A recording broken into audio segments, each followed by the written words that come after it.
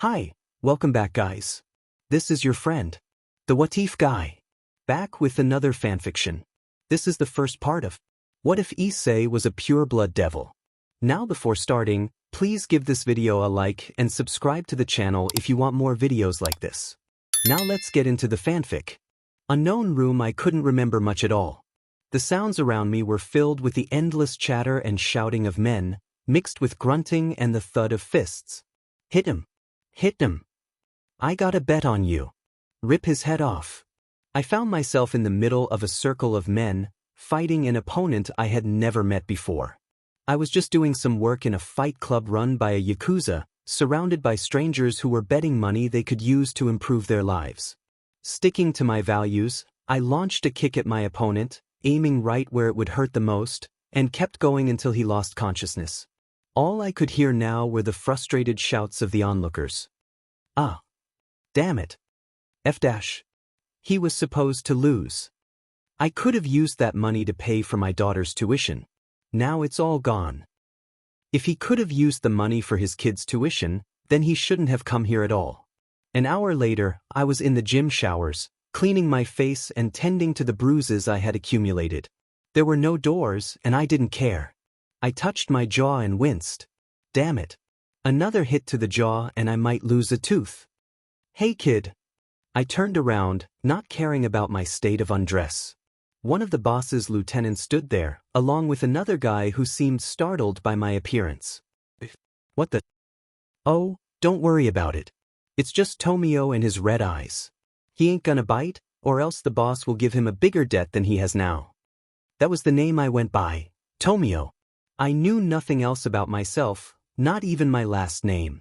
I was born with red eyes and black hair, and no one bothered to talk to me unless they had to. Tomio, what kind of name is that? I wouldn't worry. Rumor has it his mother died, and he had to pay off her debt to the boss. Makes you wonder about his father. The smoker laughed at me, and I didn't blame him. I knew nothing about my parents, who they were or what they looked like.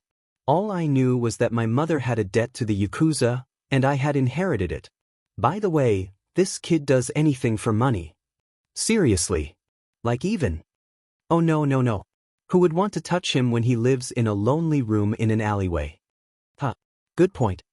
The smoker turned back to me, taking the cigarette out of his mouth. Hey kid. I'll give you 100 yen if you eat this cigarette. He tossed the butt he had just smoked. If it was money, it was worth it. I took the cigarette butt and began to chew on it, hearing him cackle with laughter. Holy shit, you're amazing. Here's your money. He tossed a coin at me and I caught it. By the way, kid. The boss wants to see you tonight at Don't Be Late. Yeah, got it. Once they left, I spat out the cigarette butt and rinsed my mouth with hot water. It was gross, but if it helped me pay off the debt I inherited, I had to do it. Time skip evening in Kuo Town. This town, as peaceful as it seemed, always had an undercurrent of corruption. Gangs, yakuza, corrupt cops, and various criminals lurked in the shadows. I had heard rumors of supernatural creatures prowling at night. I had been asked to confront one before, and it almost got me, but I survived thanks to a friend named Alex. I didn't know much about him, but he listened to me, and I guess he was the closest thing I had to a friend. As for the boss, he was an okay guy, I guess. He gave me a chance to work to pay off my debt. It wasn't much, but it allowed me to learn to manage my money. Even though it's barely enough, I do the jobs to try and earn at least a slice of bread. I kept walking the streets for a while. The boss might be mad if I keep up this pace. I might have to find another way to make some money. Who knows? I might have to do lumberjack work again. Time skip warehouse. I finally made it. I entered through the secret door they had, which was just the back door. As I moved around the place, I soon found the boss and a group of his goons. Tomio, my boy, the boss said. I knew it was serious when he used my name. Yes, sir. I replied. I first want you to know that I'm proud to see you paying off your debt through hard work, he said. Thank you, sir, I responded. But unfortunately, I have decided to make some cuts. He gestured to his lieutenants, and one of them turned on a light. I looked at the now lit area and felt a wave of horror wash over me. Alex, the one person who tolerated me, lay there. Alex. Killed him. I stammered. He was a threat for knowing too much. Unfortunately, we must cut off loose ends. I'm sorry, boy. But this is the way of business. The boss snapped his fingers, and his men began to come after me. I didn't have a choice, I had to try and run. One guy grabbed me, but I punched him in the nose, breaking free. Another grabbed me and his grip was stronger, so it took a few more hits to shake him off. Once I was free, the others were already closing in. They grabbed me and all I could do was squirm. They gagged me with a cloth, shoving it in my mouth. I tried to scream, but it was muffled as they brandished their knives. This world is so cruel. My life, the unfair start I got. This is how it ends. Time skip third-person POV. The bodies of Tomio and Alex lay piled upon each other, bleeding from their wounds. The yakuza continued to play cards and drink, unaware of the movement beneath them. Alex's hand began to stir, reaching out to touch Tomio. Meanwhile, unknown area in a place surrounded by trees, Tomio sat alone. I guess I died, he sighed, staring at the view of Kuo town. I wish I could have escaped. If I never had that debt or if I had met my parents, how different would life be? What if I could have moved forward and lived a different life? You can, a voice said. Huh. Tomio turned around to see a familiar face.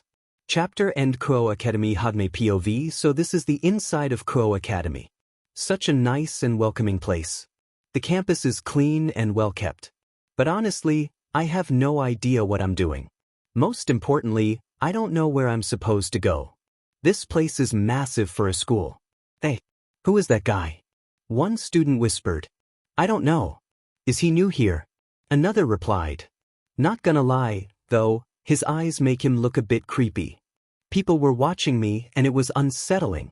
What do? I don't want to cause any trouble. This is a school after all. Excuse me, a voice interrupted. Huh. I turned to see a girl with long brown hair and a blue headband. She had striking yellowish-brown eyes and looked really cute.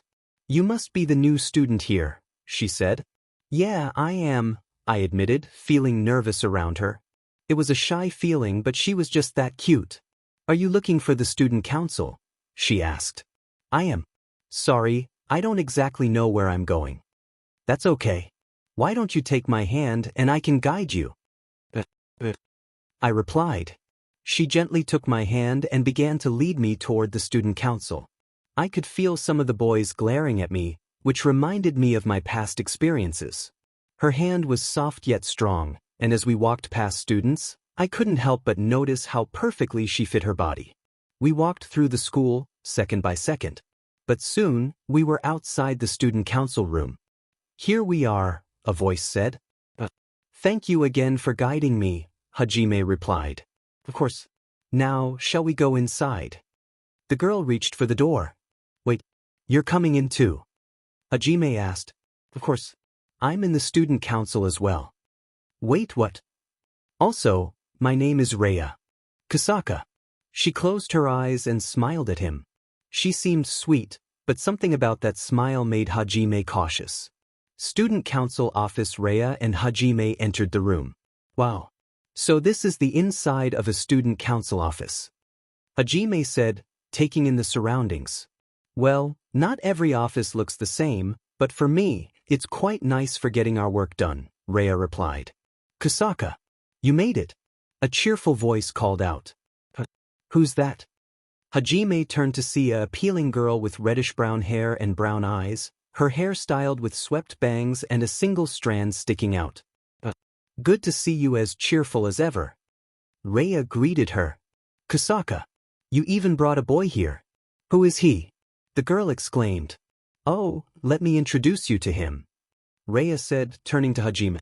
This is the new member of the student council. Hey, Hajime said awkwardly. This is Tomo Meguri. She's also a member of the student council, Rhea introduced. You're in the student council too. Tomo exclaimed, her excitement evident. Then it's an honor to meet a fellow member of the student council and a servant of Sona, she added enthusiastically. Servant? Wait. Hajime turned to Rhea. Are all members of the student council devils? Rhea nodded. That's right. Every member serves President Sona. And sorry about Meguri, she can be quite hyperactive. Yeah.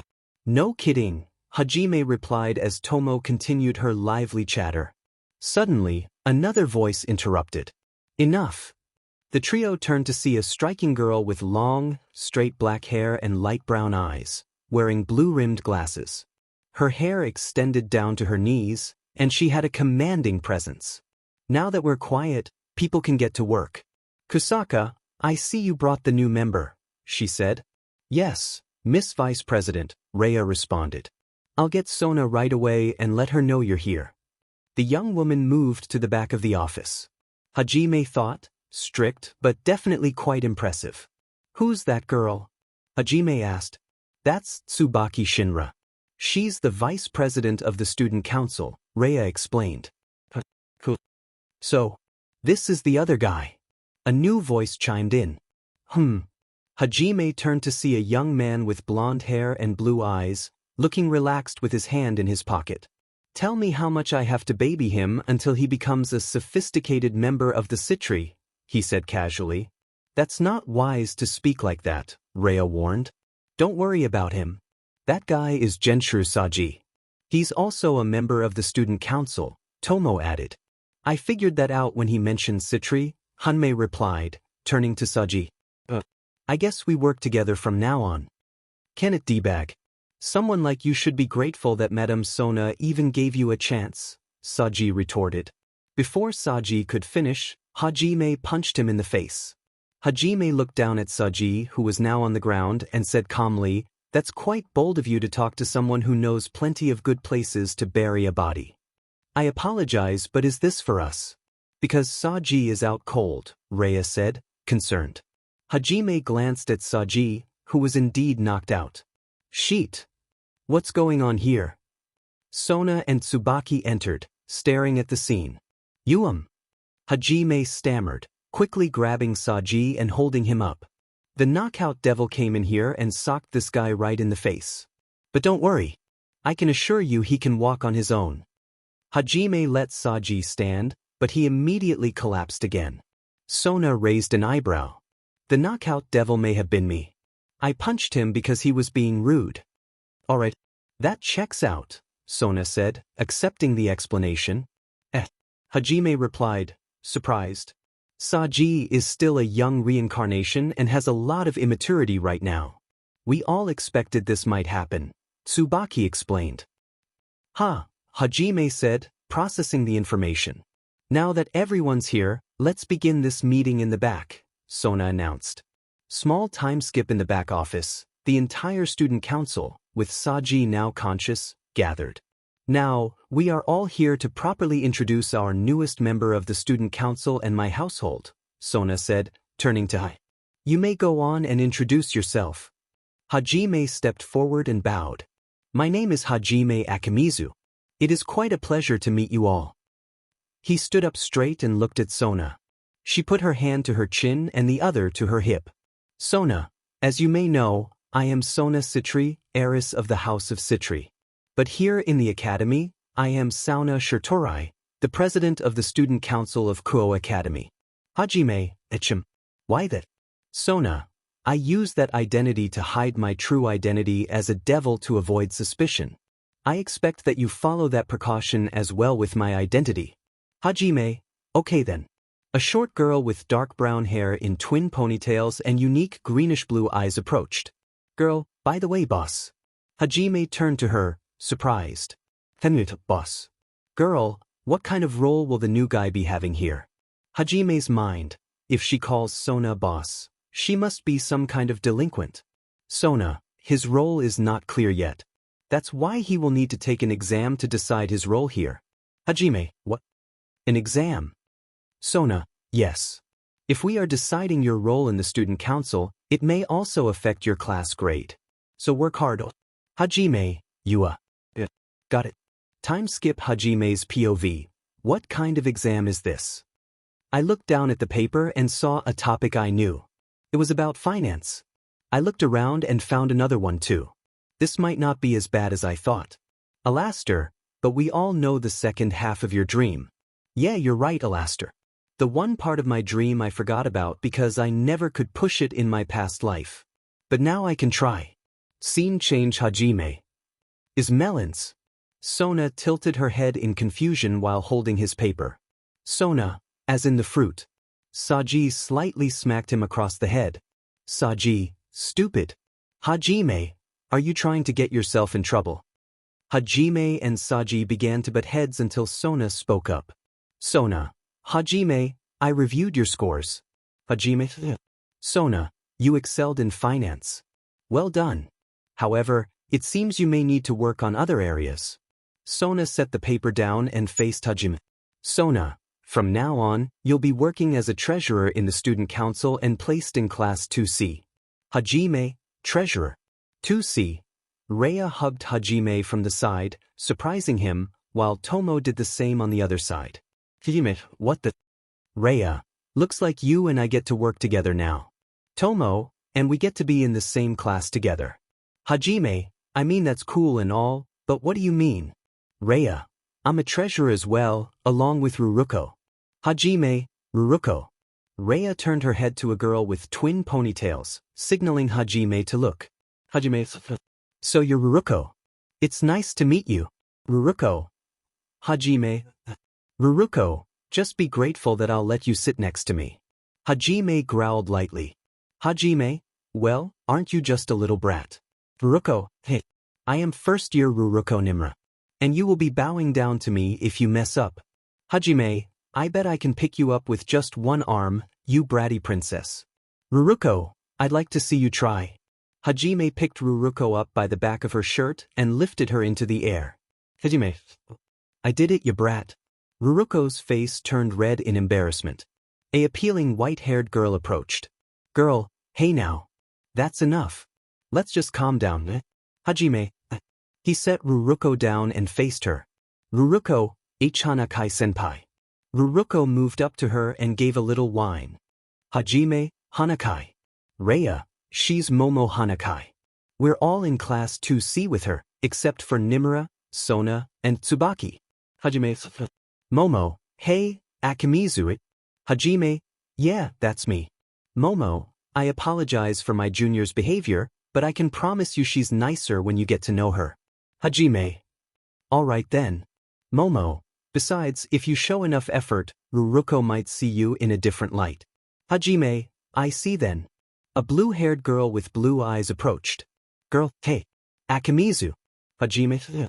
Girl, I'm Tsubasa Yura, and I'm a secretary for the student council. Hajime, then it's a pleasure to meet you. Tsubasa, Akimizu, promise me one thing. Hajime, what may that be? Tsubasa pointed her finger at Hajime. Tsubasa, that you'll work hard no matter the issue that lies ahead of you. Yeah, you know I can. He looked down as all the girls stared at him, then looked up with a determined smile. Hajime, I promise to work very hard as a proud member of the House of Citri. Tomo, Saji, what? Tsubaki, the smile can be worked on, but it seems that his message is clear. Isn't that right, Miss President? Sona nodded. Sona, yes. Work hard, Hajime Akimizu, and make me proud. Hajime, yes, Miss President. Time skip, Student Council office. After his first day introducing himself to Class 2C, Hajime was seen finishing some paperwork with Momo. Hajime, by the way, I heard Class 2B had a transfer as well. Momo nodded. Momo, yes, I believe her name was Asia Argento. Hajime, neat. As time passed, Hajime completed his papers and closed the file. That should be everything. Tsubaki checked the papers and nodded. Tsubaki, not bad work, Akimizu. You may leave now, but don't go too far. The president will need to talk soon. Hajime, yeah, okay. Got it. Hajime left, leaving Sona, Tsubaki, and Momo alone. Sona, Momo, how has Hajime been? Momo, oh, he seems to be doing well. Though there are definitely some behavioral things he's starting to get the hang of. Sona, I see. Tsubaki, his finance files look up to par as well. Sona, that's great then. Let's finish up and go home.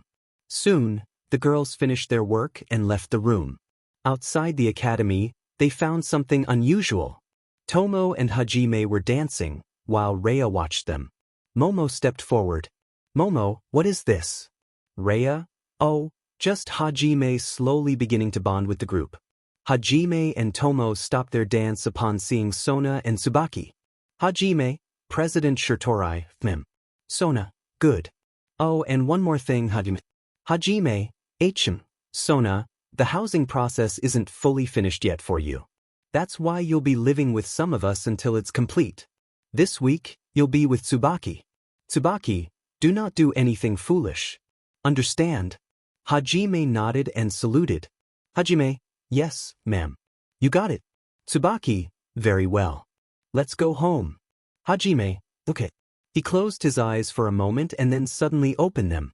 Hajime POV, what is that? It feels like a familiar presence is nearby. I turned around and, I could see two appealing girls nearby. Hajime, who are those two girls?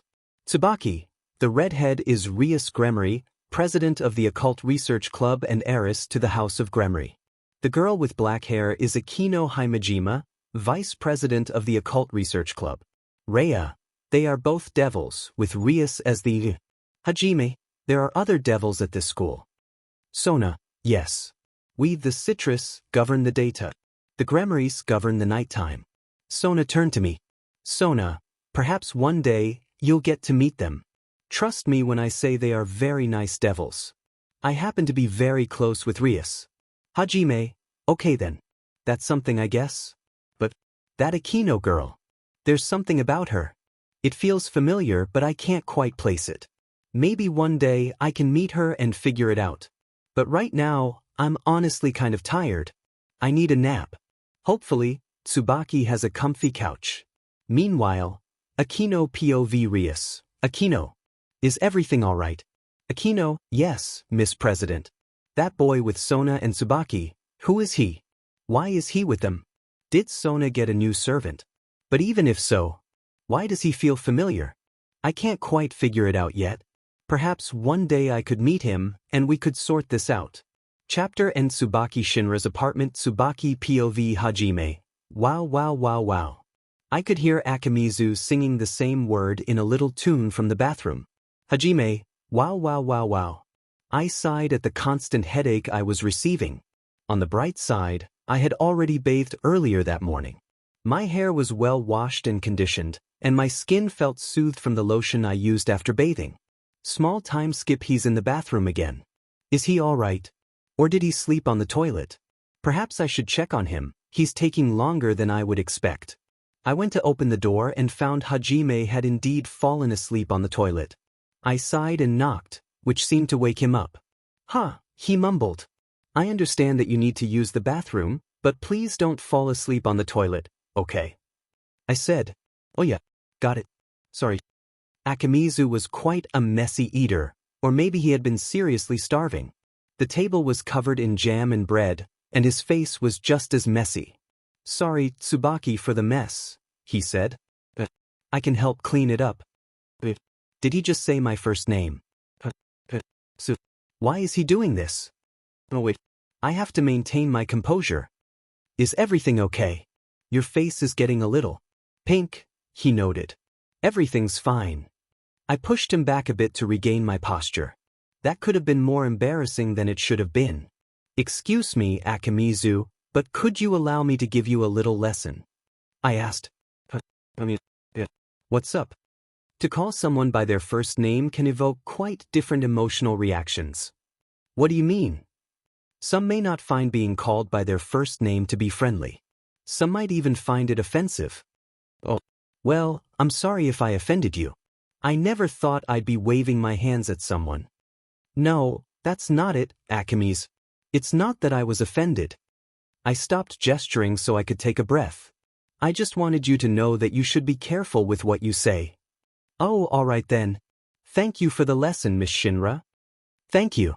Now then, let's get cleaned up. Okay. Yeah, true. I stepped in to help Akimizu clean up. I was curious about what had happened to him. What kind of story did he have? As we were close to finishing, a magic circle appeared, and Sona emerged. Tsubaki, Hajime. Good morning. Good morning, Miss President, I replied. Morning, Thui. Miss Ito. Miss Shirtorai. Hem. I saw Hajime fixing his posture and clearing his throat. Good morning, Miss Shirtorai, he said. Good morning, Hajime. I'm glad to see you here. I have something for you that I worked on last night. I watched as Sona stepped forward and handed Hajime a phone. As devils, we need to hide our identity from humanity to blend into society. Starting with this, here's a phone I prepared. It has all the contacts of the student council, so you won't need to ask. Wow, that's really cool. Thank you. You're welcome. Sona turned to me. Tsubaki, how is he right now?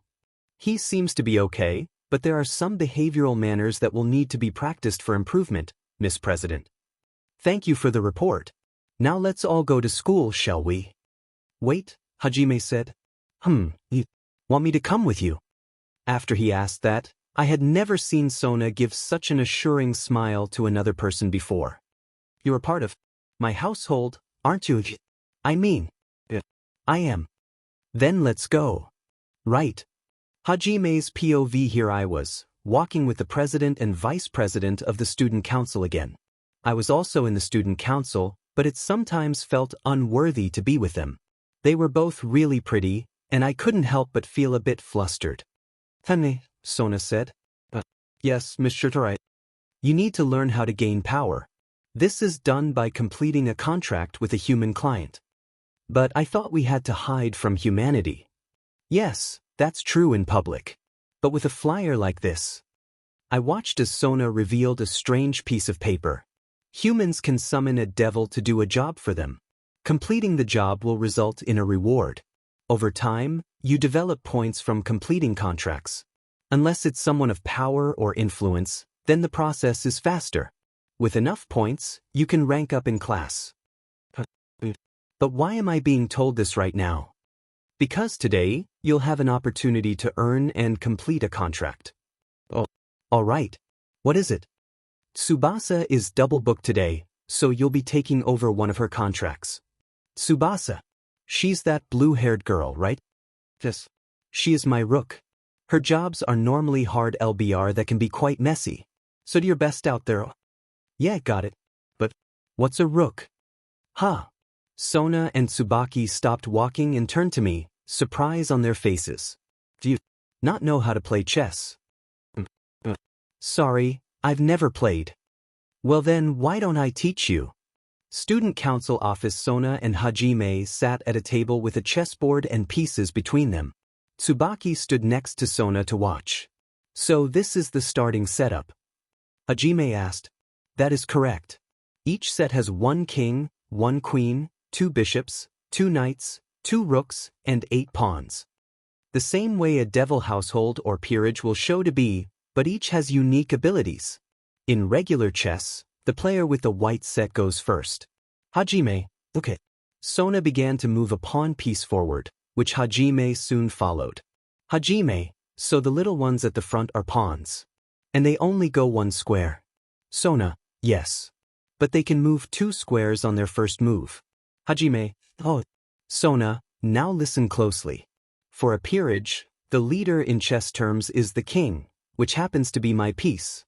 With this piece, I can boost another piece's power. Hajime. Sona and Hajime played a few more rounds, with her teaching him how to use the pieces. Sona, next, let's talk about the knight. For us, Tomo is my knight. Her skill comes from speed and swordsmanship. Knight pieces in chess move in the shape of an L. I always thought Meguri would be a knight for some reason. Sona nodded as she moved her knight to capture one of Hajime's pawns. Hajime moved a pawn to eliminate one of Sona's pawns. Sona, up next is the rook. For us, it's Tsubasa. Her skill is in strength and defense, but she is slower. A regular rook can move up, down, or sideways as far as they want. Hajime, the speed sounds like a downfall, but it's nice to be like a tank, I guess. Sona, likewise. Sona moved a rook to eliminate one of Hajime's knights while he used a rook to take out a knight as well. Sona, the bishop is usually skilled in magic and support but can be vulnerable if they don't use their most powerful spells wisely. For us, Rhea and Momo are bishops.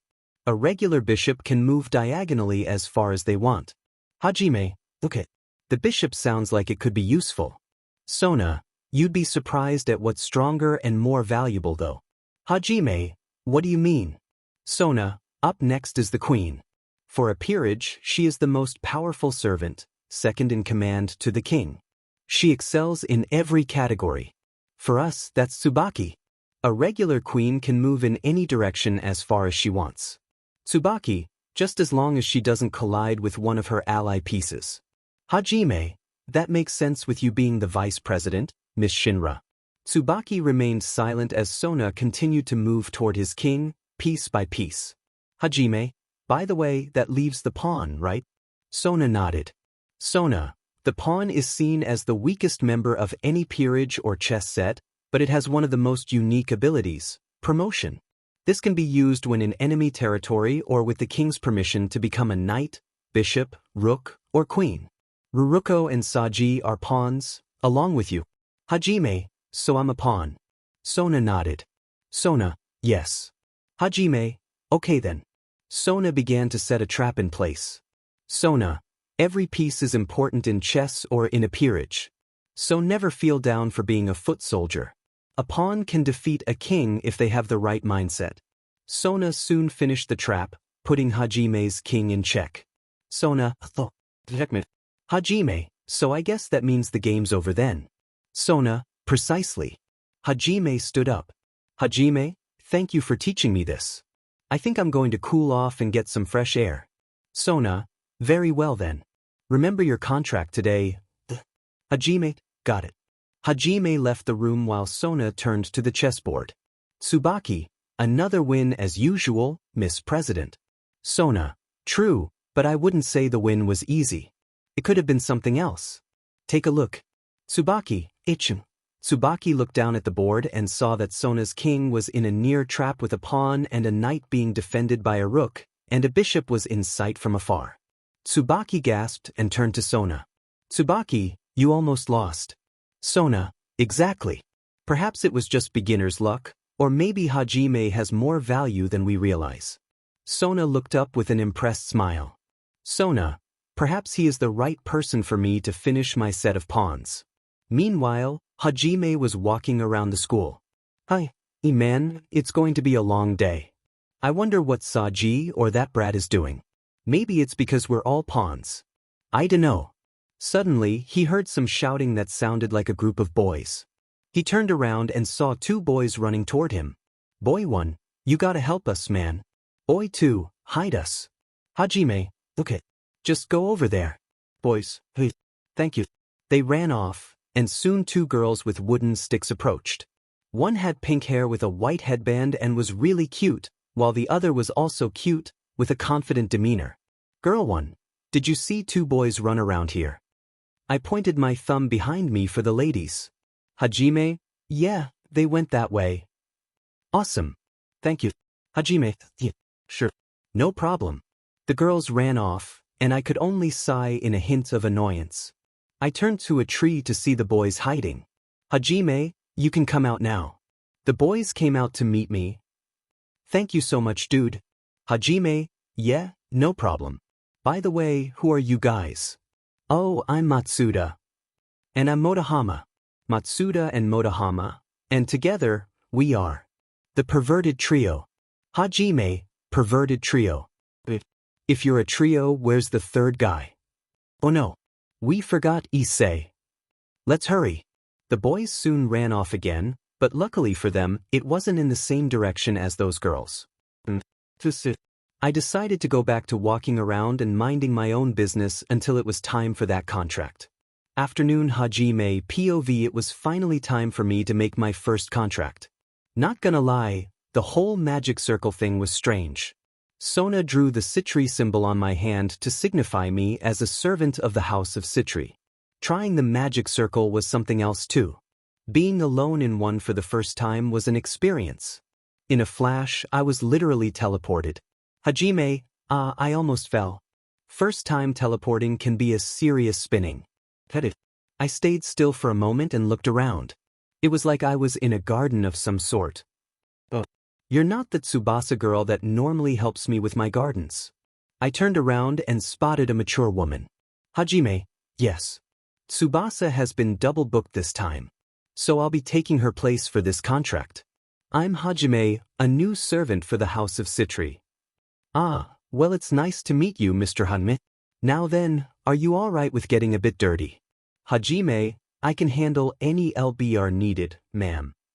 Great. All I need is some help tending to my gardens, if you don't mind. Hajime, not at all, ma'am. I turned to her gardens, which had a variety of vegetable plants and flowers. It seemed she sold these to local businesses. Not a bad way to make a living, I thought. I began to tend to the tomatoes she was growing, picking the ripe ones and watering each plant. Alastair, this must be like nostalgia from working with the yakuza, right?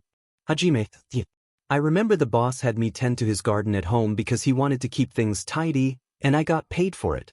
Alastair, you're truly going to be an interesting human to have as my host. Hajime, what kind of guy are you? Alastair, it's Alastair. And I'm the kind of guy who loves to take pleasure in chaos. Hajime, you're kind of difficult sometimes. Alastair, well, I'm me. And what are you going to do about it? Hajime, guess not much. Alastair, exactly. It was strange how he could do that, but it helped pass the time while gardening. Eventually, we finished with all the plants. I turned to the woman, who had some roses in her hand. I'd like to thank you for your hard work, Mr. Hajime. Here are a few roses that were freshly tended to. Hajime, thank you. Why don't you take some as a thank you for your hard work? I accepted 2 roses that she offered me. Hajime, thank you. It was a pleasure working for you today. And thank you. Have a wonderful rest of the day. Hajime, you too, ma'am.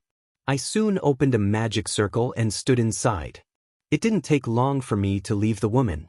Student council office currently. Sona and Tsubaki were finishing paperwork needed by the end of the day. Not long after, a blue magic circle appeared, catching their attention. I arrived through the magic circle and caught myself from falling. Sona, Hajime. Tsubaki, Akimizu.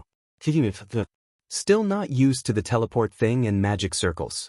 Sona and Tsubaki stood up as I got to my feet. Sona, did you return from the contract with anything? Hajime, yes. Oh, you're both here. Perfect. I gave a slight bow and handed both Sona and Tsubaki a singular rose. Sona, a rose. Tsubaki, for me. But Hajime, I want to give you these as thanks for giving me a new chance at life and for providing me a place to stay for the time being. The 2 young women were surprised but accepted the roses. Tsubaki, thank you. That was sweet of you, Akimizu. Sona, thank you for the rose. Hajime, you're welcome, Miss Shirtorai and Shinra. Is there anything else you need from me? Sona shook her head lightly. Sona, that is all. You may be excused for the day. Tsubaki, I'll call when I'm finished for us to go home. Hajime, got it. See you later. Sona POV, Hajime soon left the room. I looked down at the rose he gave me from his contract. Tsubaki, what a lovely rose this is. Sona, indeed. By the way, Tsubaki, have you ever heard what it means when someone gives another individual roses? Tsubaki, no, I have not, Miss President. Where are you getting at?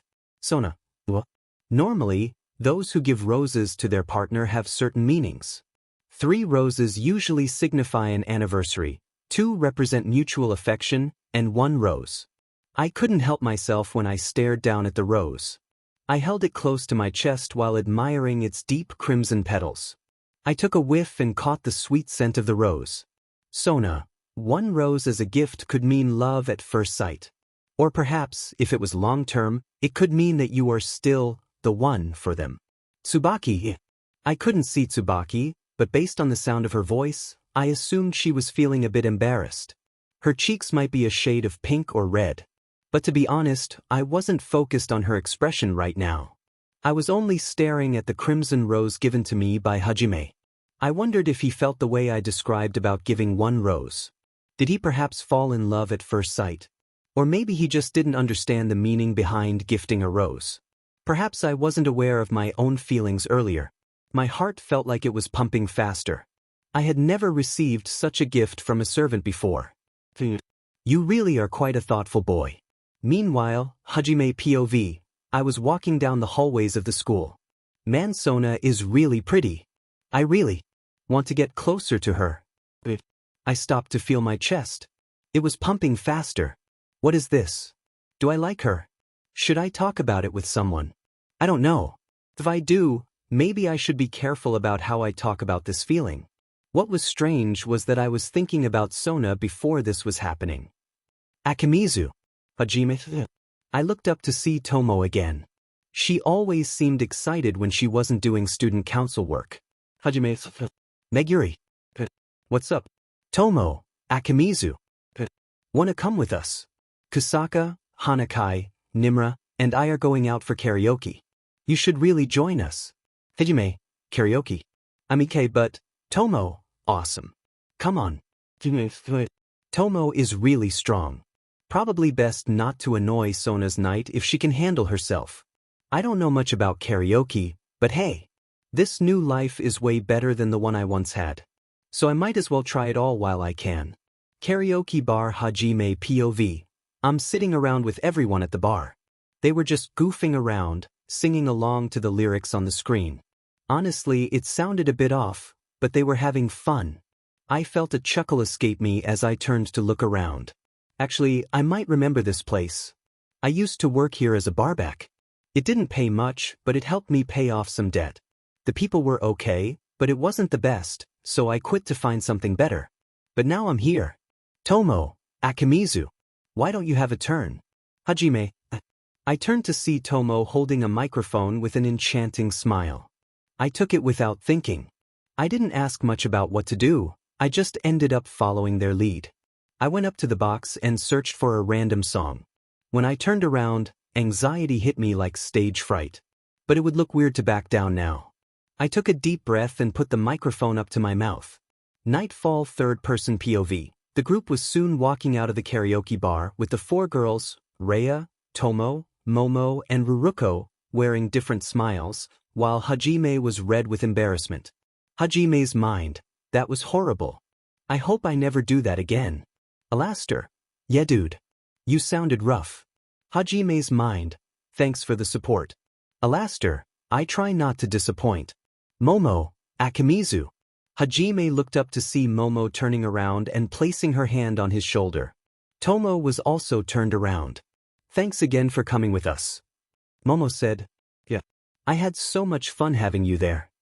Tomo added. Rhea chimed in, I gotta say, it was more fun to have a guy with us. Momo turned to Ruruko. Ruruko. Ruruko groaned a bit and turned around with the other girls, facing Hajime in the process. Yeah. Thanks for coming. Hajime stared at the four girls and scratched the back of his head. Yeah. You're welcome. Momo took her hand off of Hajime's shoulder, and the group began to walk down the street. As Hajime caught up to the girls, he found himself walking next to Nimra. He sensed her glance at him before she looked away. He considered starting a conversation but wasn't sure what to say. Looking up at the bright moon, he decided to give it a try. Moon's bright tonight, isn't it, Nimra? He said, but received no answer. Nimra. He stopped and looked around, surprised to find she was gone. What the? He looked back and spotted a hand gripping a wall. Sheet, he muttered. Akimizu, what's going on? Rei asked. Wait, where did Ruruko go? Momo exclaimed. Ignoring the girls, Hajime ran after the hand as it disappeared into an alley. Wait! Tomo called, but he didn't stop. He turned the corner and saw Nimura being confronted by a taller hooded figure. Hey, for a feisty little girl with those pigtails, you feel pretty firm, the figure taunted. Let go of me. Ruruko cried, struggling to break free. Hajime's instincts kicked in, and he dashed toward the man, delivering a powerful punch to his side. The figure released Nimura, and she fell to her knees. Oh, what the hell is wrong with you? The man shouted, turning to face Hajime. Hajime recognized him instantly, the same guy who had tossed him 100 yen for eating something disgusting. So it was you. You good-for-nothing scumbag. The man spat. You think you're special? You don't watch my matches. Their misfortune was bound to happen anytime. I just sped up the process, Hajime replied, keeping his focus on the man. He could hear the girls behind him, their footsteps approaching. What's going on here? Rhea shouted. The man sneered, what's this? Getting girls in your life. I'd like to have a taste. Hajime felt anger surge within him. Don't worry about it, he said to the girls, shaking his hand to prepare for the fight. Listen up, girls. Get out of here. But Akimizu, Momo began. Stop wasting time. I said go. He commanded and he heard them running away. The man chuckled darkly. Trying to be the hero. I'll just kill you now and go after those girls. Oh, I didn't let them go so you can have them later, Hajime said, feeling a transformation take over him. His skin darkened, and he felt a surge of power. I let them go. So that I have no more distractions between you and me. The man began to back off, but Hajime wasn't about to let him escape. The next sounds were a man's scream of pure horror followed by a loud explosion that resulted in a fire. The next day, in the student council office, Hajime sat at his desk, working on some daily papers. Sona approached him, holding a newspaper. Hajime, she said. He looked up. Do you know anything about this? She asked, showing him the paper. In his apartment, Hajime reflected on his room. It felt a little too big for his liking, but it was better than the other beds he had slept on, if they could even be called beds. But apartments? I don't think they would look like this. Hajime, this is seriously my own place. Sona, that's right, Hajime. Hajime, what? It's just so amazing. Sona, and it's just the bedroom you've seen so far. Hajime, yeah, I guess so. I turned to see Sona, and I spotted her in her underwear. I think she noticed that I took a peek, which explained the surprised look on her face. Her cheeks looked a little pink too. I felt nervous and turned away, worried she might react harshly, but at the same time, I found myself wanting her to say something. Sona, Hajime. Hajime, yes, Miss Shirtorai. Sona, I know you saw. Hajime, I'm sorry. You just looked really appealing. A few seconds later, I felt her hand touch my shoulder, followed by something soft on my cheek. I turned to see Sona backing away with a smile on her face. Sona, thank you, Hajime. It took me a moment to realize she had kissed me on the cheek. My face felt warm. She was still looking at me, waiting for a response. Hajime, You're welcome, Sona. Sona, HM. I haven't heard you call me that in a while. I felt nervous and looked away, unsure how she would react to my slip-up. Sorry about that, me, Sona. No, relax. I quite enjoyed it. Hajime. I turned to Sona again, surprised by her nonchalance. Sona, I don't mind being called Sona, but just avoid saying it in public. Students might panic if that happens. Hajime, I guess that's fair. But why aren't you concerned about me seeing you in your underwear? Sona, think of women wearing something like a bikini. Their underwear reveals the same amount of skin, so there's no reason to be embarrassed. Hajime. Sona, now let's get cleaned up. We have school today. I let Sona go first to shower while I sat and looked around until she was ready for the day. Hajime sat on one of the sofas, staring at the television with a bowl of cereal in hand. Sona sat on the other sofa, both of them now showered and dressed for school. Hajime, I can't believe how amazing this place looks. Sona, it comes with a bathroom and kitchen as well. I want my servants to have a comfortable place to live. Hajime looked down at his bowl and set it down. Sona, is something wrong? No. It's just, I never really saw any of this coming. Sometimes I feel like I don't deserve it. I want to prove myself. Sona, what do you mean by prove yourself? Hajime, I want to show you how worthy I can be for you. If that's how I can best explain it right now. I looked down at my hand and clenched it into a fist. A moment later, Sona placed her hand on mine, prompting me to look up at her. Sona, you're proving enough already. Hajime. Sona, but if you want to prove something to me, then do this. Become my best pawn. With determination, you can succeed. I stared into Sona's eyes and smiled back at her. Hajime, okay. I promise that on my very life if it means to. In that moment, Sona and I shared a gaze, but before anything else could happen, a blue magic circle appeared in the room and a cheerful Tomo Meguri and a calm Raya Kusaka stepped through it. Tomo, Akimizu. I jumped back in shock. Hajime, Meguri. Kusaka. Raya, morning, Akimizu. Sorry for the sudden arrival. Meguri really wanted to see your new apartment. Tomo, this place is so cool. Tomo looked around excitedly while I sat in embarrassed silence. Tomo, this could be a total hangout place after school. Raya, wait, hold on there, Meguri. Shouldn't we at least make sure it's okay? Tomo, come on, Akimizu. What do you say? It could be a total win for you. Hajime, I mean. Yes. But I'd have to, Tomo. Awesome. Thank you, Akimizu. Tomo jumped up and hugged me tightly around the neck. Too tight. Tomo, them. She let go and scratched the back of her neck. Tomo, sorry. I just get a bit excited about hanging out after school or trying sports. Hajime, it's fine. I'll make sure to keep that noted. Hajime, we should probably get to school already. Sona, that's not a bad idea. Besides, we have some work to take care of. Sona's peerage. Yes, Miss President. Sona formed a magic circle, and we all hopped on, ready for the day ahead. Together, the group had teleported to Kuo Academy for a new day of school. In Class 2C, which was lower than Class B but higher than Class D, members of Sona Citri's peerage were present. Raya, Momo, Tomo, Tsubasa, Saji, and Hajime. Rias Gremry's Knight, Kiba Yudo, was also in that class. The girls of Sona's peerage, along with Hajime and Saji, noticed something unusual about Kiba. He was quiet, wearing a smile with his eyes shut and hands together. Tomo asked, "Hey, what's with Kiba today?" "Yeah, it's so weird," Tsubasa added. Momo turned to Raya. "Kusaka, don't you have a crush on Kiba? This might be a little concerning for you, right?" Raya replied, "I mean, you're not wrong, but..." She glanced at Kiba, who seemed lost in thought. "It just feels strange. I don't know how to explain it.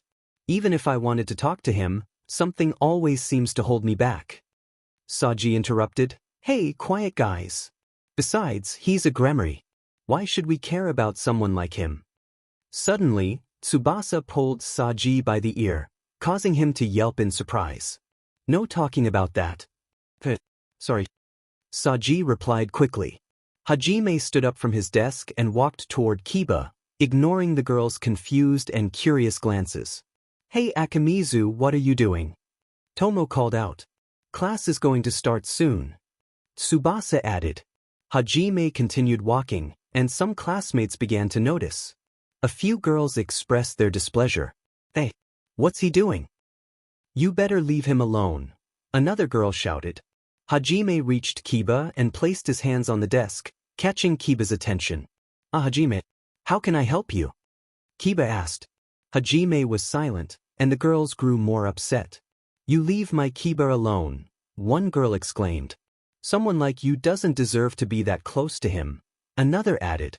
As Hajime and Kiba made eye contact, a male student in front of them laughed loudly, leaning back and bumping into Hajime. "Dude, you can't make that up. That's too funny." When the student turned around, he froze in confusion, as did the group of girls. Raya, sitting in her seat, stared in shock. "Oh my!" In that moment, Hajime and Kiba shared a kiss, completely by accident. They both broke away, looking in different directions. "Whoops," Hajime said. Saji burst into laughter.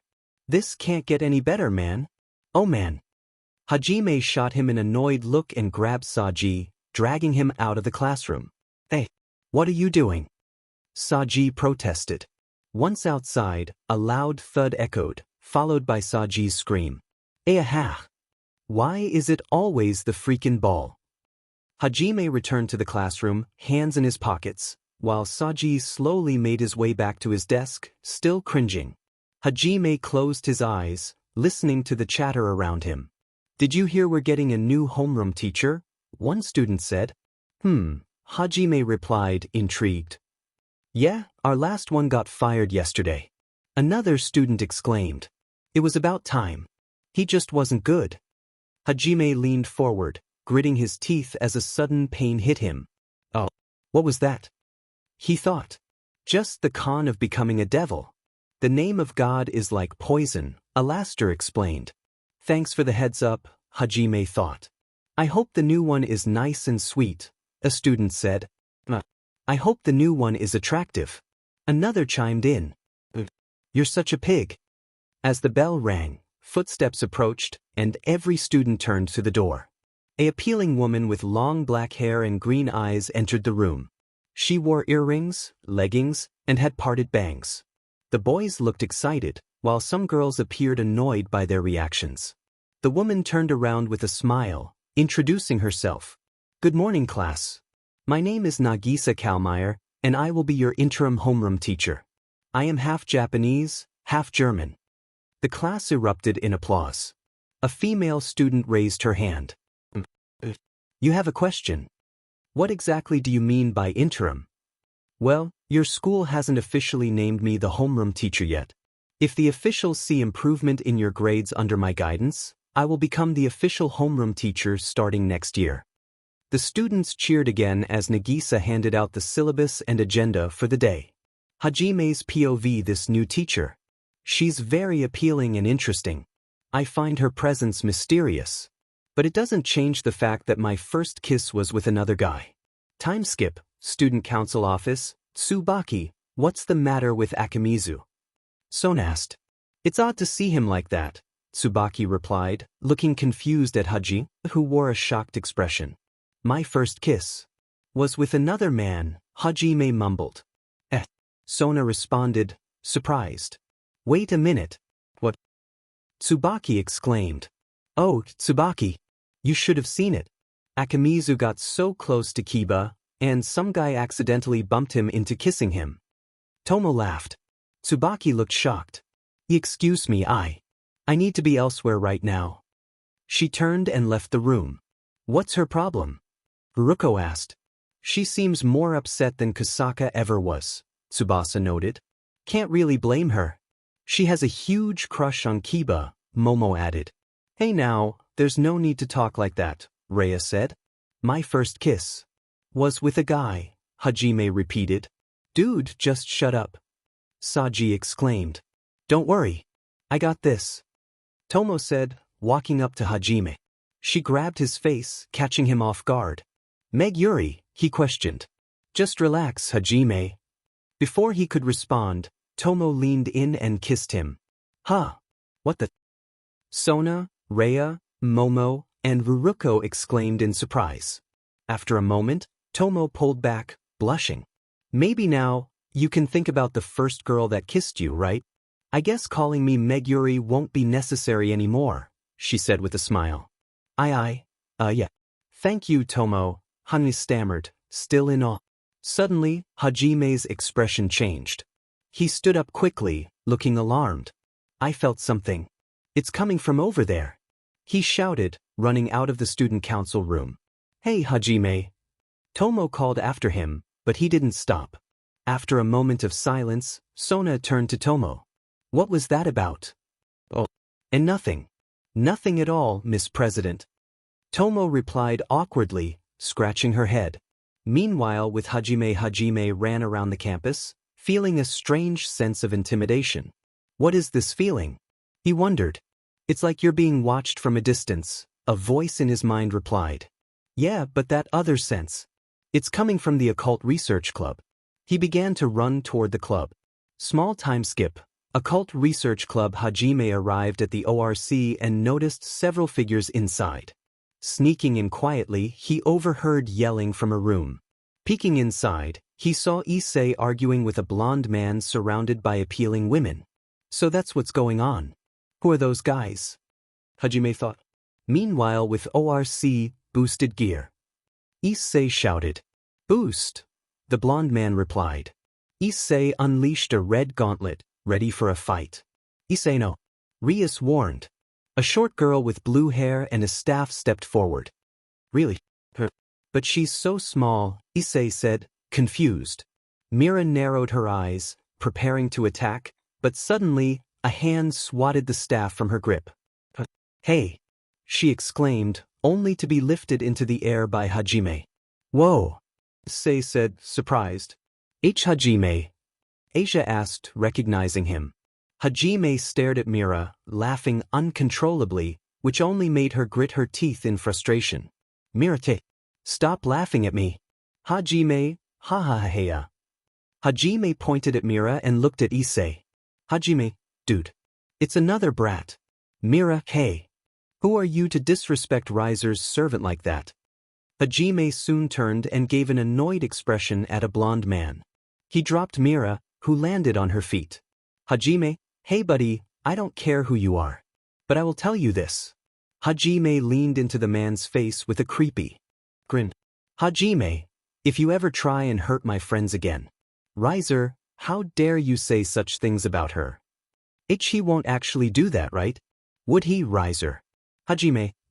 Hajime turned to a cute blonde-haired girl with blue eyes. He turned back to the man called Riser, whose eyes widened in shock. Wait, is she actually your sister? No one said a thing, which only made Hajime laugh even harder. I wasn't even planning to be right, man. I didn't even know you have a sister. Ha ha. What is she like? In your household or peerage or whatever? Riser, even so. Someone unsuitable as you will never get to someone such as my little sister Ravel. Hajime, I'm gonna pee and sheet my pants at this rate. Ha ha ha ha. Hajime fell to the floor, wheezing and laughing loudly. Ravel, hey, what are you? Like some kind of pervert who laughs at what women are. Hajime stopped laughing and stood up. He looked down at the ground. Well, the joke's on you, because you don't know me at all. Rias, where is all of this even going? Hajime soon looked up and smiled. Hajime, I'm into respecting women for their bodies and roles in life. Because no matter the size, every woman has her own unique qualities. Issei, dude, you and I need to hang out more. Kaneko, wow. How respectable. Hajime gave another creepy smile. Hajime, and I'm also into helping others. Kaneko, and I'll take that back. Hajime soon shook his head and looked confused. What was that just now? Hajime looked around the room. Hajime, what am I doing here again? Rias, Riser, let us get back on track regarding your raiding game. Rias, do you accept? Rias, tell my brother I will challenge Riser to the raiding game. You're also outnumbered 16-6, Rias. With no experience in raiding games, I recommend you accept your brother's offer of a 10-day handicap. Rias, tell him that I'll accept the handicap. Riser chuckled and formed a magic circle. Riser, then Riser will see you at the raiding game. My beloved Rias Gremory. Riser and his peerage left. A mysterious silver-haired woman in a maid outfit approached Hajime. Tell me, young man. Who exactly are you? He is Hajime Akimizu. My pawn. Rias, Issei, that's, everyone looked to see Sona behind a magic circle she had teleported from. Rias, Sona. Sona, I apologize for my servant if he has caused any trouble. Rias, oh, I wouldn't say that. More so, I'd say he stepped up for Issei instead. Issei, dude was so cool. Sona, is that so? Kiba, it was quite incredible of him to do that. Sona, very well then. I'll let him off the hook this time if you vouch for him. Hajime, I'm sorry to ask. But who is this woman? Rias turned to Hajime and the silver-haired maid. Rias, that woman is Graphia Lucifuge. She is one of my brother's servants and also titled, the strongest queen. Hajime's eyes widened. Wait, strongest? Queen. Hajime slowly turned to Graphia in shock. She remained unfazed. Hajime then bowed to Graphia. Hajime, I'm sorry for my inconvenience, ma'am. Graphia, no. It's quite all right. After all, you had no idea who I was before Rias introduced me. Hajime, I see. Graphia, but I do advise you to be careful around other devil clans. Being a servant means representing good behavior and reputation for any clan you work for. Hajime, okay. Thank you for your words. Graphia nodded. Graphia, of course. You may lift your head now. Hajime moved his head up and looked at Grafia. He got into a kneeling position and gently kissed her hand out of respect. Akino, oh my, what charm. Grafia, what a manner. Hajime, something I learned during my time as a human. When Hajime stood up, he turned to Sona. Sona, why did you leave the student council like that? Hajime, I'm sorry, Miss Citri. I felt a presence of something. Sona, what do you mean? Hajime looked away at a window. Hajime, I don't know. But all I know is I wouldn't joke about it. I know what I felt was real. Time skip. Nightfall. Hajime's apartment. Hajime's POV. Guess I messed up again. I was in my room getting ready for bed. After taking off my shirt, I tossed it onto the floor. I couldn't help but sigh to myself. Sona must be really mad at me. Sometimes I feel like Tsubaki and Ruruko really dislike me. I wonder if Tsubasa thinks I work hard enough. But I wonder what that thing was that was watching me at school today. I just can't help but think. But who knows, I have work to do tomorrow. And I promise Sona that I'll work hard for her that day and make her proud of me. I lay in bed and slowly fell asleep for the night, ready for a new day. Meanwhile, third-person POV on top of a building, a strange figure could be seen staring at Hajime through his bedroom window. When it was closer, the figure was revealed to be an appealing woman with white hair and striking red eyes. She wore a unique outfit adorned with red lines on her face and midriff. Tomio. Hajime looked around the area, finding himself in a strange, light-filled space. What is this? He asked. Your subconscious, a voice replied. Hajime turned to see Alastair sitting comfortably. Come sit, Alastair invited. All right then. Hajime responded, sitting cross-legged in front of Alastair. The auras around us were different last night. Right? Alastair asked. Yeah. You don't say, Hajime replied, recalling the unusual sensations he had felt. I do remember feeling something else, Alastair continued, his expression thoughtful. As they spoke, Hajime couldn't shake the feeling that the mysterious woman from earlier would play a significant role in the events to come. Something powerful too. It came from when we were in the occult research club and met that Lysa Phoenix guy. Hajime, don't you mean Riser? Alastair, Riser, Lysa. Whatever. But do you get what I mean by something powerful? Hajime, I guess in some sort of way. Alastair, did you see anything that could be different from what you normally could see? Hajime, I did see Issei with this weird red gauntlet thing in his hand. It had this shiny green object on it too. Alastair was silent for a moment, then looked down. Alastair, so that's how it is. It's much bigger than I thought. Hajime, what is it, Alastair? What do you mean? Alastair looked up at Hajime. Alastair, your friend, Issei wields something called a sacred gear. Hajime, the hell is a sacred gear? Alastair, a sacred gear is what are called God's artifacts. They're said to enact miracles with unique and powerful abilities. Hajime, wow man. Alastair, your friend Issei is the wielder of the boosted gear, also called the Red Dragon Emperor's Gauntlet. Inside that sacred gear is the spirit of the Red Dragon himself, Drake. Hajime, oh wow. Alastair, its ability allows you to multiply your power levels if utilized properly. It also comes with the title, Red Dragon Emperor. Can attract some attention with that. Hajime, Demon Man. Wouldn't it be cool to have a sacred gear like that too? Alastair began to chuckle a bit but soon clicked his tongue and shook his head. Alastair, no. In my eyes, sacred gears are overrated. Hajime, what do you mean? Alastair, enact miracles. For someone like me to say that sacred gears are nonsense is crazy, right? But the truth is, I dislike sacred gears. Hajime, you dislike them. But, Alastair, I'll tell you why. But know this, once I tell you, it'll be clear as day. Everything was quiet for Hajime, but he understood every word Alastair said after that. Until the lights became blinding to him, leaving him seeing nothing but white. Morning, Hajime's apartment. POV. I woke up and saw it was morning. What a sleep. I looked around and saw a small box next to my nightstand with a note. Hajime, what's this? I grabbed the box and the note. I chose to open the box and saw it was a smartphone. I looked at the note and read it. Hajime, to blend in with human life, here's this phone. It has all of the household's contacts inside as well as mine. Consider it a gift and an opportunity to explore and learn more about blending in as humans, even though we are devils. Sincerely, Sona. So it was Sona who gave me this. I looked at the phone and browsed through it. Contacts and everything. Hajime, all legit. I soon saw many social media platforms. Facebook, Instagram, Twitter. I want to try this. After some time passed, I ended up setting myself up with a social media account. Hajime, man, this is awesome. I wonder what I should do first though.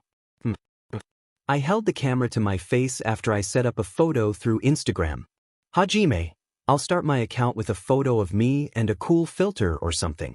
Flash. Small time skip the post with comments. Time skip Ko Academy Student Council Office. Third person POV. Hajime entered the student council office after walking to school alone. He found that almost everyone was there in the room, except for Sona, Tsubaki, and Saji. Rhea, good morning Akimizu. Hajime, hey Kusaka. Sona wanted us to meet here. But there's no school today. Saji ran in immediately, falling to the floor. Saji, I'm not late.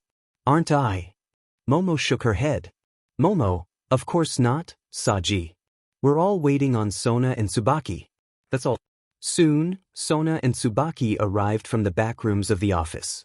Sona, good morning everyone. Get into your gym attire. Today, we are going to begin training. Sona's peerage. Yes, Miss President. Small time skip Ko Academy field. Hajime POV. We all stood out on the field in our gym uniforms. I have to say, it's a bit strange. Our uniforms consist of a white short-sleeve t-shirt with navy blue accents and the Ko Academy emblem embroidered on the front left side, along with navy blue bloomers for girls or shorts for boys, and navy blue and white sneakers. When it's colder, the girls wear a pink and white tracksuit with black accents, while the boys wear a gray tracksuit with identical features.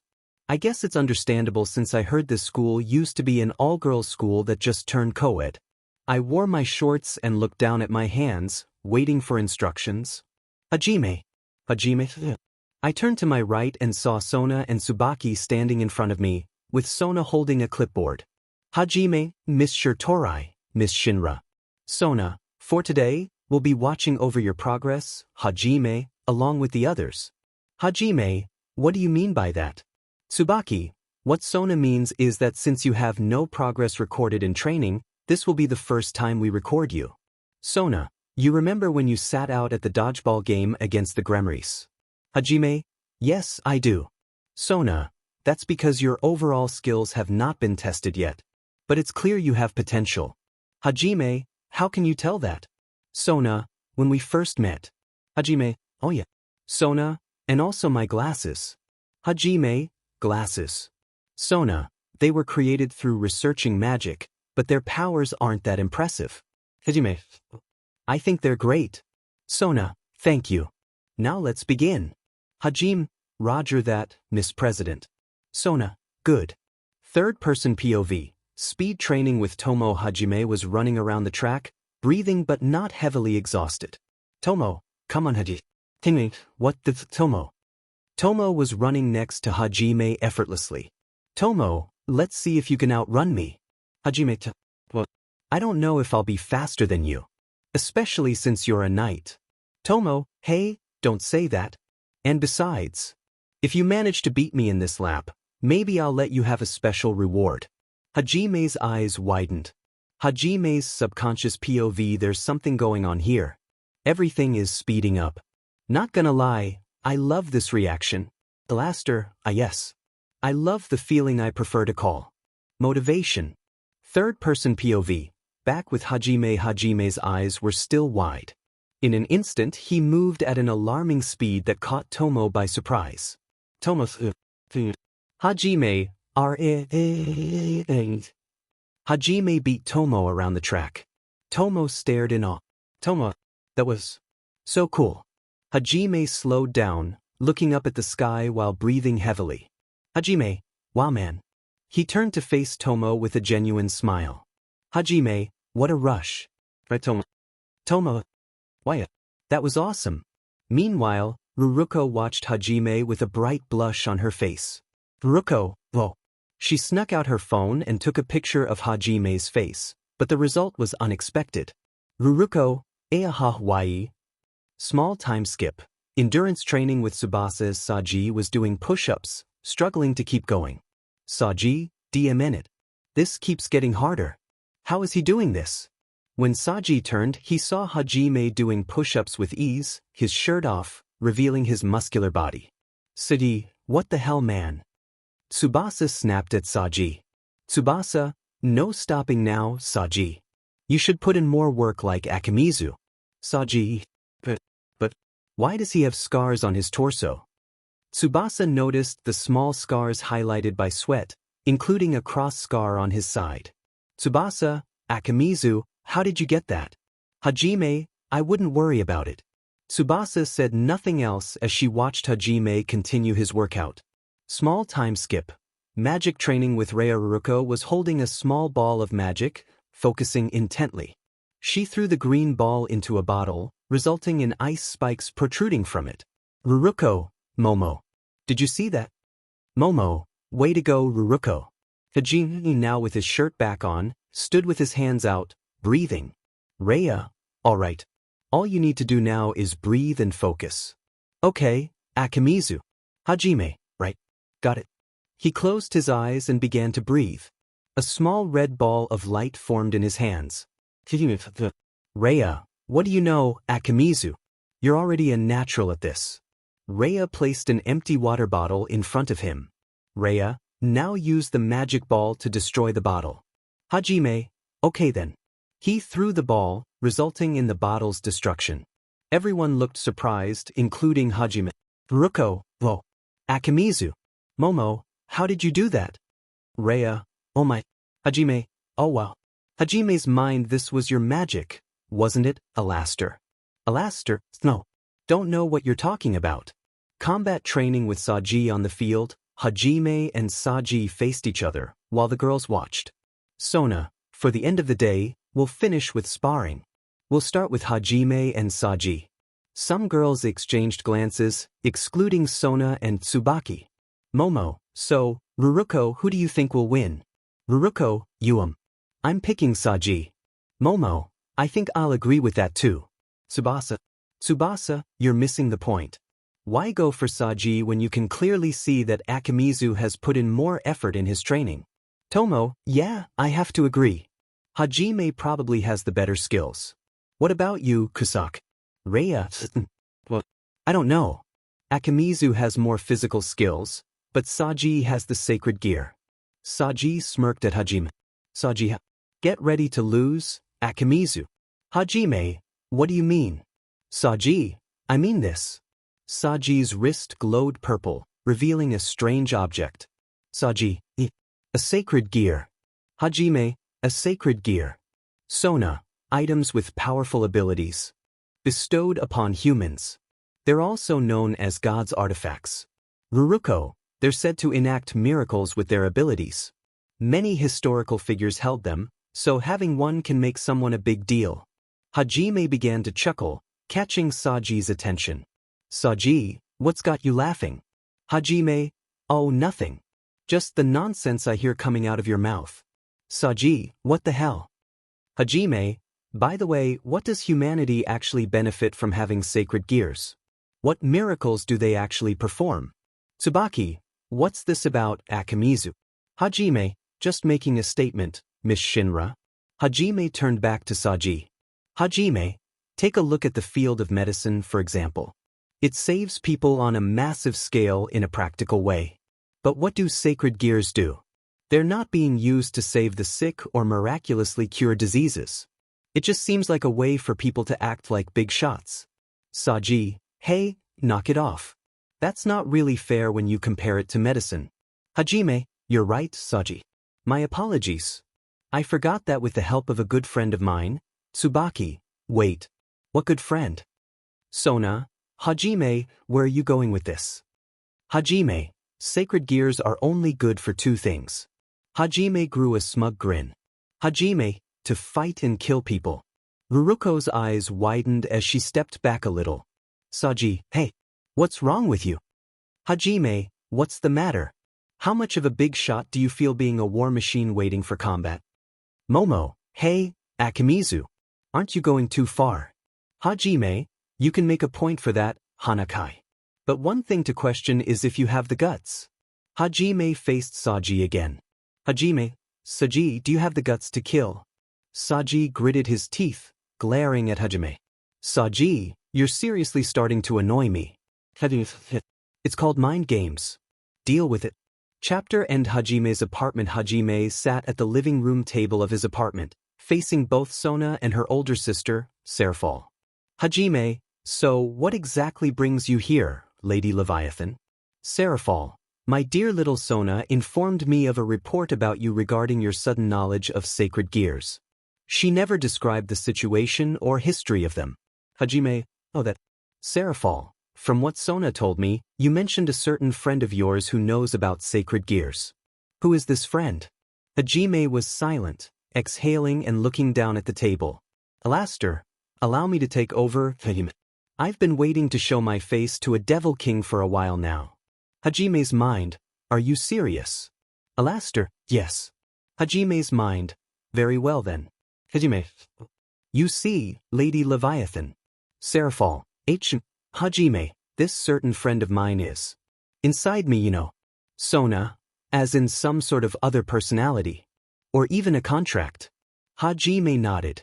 Hajime, yes, Miss Sona. Like that. Hajime turned to Serafal after answering Sona's question. Hajime, I'll bring him out. But I guarantee he'll probably be the only one you'll talk to at that point. Serafal, I can take those chances. I'm curious about this friend of yours. Hajime, all right then. Here I go. Hajime sat up and closed his eyes. Slowly, Serafal and Sona noticed his hair turning from black to white. When Hajime opened his eyes again, they remained red, but his blank face turned into a smirk. Hajime, good morning, love. Sona, Hajime. Hi, tilted his head in confusion. Hajime.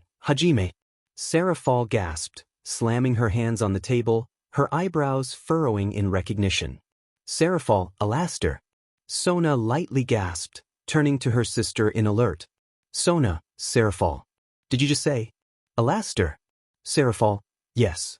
I did, Sona. Sona, you're talking about Serafal, the evil genius.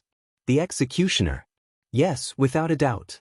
Serafal turned her head back to Serafal. This is the same man who is one of the most feared demons in hell. Alastair grinned and chuckled. Alastair, guess you got me. Serafal, what are you doing here? Alastair, I was bored in the underworld. As you know, my longing can never be sated. So I went to play with humans in the Earth realm. But then I decided to play with a yakuza. Unfortunately, they defeated me to the point where I merged my soul with this boy. You both know him as Hajime Akimizu. So yes, the boy is very real. Sona, you're not just using him, are you? Alastair, oh no. Sona, love, understand this. I like the boy. I chose to form the contract with him because of that. I truly enjoy my time with him. He's like a puzzle I learn more about. Serafal and Sona said nothing more, waiting for Alastair to finish. Alastair, as long as Hajime shows me his dream, he fulfills the contract. I let him use my power along with some of his, but with limits. He isn't completely ready to use it all. But I'd say he can use about 20% with full control. Sona, 20%. Full control. Alastair stood up and looked up at the ceiling. Alastair, perhaps one day he'll become the next red-eyed king. Alastair looked down at the ground. Alastair, I'm done talking. I'll bring the boy back. The merged body began to fall to its knees as the long hair in a ponytail changed from white to black. Sona stood up. Sona, Hajime. The boy moved his hand to his head and rubbed it, turning around in confusion. Hajime, Sona. Sona, Hajime. Sona moved towards Hajime and kneeled to check on him. Hajime, hey, you okay? Alastair didn't do anything to you, did he? Sona shook her head. Sona, we should be checking on you. Yet you still choose to be concerned for us. Hajime, what? Sona, don't worry about what I said. Let's just help you up. Hajime, alright then. Serafal watched as Sona helped Hajime to his feet, a smile creeping onto her face. She closed her eyes and stood up. Serafal, it seems I have enough to file a report on what I saw now. Hajime, Sona, what exactly do you mean by that, sister? Serafal, nothing you two need to worry about. I'll be on my way while you two can have a little moment together. Sona's eyes widened, and her cheeks grew pink. She held her hands out to Serafal, flustered. Sona, hey, hold on a second. It's not like that between my pawn and me. What would make you think something like that? Serafal giggled at her younger sister's reaction. Serafal, I'm only kidding, Sona. It's not like you to have a boyfriend out of the blue. Sona, don't say things like that. Serafal, well, besides that, I'll be off to report my meeting.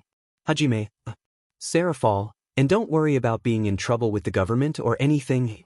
Hajime, what do you mean by that? Serafal, Alastor is one of the most feared devil figures to ever exist. There are legends about him. Not even the original devil kings would bother him because they knew he wouldn't listen. Hajime, okay then. Serafal formed a magic circle and turned to Sona and Hajime, waving at them before she teleported away. Sona turned to Heng, who remained staring at the spot where Serafal had been. Hajime's mind, Sona. Never had a boyfriend. Hajime turned to see Sona staring at him. Hajime, hey Sona, is everything alright?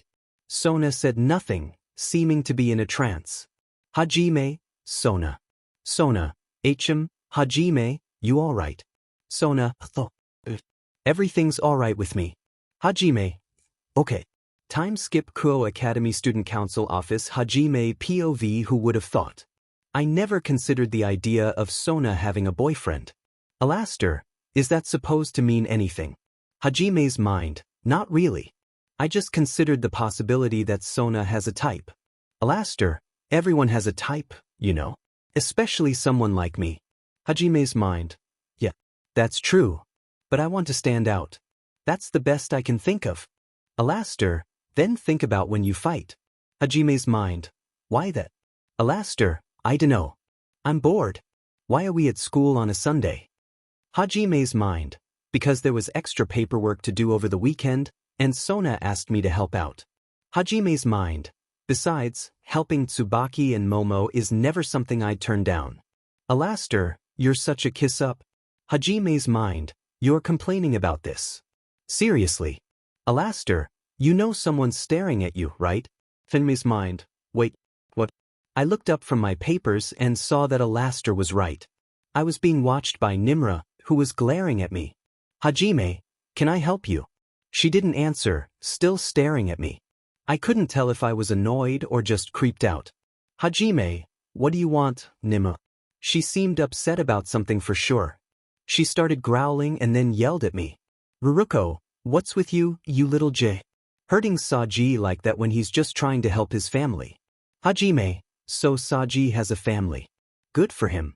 That seemed to catch her attention. Ruruko, what do you mean by that? She's getting annoying now. I'm already sick of this. Hajime, what? You want to know? Chances are you'll feel like a terrible person. Unless you just want to be seen as someone to be managed. Momo, hey, come on you two. We don't need to have this here. Tsubaki, this is not a place for a quarrel. Ruruko, hey, I am not someone to be managed. I grabbed her by the back of her collar and lifted her up, catching her off guard. Hajime, just listen and get ready to understand why I said I envy Saji. Momo, Hajime, please set Ruruko down. Can you do that for me first? I held Ruruko for a moment longer, but my thoughts took over. I sighed and set her down. Once she was back on the ground, I closed my eyes for a couple of seconds and reopened them. Hajime, here's why I envy Saji. It's because he has something I don't have. Momo, what could that be? Hajime, a family. Flashback. A little boy with red eyes and black hair was alone in an alleyway. His shirt was tattered, and his shoes barely held together. Hajime, I grew up with a yakuza. I never met my father or knew if he existed. As for my mother, I never really got to know her either. All I heard were rumors that she owed a lot of money to the yakuza. Hajime, eventually I was told my mother had died, and I inherited her debt. I never knew if my father was alive, but at that point, I didn't care. End of flashback. Ruruko stared at Hajime, a hint of shock on her face. Hajime, the night before I was reincarnated, Sona found me in an abandoned warehouse. Tsubaki, that's right. Hanakai, Kusaka, and I were all there the following morning. Momo, the place did reek of BLD. Hajime, those were the yakuza I was forced to deal with. I took them all down. Momo gasped, and Tsubaki paused, all three girls looking at Hajime in shock.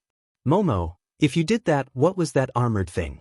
Hajime, a friend of mine. Tsubaki, the same one you mentioned during training yesterday.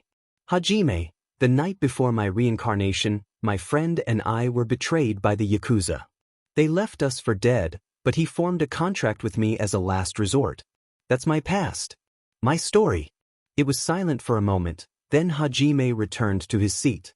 Hajime, I'm done here. Nimura, if you're here to help with some papers, come grab a stack. But if you're just here to complain about Saji, then please leave. Ruruko stayed quiet for a bit, then turned and left. Once she was gone, Hajime, Momo, and Tsubaki returned to their work.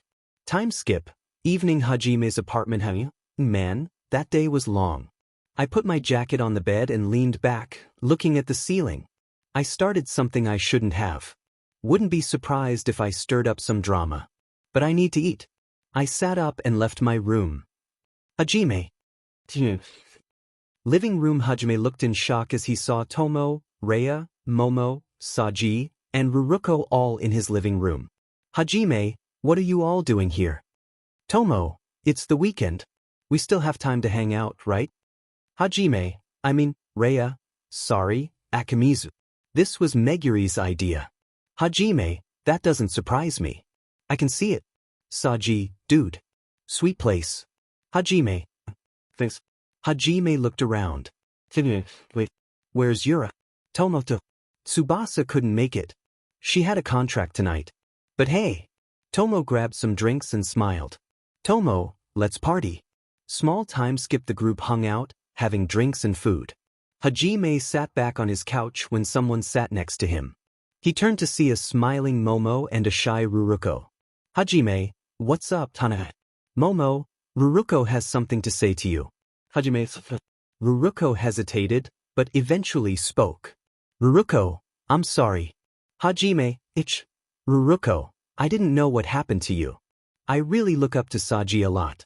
So yeah, I'm sorry. Hajime, don't sweat it. We all say things for people we care about. Besides, it's not like I would hurt anyone. Momo, Akimizu, that might be a bit too much information there. Hajime, what? I'm just saying. It's in my rules. Never hit a woman. Unless they are disrespectful first. Hajime Rule 3, never hit a woman. Always treat them with respect. Hajime Rule 4, if a woman disrespects or hits you first, then Rule 3 is rightfully forgettable. Momo, it's kind of nice of you to say, but I think we're off track here. Hajime, what do you mean? I'm only describing the two things I find really attractive in this world, honesty and consent. Hajime Rule 1, the two things that are considered the most attractive are honesty and consent. Hajime then pointed at Momo. Hajime, you have a very attractive figure that looks soft enough to be snuggled like pillows. Hajime then pointed at Ruruko. Hajime, you may have a smaller figure, but it's also appealing with a nice shape. Ruruko, yeah. Hajime then pointed at Rhea next. Hajime, you have an underrated beauty that also comes with an incredible set of legs. Rhea's eyes slightly widened as her cheeks grew pink. Rhea, Him. Hajime turned to point at Tomo. Hajime, your figure is small but quite firm. You also have a very attractive midriff. Tomo, what's going on right now? Saji, dude. Don't say that kind of stuff around them. Do you have any idea how offended women can get here? Hajime, I don't discriminate on body types. It was silent for a moment until Tomo started to chuckle. Tomo, was the best thing I've ever heard. You're too funny. Momo, but I don't think it's a good idea to let this sort of behavior slide. Don't you think? I wouldn't want Akimizu to end up getting in trouble for what he says about a woman's body. Rhea didn't say anything. She took a sip and looked away from Hajime, her face bright red. Tomofuki, what do you have to say about Sona? Or even Tsubaki and Tsubasa? Saji and Momo, wait. Meguri no. Momo and Saji went to stop Tomo from encouraging Hajime. Rhea turned to Ruruko. Rhea, hey Nimura. Are you alright? Ruruko did not respond for the rest of the night. Her face was pink from cheek to cheek. The next day, Kuo Academy Student Council office. It was now the beginning of a new week. At the counter, Hajime watched Ruruko walk in and he instantly noticed something and began to yell. Hajime, Nimura. You have split ends in your hair. Ruruko, what? Ruruko stopped moving and checked the ends of her hair. She groaned, concluding Hajime's words were right. Ruruko, damn it I do. Guess I'll have to get it cut. Ruruko turned to Hajime. Ruruko, how far do you think I should go? Hajime, probably not that much. It's hardly noticeable by a regular person these. I just wanted to call it out. Ruruko, Hajime, because. Hajime moved his ponytail out to Ruruko. Hajime, I have split ends too. Ruruko, we could get our hair trimmed together. Hajime, that wouldn't be a bad idea. Maybe after school today. Ruruko, yeah. Sona soon entered the room. Sona, there's a student that needs punishment. Momo, who is it today? Sona, Haruto Nakamura from Class 1B. He was caught watching an inappropriate anime in class. Hajime, what was it? What's the name of it? Sona, if I'm correct, the teacher said it was to love Ru. Saji, dude, I love that one. But very school inappropriate. Unacceptable. Sona turned to Saji and Hajime. Sona, Hajime, Saji. I want the both of you to come up with a punishment for the young man. Hajime and Saji. Yes, Miss President. Sona, good. Sona left the room. Saji turned to Hajime. Saji, I'd say just a couple hours of detention today after school. Hajime, what? Hajime slammed a fist on the counter. Hajime, I suggest that after school, we strap him to a chair and make him finish a whole different anime. One so good, he'll never watch anime in class again. Saji, dude what? That's a stupid idea. But which one are you thinking of? Hajime, a really good one. Saji, come on man. Just say it if you suggest it. Hajime slowly turned to Saji and gave his signature unsettling grin. Hajime, euphoria. Meanwhile, Sona's POV. Sona, yes. Serafal, just be careful, Sona. I was given information on a rumor that a dangerous criminal was spotted in the town you and Rias are in. Sona, don't worry, sister. I promise to be careful. Serafal, thank you, sister. Sona, of course. I'll talk to you later. I got off the phone with my older sister, Serafal. Turns out that there's a rumor about a dangerous criminal spotted overnight in Kuo town. Luckily, Serafal gave me a poster of what the criminal looks like. I looked over to have a glance at what I could be in for. Sona, Mercedes Rushafel. A descendant of the original Rushafel. I narrowed my eyes at the wanted poster I had of her. Sona, I'll be watching for you. It was a new day in Kuo town, Japan. The weather was sunny with a few clouds in the bright blue sky, and a flock of geese flew in a V formation. The monorail, a bustling hub for commuters and students, was filled with people heading to work or school. Inside one of the cars, Hajime sat next to Tsubasa, tapping his fingers on his dark brown school bag. He felt awkward, realizing it had only been a few weeks since he had become a devil, and he had yet to have a one-on-one conversation with Tsubasa. Hajime thought this. It's only been a few weeks since I've been a devil.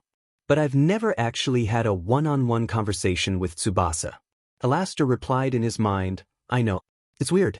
Hajime decided to break the silence. 2/3 of the planet is water. Yeah, Tsubasa replied, her gaze drifting. Mountain chicken is another name for a type of frog. Tsubasa turned to him briefly before looking away. Mountain chicken is just a frog. Akimizu is just alright then. Your age is the number of times you've orbited around the sun, Hajime added. What? Tsubasa looked at him again. It's going to be a nice sunny day today, he said, trying to keep the conversation going. She responded, looking ahead. Tsubasa rolled her eyes to the right to glance at him. Should I say something now? So, anything new happen? She asked. Not really, to be honest. What about you? Same here. I just did some late-night lumberjack work. Hajime turned to her. Oh, lumbering. Yeah, that's tough work.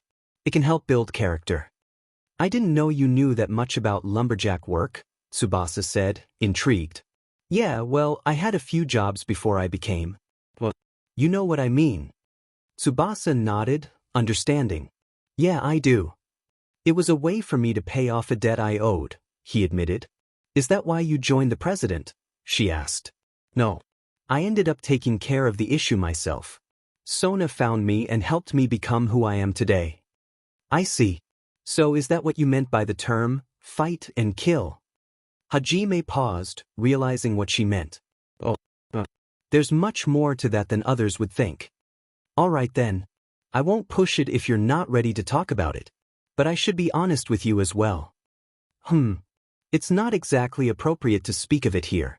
Let's talk or text later, and I'll tell you more about it. Yeah, that'd be nice to do, Hajime agreed. I agree. It'll be nice to chat with one another, Tsubasa said. As they turned away from each other, Hajime noticed a girl in a Kuo Academy uniform standing nearby, looking uncomfortable. Excuse me. Sorry. Coming through, he said as he nudged his way toward her. He spotted an older man standing behind her, his posture and grin making Hajime uneasy. The girl's discomfort was evident, and Hajime noticed the man's inappropriate behavior. Demon babe. You have such a appealing soft figure for a girl your age, the man said. Hey, stop it, okay? The girl replied, tears forming in her eyes. Hajime's expression hardened. He quickly grabbed the man's arm and pulled it away from the girl. The man turned to Hajime, furious. Hey, what the hell is your... Hajime interrupted, his voice cold. You're getting off at the next stop. Or else I will make you regret it. The man's bravado faltered at the sight of Hajime's fierce demeanor. Hajime liked his teeth, a sinister smile creeping across his face. When the monorail stopped, the man bolted from the car, shouting in fear. As the doors closed and the train continued, Hajime let out a sigh of relief. Excuse me, a voice said. Hajime turned to see the girl he had just defended. She had brown hair styled in pigtails. Thank you, she said, her voice trembling slightly. Yeah, Hajime replied, feeling a sense of satisfaction for standing up for her. Hajime narrowed his eyes at the girl. Aren't you that girl from the kendo club? He asked. The girl gasped at his comment. Huh. Do my features really have to be the way you describe me? Well, no. But I'm just saying, you have a really nice figure, he replied, scratching the back of his head as he looked away. Sorry. That's all I really know about you, he added. The girl shook her head. No, it's all right, I guess. She turned her head away, and after a moment of silence, they both looked back at each other. Hey, I'm Akari Murayama. Who exactly are you? She asked. It's Hajime Akimizu. I'm the newest member of the student council, he responded. What? Murayama exclaimed in shock. Something wrong? Hajime asked. No, nothing's wrong at all. She insisted. Just don't let it get to your head. Oh yeah, I almost forgot. The student council wanted to see you and that pink-haired girl with you. You mean Kate-ace? Murayama asked. Yeah. Bring her too. All right then. As the monorail stopped to let others out, Hajime looked outside. Looks like our stop. Let's go. He stepped off the monorail, followed by Murayama, and soon Tsubasa exited as well. Murayama gasped again when she saw Tsubasa. And Miss Yura. Tsubasa ignored Murayama and turned to Hajime. Sorry to make you wait. No, it's fine. Monorails get busy, Hajime replied. Shall we go? Tsubasa asked. Yeah. Asia was seen treating Issei's injuries after their raiding game defeat. She fought to hold back her tears at the sight of the boy who had saved her life, even if it meant she had become a devil. Their private moment was interrupted by a knock on the door. Oh, come in. Asia called. To her surprise, It was Hajime who entered. Hajime, she said. I thought I'd come to see him after your raiding game, Hajime said, approaching Issei's bed. He's messed up pretty bad, Hajime noted. I know. If only I could do more, Asia said, her voice filled with regret. Hey, Hajime said gently, turning to her. He patted her on the head. Don't blame yourself for the loss. Taking on someone with experience isn't easy. Asia remained silent, and Hajime sighed, opening his arms. Come here.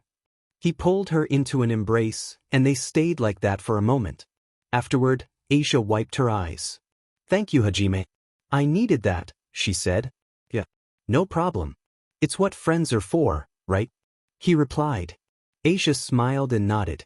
Suddenly, a blue magic circle appeared, and Tsubaki arrived. Vice President Shinra, Hajime greeted. Tsubaki, she acknowledged, moving toward Hajime with a large black bag. What's this? He asked, confused. Your formal attire. Sona asked me to have this sent to you for the engagement party, Tsubaki explained. Formal. Are we all going? Hajime asked. Tsubaki shook her head. No. We have to take care of things for the town and the school while Rias's peerage attends the engagement party. So we have to take a night shift. Oh, Hajime said. But Sona wants you to accompany her at the party, Tsubaki added. Okay then. Hajime accepted the bag containing his formal attire. When will the party be? Tomorrow night in the underworld. If you need help getting it on, just let me know. Got it. I'll see you later. Tsubaki left, and Hajime looked at the bag before turning to Asia. Guess I should go too. Yeah. Well, I'll see you later then. See you later. Hajime left the Hayadu household for the night. The next afternoon, Hajime was seen working on getting his suit on. Tsubaki was there in case he needed help. He struggled with his tie and sighed. Damn it, he muttered. Let me help with that, Tsubaki offered. He replied. Turn around for me. Hajime complied, and Tsubaki approached him, adjusting his tie. As she worked, Hajime watched, feeling his heart race. That should do it, Tsubaki said, stepping back to admire her work. But in reality, it only took a couple of seconds. Hajime, awesome. Thank you for your help, Miss Shinra. Tsubaki, you're welcome. Now you should go on. The president is waiting for you outside your room. Hajime, got it. Living room. Sona sat in the living room on one of the couches, wearing a blue dress that resembled the colors of her clan, the House of Citri. The straps were thin, complemented by a delicate veil wrapped around her upper body. Sona. The door soon opened, and Sona stood up, turning her attention to the sound. Tsubaki stood in the doorway. Sona, is he ready? Tsubaki, yes, Miss President. Tsubaki moved aside, and behind her followed Haj, dressed in a black suit with a red tie that nearly matched the color of his eyes. Underneath the blazer, a white collared shirt peeked out, along with a red pocket square. I hope this looks good for you. Sona was silent for a moment, a light gasp escaping her lips. She shook her head and smiled back at Hajime. Sona, you look great. Hajime, thank you for that. Hajime walked towards Sona, awkwardly itching at the nape of his neck. After a brief moment, he reached out to Sona with his right hand, offering it to her. Hajime, shall I take you to the underworld? Sona, yes. Let us go. Together, they walked hand in hand. Sona formed a magic circle on the ground and looked up at Tsubaki. Sona, take care of it. Tsubaki, understood, Miss President. Take care of Sona, Akimizu. Haji, understood, Vice President Shinra. Sona and Hajime soon left for the engagement party in the underworld. Not long after their teleportation, Tsubaki left Hajime's apartment. Time skip, underworld engagement party. Hajime, so this is it. Sona, indeed. Hajime and Sona stood with glasses of wine. Hajime looked down at his drink. Hajime, is it really okay for us to have wine here? Sona, the government is quite lenient on it. Hajime, is that so? Sona, you'd be surprised. Suddenly, a appealing young woman in her late teens approached them, with pale greenish blonde hair and striking pink eyes.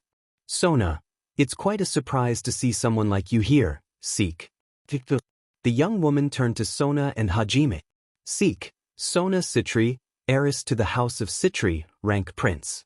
And who is that with you? Sona, this is Hajime Akimizu, my newest pawn. Sona turned to Hajime. Sona, this is Seek Vera Agars, the current heiress to the house of Agars, who holds the rank of Archduke. She's also quite a close friend of mine from a long time ago. Hajime took a knee and grabbed Seek Vera's right hand, surprising her. He then kissed her hand, causing her to blush lightly. Hajime, only out of respect, Lady Seek. Seek Vera, you got it. It may take some time, but I'm sure I'll handle it easily. Sona, indeed. Just then, they noticed Akino, Kiba, and Kaneko approaching. Hajime, Kiba's hair looks different. Sona, let's go talk to them. Hajime, okay then.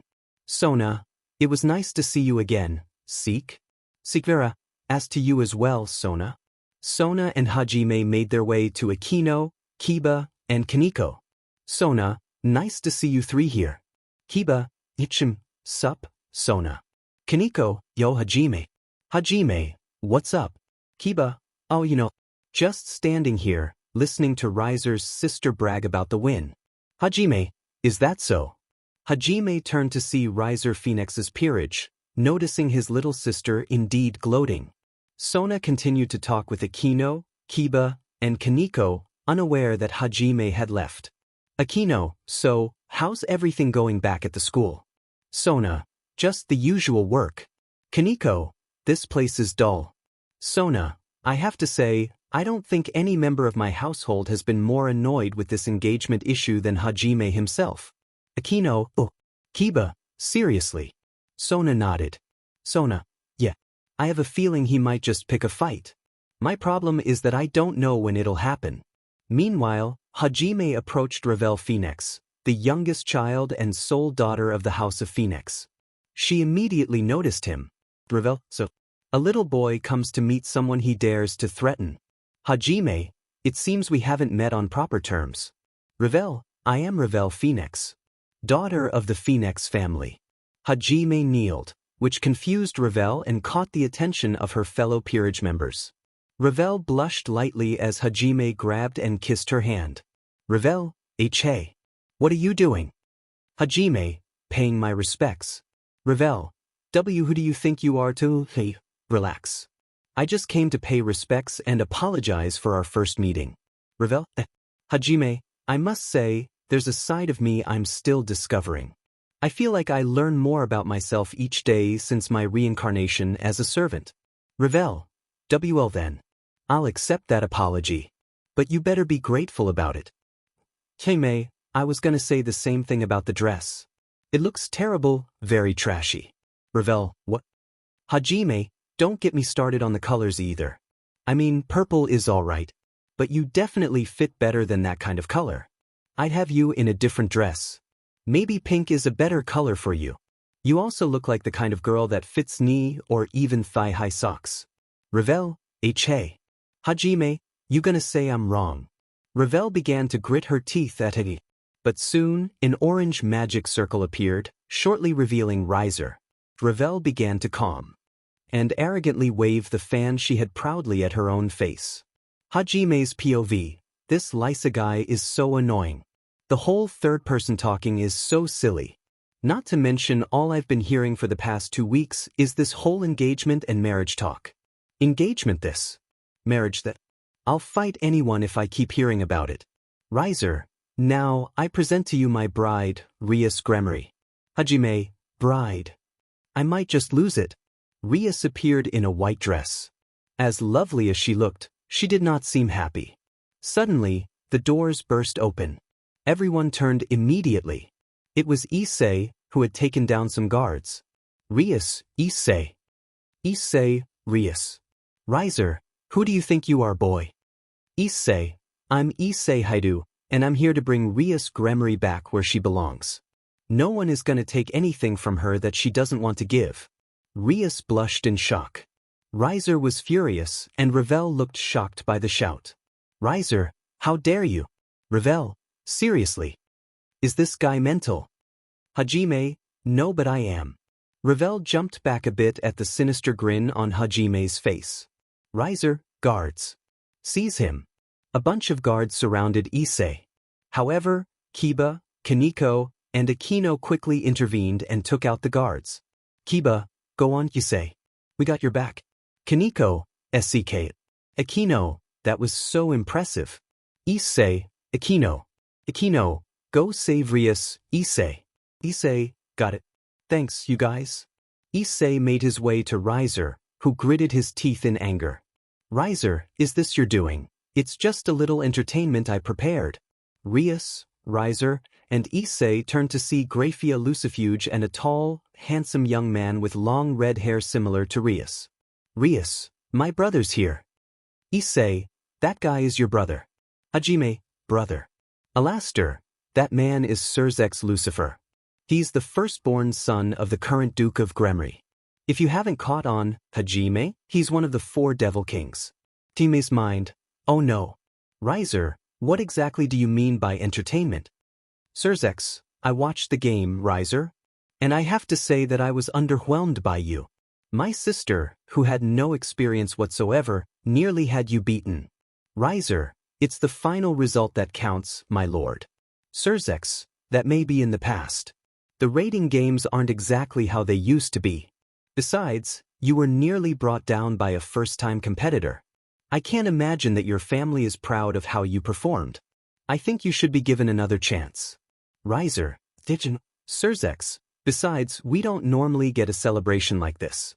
This party could use a little flair. Suddenly, a blast was fired, and a guard flew against the wall.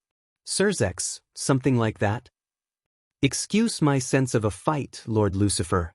But I just happen to have a side of me that cannot wait to be sated any longer. Surzex, Rias, Issei, and Riser turned to see a low-headed but grinning Surzex, I recognize you now. You're Hajime Akimizu, pawn of Sona Citri. Riser, another pathetic pawn.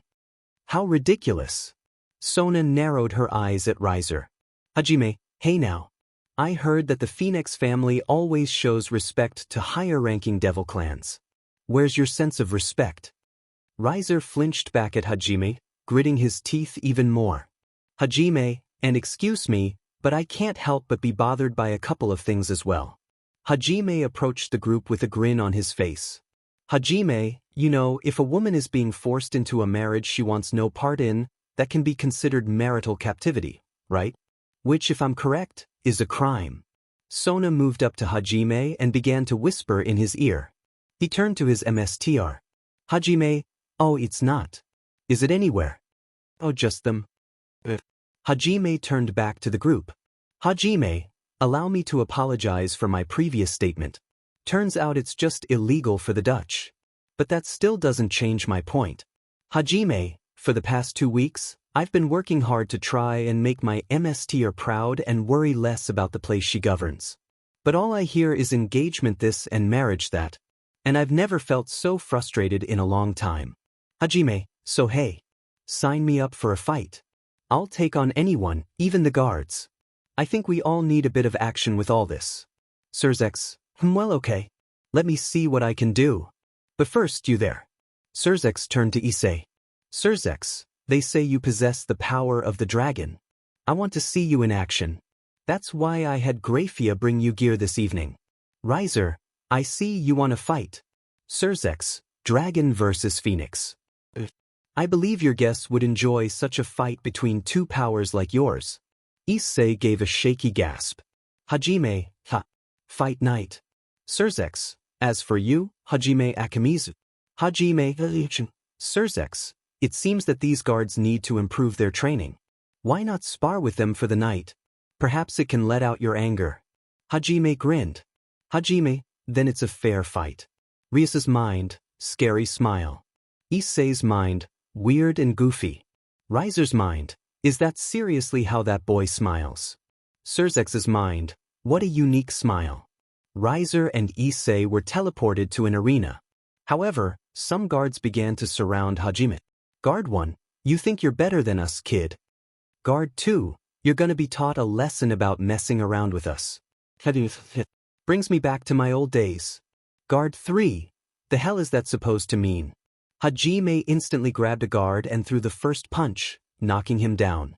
He began to undo his blazer and tie, tossing them aside as he grabbed 2 guards and bashed their heads together. After taking out 3 guards, Hajime removed his dress shirt, exposing his scarred body, which surprised many guests. Hajime, what can I say? It's a good shirt that I don't want to ruin. He put the clothes he used off away. More guards surrounded him. It reminds me of before I became a devil. Alastair, yes. Run these fools to the ground. As the guards arrived, Hajime began to defeat them with ease, no matter how they came. In the crowd, Sona remained calm and surprised while standing with Rias, who was watching Issei fight Riser. Sona, I'm not gonna lie, Hajime fighting here might be better for him. Akino, is that so? Sona, yeah. It'll help him get out some aggression he held inside.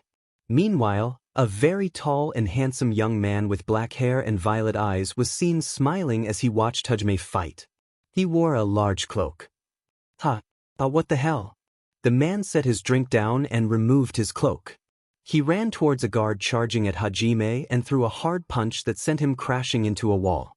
The guard groaned in pain, staring at the man in shock. My lord. W.I. The mysterious man held his fist in the air, steam fuming from the hit, and smirked. I thought that watching a fight was entertaining, but being part of one is way more fun. He turned to Hajime. What do you say, boy? Wanna fight these guys together? Hajime, hell yeah. Hajime bumped fists with the man as the two ran after more guards, punching, kicking, and throwing them to the ground. With Rias and Sona, the 2 heiresses looked in shock at the fight in the hall. Rias, Sona, is it me, or is your pawn fighting guards with my own cousin? Sona, no, I'm definitely seeing it too. Small time skip as the fighting in the hall continued between Rias's cousin and Hagi. Issei took Riser down with holy water and a cross after his overbooster attempt had failed. Before Issei could do anything else, Ravel intercepted him, using her own body as a shield to protect her older brother. Ravel, wait, don't hurt him. Issei, if I were you, little girl, I'd step aside before your... With Rias, Issei. You did it. You really did it. Surzex, this battle is over. The arena that held Issei and Riser began to crumble. Ravel grabbed her beaten brother and flew away with her devil wings of fire. Issei fell from the arena but was caught by Kaneko. Safe. Nice catch. Kaneko, way to go. Akino and Kiba also met with Issei. Akino, way to rock the house. Kiba, nice going, man. To say, hey, thanks you guys. Kaneko, here you go. Issei, what? Wait. Kaneko tossed Issei out of her arms. He screamed as he fell, but it didn't take long for someone else to catch him. The young woman whose heart he fought for and had won over. Say, hey Rias. Rias, Issei. You saved my life. Thank you. The group descended to the ground. However, when they arrived, they saw the hall nearly filled with beaten-up guards. Say, what the... Hajime stood up and brushed himself off. Hajime, okay. Where's my shirt? Hajime turned to see a guard holding Ravel hostage, shortly after she landed. Guard, that's enough. You beat up one more and the girl gets it. Many members of the group gasped. Lady Phoenix, Ravel. Lord Phoenix, what do you think you're doing to my daughter? Hajime smirked. Hajime, pathetic. Time to let loose then. Hajime's hair began to turn white as he closed his eyes. Issei, what the hell? Rias, Hajime. Sona, oh no. Rias turned to Sona. Rias, Sona, what's going on? Sona, nothing good. Hajime opened his eyes, and the smile he gave showed that he was not himself. Alastair, time for a little fun. Alastair raised his right arm and gripped it into a fist. From the shadows, a dark tentacle-like figure grabbed the hostile guard holding Ravel by the neck. Guard, what the... The tentacle caused the guard to let go of Ravel, who backed off almost immediately after being freed. The guard screamed as he was lifted and slammed into the ground. Alastair began his slow march toward the man. You, my friend, have committed a foul treason by holding a high-ranking Devil Clan member hostage. The guard shook in fear in front of the crowd of guests. Alastair leaned in with a sadistic grin. Why don't I just do us both a favor and end this right now? Alastair. No, Hajime interjected. Fine. Alastair turned to the group. To any working guards left, arrest this one. He has held the daughter of the House of Phoenix hostage. Alastair closed his eyes, allowing Hajime to return, his hair turning black again. When Hajime opened his eyes, he saw Riser slowly getting up. Hajime narrowed his eyes and approached Riser, delivering a swift, hard kick to his face, knocking him down. Hajime got on top of Riser, and Ravel tried to intervene. Wait, don't. It was too late. Hajime slammed a fist next to Riser's face, producing a loud boom. Riser could only stare at Hajime with wide eyes. If you ever disrespect my MSTR again, he will be unleashed. He will find you and he will end you. Do I make myself clear, Riser Phoenix? Wait. You have made yourself clear. Good. Hajime got off Riser and began to leave with the others. He grabbed his white undershirt and put it back on. Who are you? Someone asked.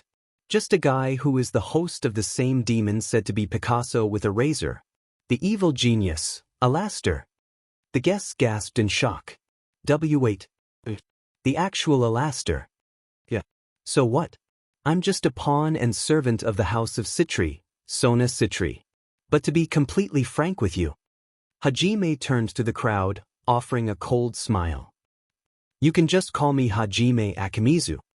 Hajime grabbed his blazer and left the group to reunite with Rias and her peerage and Sona. Outside the building was a large griffin. Oh, what is that thing? Issei exclaimed. It's a griffin, Rias replied. Isn't it cute? Now Issei, since you saved the day, I think it's only fair that you ride back with Rias. In that? Issei asked. Yes, please. Unless you don't want to. Are you kidding me? Of course I do. Hajime wrapped his arm around Issei and patted him on the chest. Way to go, by the way. Thanks, Hajime. You kicked butt too. Hey, there you are. Hajime turned to see a tall man with black hair and violet eyes. I'm afraid we haven't met yet. Allow me to introduce myself. I am Serorg Bale, current heir to the House of Bale. Wow. It's an honor to meet you, sir. But your name? It may be a little tough to say at first. So for now, I think I'll call you bro. Serorg let out a loud chuckle. You are quite a character. I hope that someday we can fight again soon, Hajime Akimizu. Hell yeah. Same here, bro. Issei soon got on the griffin with Rias and together, they left as everyone watched. Eventually, Serorg, Akino, Kaneko, and Kiba departed as well, leaving Sona and Hajime alone together. Man, seeing them together makes me think, Hanmi said. What's that? Sona asked. Hajime turned to her. Tomorrow I want to take you out. Huh? What? Sona's eyes widened in surprise, a blush creeping onto her cheeks. You work hard every day at school. So tomorrow, I want to lead you to a day where we can hang out together. Is that okay? Hajime. Are you? Wait, am I doing that? Is that what asking someone out on a date is? Yeah. Oh. Then. Sona faced Hajime, her blush deepening. If that's what you want to do, then okay. I'll accept your offer to go on a date tomorrow after school. Cool. Hajime and Sona smiled at each other and soon left the underworld together in a magic circle. Hajime's apartment. Hanmei stood in his bathroom, deep in thought about Sona. You said you had split ends anyway. So why not? Alastair's voice echoed in his mind. Yeah. I guess you're right.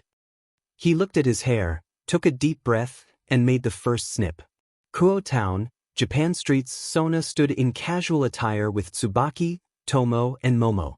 I can't believe the president gets a date with Hajime first. Tomo exclaimed. Is that supposed to mean something, Tomo? Sona asked. What? Totally nothing at all. Even if it's that, I gotta say I was surprised to hear that, Momo added. That's enough now. This is between Akimizu and Sona. Nothing else. Tsubaki said. Yes, Tsubaki, Tomo and Momo replied. Hey.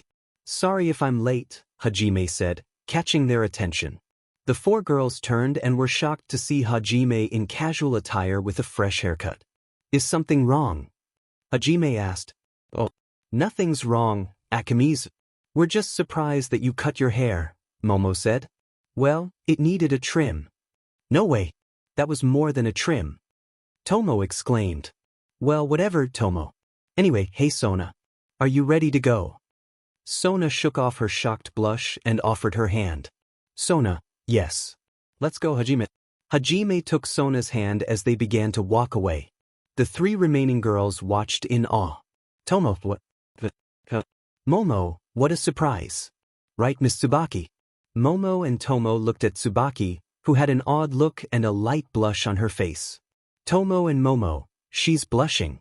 Tsubaki, HM. Tsubaki snapped out of her trance and covered her face, but her blush deepened. Tsubaki, I don't know what you're talking about. Momo and Tomo, she totally is. Time skip with Sona and Hajime. Evening beachside. Sona and Hajime walked together across the beach, holding hands. Sona, Hajime, I want to thank you for today. This was definitely a day worth relaxing for. Hajime, of course. There were some great places, from shopping to food and even activities together. Stopped and turned to face one another. Hajime, what's up? Sona, Hajime, can you tell me what made you come up with this? Hajime, the truth is, I've been inspired to do it for a while now. Just go for it, you know. Sona, Hajime, before meeting you, I was struggling, constantly beaten down by a yakuza and dealing with a massive debt. But then, you came in one morning and gave me a new chance at life. So what if it came after I faced some tough times? Sona listened intently, her cheeks warming. Hajime, I want to fight not just for honor, but for you, alongside you. Even if it means facing danger, I have no regrets. Sona, Hajime. Sona placed her hands on Hajime's face. Hajime POV. I didn't know what was happening. All I could feel were her soft hands on my cheeks. She was smiling at me, her face slightly pink. Sona POV. Hajime. What's up? I felt my heart racing and my face growing warm. I knew how ahead of romance Rias was, and I felt so far behind her. But in reality, it was different for me. Turns out, I wasn't so far behind Rias after all. I leaned closer to Hajime and pressed my lips against his. For the first time in my life, I felt like I understood the meaning of love. Third-person POV. At that moment, Sona gave Hajime her first kiss, leaving him surprised as the sun set behind them. Sona POV. I can't see anything. It's just pure black. Sona. Who is calling me by my name? Sona. That voice sounds familiar. Sona. Sona. Hajime. Sona. As I heard him say my name, everything began to brighten. I could see colors. Sona, Hajime. As I looked around, I found him, but he looked nothing like I expected. Sona, Hajime. Hajime, Sona. Sona's bedroom. Third-person POV. Sona. Sona woke up, jerking herself up from her slumber, gasping heavily. Her face was bright red from what she had just seen. Eventually, she began to calm down, holding her head with her hands. Sona, what a crazy dream that was. Her breathing slowed, and she set her hands down on the mattress, still blushing from the images in her mind. Sona, I wouldn't mind seeing it. But it was just so unexpected. Sona exhaled and looked at her clock, her eyes widening. Sona, oh no. I have to get ready for school.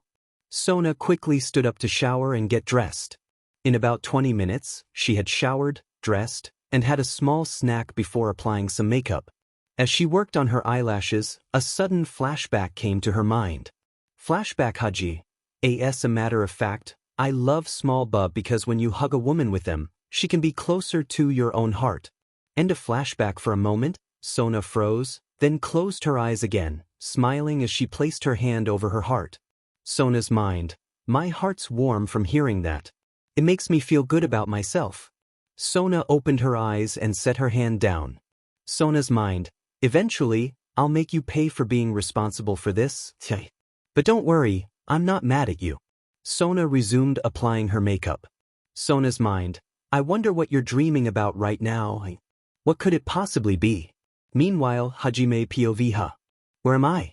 It's so dark in here. A voice called out, Hi.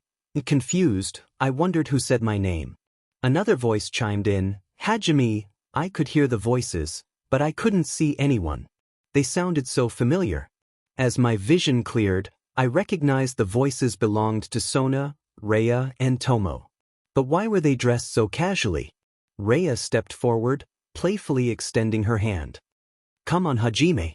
Get up so I can make you a nice set of flapjacks. She said. Flapjacks? I replied, puzzled. Tomo then pushed Rhea aside, eager to get my attention. Don't listen to her. Come with me and I'll make you a better set of flapjacks. She insisted. Flapjacks again.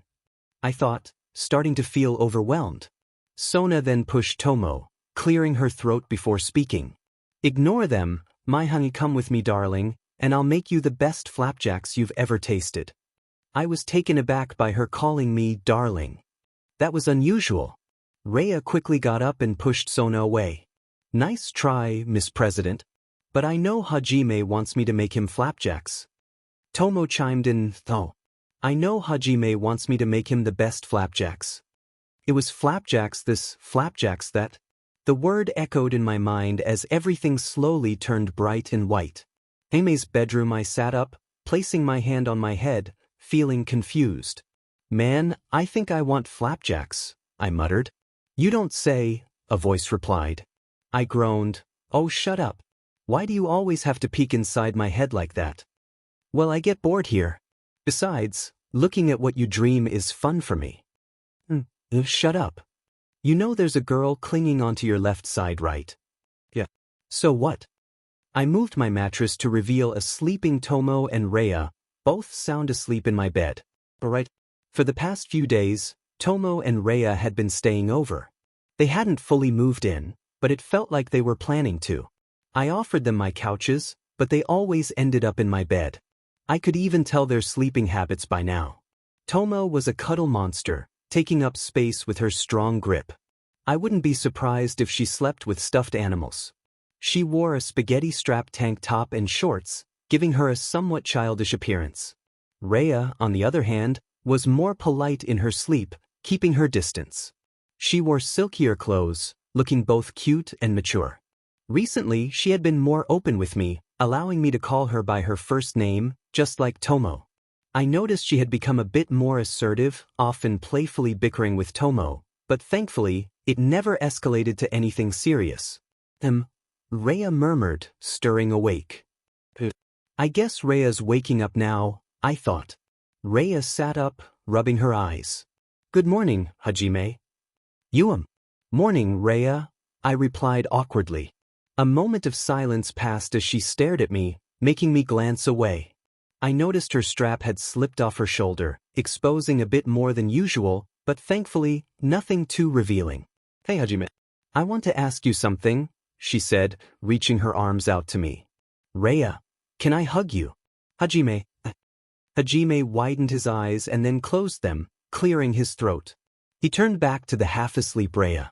Hajime, you But don't you want to? Rhea didn't let Hajime finish his question. She wrapped her arms around him in a warm, gentle hug, which somewhat surprised Hajime. Hajime's mind. She's really comfortable. It's like I could hold on to her forever.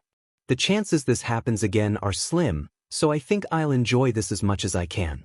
As Rhea continued to hug Hajime, she noticed a letter on his nightstand. Rhea. Hajime, what's that? Hajime, what's what? Rhea, that letter over there by your nightstand. Hajime reached over and grabbed the letter, holding it up for both of them to see. Rhea. Hajime, weird. Rhea, what's wrong? Hajime, I can't read.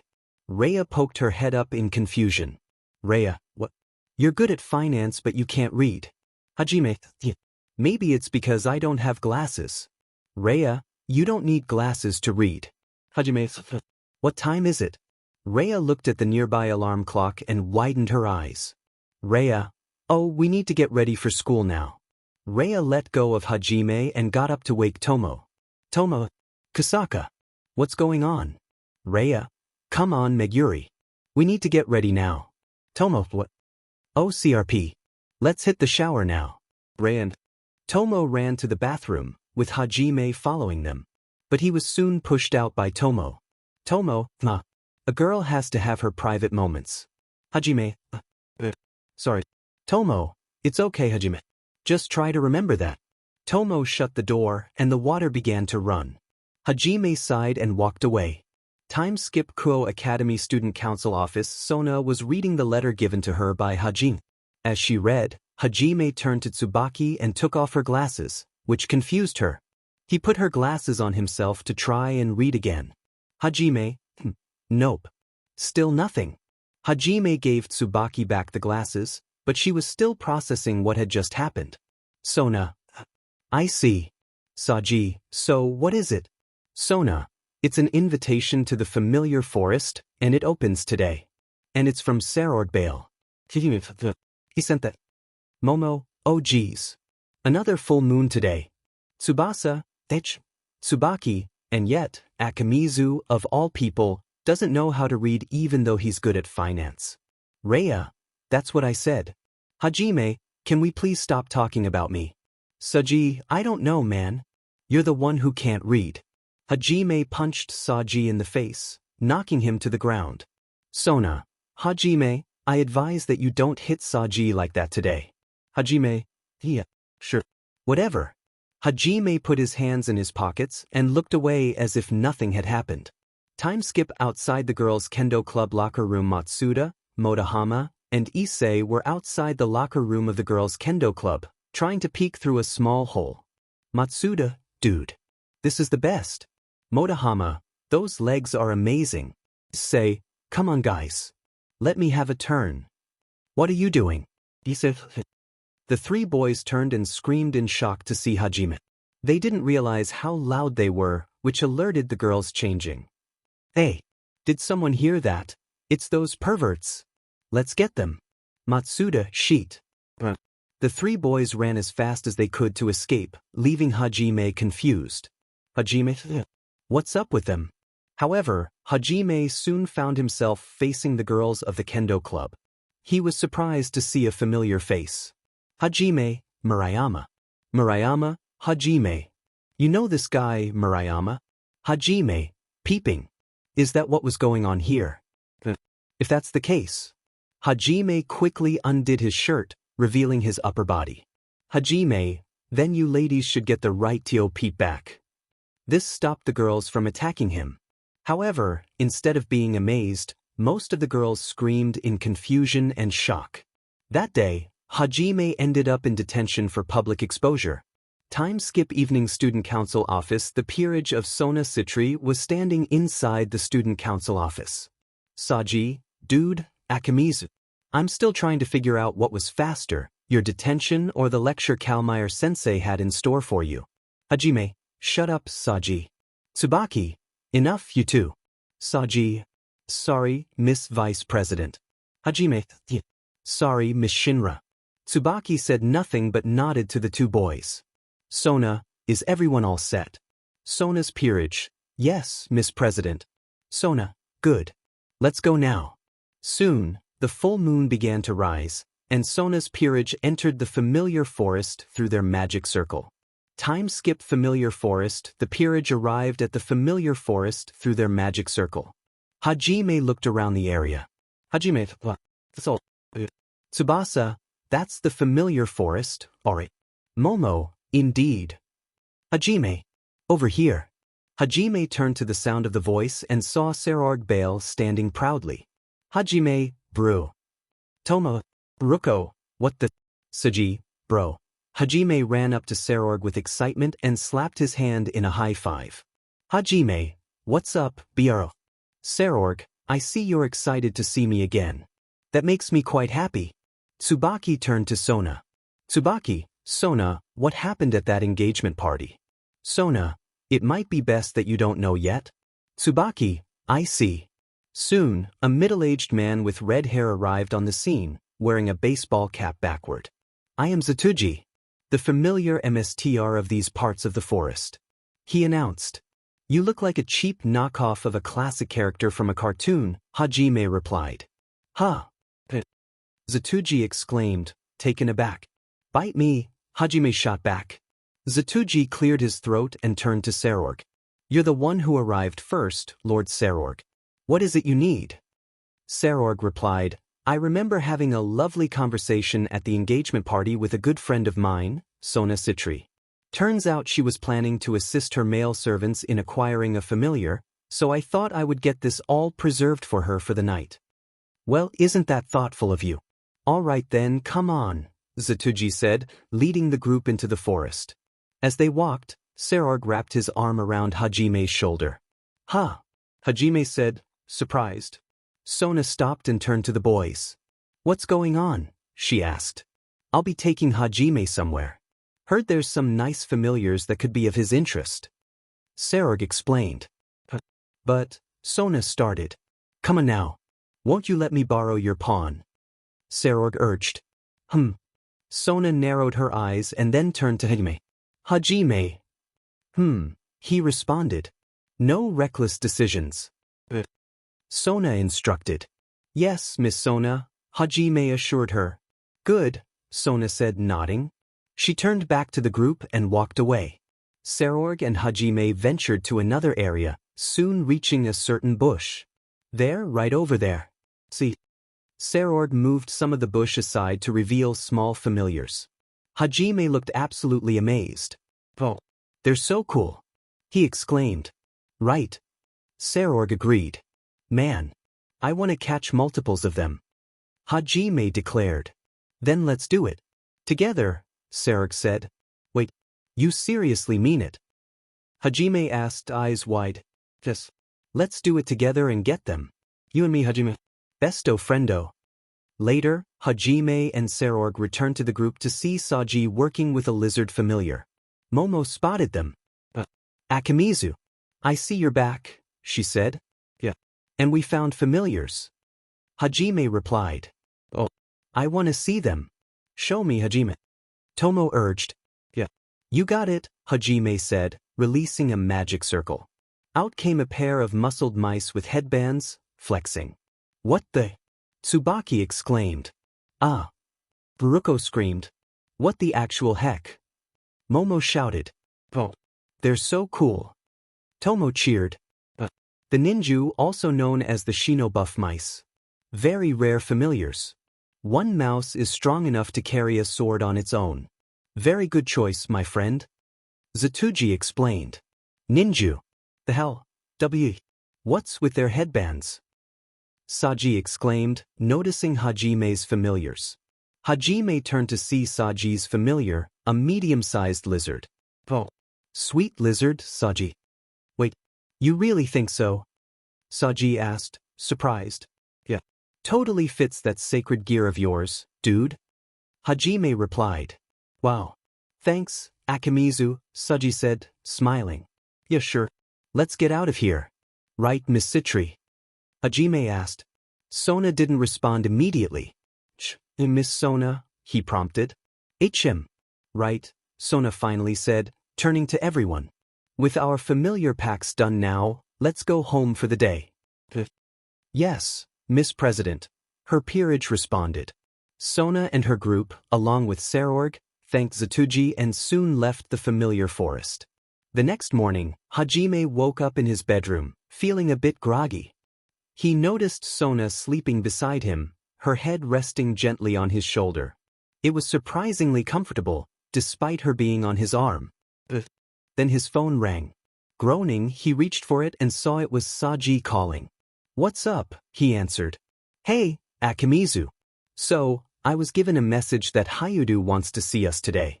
Apparently, something went down and he wants to ask us something, Saji explained. What? Okay, I'll meet up with you at school, Hajime replied before hanging up. After getting ready, Hajime saw Sona waking up. What's going on with you? She asked. Oh, just meeting up with Saji, he said, noticing her nightgown. Bye. Hey, Sona waved as he left, unaware of the blush on her cheeks. Outside, as Hajime walked down the streets, he found himself lost in thought. Hajime's mind. Why was Sona in my bed with me? I understand she calls me by my first name because she gave it to me. Hajime soon reached a crosswalk and looked at the sky. Hajime's mind. I am curious to hear what Issei wants with me and Saji though. Guess I'll find out soon enough. Currently walking on the streets of Kuo Town, Japan, are Sona Citri's pawns, Genshuru Saji and Hajime Akimizu. Hajime, so what exactly does Hayudu want from us? Saji, look, I don't know. He just called me and told me to get you so we can meet up with him. Hajime, guess we'll find out when we get there then. Saji, I guess so. Soon, Hajime and Saji reached a parlor, where Issei sat alone with a drink at his table. There he is. Saji and Hajime walked up to Issei, who was bored and spacing out. Saji, Hayudu. Issei snapped back to attention. Issei, hey, sorry for calling you guys out here. Saji, no worries. Hajime, besides, I had nothing planned. Saji, didn't you sleep in today? We had school and you weren't there. Hajime, I had a cold. Hajime made a fake sneeze. Hajime, Ichu. Saji, you're not even using the right body language for a sneeze. Saji then turned to Issei, but Hajime was giving him a playful gesture. So, what's up that you needed us for? Issei explained his reasoning for calling both Hajime and Saji. After the explanation and a request, Saji and Hajime sat down, but Saji looked quite upset. Saji, no way. Are you serious? Issei, as serious as it gets. Saji, you're insane. Saji stood up in frustration, causing people around them to look. He quickly sat back down. Hi, yeah, Issei, I'm gonna have to side with Saji on this. That sounds like a bad idea. Saji, do you even know how bad our leaders would punish us for getting involved with those holy swords? We're gonna get in serious trouble. Hajime, punish. What kind of punishment? Saji, think about it. Issei has Rias. She's strict but reasonable. But Sona is. Well, she can be really tough. Hajime pondered that thought. Hajime, why does that sound intriguing? Hajime then slammed his fist on the table. Hajime, I changed my mind. I'm in. No more questions asked. Saji looked at Hajime in disbelief. Saji, are you crazy? Saji stood up again. Saji, forget this. You guys do whatever you want. I'm out of here. Saji turned to leave but found himself stuck in place. Hajime, since when do you mime? Saji, I don't. They all looked to see Kaneko holding onto Saji by his shirt while eating a sundae. Kaneko, big surprise. I figured you would try to run away. Saji was forced to sit back down, whining. Saji, I want to go home. He tried to escape again, but Kaneko pulled him back. She then turned to Issei. Kaneko, so you really want to cooperate with the church? Issei, it makes sense. They said they'd rather destroy them than let the fallen angels use them, right? Kaneko, yes. They'll stop at nothing to get them back. Issei, and Kiba wants revenge on Excalibur. We need to get both sides to cooperate. Kaneko, I'm not sure they'll be eager to do this, though. Issei, we have to do something. Especially if it means Kiba can be with us.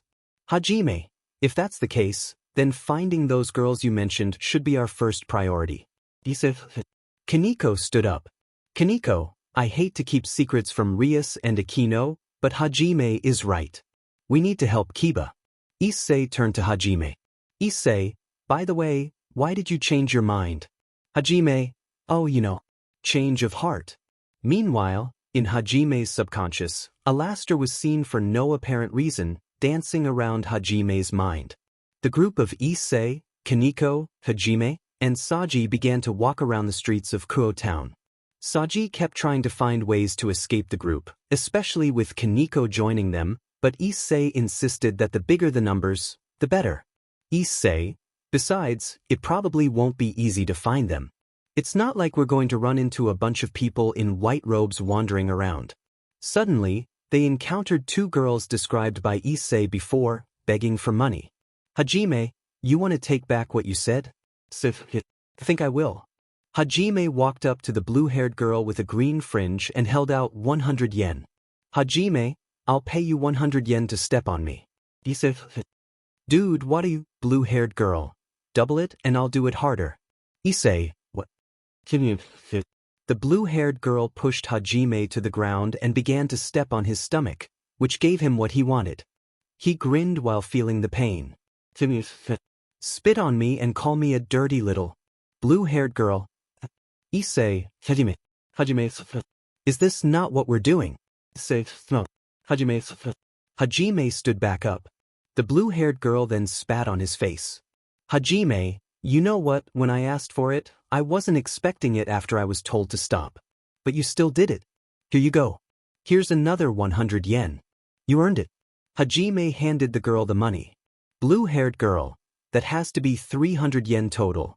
Chestnut-haired girl, isn't that like a little over $2 in American currency? Time skip at a food joint, Zenobia and Irina began to eat heartily, grateful for the food provided by Issei, Kaneko, Hajime, and Saji. Hajime smiled as he lightly snacked on a slice of toast. The two girls expressed their surprise at being fed by devils, as if it were an extraordinary event. Issei looked slightly upset. Issei, that's my thanks for buying you food. Kaneko, get it together, bro. Issei, sorry, I couldn't help it. But I'm smiling now, right? Saji, something tells me that's not true, man. Hajime got the attention of the two girls. Hajime, Hayate gave me some info on you. If I remember right, your names are Irina and Zenobia, right? Irina, that's right. I'm Irina Shido. My friend over there is Zenobia. What's your name? Saji, wait. Akamizu, don't do it. Hajime gave his signature smile to the girls. Hajime, I'm Hajime Akamizu. Nice to meet you, Irina. Irina, same here. Issei and Kaneko, the scary smile is back. Saji, why do you have Tio's smile like that? Hajime chuckled and sighed. Hajime, aside from introductions, it's best not to fight on an empty stomach.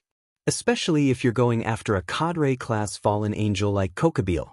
Zenobia drank a glass of water and slammed it on the table. Zenobia, I guess you make a fair point. But tell us, why do you really want to talk? Issei, we want to help destroy Excalibur. Irina, HUH.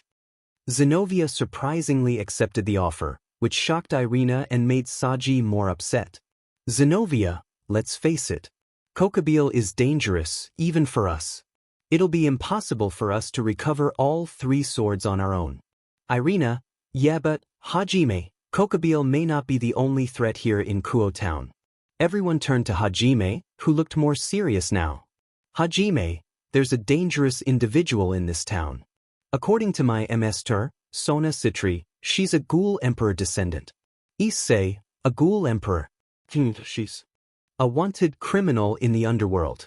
Her name is Mercedes Rushafel. Kaneko, a ghoul emperor descendant. Say, how do you know she might be working with that fallen angel? Hajime, I never said she was working with one, because I don't know that. But I do know she's here in this town. Saji, how do you know that? I wasn't even told this. Hajime, I ran into her one evening with Rhea and Tomo. She has a peculiar way of calling me by a name from my past, Tomio. Irene, Kaneko, Tomio. Issei, where would she get that? Hajime, I don't know. But I'll explain the whole name thing. Hajime began to explain his past, what the name Tomio meant to him, and how he had a debt to pay to a yakuza. Saji, Diamond dude, I didn't know, man. But Issei, dude, that sounds rough. I may know some yakuza stuff, but Hajime, hold on. Hajime turned to Issei with interest. Hajime, you, of all people, know about yakuza. Issei, I might know a thing or two. Hajime narrowed his eyes at Issei. Hajime, name 3 of the big 4 syndicates. Issei jumped a bit, nervousness creeping in. He rubbed his jaw with his finger. Issei, I mean, well, I know there's Yamaguchi. I can't get this one off the tip of my tongue. Sumi. Kawa. Sumi. Wara. No, that's not it either. Sumi. Toshi. Sumitoshi. Hajime, you're such a fraud. Hajime grabbed out his phone. Hajime, but forget that. Kaneko, what are you doing, bro? Hajime, it's selfie time. Hajime began to pose for another selfie. Saji, wait. Akamizu, no. Time skip evening park. Kiba, I get it. But I'm quite disappointed in someone who can wield an Excalibur would approve of their destruction. Hajime, is that seriously what you're more interested in? Zenobia, speaking of disappointment, didn't you abandon your place in the House of Gremory? Kiba narrowed his eyes at Zenobia. Zenobia, since you're astray now, we can execute you if you'd like. Zenobia began to pull out her sword, and Kiba formed a magic circle in his hand. Kiba, you're welcome to try if you'd like. Issei stepped in between them to stop the fight. Issei, guys, come on. We're trying to cooperate. No fighting. Hajime closed his eyes and reopened them after a few moments. During the discussion, Irina and Zenobia mentioned the one responsible for the infamous Holy Sword project, which Kiba had been part of, who had been excommunicated by the church, Valper Galilei. Kiba happened to know him. Zenobia, there's a high chance Valper may be involved with the current situation. Kiba, well, after hearing that, then there's no reason for me not to cooperate with you. Irina, yay. Then I guess it's been decided. Alastair, the light brunette. I like her. Her vibe is fun. Zenobia, we shall return the favor for the food someday. Red Dragon Emperor Issei Heiru. Irina waved goodbye with a wink as the two exorcists began to walk away. Issei sighed and turned to a groaning Saji. Issei, so this is good, right? Saji got up and screamed at Issei. Saji, this is not good. Not only could we have been killed, but we could have started another war with the church. Kiba, Issei. Issei turned to Kiba as Saji sighed. Issei, hey. It's kinda our turn to help you, right? Since you've been saving me lately. Kiba, I want you to stay out of this. Issei and Kaneko poked their heads up, and Saji poked his with excitement. Hajime just stood there. Kiba, what's going on here is my revenge. Not yours. I cannot allow this. I don't want you all involved. Issei, but we're family, aren't we? We're supposed to be friends. Hajime, Issei. Hajime put his hand on Issei's shoulder, causing him to turn. Hajime, don't worry, let me handle this. Issei, but... Hajime stepped forward to Kiba. Hajime, hey Kiba. Kiba, what? Hajime. Hajime got close to Kiba and pinched his cheeks hard, causing the Prince of Kuo to groan in pain. Hajime gave him a serious look. Hajime, tardiness is unacceptable. If I ever see you not show up or come in late again to school, just know that I know plenty of nice places to bury a body. Whether they're devil or human, I won't show mercy. Got that? Kiba, G got it. Hajime let go of Kiba's cheeks and walked away. The young blonde man rubbed his cheeks while Kaneko approached him. Kiba still wasn't sure until he shared his past about his comrades during the Holy Sword project, which made Saji emotional and changed his mind to willingly join. Kiba turned to Kaneko. Kiba, Kaneko. Kaneko, don't be so stupid. I'd be very sad if you weren't with us, Kiba. Kiba began to smile at Kaneko.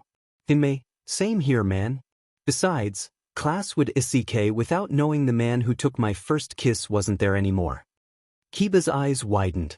Kiba, Issei immediately turned to Kiba, his eyes wide. Even Kaneko was curious. To say, hold up. What? Kaneko, Kiba. You kissed Hajime. Kiba, what? It was a complete accident. I don't know what's going on here. Kaneko narrowed her eyes at Kiba. Kaneko. Kiba, what? Come on. It's exactly what happened. Hajime got close to my face one day, and a classmate accidentally bumped into him. Kaneko, still if this... Kiba, oh come on. Meanwhile, in a sauna, Sona and Rias could be seen steam bathing together. Sona, really? Kiba did. Rias, do you think I made a mistake? Sona, he is still part of your household, right? Rias, of course.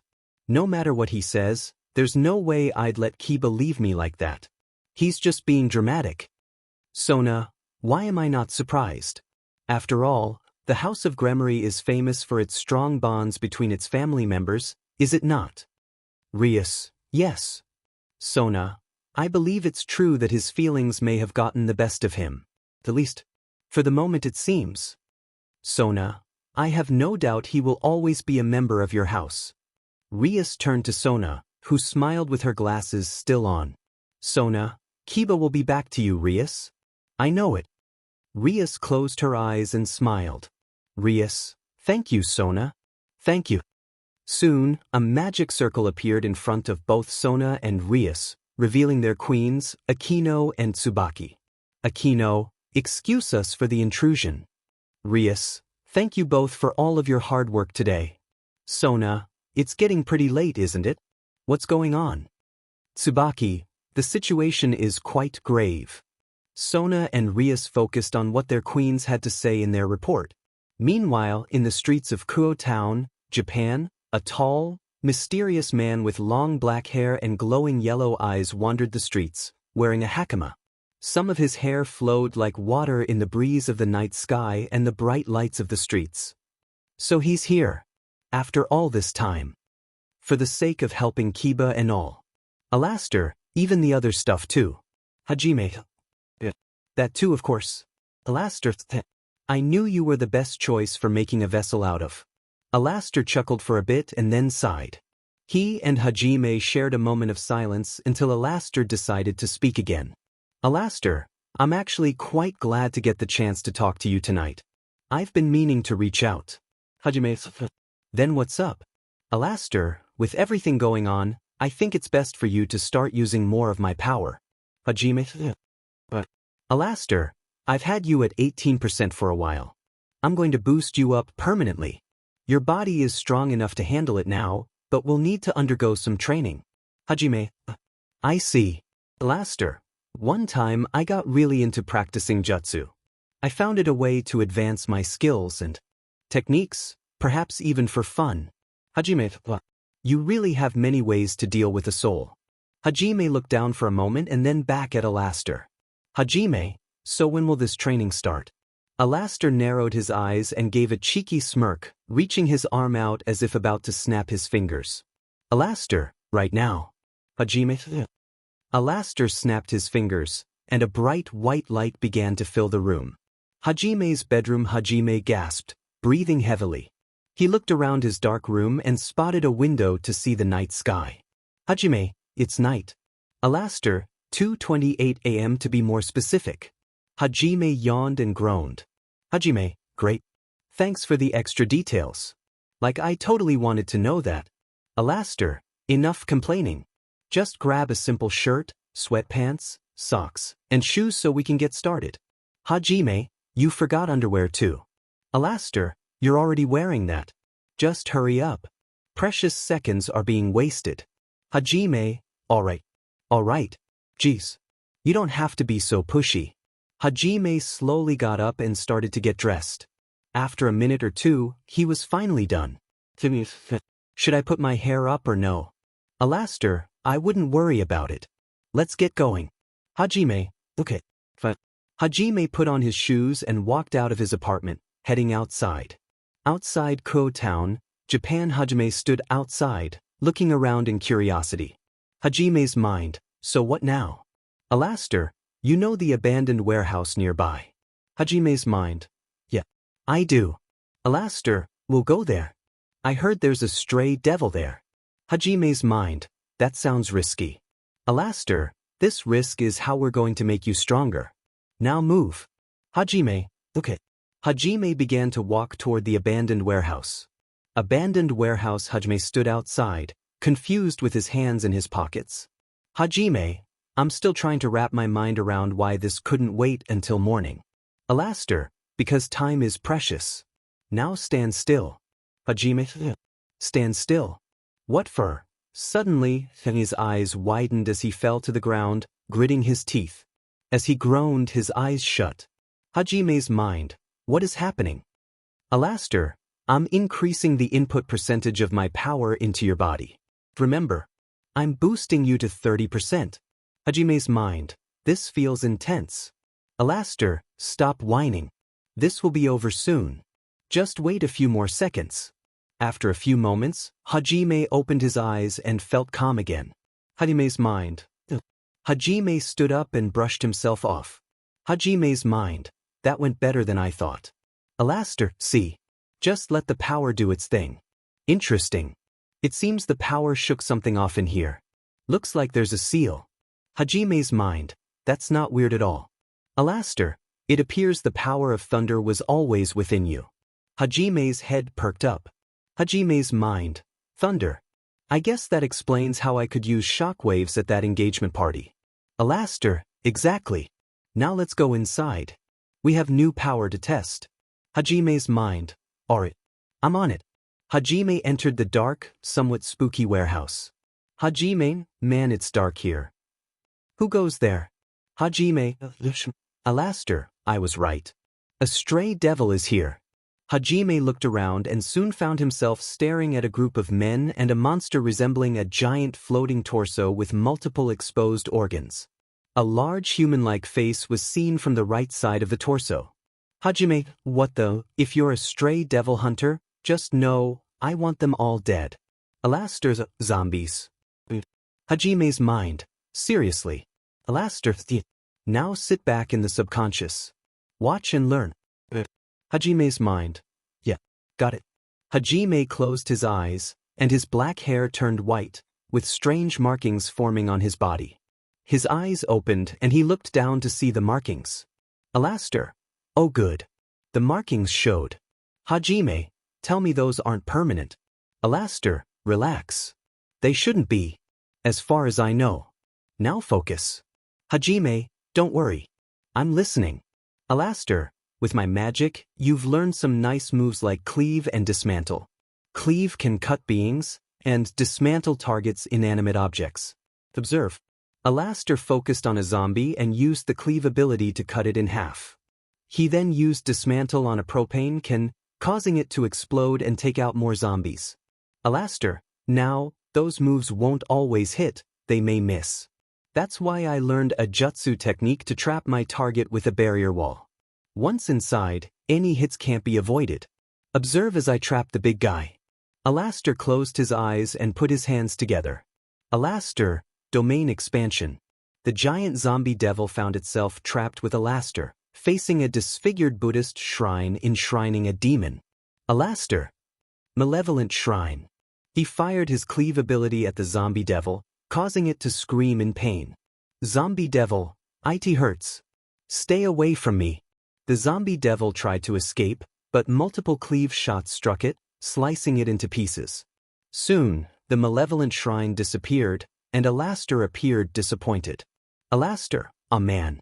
I was hoping to cut you into threes, but I guess you were weaker. I cut you into like 15 pieces.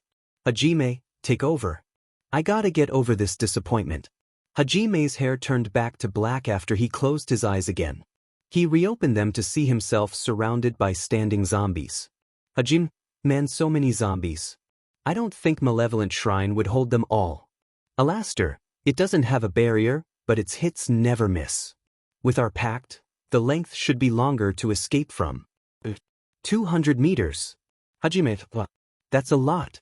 Alastair, yeah, but you can't leave until all the zombies are dead. Can't have them roaming the town. Hajime, yeah, that's fair. But don't worry. Hajime surrounded himself in a black and red aura, forming a black sword out of pure energy. Hajime, I got plenty of ways to get around. Alastair, black magic to form a sword. Hajime used the sword to cut through a large number of zombies, killing those hit instantly. He then stomped the ground, using shockwaves to send the zombies back. Alastair, using your power of thunder to send them back. Not bad. This will be fun to see. Hajime continued defeating the zombies as Alastair commented on his style. Time skip. Morning. Hajime finished the battle and left his monstrous form. His shirt had been torn, exposing his muscular body and markings. Hajime, what a night. I'm not even tired anymore. Alastair, by the way, you missed calls from the peerage. Hajime, what? Why didn't you tell me sooner? Alastair, 'cause you were busy. Hajime, I guess that's fair. I'll keep improving. Alaster, good. Keep it up, Hajime Akimizu. Suddenly, Hajime noticed Sona and the rest of the peerage looking shocked at the scene around him. Sona, Hajime. Hajime looked at Sona with his shirtless, marked body and bed hair. Hajime, oh hey Sona. What's up? The girls were taken aback by Hajime's appearance. Ruruko even fell down, causing concern for Momo. Momo, Ruruko. Are you okay? Tsubaki and Rhea gasped, trying to hide their blushes, while Tomo took a picture of Hajime on her phone. Hajime, what's wrong? Hajime sniffed himself and turned back to Sona. Hajime, do I stink? Tsubasa, Hajime. Hajime, echem. What's up, Tsubasa? Tsubasa ran up to Hajime and tackled him, shocking the girls even more. Tsubasa then planted a kiss on Hajime. Tomo, WHAT. Tsubasa broke the kiss, and Hajime looked at her in surprise. Tsubasa, oh yeah. You stink all right. Hajime, Tsubasa, I never knew you could get so filthy from a hard night's work. Lucky for you, I like the kind of guys who work hard. Hajime's mind, and they said I had the scariest smile here. Alaster, I think it's quite charming. Hajime's mind, not helping Alaster. That morning, Hajime left unscathed but lost a shirt. Luckily, the markings on his body faded. He remained focused on his plan with Saji, Issei, Kaneko, Kiba, and the exorcists. Tsubasa, meanwhile, seemed unfazed by her first kiss, while Tomo felt a twinge of jealousy. Sona could collect her thoughts until she got into class that morning. Nightfall Church, the exorcists and devils teamed up for the night. Kiba, Issei, Saji, Kaneko, and Hajime all put on disguises to hide their true identities. Hajime, I don't get why we have to wear disguises, but I'll take whatever. Kaneko, probably the best thing to do, to be honest. The group began to discuss their plan to split up, but before they could start, Zenobia stopped and gave Issei some important information. Zenobia, before we go, I should let you know that the white dragon has awakened. Issei gasped, feeling a mix of shock and fear at Zenovia's announcement. Time skipped. The devil team continued to walk, but Issei seemed uneasy. Kaneko, you alright, Issei? Issei, HM. Yeah, I'm fine. Just trying to figure out where to go. Kiba, I may have an idea where to go next. Saji turned to see Hajime looking around. Saji, Akimizu. Everything all right? Hajime, yeah, just keeping our backs covered.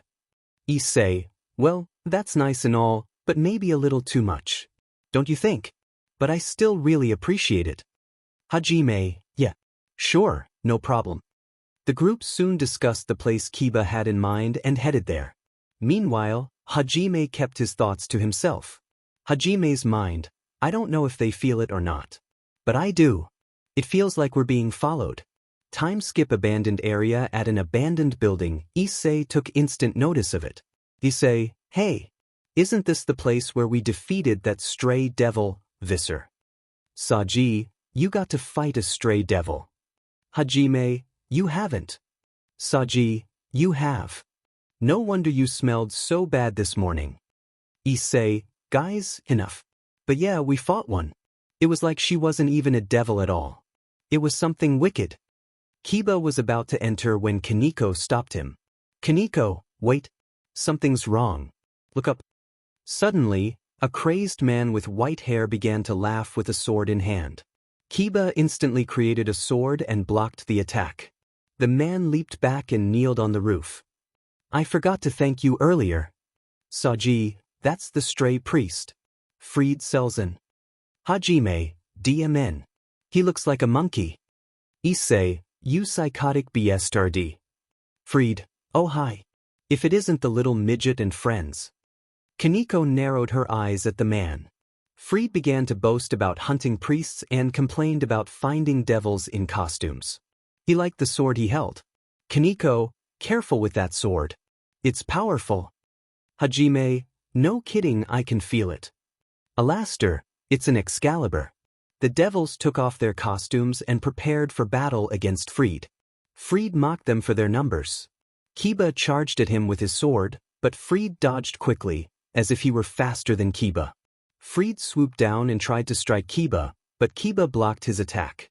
Freed, some would call the holy sword of heavenly flashes the Excalibur rapidly, but I don't. I call it the super-fast sword. Freed leaped away from Kiba, who followed him. The two exchanged clashes midair at the same speed and time. Hajime, a holy sword that grants speed. Kinda defeats the perk that a knight has. Alaster, exactly. Issei tried to focus on giving Kiba power, while Kaneko pulled out her cell phone, which had a cat logo on the screen. Issei, DM it. If only there was a way to get Kiba more power. Saji, wait a minute. You just need to slow him down. Issei let out his hand, and his sacred gear formed onto his hand, surprising Issei. Issei, what's going on? Saji, you'll see. Alright. Line go. Saji released a glowing blue line, catching Freed by his ankle. Freed fell onto the building and held on as tightly as he could. Saji, check that. It's called the absorption line. My sacred gear. Issei, no way. You got a sacred gear too. Saji, hell yeah. Freed tried to slice the line but couldn't. He growled. Freed, it must be one of those dragon gears. Issei, yours is a dragon too. Drag, boost. Kaneko grabbed Issei and threw him to Kiba. Issei, who wasn't ready, screamed as he reached Kiba and successfully transferred his power. As he was falling, a loud force could be heard as a figure caught Issei. He looked up to see Hajime. Issei, Hajime. How did you, Hajime, it's my thunder. Issei, thunder. You can manipulate thunder. Like Akino can. Hajime, Akino can manipulate thunder. Issei, can you not use electricity like her? She's called the priestess of thunder. Hajime leaned on the ground and set Issei down. Hajime, strange. But thunder isn't exactly like that. Thunder is the power of shockwaves, concussive force, inducing fear and deafness. It can manipulate sound and emit vibrations. That's how thunder works. Issei, oh. Hajime, if I had to guess, Akino can use lightning and not thunder. Issei, but how did you get to me so fast? Hajime, I slammed my fist onto the ground, which set up enough for me to hit the air, and then I flew to catch you and land safely. Can you see my devil wings? Issei then saw Hajime had indeed extended his wings. Issei, oh. Hajime put away his wings. The two boys looked to see an old man now on the battlefield. My Freed, your holy sword techniques could still use some sharpening and tuning. Freed, it's old man Valper. Kiba's eyes widened with a sense of rage. That must be the guy Zenobia was talking about. Issei exclaimed. He's the mastermind behind the Holy Sword Project, Kaneko added. Kiba, whatever you're thinking, don't do it. Don't be stupid, Hajime warned. Kiba ignored him. Valper Galilei. Valper turned to Kiba. The one and only. One and only what? Hurry up and help me get this lizard tongue off me. Freed shouted. You need to pour all your energy into the sword, Valper instructed. Seriously. That's all it takes. One energy cocktail coming right up. Freed began to channel his energy into the sword, which started to glow brighter. Careful guys. This is bad. Issei warned. Suddenly, Hajime flew at Freed with immense speed and slammed him in the face, knocking him backward. You little devilish bestiardi. Freed retorted. Hajime narrowed his eyes, taunting Freed. Gone bear. Gone bear. Hajime don't. Issei shouted. Then don't stand there and watch. When you're in battle, you fight till you can't anymore. You fight till you win. Hajime yelled. Hajime aimed his arm for a shockwave, but Freed charged at Kiba again. Just then, Zenobia arrived to block the attack. What the hell? Hajime exclaimed. Yoo-hoo! Irina called out, catching Saji and Kaneko's attention. Irina. What are you doing here? Saji asked. What? What do you mean? You contacted me so I came to help. Irina replied. We did. Kaneko said, rolling her eyes. Zenobia and Kiba clashed with Freed. When Kiba tried to strike, Freed dodged and landed next to Valper. You're done, Valper said. Freed replied. All you had to do was get rid of the vermin from the church who had snuck in. But there they are with holy swords and you're outnumbered. Time to fall back, Valper continued. Ah! Freed groaned as he pulled out a small golden ball. He shouted and slammed it on the ground, creating a massive bluish light that surrounded them. Freed and Valper vanished. Zenobia and Kiba leaped off the building and began to run, with Irina following. Let's go, Irina. Zenobia urged. Wait, I want to go too. Issei called out, but he noticed Saji and Kaneko had stopped. Why have we stopped? Issei asked. Goodness, what have you gotten yourselves into? Rias, Akino, Sona, and Tsubaki appeared in a magic circle. Sona! Saji exclaimed. Rias! Issei shouted. I'm sure this will be a lovely story. I can't wait, Rias said. Whenever you'd like to start explaining, I'm ready, Sona added. Saji and Issei screamed in fear in front of their respective emissaries. Meanwhile, Hajime stared beyond the forest, relieved that whatever had been following them was gone. He looked down and spotted the 4 most popular girls in school. Oh! Hajime exclaimed, jumping off the building and landing a few feet away from Sona and Tsubaki with a loud thud. What a thunderous entrance you put up, Akimizu, Tsubaki remarked. Hajime took a knee in front of his Emtharan queen. Miss Citri, Miss Shinra. Akino noticed him. Nice to see someone can be quite formal about this. Care to explain yourself, Hajime? Sona asked. I agreed to join Hayadu's plan along with Saji to destroy holy swords, Hajime admitted. Aha! Issei screamed. And why? Tsubaki inquired. For the sake of punishment and DSPLN. Hajime replied. Please don't tell me it was to receive it, Sona said, concerned. Absolutely. At all cost. Hajime declared. Sona and Tsubaki exchanged glances, unsure of how to react, while Akino chuckled. Inside the building, Sona and Tsubaki stood before a bowing Saji and a kneeling Haji. Rias and Akino faced Kaneko and Issei, who kneeled and stood respectively. Saji. Sona called, making him flinch. Saji replied nervously. You weren't nearly as cautious as you needed to be back there.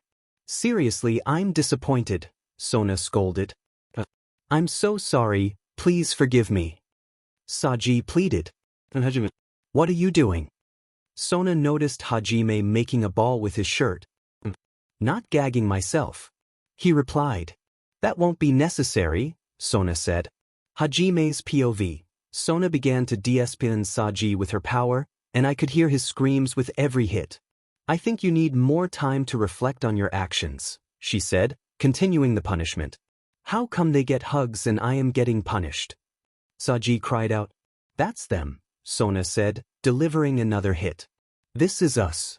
I couldn't help but feel a mix of excitement and nervousness as I awaited my turn. All gentle, boring, and unsatisfying spanks, so that you learn that you don't always get what you want when you misbehave. I saw her turn to Sona. And the President F nodded to this. Like she agreed with her. Sona, since you wanted this Hajime, I considered it would be best. That you don't get what you wanted.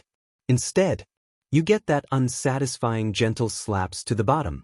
Go ahead and continue Tsubaki. Tsubaki, yes, Miss President. Tsubaki kept on gentle slapping my butt. As this happened, I could hear Rias spank Kaneko gently, since she apparently reflected on her actions. And then Rias started to give Issei the rest of his 999 spankings hard. This is bullshit. I went through all this. For gentle slaps to my butt. Know this. This can't be fair. This is bullshit. Nunu. The next day, Ko Academy third-person POV. It was in the afternoon. Like a lunch break. Or some sort of break right now. Hajime stood absolutely bored and disgruntled. Hajime, I hate today. There's nothing to do. Eventually, as he walked, among all the students that shouted, Fight on. And the ones walking in groups? Hajime found a tree and looked up at it. He could see the sun peek through the branches and the green leaves. Hajime, what a majestic tree. With a nearly perfect amount of shade to stay cool in. Hajime. Hajime looked to see Sona sitting in the shade and reading a book. Hajime, Miss Sim, ahem. Miss Shirtorai. Sona, what are you doing here? Hajime, I was just wandering around. I see you're reading. Sona, I am. Hajime, what's it about? Sona, it's about an emperor's son who is removed from the line of succession. That's deep. Hajime soon sat down. He leaned over Sona's shoulder to see if he can read. Hajime, There's Sona. There lived an old prince who had long been forgotten by the world. There lived an old prince who had long been forgotten by the world. Sona, good. That's right, Hajime. Hajime, what? So, is that what reading is like? Sona, what? It's a style of reading. But it's a way to start. You know, Hajime, you learn quite quick when you set your mind to it. Hajime. Sona smiled at Hajime for a bit. He blushed a bit and looked away. Maybe Aishokai was about to stand up, but Sona grabbed his hand and let his sit back down. Sona, hey, come sit with me for a bit. Hajime, you sure? Sona nodded. Sona, you said it about the tree yourself. It's quite majestic, don't you think? With nearly the perfect amount of shade to stay cool in. Hajime, I did. Hajime leaned against Sona's shoulder again. They two began to read together as Hajime slowly read and learned each sentence he read out loud, with some help from Sona. Time skip evening after school, Hajime walked with Tomo, Tsubasa, Rhea and Momo. Tomo, not gonna lie, Kalmeyer-sensei really made things look easy today. Don't you think so, Kasaka? Rhea, yeah, I can agree on that. Tsubasa, really? Then maybe I need to learn from you too, at least Meguri, or even Hanakai. Momo, Yura, did you not take good notes? Tsubasa, I mean, probably not. I think I would rather say that Kalmeyer-sensei and I have much different ways of learning. Rhea, well, why don't we all find a place to study over the weekend?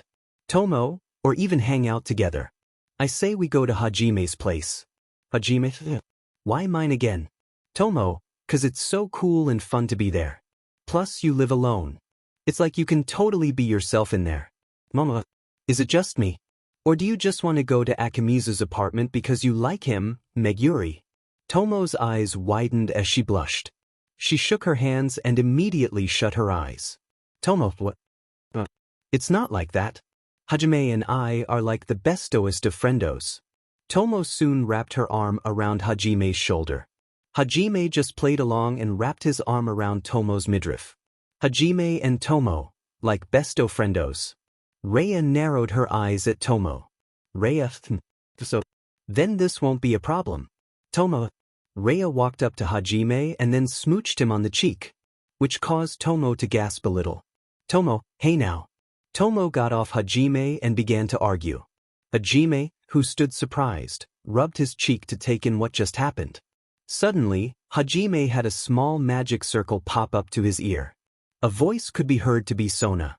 Sona, Hajime. Hajime, what's up? Hajime listened to Sona's voice. Hajime, I see.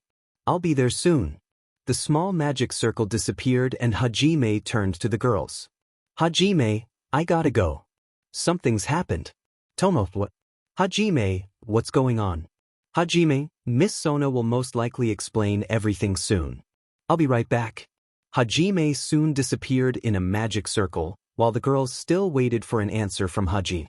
Hajime teleported through a magic circle, seeing he spotted Sona, Tsubaki and Saji in a different circle. Then saw Issei, Rias, Akino, Kaneko, Asia, and a clothes-torn and injured Irina. Issei, hey guys. Hajime, whoa sheet. Rias, thanks for coming Sona. Sona, of course. I came as soon as I got your message. The damage is pretty bad. Isn't it? Asia, yeah. Twilight healing isn't strong enough to restore consumed stamina.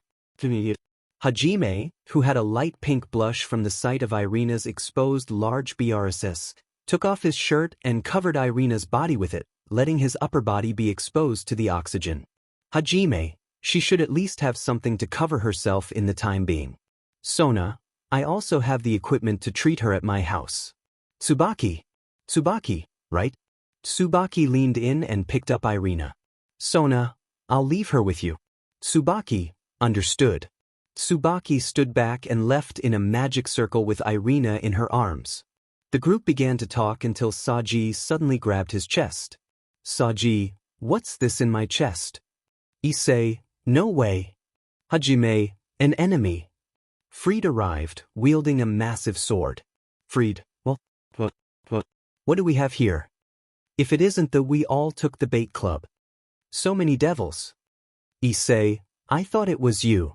Hajime, he isn't the only one here. Freed, Asia Argento.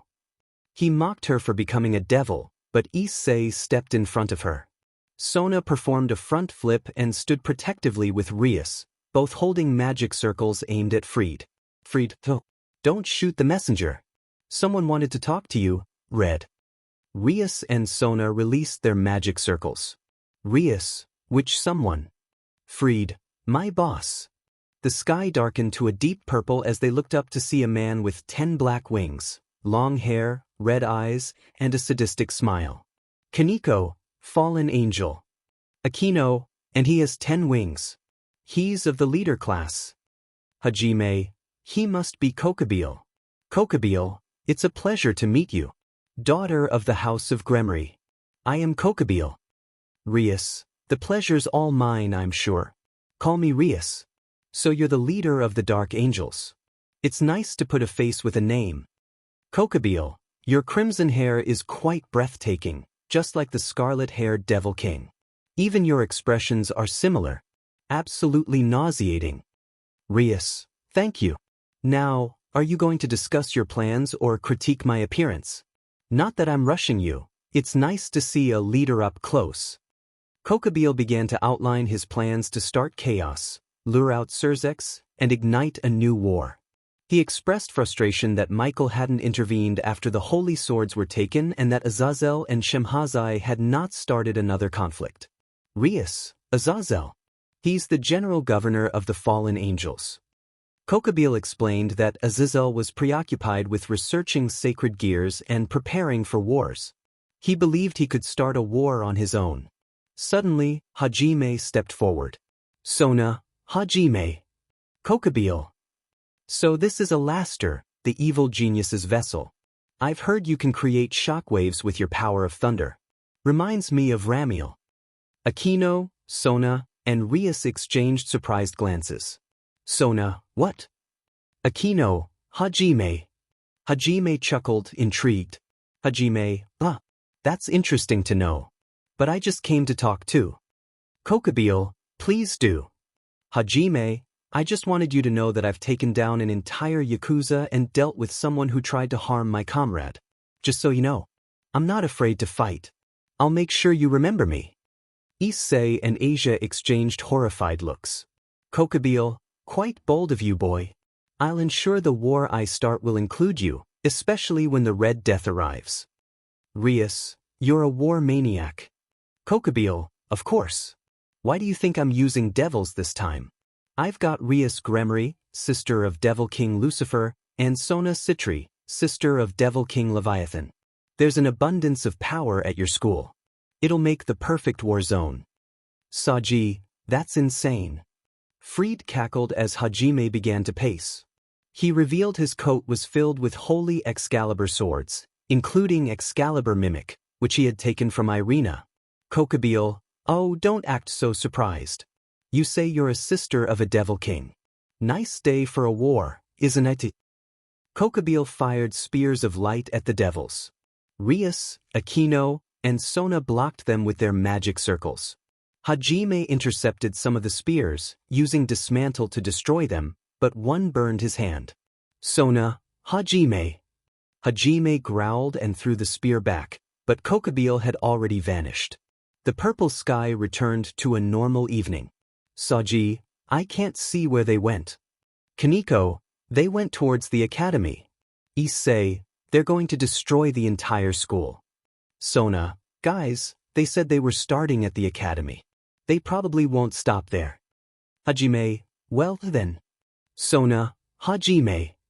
Hajime, yeah. Sona, we'll talk later, okay? Hajime, yeah. Rias, it's time. We need to head towards the school. Issei, on it. Hajime, let's do this. With Rias leading the way, the devils of Kuo Town began their march towards Kuo Academy to defend the school and prevent a potential war. At Kuo Academy, 2 devil magic circles appeared at the entrance. Rias, Issei, Kaneko, Asia, and Akino emerged from the Gremory circle, while Hajime, Sona, and Saji stepped out of the Citri circle. They soon reunited with Sona's peerage, Momo, Rhea, Tomo, Tsubasa, and Ruruko. Ruruko, Genshur. Momo, Genchan. Rhea, Miss President. As the girls called out, Tomo struck a pose and shouted loudly. Tomo, Hajime.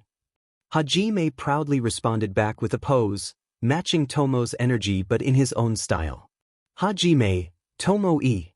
An awkward silence fell over everyone. Suddenly, Rhea broke the silence by playfully slapping Tomo on the back of her head.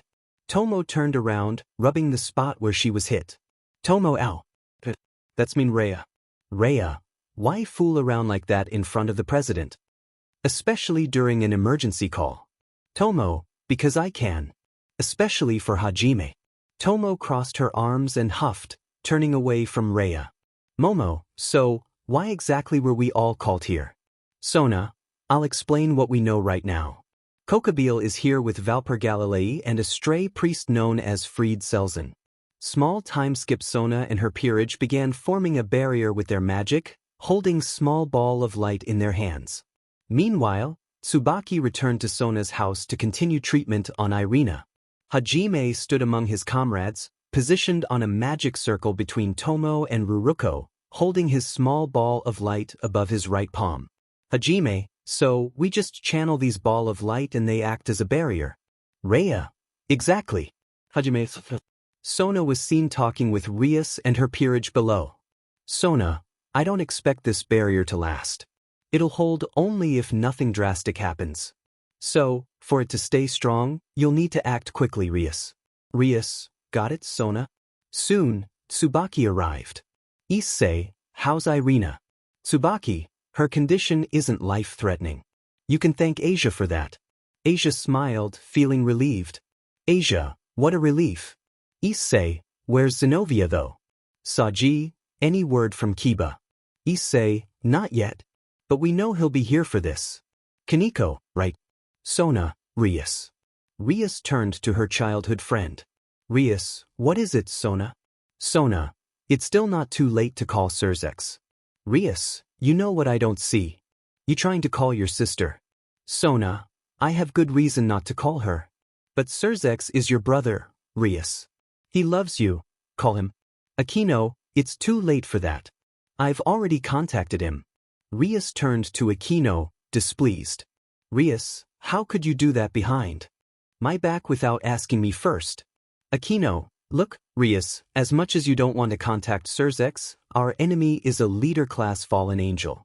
He's not someone you can take on your own. I think that classifies as a must.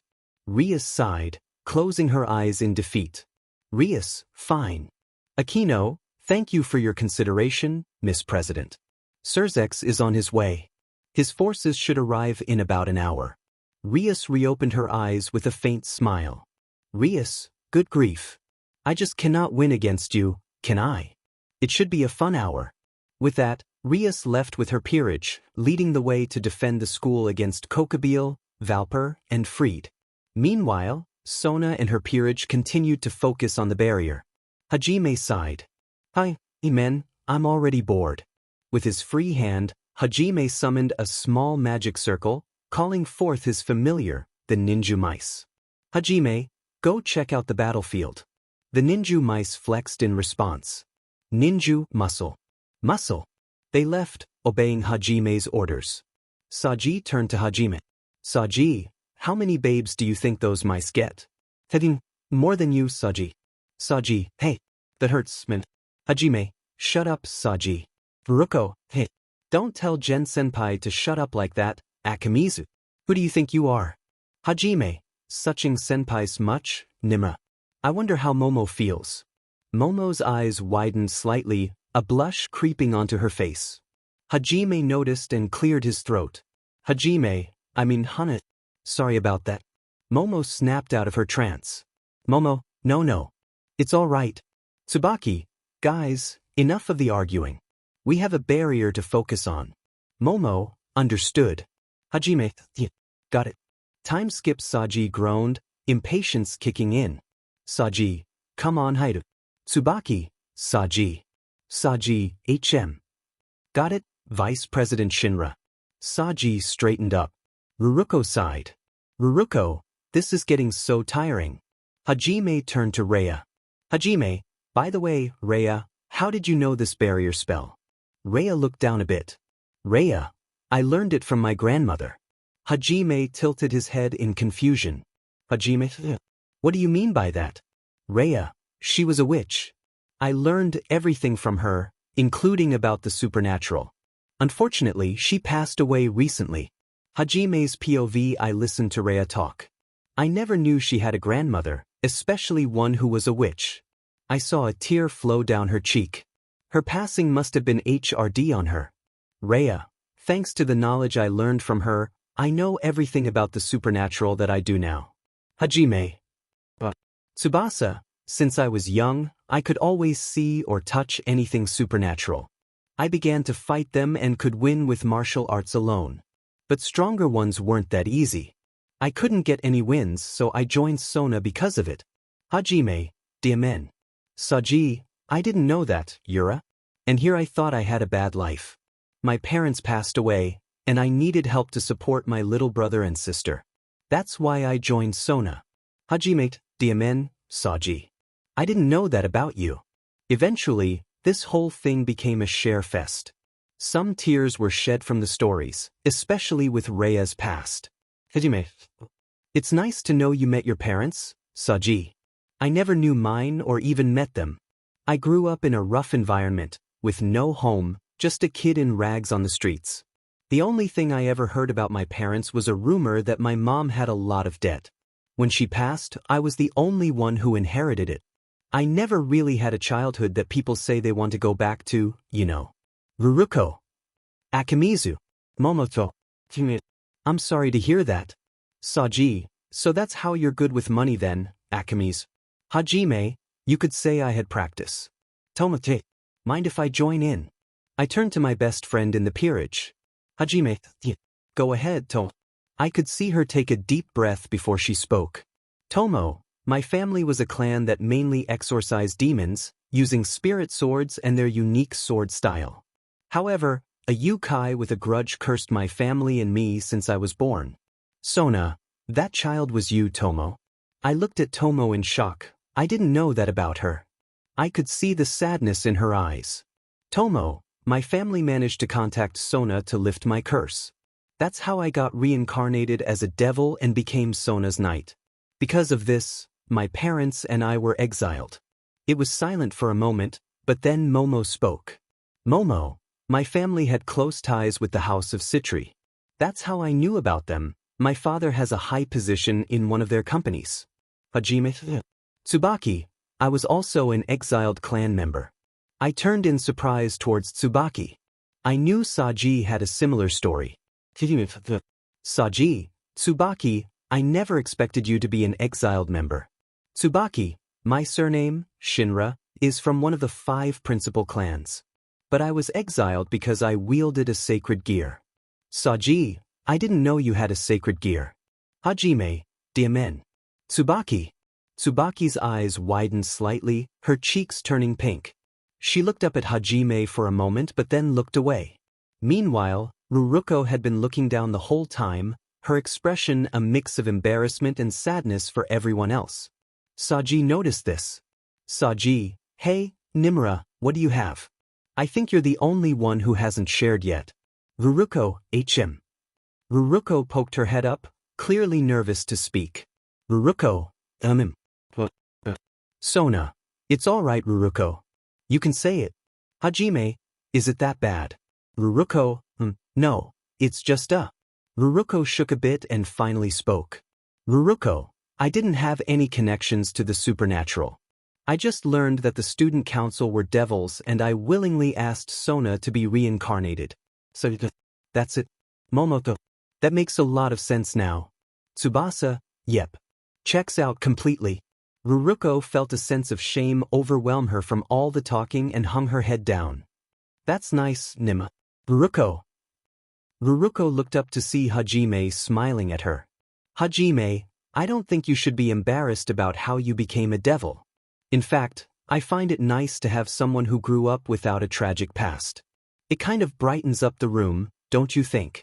Ruruko felt her face grow warm as she stared at him. He soon looked away, focusing on the small light floating above his hand. Hajime, so, we all come from different places. It's nice. Hajime turned to Sona. Hajime, hey Miss Citri. Who exactly is this Ramiel guy? Rhea, Tsubaki, and Sona turned to Hajime. Sona, Ramiel is a fallen angel, brother to 3 others, Barakiel, Matariel, and Ananiel. Together, they were the fallen watchers of the storm. Barakiel of lightning, Ramiel of thunder, Matariel of rain, and Ananiel of the storm. Hajime. Sona, unfortunately, when Ananiel and Barakiel fell, so did Ramiel. It destroyed him mentally as they described. He didn't follow Barakiel to Grigori, the fallen angel government. He supposedly vowed vengeance, which is why he's wanted by Grigori. So I hear. Saji, hey, Akimizu. I remember Kokabeel said a power of yours was similar to Ramiel. Hajime. You're right. Sorry. Hajime let go of his little ball of light, letting it vanish. He spread his wings and flew to Rhea. Rhea? Hi, what are you? Rhea's eyes widened as Hajime gently wiped away her tears and kissed her on the nose.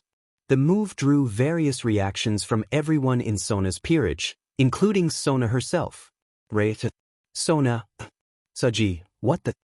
Ruruko, HAAAA. Rhea's cheeks turned bright pink as she stared into Hajime's deep red eyes. Rhea, Hajime. Hajime, I just wanted you to know something. Hajime then turned to everyone. Hajime, I don't care who you were or what you had in the past. I don't care if you were exiled from a clan, cursed, or if you had family members die. The only thing that matters is who you are in the present. You all matter to me more than anyone right now. The past doesn't define us, it's the present that shapes who we are. Unknown to Hadi, Tsubaki gasped, her cheeks turning a deep shade of red, as did Rhea, Tomo, and Ruruko. Hajime flew down to the ground and began to run. Sona, what do you think you're doing? Sona called out. Hajime stopped and smirked. Just getting some answers out of this Kokabeel guy. He instantly ran towards the battlefield. Shouldn't someone go after him? Saji exclaimed. Later. We need to focus on the barrier. Sona replied. Saji reluctantly returned to the barrier. Meanwhile, Tomo shot a teasing smirk at Rhea. You totally like him, don't you, Kusaka? Rhea looked down, her face still pink. I do. I like him. Ha. I knew it. Tomo exclaimed. Rhea looked back at Tomo. I may not be the only one based on that reaction, Meguri. I bet you like him too. Of course I do, you dingus. I've liked him first. Tomo shot back. Rhea narrowed her eyes. Nice to see you're finally admitting it. Tsubasa chimed in. You both won't be winning so easily, especially since I've been liking him too. Rhea and Tomo turned to Tsubasa. You're on, Yura. Tomo challenged. What about you, Nimura? Momo asked. Ruruko hesitated. Huh. You said his first name. Tomo exclaimed. It's the first time I've heard you do that, Tsubasa added. Ruruko realized what she said and shook her head, her face bright red. No. I have absolutely no idea what you're talking about. I do not have any feelings for Akimizu. Wow, Ruruko. I've never seen my kohai act so differently about a boy before, Momo said. Stop talking. Stop talking. Ruruko insisted. Enough. Sona interrupted, and the girls fell silent. I see you all talking about how much you like Hajime. But here's something you should know. Sona looked serious. I have no intention of losing easily to my own servants. After all, he's the young man I love first. Tomo, Rhea, and Tsubasa looked at Sona in comedic shock, and even Ruruko and Momo were surprised. Meanwhile, Saji lamented about how much attention Hajime was getting, and Tsubaki was lost in thought. Meanwhile, on the battlefield with Rias Gremory's peerage, Kokabile had revealed shocking truths to the House of Gremory. Akino was the daughter of fallen angel Barakiel, explaining her ability to control lightning. But the most shocking revelation caused Asia to faint and Zenobia to fall to her knees. God is dead, Kokabile declared, having been killed in the Great War along with the 4 original Devil Kings. Zenobia froze in shock, her pupils shaking. No way. God's dead. He's what? God has been dead. How is that possible? You're lying. Rias exclaimed. Kokabile continued, back then, the devils lost all their kings and most of their high-level devils. The angels and fallen angels lost everyone except for their leaders. Pure angels can't be bred, and pure devils are just as rare, aren't they? That's not true. It can't be. Asia protested. Zenobia fell to the ground, letting go of Durandal. Lies. They're lies. It's not true. Akino. Rias asked, her voice trembling. I let my pride get in the way, Rias said, tears forming in her eyes. It's all my fault. Suddenly, a thunderous sound erupted, and Rias turned to see Hajime making his entrance. No peeking. Punk, he said. Kokabile grinned. So, not only does Barakiel's daughter choose to fight for the devils, but Ramiel's son makes an entrance too. Rias, Akino, and Issei looked on in shock. What? Rias exclaimed. It can't be. Akino added. No way, dude. First Akino, now Hajime. Issei said. Hajime approached Kokabile. So what's your proof? You got like a DNA test or something. Hajime, didn't you just hear? Issei asked. Hear what? Hajime replied. God's dead. Hajime stood in silence, then began to laugh loudly. Once he stopped, he sighed. That's good. And it makes sense to me. Living in such a godless world. Hajime charged forward at Kokabile, dodging light spears with incredible agility. He hit Kokabile with a shockwave blast, striking him repeatedly. After a flurry of attacks, Hajime blitzed forward and ripped off a pair of Kokabile's wings, causing him to scream in pain. What's wrong? Your trick's not working. Hajime taunted. He then positioned himself above Kokabile. The promise I made. Hajime moved his hand into Kokabile's right eye, eliciting a scream from him as BLD began to spurt. What do you feel from this boy? Anger. What kind of satisfaction do you get? Kokabile shouted. Hajime paused, pulling his hand from the eye socket and giving Kokabile a blank stare. Hajime, what do you mean? I feel nothing at all. Kokabile felt a sense of horror, the need to tremble for some reason. Hajime, but the demon inside has different views. I'll give you a peek. After all, I am Alaster's vessel. Hajime put his hand on his forehead and gave Kokabile a vision of a sinister and horrifying grin of the evil genius himself, Alaster. Alaster, acknowledge the next red-eyed king. Kokabile screamed in pure fear. Hajime, hey, I got something for you to feel. Hope you enjoy it. Hajime shoved his hand back in and ripped the eyeball out of Kokabile's eye socket. BLD began to ooze out as Kokabile screamed in horror and pain. The leader class fallen angel tried to cover his eye, but Hajime stepped on his back. Hajime, hey punk. Why don't you let the world see my work? Hajime used his cleave ability to rip off Kokabile's right arm. Kokabile screamed even more and began to crawl away from Haji. But before he could escape, the barrier shattered. Enough.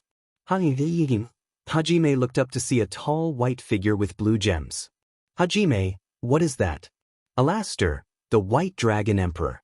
Also known as the wielder of Divine Dividing, the rival of the boosted gear. Hajime, Well, demon. White Dragon, excuse my arrival. But I am tasked to bring back Kokobeel alive. I'll be taking the stray priest too. The White Dragon Emperor grabbed the severely injured Kokobeel and freed Selzen. Before he left, the White Dragon Emperor spoke to Issei and the boosted gear's spirit, Drake. Soon, Sona and the rest of the peerage arrived to see the damage.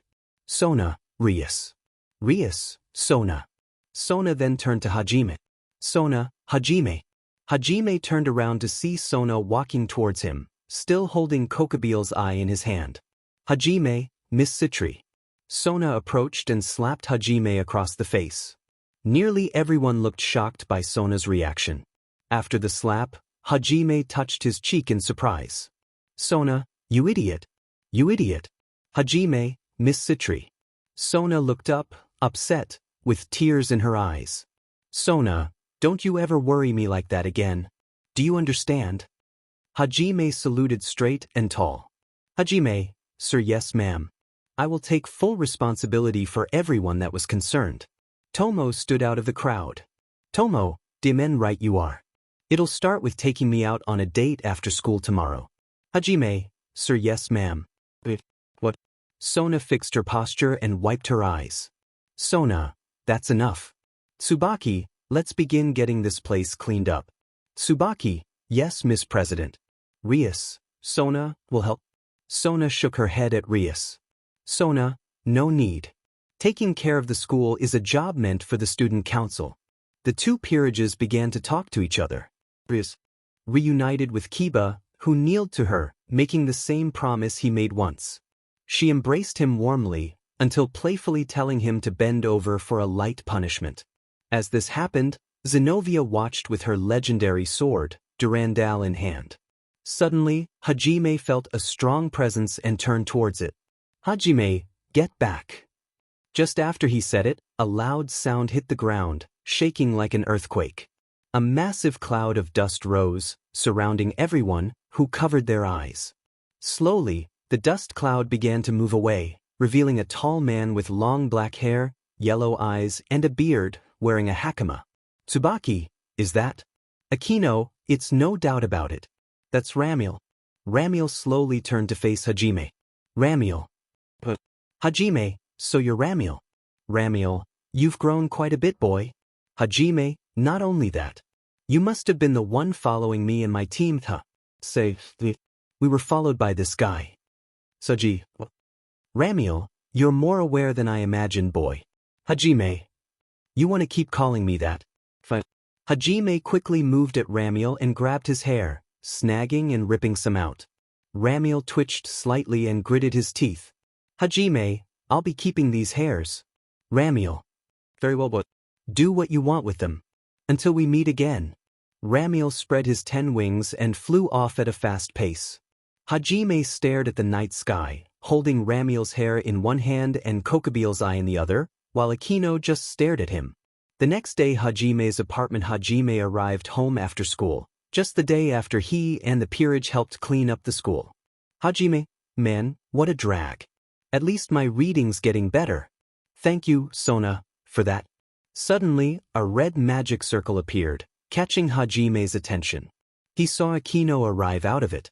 Akino, hey Hajime. Hajime, Akino. What's up? Akino, just thought I'd stop by. I heard you got a DNA test on Ramiel. Hajime, I did. But I haven't gotten the results back. Suddenly, there was a knock at the door. Hajime turned to it and got up to answer. A minute later, he came back with an envelope. Hajime, what do you know, I just got it. Akino, well, why don't you open it up then? Hajime, yeah. Hajime sat down on the couch and opened the envelope. Akino sat down next to him, and together, they read the results of the DNA test. Hajime's eyes began to shake a bit, his pupils turned a different shade. His mouth quivered into a smile as he chuckled and dropped the test.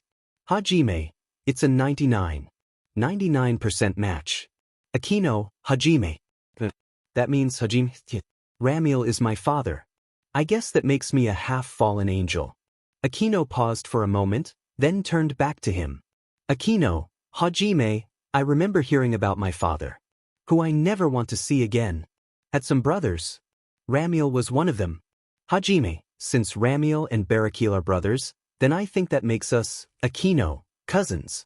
Hajime and Akino exchanged glances, their eyes meeting. Hajime looked away, scratching the back of his head, while Akino did the same.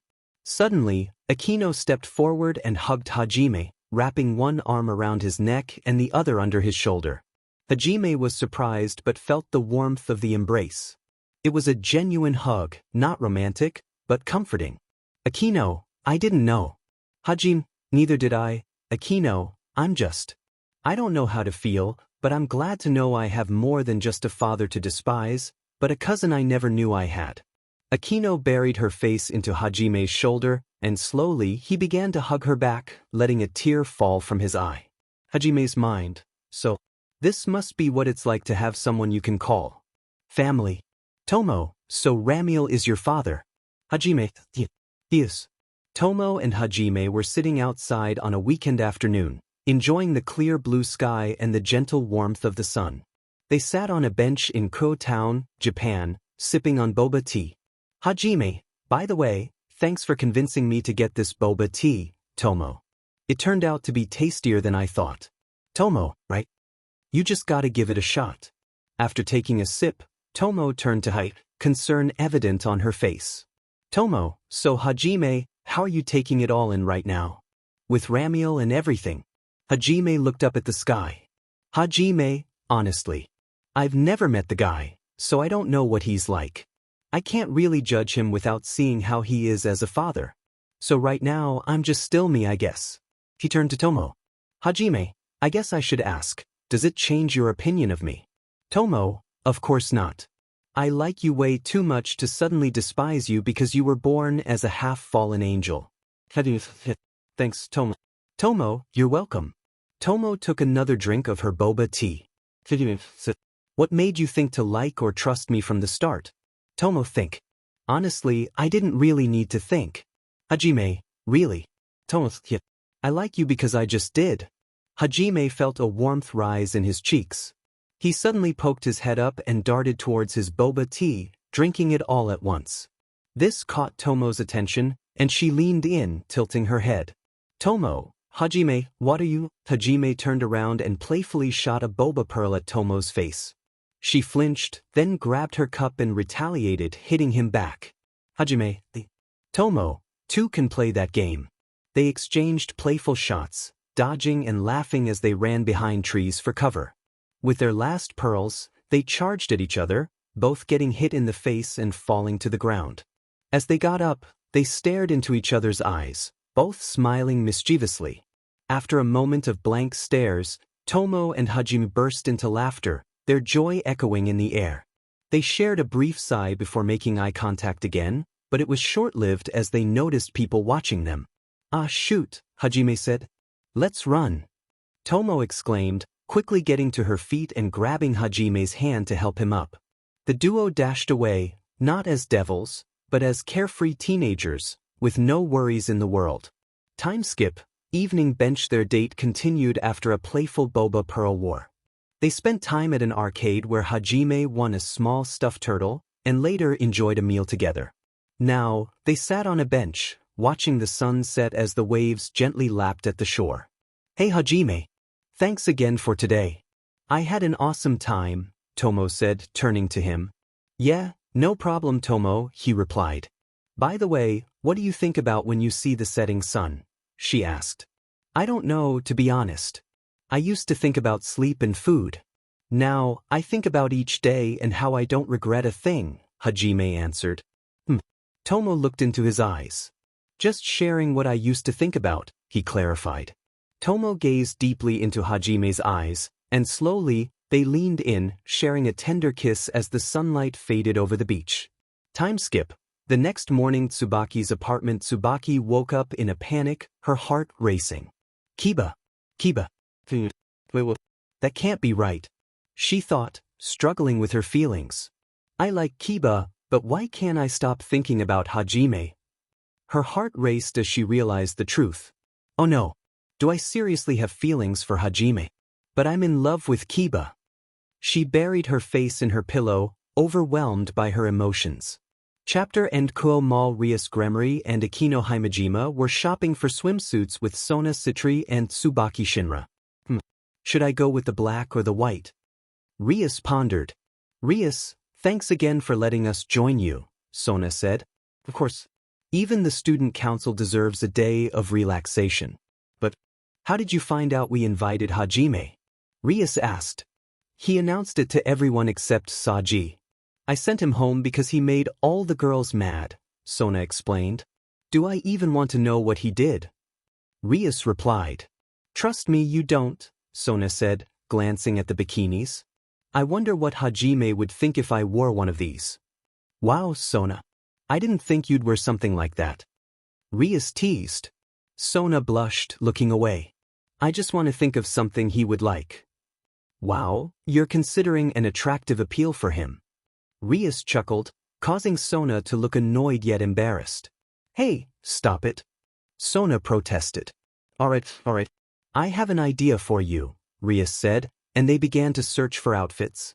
Meanwhile, Akino and Tsubaki were also discussing their choices. I wonder what Issei would think if I wore this, Akino mused. What should I wear in front of Hajime? Tsubaki pondered. Oh, I have an idea for you, Tsubaki. Akino said, wrapping her arms around Tsubaki from behind. Akino, try wearing a two-piece that shows off a lot of skin. Maybe something around here, Tsubaki. Akino, what are you doing? Akino, I'm just giving you a suggestion. Tsubaki, but what about my status as a mature young woman? Akino, oh come on, Tsubaki. Akino leaned into Tsubaki's ear. Akino, you have such an incredible body. Why not show off some skin to a boy you like? Tsubaki nervously turned to Akino. Tsubaki, with her cheeks a bit red, Tsubaki turned to a two-piece bikini. Tsubaki, maybe. If Hajime will find it attractive. Akino, there you go. That's my girl, Tsubaki. Look at you. Meanwhile, back with Sona and Rias, the two leaders of their peerages were still searching for swim attire. A thought crossed Rias's mind, and she turned to her childhood friend. Rias, hey Sona. Have you ever wondered what it would feel like to get your chest oiled with sunscreen by Hajime? Sona jumped and turned to Rias. Sona, what are you saying out loud? Rias, I'm just saying, Sona. Can you imagine what kind of feeling you would get? Sona turned away, her cheeks glowing from the reaction. Sona, I don't put those kinds of thoughts into consideration. With having to take care of the school, I don't have time to think about it like you do. Rias, I'm sure it would be nice for you too. Rias turned away. Rias, I always wondered how thorough Issei would be with mine. Sona turned to Rias, who had a look of wonder in her eyes. Her cheeks were starting to return to their regular color. Rias then picked out a white bikini with gold rings. Rias, I think I'll take a selfie in this one. Sona. Sona looked at a dark blue bikini with white stripes, pinkish-purple ribbons, and a frilly garter. She thought to herself as she picked it out. Sona's mind. What would Hajime think if I sent him one too? Eventually, the four young girls all picked out suits and took selfies of themselves, sending them to Issei and Hajime respectively. Meanwhile, Hajime and Issei were at a karaoke party with Asia, Zenobia, Kaneko, Aika, Matsuda, and Motohama. Kiba was also present. Hajime, your friends aren't the best singers, but they seem to have fun. I can say it's kind of good for Matsuda, especially after he found out his brother died. Hajime, his brother died. It was in a paper that he was killed in a fire. A hard day for him. Hajime's mind. Wait. Suddenly, Hajime felt his phone ring. He grabbed it out and saw Issei grab his out too. Weird. They got notifications at the same time. He opened it up and saw selfies of Sona and Tsubaki. Issei. Hajime turned off his phone and stood up. Hajime, I'm gonna go now. Issei. Kaneko, you good, Hajime? Hajime, oh yeah. Fantastic. Anyway, I'll see you later. Zenobia, later. Asia, bye, Hajime. Hajime left for home. He had something to do. Time skip Hajime's apartment. Hajime's bathroom. Hajime made an unimaginable sound that night. The next day the Kuo pool was clean for the first time in a year, and many members of Rias's peerage stood around, changed into their swimsuits. Akino, water is all ready. Rias, all right. Is everyone ready to go?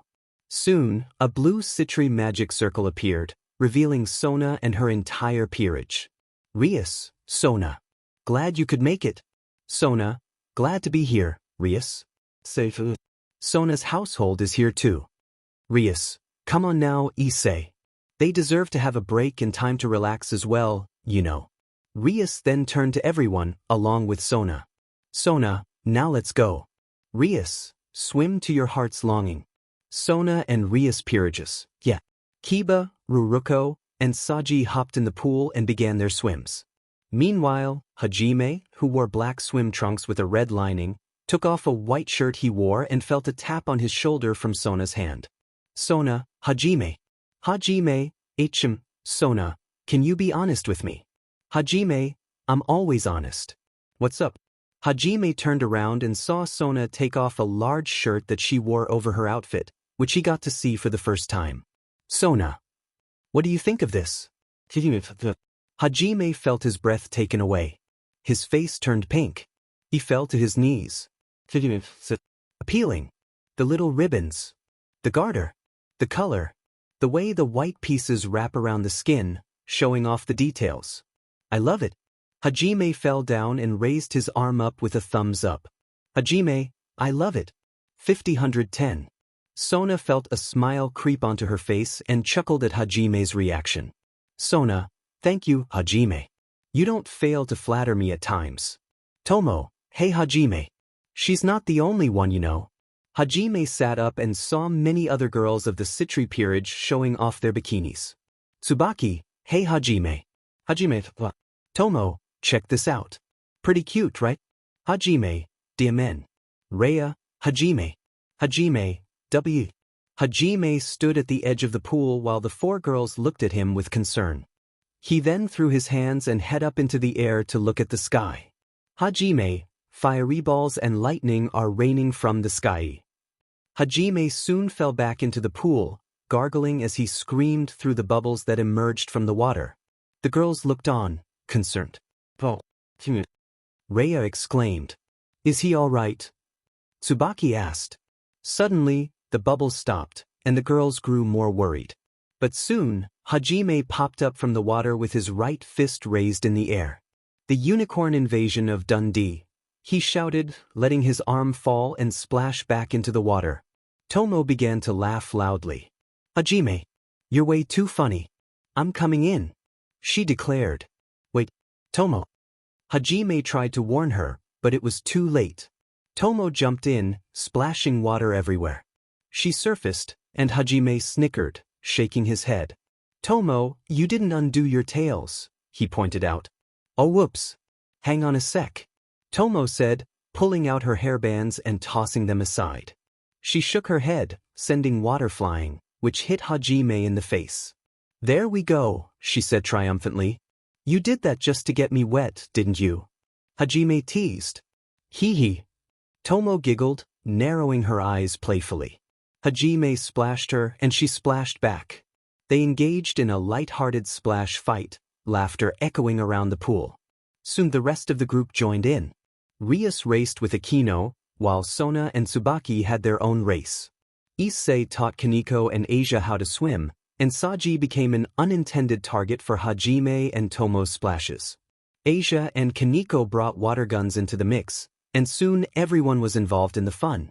As time passed, people socialized in and around the pool, floating and relaxing. Hajime sat at the edge, his feet in the water. I wonder where Zenobia went. I swear I haven't seen her yet, he mused aloud. Momo approached him. Hey. Oh hey, Hanakai, Hajime replied. Not gonna hop in again, she asked. Nah, just resting for now. Gives me time to think about everything going on outside, he said. What's on your mind? Momo inquired. Mostly how I ended up here and that Mercedes Rushafel is still out there, Hajime explained. She won't be an easy target to catch, that's for sure, Momo agreed. They fell into a brief silence before Hajime broke it with a compliment.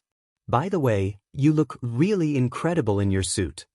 Thank you, Akamizu, Momo replied, leaning against him in a friendly manner. You know some people would think we're a couple if they saw us like this, Hajime joked. Yeah. But who's going to mind is the question, Momo said, sharing a laugh. After a moment, Hajime sighed. This world is crazy, isn't it? Yeah. It is, Momo agreed. But at the same time, it can be very appealing, he added. I can agree to that, Momo said. Just then Hajime heard someone call his name. Hajime. He turned to see Sona sitting on a towel, waving for him to come over. Guess I'm needed, he said. Well, you better go see what Sona needs, Momo encouraged. Yeah, Hajime replied, standing up and walking towards Sona. Meanwhile, Ruruko approached Momo. What was that about, senpai? Oh, I wouldn't worry too much, Ruruko. I'm just having some fun and being friendly with Hajime, that's all, Momo reassured her. Ruruko nodded. Tsubasa poked her head up from where she was lying. Is it me, or did you just say Hajime's first name, Momo? Huh. Momo paused, realizing what she had said, and felt a blush cover her face. How did I not notice that? Meanwhile, Hajime reached Sona, who held a bottle of sunscreen. Can you help me lotion my back? She asked. Yeah. Of course, Hajime replied. Sona handed him the bottle and lay down on her stomach. He squirted some sunscreen into his hands and gently began to apply it to her back. That feels good, Sona said, relaxing under his touch. I'm glad you're enjoying yourself, Miss Sona, Hajime responded. From the pool, Saji watched with a hint of sadness and jealousy. Oh man. I'm never getting Sona, am I? Saji, I'm sure you were out of it since the start, Tomo said, trying to console him. Hajime finished applying the sunscreen and set the bottle down. Alright, all done. Thank you, Sona said, smiling. Suddenly, a thought crossed Sona's mind, recalling something Rias had asked earlier. Hey Hajime, I have one more favor if you don't mind. What's that? Hajime asked. Sona's face turned pink as she hesitated. See, could you also get my chest? Hajime's eyes widened, and his cheeks flushed as he processed her request. He shook his head and stopped his wide-eyed stare. Hajime, are you sure you're okay with that? Sona, it's okay. You have my consent. Those words echoed in Hajime's mind. He took a deep breath and looked at Sona, picking up the bottle and squeezing more lotion. Hajime, if there is consent, then it'll be a job that I'll do. Sona. But be gentle. Sona hesitantly turned around, lying on her back and facing away from the blue sunny sky. Hajime rubbed his hands together and slowly started at the bottom of her chest, near the top of her midriff. Alastair, this is something you dreamed about for a while. Hajime's mind, I know. Now with that part done, here come the next steps. Hajime took another breath and exhaled. He slowly crept his fingers up and began to massage Sona's chest. She let out a light sound that Hajime could hear, and seeing her facial reaction, it was clear Sona was not planning on stopping him. He gently pressed his fingers, working around her neck and collarbone. However, as he suched rolls with his hands, his right index finger brushed against Sona's skin, causing her to react. She then pulled him in for a kiss, which caught Hajime off guard. Hajime's mind. Sona held him by his shoulders while Hajime had his left arm on the ground, his right hand still on Sona's side. Meanwhile, in the background, Saji sank to the pool floor in his own despair, but Rhea pulled him up. Rhea, Saji, you shouldn't do that. See, man, Rhea turned, still in a bit of shock with her cheeks bright pink. Tomo was smiling at this. Tomo, it's just like how I reacted when I let Hajime touch me too. Rhea, what? You let him touch you? Tomo, Emichim, he's really good at it too. Rhea just stared at Tomo with mixed emotions, her face now a deep red. But Tomo turned to Sona and Hajime's session. Tomo, do I see something happening? Tsubaki watched from a chair, fixing her throat and looking away, her face pink. Tsubaki, it is Sona. She is the MSTR. And she should have her time too. Hajime's mind. This is amazing. Hajime's eyes began to close as Sona's already had been. But soon, the moment ended as they heard shouting. A voice that sounded like Rias. Rias. Akino, that is highly inappropriate. He hasn't finished with me yet. Issei, Arias. They're out. They're out. Sona and Hajime broke their kiss and sat up, but their connection lingered. Akino, I have a good idea. Why don't you hand over Issei to me for a while? Rias, ridiculous. I would never give him away and I'm asking you one more time to back off. Hajime, what is this about? Sona, I don't know. But I've had to break one of these up before. Hajime, should we step in? Suddenly, Rias destroyed part of the pool with her power, causing both Sona and Hajime to jump.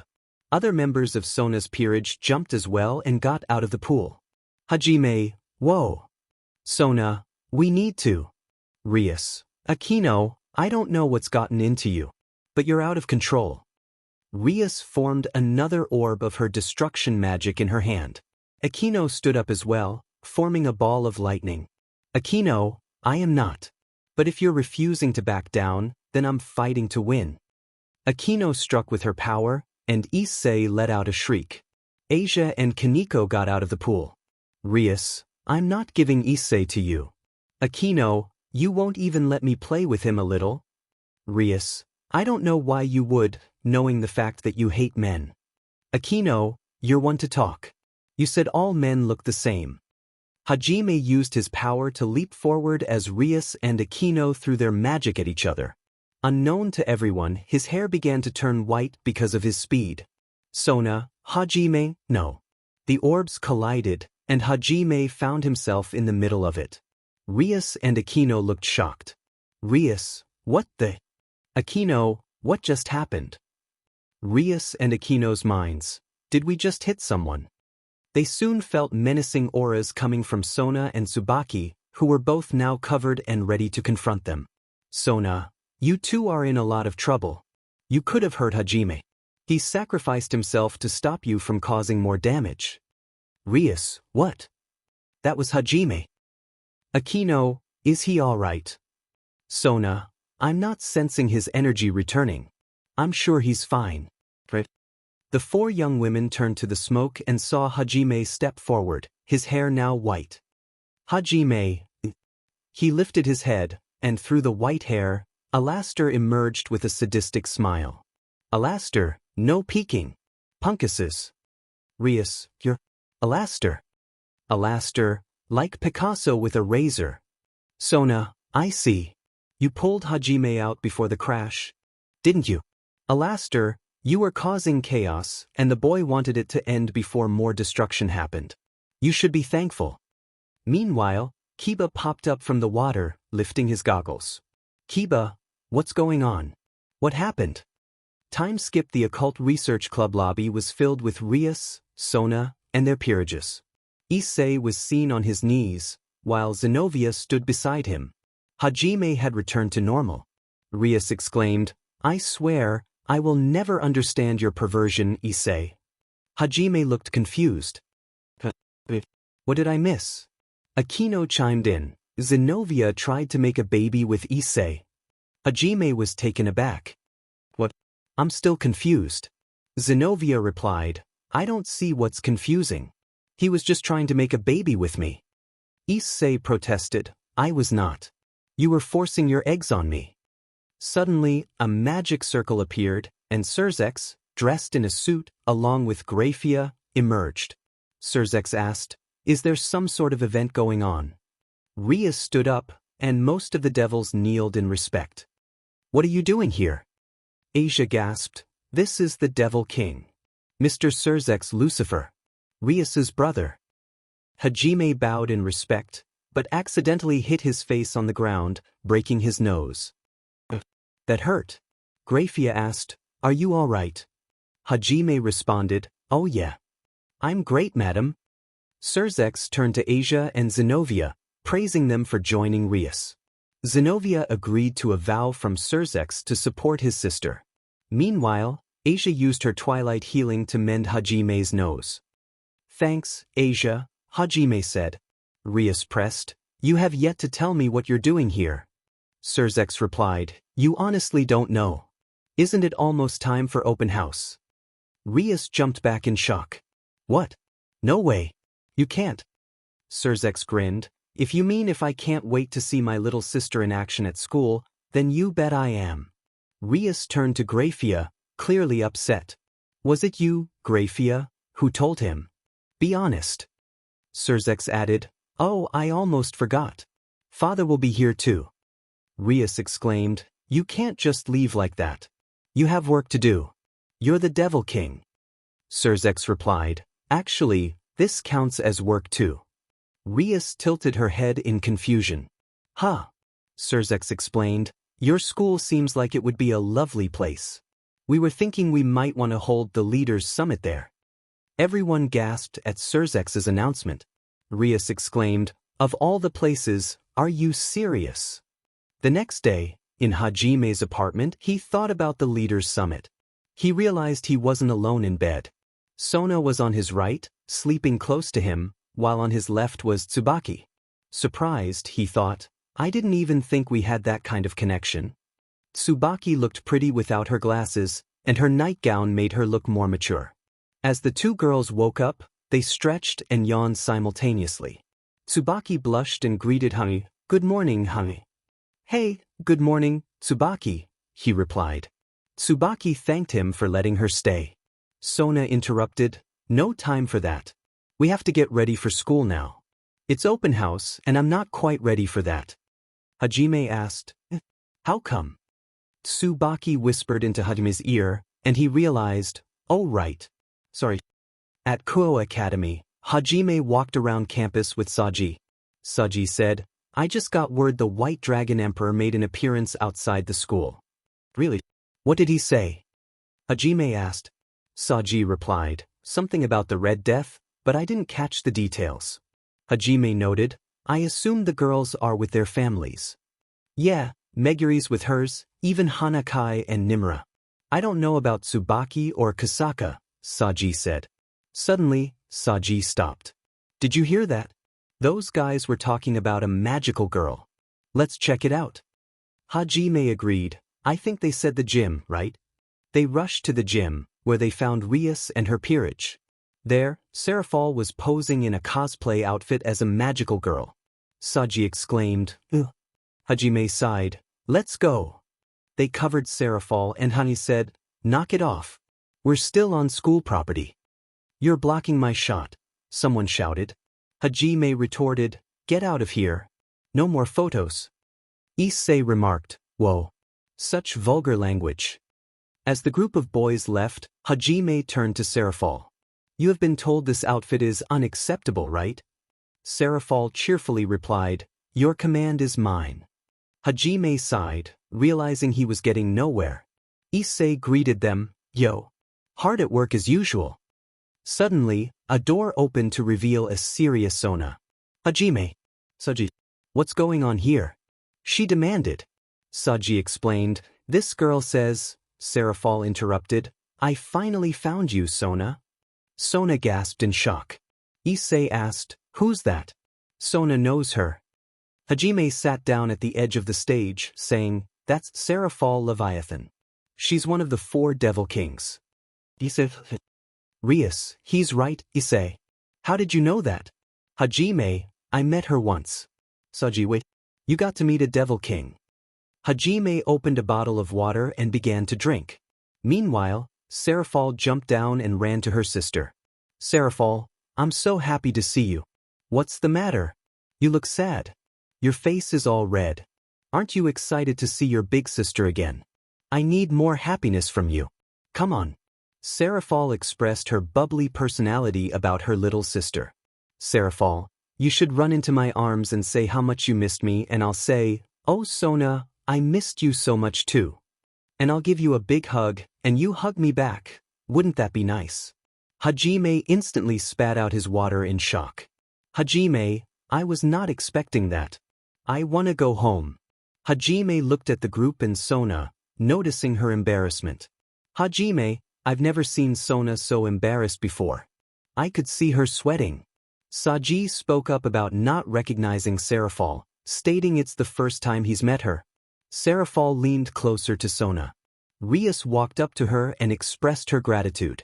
Serafal stated how upset she was that she didn't find out about open house. She then met Issei, who Rias introduced.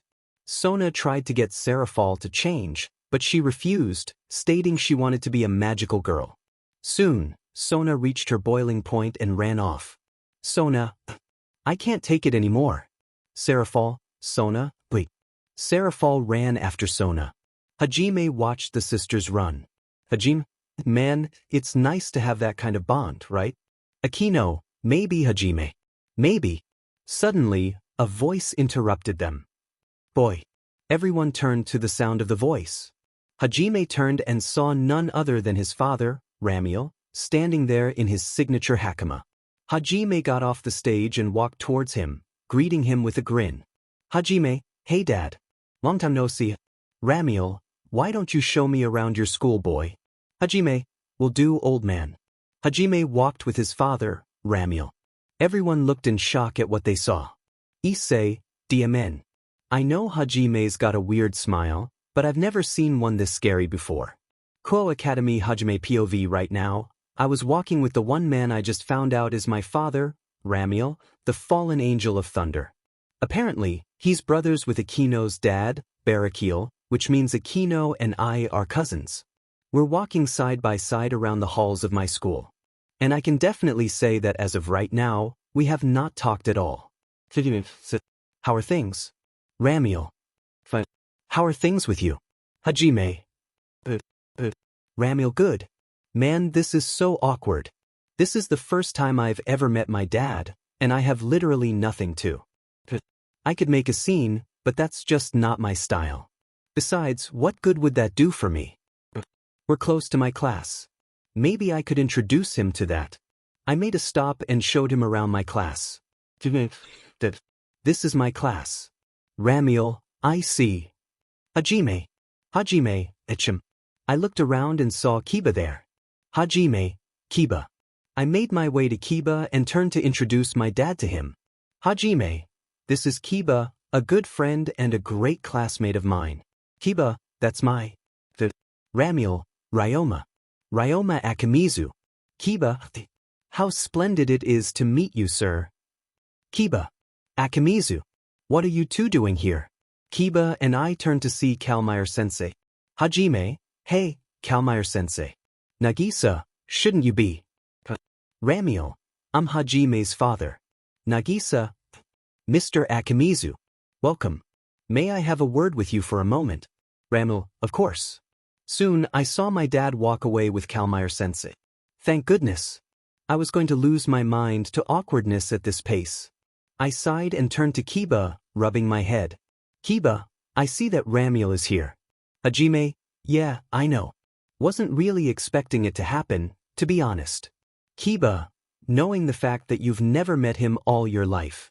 Hajime, yeah, pretty much. So what's new with you? Kiba, well, I'll be having a meeting with Rias and Surzex, especially after I peaked and acquired a balance breaker. Hajime, a balance breaker. Kiba, yes. A balance breaker. Hajime, what's that? Kiba, Hajime, do you not know what a balance breaker is? No. Not really. Kiba, alright, let me explain. In short terms, a balance breaker is when a sacred gear wielder peaks and has an upgrade to his or her tool or weapon. Hajime, so you're a sacred gear wielder too. Kiba, you're spot on, man. It's called sword bia. Hajime, so what do you do? Do you create swords? Kiba, what? Where'd you get that? Hajime, majority of the peerage members I'm with are girls. I hear similar topics as I do work in the student council. Kiba, should I even ask about it? No. There was an awkward moment of silence between me and Kiba now. Kiba, aside from that, I don't create swords, but I do summon or create them from either the ground or in my own hand. Hajime, Kiba, hey, thanks man. Hajime, yeah, no problem. Glad to see I still have the talent to make this appealing man smile. What? I can compliment a man and say he's attractive without being attracted to men. It's normal, right? I soon felt a little blue magic circle come up to my ear. I could hear someone talking. It was Rhea. Rhea, Hajime, I received a report of a strange woman at the front of the campus. Could you check out the commotion? Hajime, yeah, got it, Rhea. Rhea, thank you, Hajime. She hung up and I turned to Kiba. Hajime, wanna come with me? I need to check something out. Something about a strange woman at the campus. Kiba, I do have my club work today. I don't know why, but I felt a sense of desperation. Hajime, please come, Kiba. I have nothing to say to my dad. Meanwhile, outside Class 2C, Ramiel and Nagisa Kalmeyer were talking. Nagisa, well, look who shows up here at Kuo Academy. Mr. Akamizu, or should I say Ramiel? Ramiel, Kalmeyer. Should I also say Kara?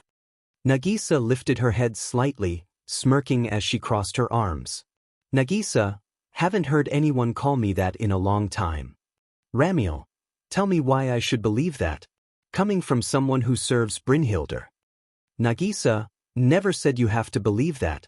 I'm just making friendly talk with an old friend. There was a moment of silence before Nagisa spoke again. Nagisa, so, I guess your wife has influenced you to try and become a father instead of turning your son into a super weapon. Ramiel, unfortunately, my wife has gone missing. I'm searching for her. As far as I know, she was last seen here.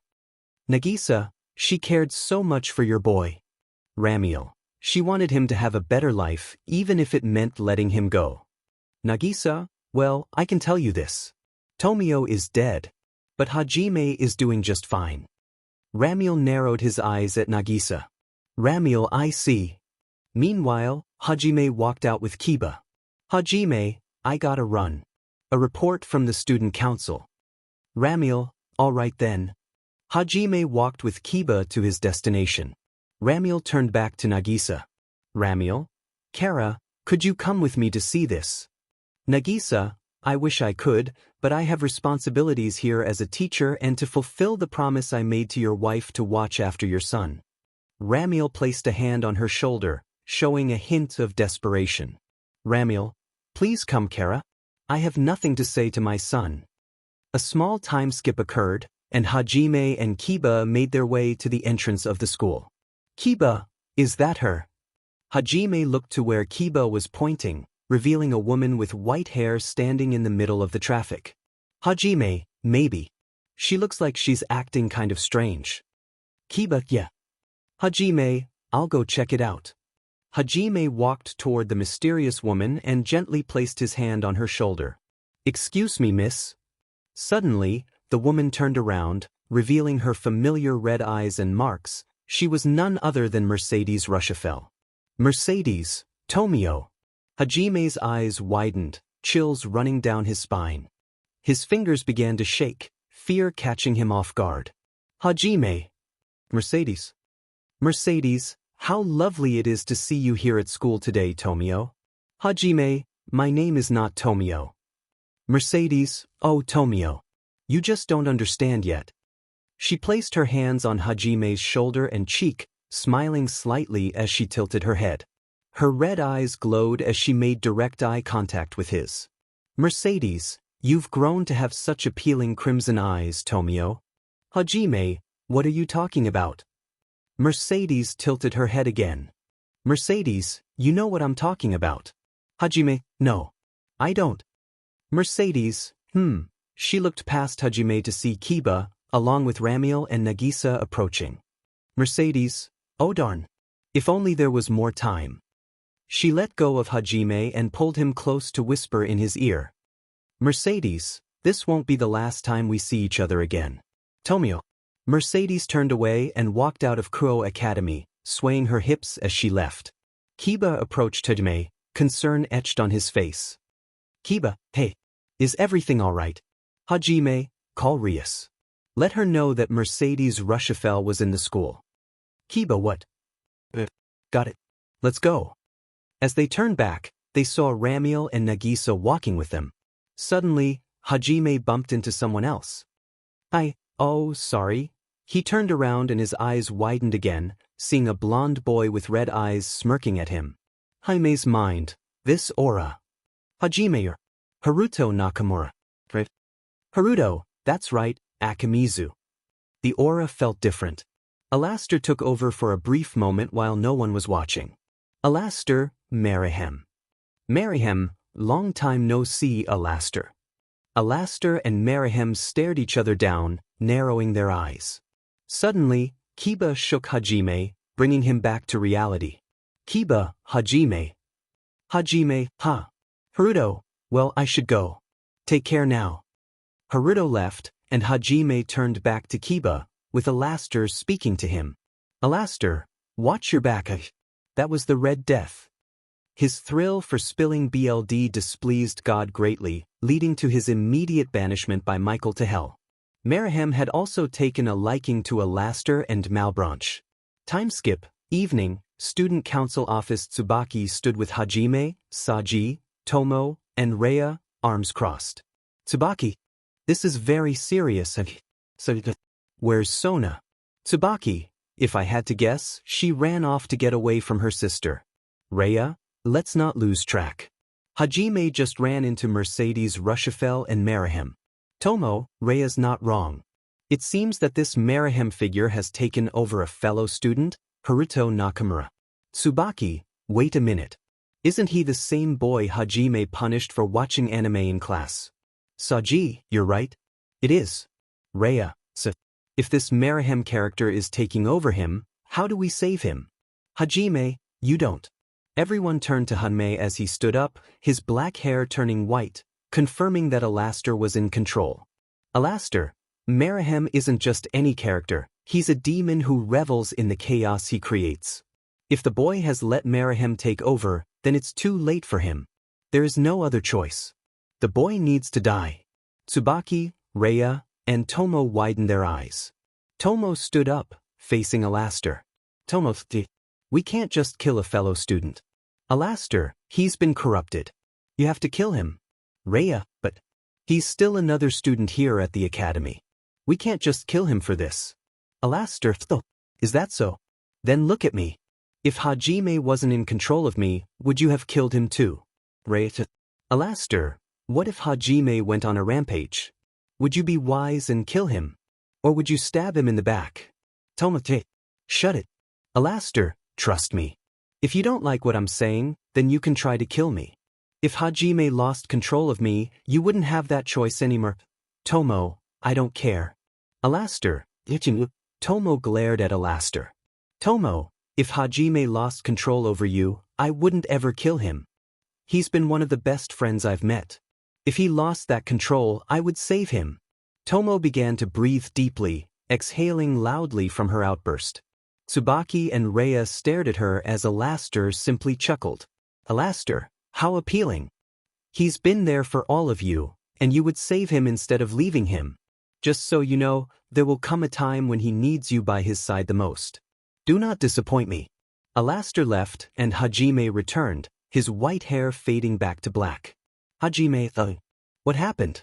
He rubbed his head and saw everyone staring at him. Hajime, what? Do I stink? Rhea, no Hajime. I actually think you smell fine. Haji, well, aren't you polite, Rhea? Tsubaki soon received a call from Sona. After a brief conversation, she turned to Hajime. Tsubaki, I have to go. Sona needs me. But before I leave, what's up? Tsubaki, there's a leaders' summit happening here at the school. Sona wants you to come with her and me. Saji, W.E. Hajime, I agree with Saji here. What? Tsubaki, it's not just her. Lady Leviathan also requested you come, knowing you're Alastair's host. I'm sure the other leaders would be interested. Hajime, okay, alright. I'll go. Tsubaki, good. It's starting tomorrow, so don't be late. Hajime, got it. Tsubaki, I'll be leaving now. Tomo, same here. My parents are waiting. Rhea, I can't let my parents wait any longer either. The girls left in magic circles, leaving Saji and Hajime. Saji, so what now? Hajime, I dunno. Both Hajime and Saji's phones vibrated. They pulled them out to see texts from Issei. Saji, guess Hyudu wants us again. Hajime, might as well see what's up. Something about Rias letting her dangerous bishop out for the first time in a while. Saji, oh, I gotta check this out too. Hajime and Saji soon left to see what their friend wanted. Time skip. Hajime and Saji arrived to find Issei watching Zenobia and Kaneko train. Saji, hey, you guys having fun? Issei, Saji. What's up? Hajime, the sky and a couple clouds. Saji, we just got your message about Rias meeting her dangerous bishop. Thought we'd stop by after your text. Suddenly, they saw a small blonde figure running in fear from Kaneko. Saji, another pretty blonde. Hajime, so cute. And so, say, wait, pretty but still a dude, man. Saji fell to his hands and knees, defeated. Saji, a dude. Why have I been forsaken so? Say, yeah right. I know exactly how you feel. Hajime, meh. I'd still, Issei and Saji looked at Hajime in shock. Issei, what? Saji, what? Kaneko, see what I mean? Gasper has all the traits of a bombshell blonde, but he's just a boy. Hajime, yeah. Tuji gets it. Hajime and Kaneko shared a high five. Issei, but he is a dude. Hajime, and Issei, no. Hajime sighed and rolled his eyes. Hajime, fine. Hajime soon grabbed Gasper, catching him by surprise. Hadi, make one move and I'll make sure you regret it. Got that? Echa. Regret? But how would that work? I'm a boy. Hajime, oh blondie. You just don't get it. Saji, wait. Akamizu. Don't. It was too late. Hajime gave one of his signature smiles. At the poor boy. Hajime, if there is a hole, there is a goal. What? No. Hajime began to chase the vampire boy, causing the ground to shake, and everyone was losing their balance. Asia, whoa. Issei, Hajime, stop. Well, Issei and Asia turned to see a mature man with blonde hair in a hakama walking towards them. It even caught Hajime's attention. Hajime, fallen angel. Don't tell me the houses of the Devil Kings have come out to play together, 'cause that would be too sweet. Asia, do you know who he is, Issei? Sit. Oh, I'm sorry. Should I say, Red Dragon Emperor? Issei, hi Azazel. Issei revealed his boosted gear at the man he called Azazel. Zenobia kept her Durandal in stance, preparing to attack if needed. Hajime, Azazel. Saji, hold on, wait a minute. That's Azazel. Hajime, got any info, Saji? Azazel, he's the governor of the Fallen Angel faction and the leader of Grigori. Hajime, so he's the leader of that faction. Azazel, Ichim, tha. Azazel turned to Hajime. Azazel, can't believe my eyes and ears if I didn't know I was in the presence of Ramiel's son. I could feel the rumbling. Hajime gave a glaring grin at Azazel. Hajime, get rumbled. Stay humbled. Azazel, oh right, should I also call you Alaster's vessel? Saji and Kaneko prepared their stance, with Saji releasing his sacred gear. Hajime's hair turned white, revealing Alaster, who was cracking his knuckles. Alaster, what's up, Zaze? Azazel began to chuckle as everyone circled him. Azazel, you can come at me all you want. But it'd still end in failure. Unless you're Alaster or his vessel, you wouldn't stand a chance. Alaster, I see you still don't fail on your acknowledgement of me. I'm deeply flattered. Issei, what do you want? Azazel, I just thought I'd stop by and pay a visit. Is that sword guy here? Hajime took over his body again from Alaster. Hajime, you mean cool guy McSwagger? Issei, no he's not here. And you better leave him alone. Azazel, so no holy sword devil guy. Boring. Hey you. Adorable vampire. The vampire blonde poked his head out from behind a tree. Azazel, forbidden Baylor view. You know this type of sacred gear can be extremely dangerous if the user's capacity is too low. Azazel turned to Saji. Azazel, and let me guess you got the Black Dragon Pulse, absorption line. Right. So Azazel, during practice, you should get that on the neck or head of the vampire to absorb and take away all that extra power no one can control. Saji, Azazel, you're welcome. Saji, take away power. You mean I can do that? Azazel, tell me you didn't know. Your sacred gear has the power of the evil Black Dragon King, otherwise known as the Prison Dragon. Attaching it to something else for a short period of time would also work. Saji, this thing is more impressive than I thought. Azazel, though there is another way you could do it. The vampire can drink the Red Dragon Emperor's BLD. The vampire boy gasped, and Issei said something silly about getting bitten. Azazel, don't blame me. He's the vampire. But the BLD thing is better, but I'm sure you'll figure it out.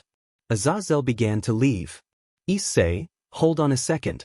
I want to know why you hid your real identity from me when we first came in contact. Azazel stopped. Azazel, alright. That's just kinda my thing. Azazel left for good this time, leaving with a smile on his face. Zenobia, so he's the Governor General of the Fallen Angels. I do not understand him. Alastair took over Hajime's body again. Alastair, trust me, Durandal girl. You have no idea. Time skip. Nightfall. Issei, Saji, Hiri, Zenobia, Asia, Kaneko, and the vampire boy now known as Gasper Vladi were all in the Kuo Gymnasium. They all agreed to help find a way to train Gasper. Say, here we go. Issei had a volleyball in his hand, waiting to throw it at Gasper, who was in a girl's outfit with knee-high socks. Gasper, I'm ready. Hajime, are those knee-high socks? Someone might want to keep me away from the boy. Issei threw the ball, and Gasper screamed again. The room flashed as his eyes glowed, and Gasper disappeared. Issei, what the? Hajime, wasn't he just supposed to toss the ball back like it's an actual volleyball? Or even maybe catch it? Kaneko, looks like he tried to run away again. Gasper, I'm sorry. I'm sorry. I didn't mean to. Kaneko was seen dragging Gasper back, who was crying. Zenobia and Asia spoke on how difficult this training would be for Gasper. Issei, Saji, can you take away more of his power? Saji, yeah, no problem. Saji did as he was asked and took more of Gasper's power, causing him to let out a noise. Gasper, Hajime, someone keep me away from him. Issei, thanks for helping us out, Saji. Saji, yeah, of course. Besides, I gotta learn how to use this new power too, right? But why did Azazel help us? And the whole BLD thing just freaks me out. Gasper, me too. I hate BLD so much. Hajime, how does that work? Aren't you a vampire? Gasper, I know, and I hate BLD so much it makes me want to puke. Kaneko, you're like the worst vampire ever. Gasper cried again. Gasper, why are you so mean to me, Kaneko? Issei, geez, Kaneko. It's like you don't like anybody. Kaneko, I like Hajime. Hajime, yeah. Issei, Saji, man Kaneko, as a friend. Hajime, I still see that as a win. Hajime soon put his fingers to his chin, deep in thought. Hajime, something tells me there's something wrong about Gasper's past. Time skip. Asia, Zenobia, Kaneko, and Hajime walked together to Issei's house. Asia, thanks again for walking us here. Hajime, yeah, no problem. Just being a friend. That's all. Zenobia, yuck. I stink from that training. Kaneko, same here. Hajime, you don't have to say that again. Soon, the group arrived at Issei's house, where Asia also lives. Asia, hey Hajime. Do you want to wash up here? Hajime, nah, I shouldn't. Asia, but Hajime. What about Taji? Don't worry. I can shower at my place. Besides, I'll be at the Leaders' Summit tomorrow with Sona and Tsubaki. Serafal wanted me there. Zenobia, why is that? Hajime, what can I say? I'm the son of Ramiel and the vessel to Alastair. Besides, I'm also Hajime Akimizu, pawn to Sona Citri. Anyway, take care. I'll see you tomorrow. Tell Gasper to be safe. Zenobia, then this is goodbye for now. Kaneko, later dude. Asia, bye Hajime. Hajime, later. Hajime turned around and waved with his bag slung over his shoulder, while Asia, Kaneko, and Zenobia waved back. As he walked away, he began to mentally prepare himself for the Leaders' Summit. The peerage of Sona Citri sat in the student council office, waiting for the time to be called for the leaders' summit.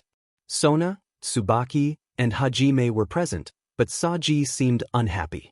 So this Issei. Momo, Echin, Tsubasa, what's wrong, Saji? Saji, it's just this whole thing. This summit of leaders coming to talk. What is this? And does Akimizu get to go?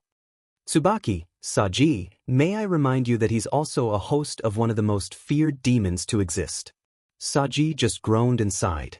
Tomo, can I also mention that Hajime has the coolest place to be after school? Ruruko, I mean, it's alright I guess. Tomo, nah, that place is the best. Right Rhea? Rhea, I can agree on that. Hajime does have a very nice apartment to hang out in. Momo, Kusaka's right on that. Akimizu's place is pretty nice. Tsubasa, it's the coolest. Sona, I had it made to make others feel at home. Tsubaki, I'm not normally around a lot, so I can't really say much on it. Tomo, it's so great to break into it as well. That's why it's amazing. Everyone looked at Tomo with disbelief. Saji, what?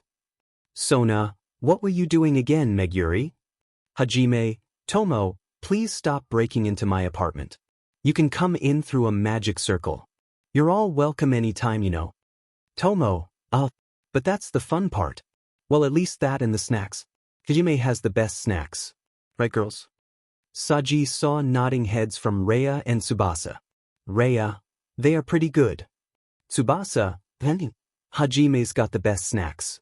I trust him on a snack run too. Hajime, I just look for what tastes good, you know. Ruruko, I get that. Saji, Sona, quiet, everyone. Everyone stopped talking to see Sona speaking into a small magic circle. It soon vanished, and Sona turned to her servants. Sona, that was my sister. They're ready. Tsubaki, let's go. Tsubaki, yes, Miss President. Hajime, on it, Miss Sona. Sona prepared a magic circle, and Tsubaki and Hajime joined her once it was summoned. Soon, the three of them vanished through the magic circle, leaving the rest of the student council at work. Saji, so what now? Momo, Sona instructed us to watch over the rest of the academy and continue to work. So let's get a move on. Tomo, got it. Rhea, very well. Tsubasa, understood. Momo, Ruruko. Momo didn't get an answer from Ruruko. She turned to see her junior in a lost trance. Momo, Ruruko. Ruruko snapped out of her trance and turned to her senior. Ruruko, I'm sorry. What was that? Momo, everything okay, Ruruko? Ruruko, yeah. I was just thinking about something. Nothing to worry about. Let's get to work. Ruruko got up from her seat and went to grab some papers with Tomo. Momo stared at her junior with a hint of curiosity and concern. Conference room Sona, Tsubaki, and Hajime arrived at the conference room for the leaders' summit. Sona knocked on the door. Sona, may we come in? Yes. Sona turned to her companions and nodded. She opened the door, letting them inside. Hajime saw the round table featuring Surzex and Seraphal of the Devils, Michael of the Angels, and Azazel of the Fallen Angels. Standing behind Michael was Irina, and behind Azazel was a tall, handsome, silver-haired young man. Hajime, they're all here. Sona, stay quiet. Hajime nodded at Sona. They stood against the wall behind Seraphal. Hajime's mind, man, I can feel the intensity here. Alastair, can't blame them. They're all sworn enemies. Wonder why they're all agreeing to a meeting here. Unless... that can't be. Hajime's mind, what is it? Alastair, you'll find out soon. Soon, another knock was heard, which sounded like Rias. Hajime turned and saw Rias, along with Akino, Asia, Issei, Kiba, and Zenobia. Hajime's mind, quite a large party. Rias stood with her peerage next to Sona's, behind her brother Surzex. Zenobia, Irina. Irina looked angry at Zenobia and then looked away, closing her eyes with a huff. Hajime looked confused. Hajime's mind, What's her problem? Alastair, guess she didn't take it too well after the Durandal user joined Rias. Issei looked nervously at the silver-haired young man. Surzex, everyone's here. This is my sister Rias and her retainers. They're the ones who fought against Kokabeel in a surprise attack just a few days ago. Michael, that is an impressive feat. I thank you all again for your hard work. Azazel, once again I apologize. It seems one of my boys caused you a bit of trouble. Issei, what's up with that guy? Hajime, I should apologize too. I'm the one who… Azazel? Oh, I'm sure he won't be getting it back either, especially now that Kokabeel has been imprisoned for his actions. Speaking of which, what did you do with that eye? Hajime, honestly, can't remember. Either I have it in my apartment as a trophy, or well, you get the idea. Such detail. Surzex, now that all representatives are here, let this summit commence. Rias and Sona began their report on Kokabeel's attack, with Rias finishing. Rias, the rest of the details regarding Kokabeel and my household can be found in my official report. Sona, as a witness, I, Sona Citri, can confirm the variety of sources by Lady Gremory. Surzex, that will be all. Thank you very much. Seraphal, great job ladies. You make me so proud, Sona. Sona jumped slightly but walked away in embarrassment back to Tsubaki and Hajime. Hajime gave her a gentle pat on the shoulder, which Sona didn't seem to mind. Surzex, perhaps the Governor-General of the Fallen Angels would like to share his opinion on their report. Azazel, Kokabeel went rogue, so my thoughts are irrelevant. Michael, so he acted on his own. Azazel, well, he never had my permission if that's what you're asking. But something told me that the DMN fool wouldn't have destroyed the whole town if he knew I had been staying here. I've grown quite fond of this quaint little place. Surzex, try and stay on topic please. Azazel spoke up how he sent the White Dragon Emperor in to take Kokabeel and once again stated that he won't be bothering anyone again. Michael spoke up on concern of Kokabeel's motive. Azazel spoke up as well, agreeing with Michael, but also stated he's no longer interested in a war. Seraphal, the seeds of discontent. Azazel, that behavior is exclusive to my faction. Seraphal gave a little pout and Surzex spoke up on trying to stay on topic. And Azazel spoke up loud and clear. Azazel, spare the rapacity won't you? Let's just make peace and be done with it. Rias, Aquino, along with everyone else widened their eyes with awe and shock. Azazel then just smirked. Azazel, that's the purpose of this grand summit. Isn't it? Alastair, I was right. Hajime's hair turned white and he gave out a grin. He soon slowly started to snicker a bit. This caught everyone's attention. There, Sona turned and saw the white hair, instantly recognizing what was happening. Sona, what are you doing? Alastair began to laugh loudly until he finally shouted as if he was in joy. This caught everyone's attention, including the leaders. Alastair, finally. After all this time. Alastair began to dance around in Hajime's body, cackling as he twirled and spun around. Alastair, no more pathetic mongrels to kill though survive. I can paint my beauty of masterpieces of the sinners in the boiling lake of pitch. Michael, is that? Surzex, Alastair. Alastair stopped his dance and gave out a sigh.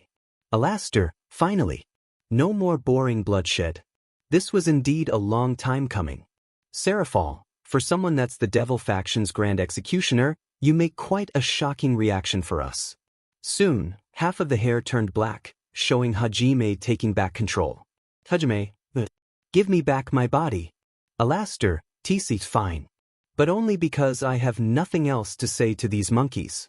One Alastair gave in and Hajime took over fully. He sighed and bowed. Hajime, I am so sorry about that. Please go on ahead and continue on.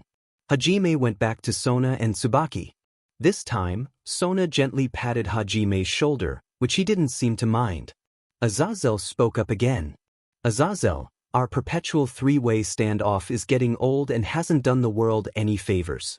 I assume we're all in agreement on that. Michael, God and the Devil Kings are gone. Both of our war generals have been annihilated. Azazel, we have a complication. Once again, it's not our 3 powers. But it's 3 others that we have that are equally, or if even as well say they're more destructive. The Red and White Dragon Emperors, and the son of Ramiel, who is also the host of Alaster. I'd like to hear their opinions. Valet. The young man, now known as Valet, spoke up for the first time. Valet, all I want is to fight someone strong. Hajime, seriously. How stupid. Azazel. Yes, but you can find a lot of powerful opponents without having a war. Valet, I suppose. Azazel turned to Hajime. Azazel, how about you? Son of Ramiel. Hajime, cut the titles. It's just Hajime. Azazel, very well. Hajime, what's your thought? Hajime just closed his eyes and tilted his head. Hajime, frankly, I just want to live a life with no regret as part of my deal with Alaster. I don't really have any other ways I can think of to say right now. Azazel, I see. And you? Red Dragon Emperor. Thus, Issei began to look nervous. Issei, yeah, I'm not that good at coming up with stuff on the spot. So, Azazel, I see. Well then let me make this more easy for you, Issei. So try to focus, same with you, Hajime. Issei, hi, Azazel, if we start fighting again, you two will never get to have your ways with Rias Gremory and Sona Citri. Rias gasped as if she was embarrassed, and Sona just twitched her eye.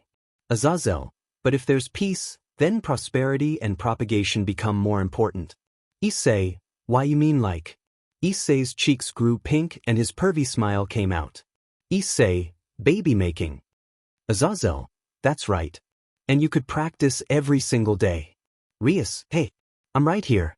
Sona, cut this foolishness out. Graphia sighed at this. Hajime, baby making. Azazel, peace means a daily dose of Rias and Sona loving, depending on the war means no CC time. You understand? Is that all simple enough for you boys? After a couple seconds of thinking, Issei raised his fist in the air with excitement and pride. Issei, hell yeah. Peace is #1 for me, please. I'm gonna do it with Rias so hard. Hajime soon balled his hand into fists and lifted his held up to the ceiling, with his fists pumped as well. He screams loudly. Hajime, seize. I want peace for spit swapping, cold, drilling, pounding, sweaty body slapping, domination fighting, joy-inducing, complete absolute breeding Issei with Sanaea. Reamaha. 3 Kiba. Hey Issei, you might want to notice her brother is still present. Tsubaki, Hajime, this goes for you as well. Her sister is right there. You know how protective she is of her, don't you? Issei, hi. Rias and Sona put their hands on their heads, and Surzex was just giggling to himself. Serafal on the other hand did not seem so impressed. Rias, both of you are nightmares.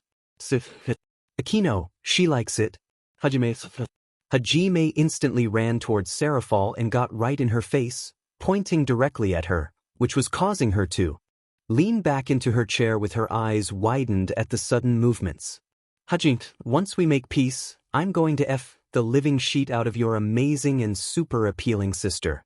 Sona gasped, her cheeks turning pink as her glasses nearly slipped off. Even Tsubaki, Issei, Kiba, and Rias were taken aback. In his mind, Issei thought so bold, while Tsubaki wondered, right at Lady Leviathan. Rias thought, does he have a death wish? Serafal sat with a smirk, narrowing her eyes. Then you'll have to become my perfect and adorable sister's husband first. She looked away with pride, huffing slightly. Which I doubt you'll ever do. Hajime stared in awe before breaking into a crazed grin, his fists clenched tightly.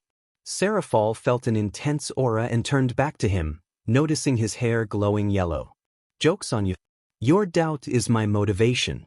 I will become Sona's husband. Hajime shouted, his voice rising. Kiba exclaimed, this aura, while Issei added, he's going Super Saiyan. Serafal turned to see Sona's horrified expression. Sona's eyes were wide with fear as she gazed at the ceiling, her legs shaking. Dear Satan, I can already imagine it. I don't think I'll be able to walk or talk right for a very long time. I'm scared. Hajime suddenly stopped screaming and began to cough, his hair returning to its normal color. Ahem. With consent. And that is mainly the fact that Hajime Akimizu is my name and honesty and consent is my game. Serafal tilted her head, unsure of how to respond, and Sona seemed at a loss for words as well. Hajime turned away, asking, "Okay, I said the thing. Can I have a cookie now?" Meanwhile, Issei pumped his fist in pride. "We're in for the sake of peace. We're only using our power for Rias and our friends." Hajime chimed in, "For peace. For Sona. For everyone." Rias and Sona smiled at their pawn's statements. Hajime noticed Michael speaking to Issei about the church's unfair treatment of Asia. Issei grew angry as Rias tried to calm him down. Zenobia mentioned her similar experience, and Irina looked shocked. Tsubaki remarked, "This is starting to get intense." Without thinking, Hajime grabbed her hand, causing her to gasp. He turned to her and she smiled back, calming a bit. They held hands as the conversation continued. Azazel interjected, "Oh right. I've heard of her. Wasn't one of my underlings responsible for her death? Is that how Asia became a devil?" Issei yelled, "Yeah. You should be apologizing." Hajime urged, "Easy, read the room. He was only asking a question." Azazel replied, "Naturally, I take full responsibility for what happened. I promise to do something that'll make you fully satisfied."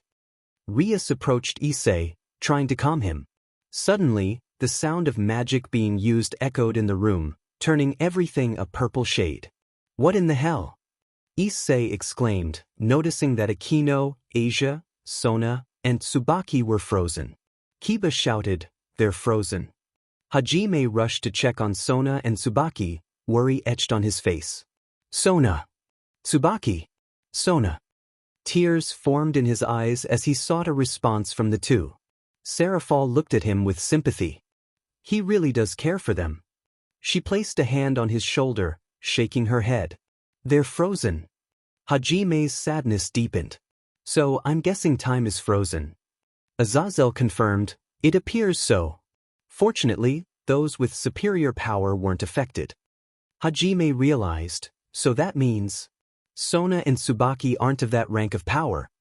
Issei added, "Neither are Akino and Asia." Valley noted, "Thank our dragons. They protected us."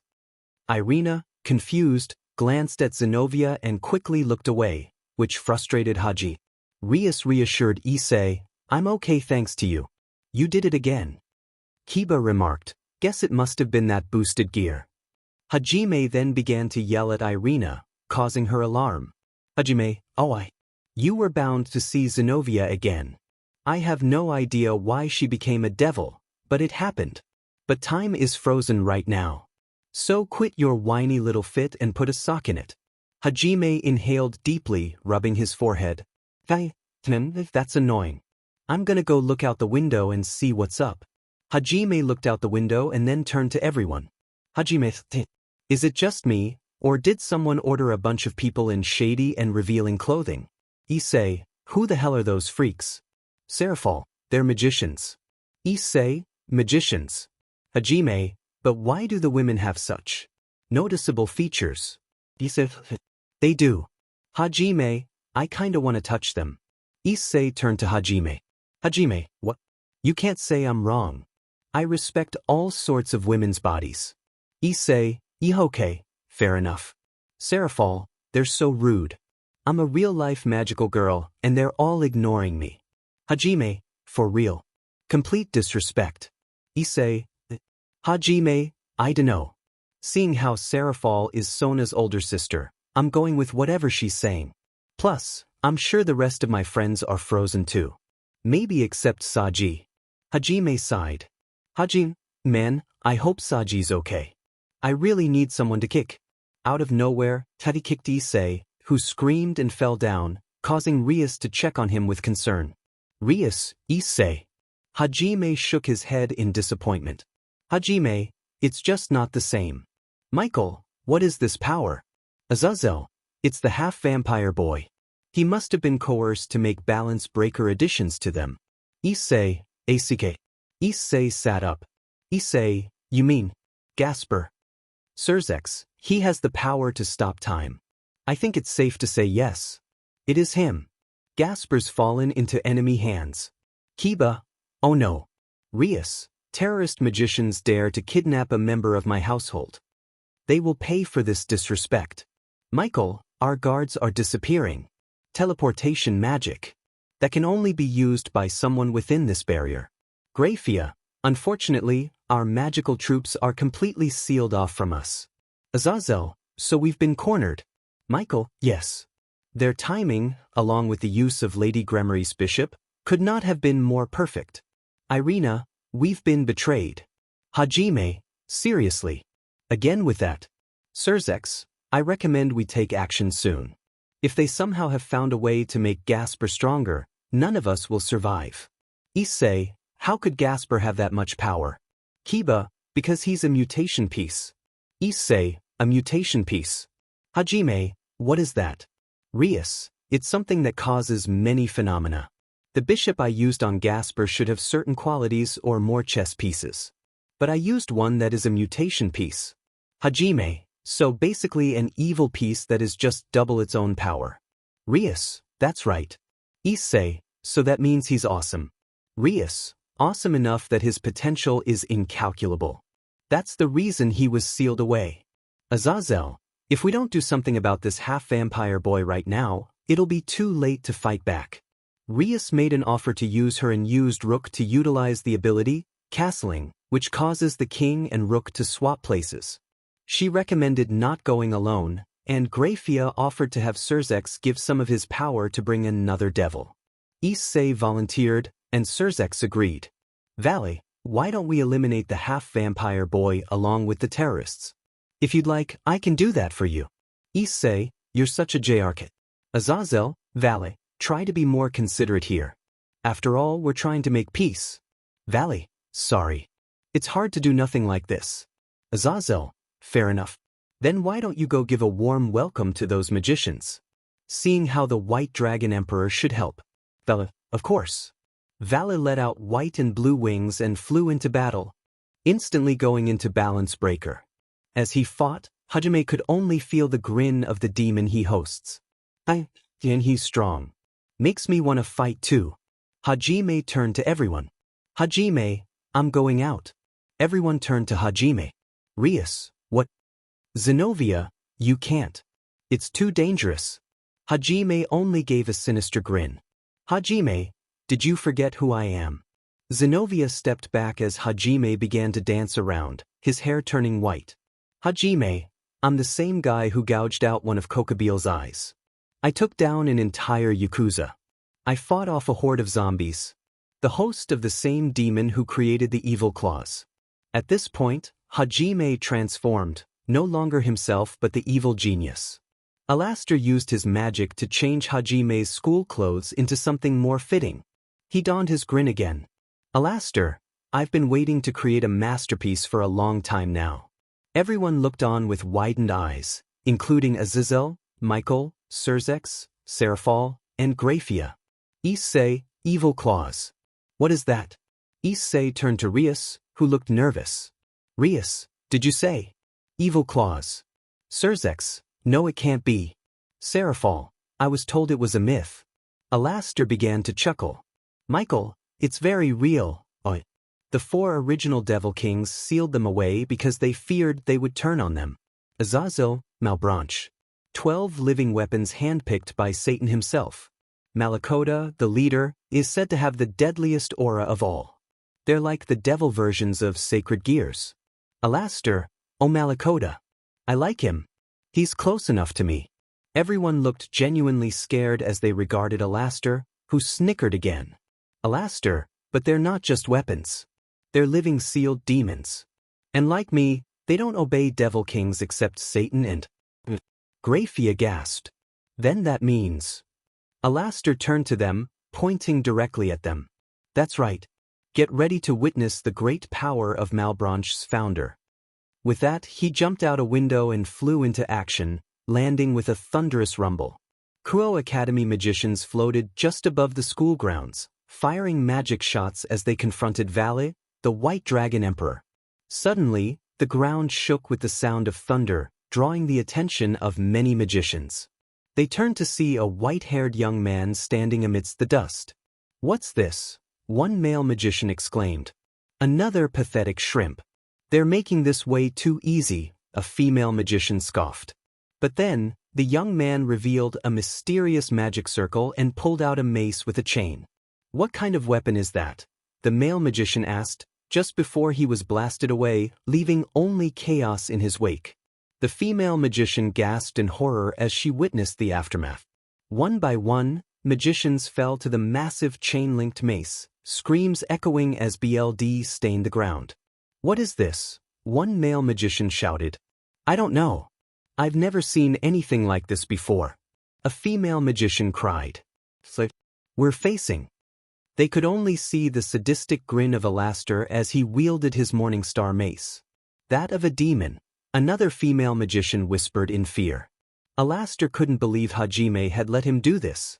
It had been a while since he created such a masterpiece. Watching those who dared to challenge him meet their end was amusing. He pulled out some earpieces and put them in, ready to enhance the experience with music. Meanwhile, the group watched Alastor fight after letting Rias and Issei go off to save Gasper. "This is the power," Michael remarked. "To see a devil like him enjoy this is actually really terrifying," Serafal added.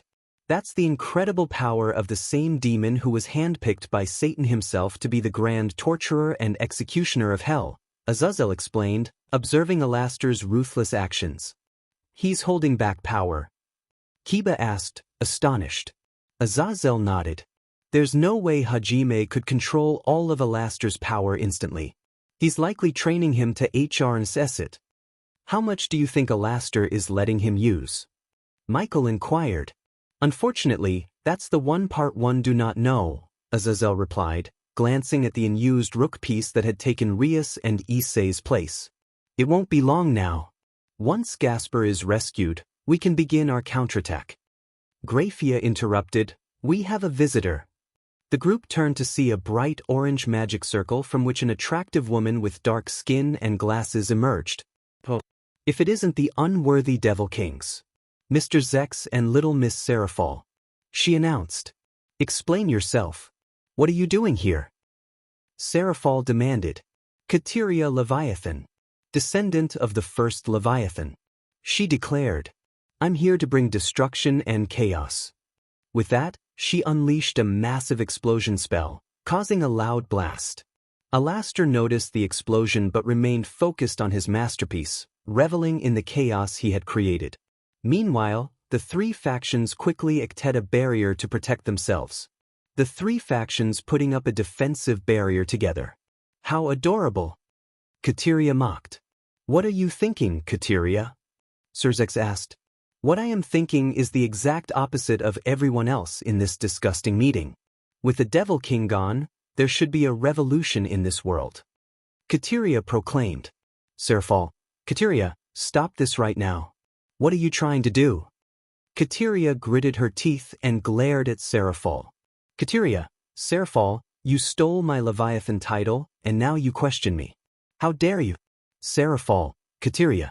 Kateria revealed her plan to reclaim the Leviathan throne and take over the world after the deaths of God and the Devil Kings. Azazel laughed, which annoyed her, and even Alastor joined in.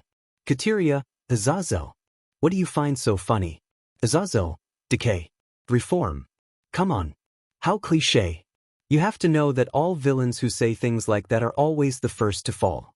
Alastor, what a foolish idea.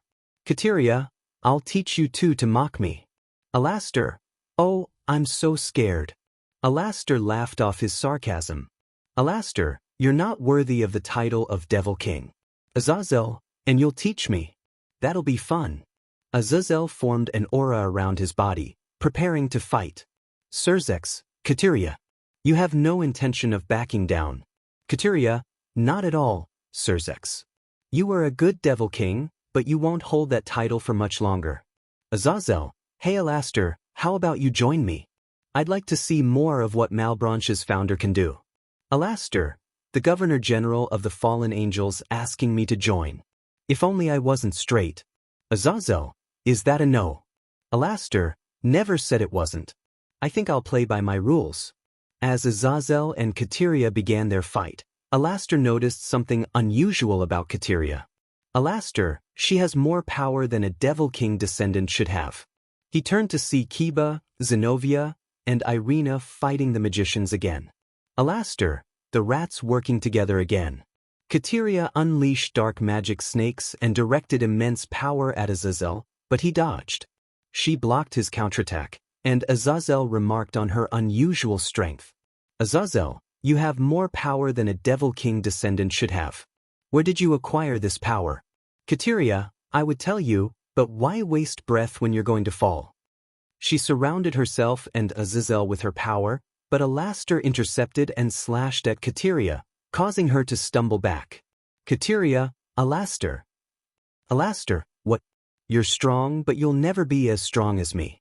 Soon, Rias, Issei, Kaneko, and Gasper arrived to help fight off the magicians.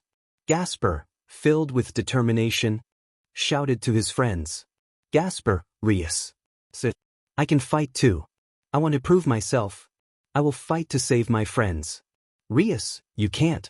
Please, Surzex. Do something. Surzex remained still, and Gasper activated his forbidden Baylor view. Gasper, watch me. I can be a man too. Rias, Gasper. To everyone's surprise, Gasper's move was a success, freeing Aquino, Asia, Sona, and Tsubaki from their frozen state. Aquino, what was that? Asia. Sona, any idea what just happened? Tsubaki, I don't have a clue. Serafal jumped to Sona and hugged her, still cheerful despite the chaos. Serafal, welcome back, Sona. Sona, will you get off me? Both Sona and Tsubaki noticed Alastor floating down to them, his voice echoing hotness. Tsubaki, Hajime. What's going on? Hajime embraced both girls, a sense of relief on his face. Hajime, welcome back. Sona noticed his different attire. Sona, what happened to your clothes? Hajime. As the battle escalated, Hajime and Haruto faced off, their partnership with Alastor and Marahem now strained. Haruto, then bring it on. Hajime and Haruto stared each other down, ready for battle. Hajime, not too bad. But I'm always the better one. Hajime created a magic circle and fired a powerful blast, but Haruto countered with BLD sickles. Hajime's mind, what's with those sickles?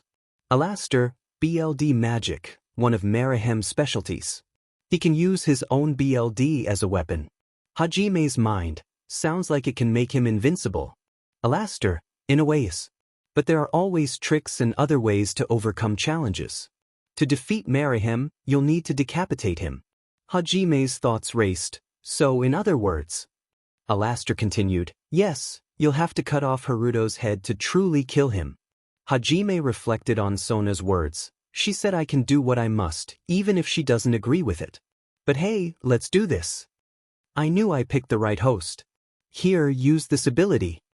Hajime was soon surrounded by multiple red magic circles, with kanji swirling around him. His eyes glowed red, mirroring the magic. Suddenly, something emerged from him, forming a shadow-like beast. Sona and Tsubaki watched in shock. What is that? Tsubaki exclaimed. I don't know. Could Hajime have created this being? Sona replied, her eyes wide. Alastor explained, I created this beast-like ability, inspired by the works of one of Japan's most brilliant writers, Ryunosuke Akutagawa. Hajime raised his arm, forming a fist. I call it Rashomon.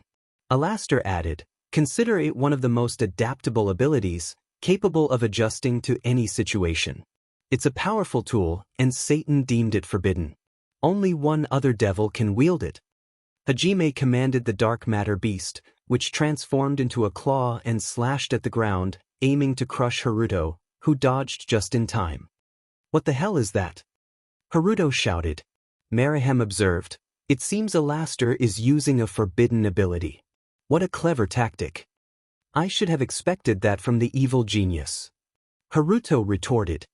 Is that a compliment or an insult? Hajime asked. Haruto charged at Hajime, and they clashed once more, Rashomon against BLD art.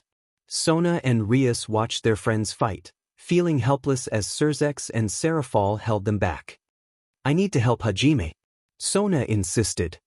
I'm afraid he has surpassed his aura. If you get too close, you'll be in danger, Surzex warned. But I can't just sit here and watch. Rias protested. Serafal urged, you need to stay back. The power of Alaster and Marihem could be lethal.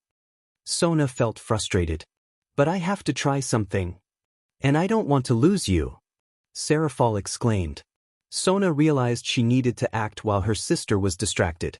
A memory surfaced, something Alaster had told her about linking minds.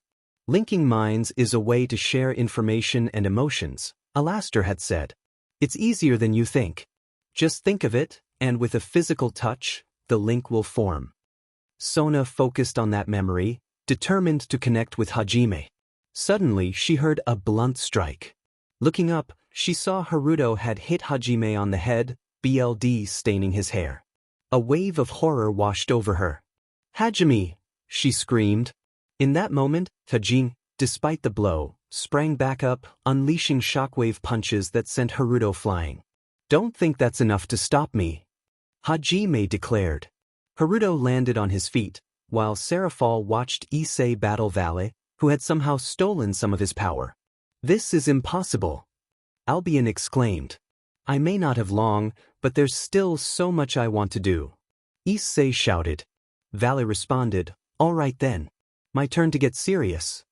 He flew up, chanting, half dimension, and began to divide everything around him, causing the academy to shrink. Zenobia, what's he doing? Michael, he's dividing everything around us. Rias, wait, how's that fair? Azazel, it's not fair at all. What are we going to do with our dragon-fighting lovebirds? Let's add a disadvantage of our own. Azazel called Issei, which annoyed him a bit. He made the following statement. Azazel, that power he's using will divide everything around him. In other terms, Rias Gremory's bust line will also shrink. Rias, Hajime and Haruto stared at Azazel at this statement. Haruto. Hajime's mind, this guy's a genius. I should be taking notes. Alaster, don't worry. I've been doing it for you already. Suddenly, Issei powered up with immense energy directed at Vale. Issei, don't mess with me.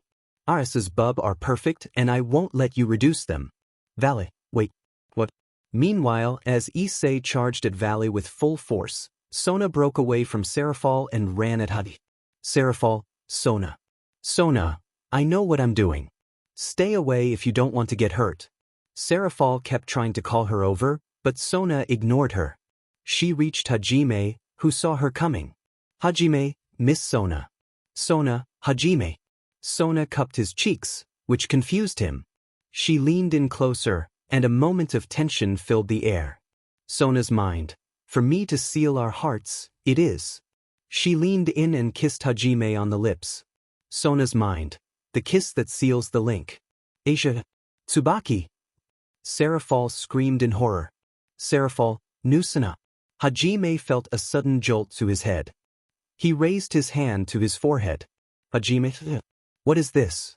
Sona, Hajime. Hajime's eyes widened. He looked up to see Sona walking away. Hajime's mind. How can she talk to me?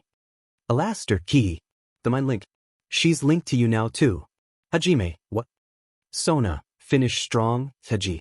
I know you will succeed no matter what. And here's a little more inspiration for you. Watch me. Hajime turned to Sona to see her standing with her back turned, looking a bit embarrassed. She guided her hands to the bottom of her skirt. Rias, whoa, Sona. Serafal, Sona, why? Everyone was stunned by Sona's boldness, especially in front of her older sister. Hajime just stared, wide-eyed. Hajime. The moment Hajime blinked, a massive surge of power coursed through him. Everyone around him fell to their knees, except for Surzex, Michael, Azazel, and a trembling Serafal. Rias, what is this? Michael, it seems that Sona's pawn is increasing in power. Surzex, as far as I know, Hajime holds no sacred gear. That must mean his evil pieces are mutating. Sona, they're what? Serafal, but how are they holding this much power? This is too dense for any regular mutation piece. Akino started to cough and fell down. Asia, Akino. Tsubaki soon reacted the same way and also collapsed. Sona, Tsubaki. Hajime sneered down at Haruto. Hajime, you die tonight, Haruto. Haruto, I will not lose. They charged at each other and clashed once more. Haruto pushed away, but Hajime stopped himself and stared at the BLD sickles Haruto launched. He grinned and used his shockwaves to punch them away.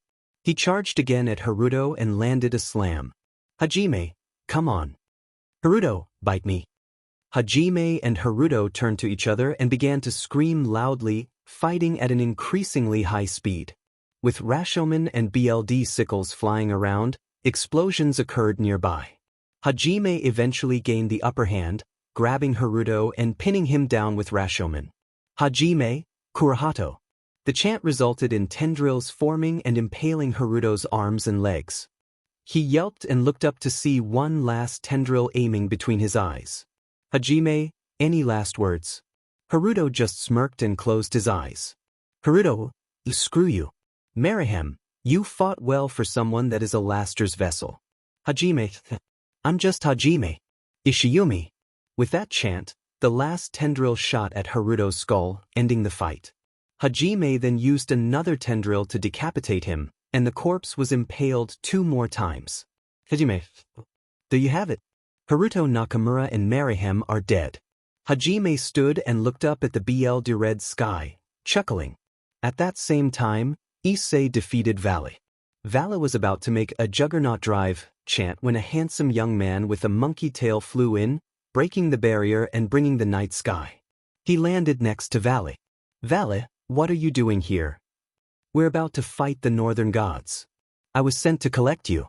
Issei, who are you? Azazel, that's Biko. A descendant of the victorious fighting Buddha, Sun Wukong. Hajime, so a handsome monkey man. Azazel, gotta say, Biko.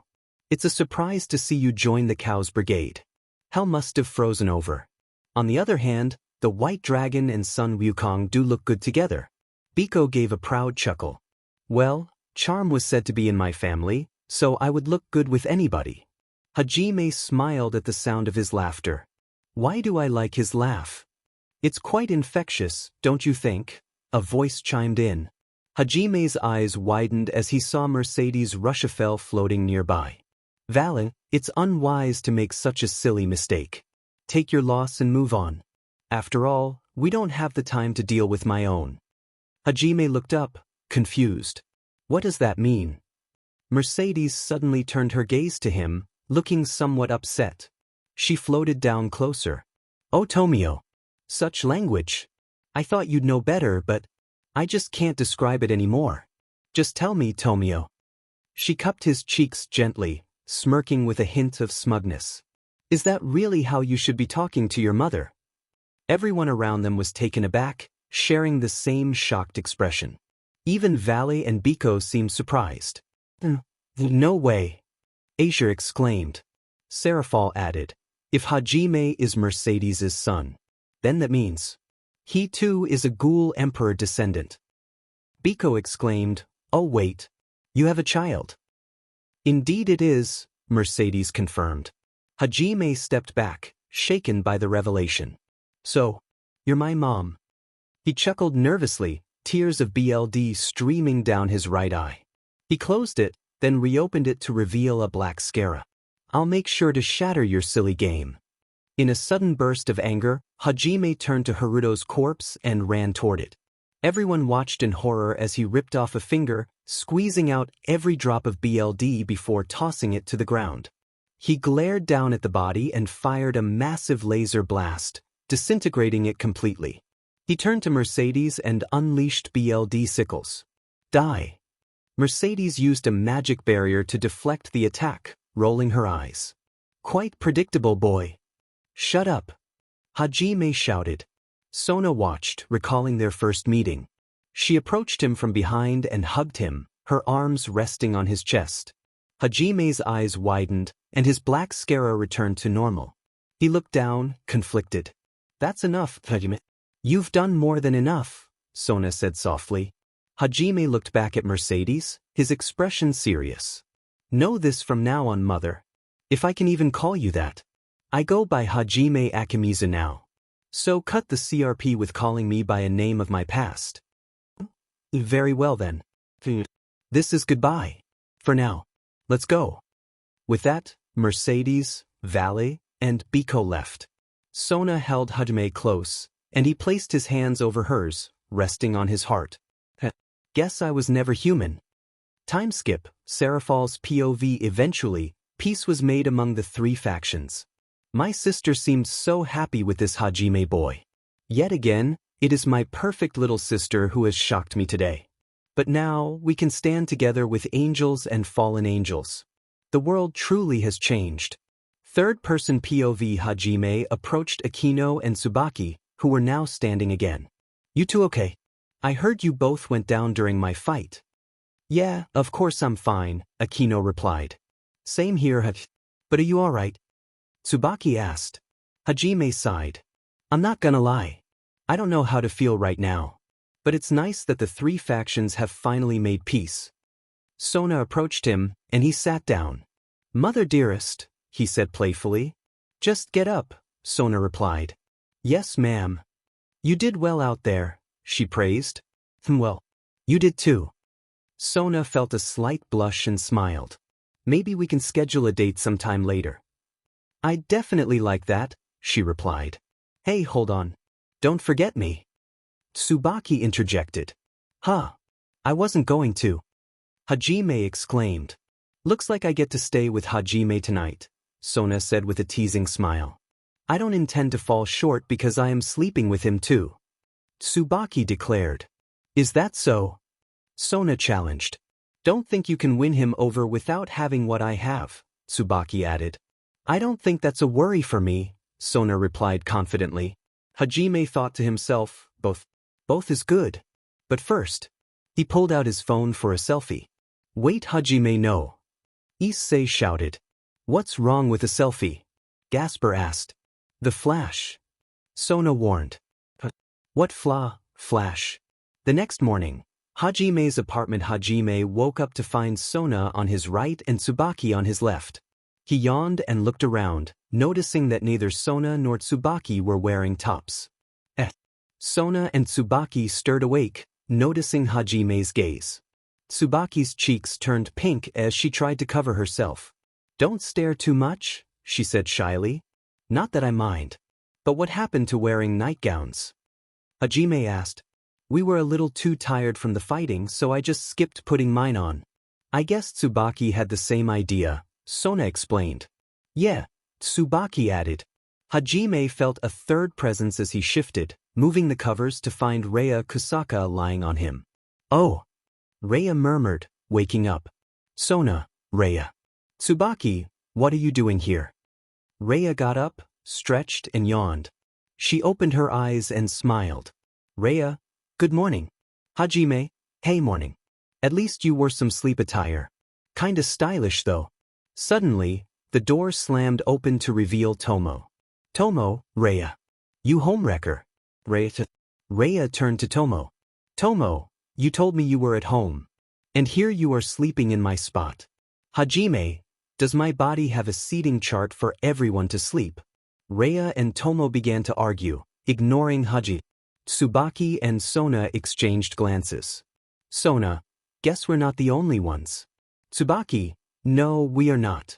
Soon, a magic circle appeared, and Azazel arrived. Sona and Tsubaki quickly covered up. Sona, Azazel. Hajime, Azazel. Guess I dropped in at a bad time.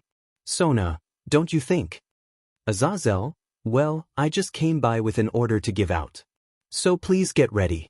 The four girls got up and went to the bathroom to freshen up. Hajime followed but was pushed out by Tomo.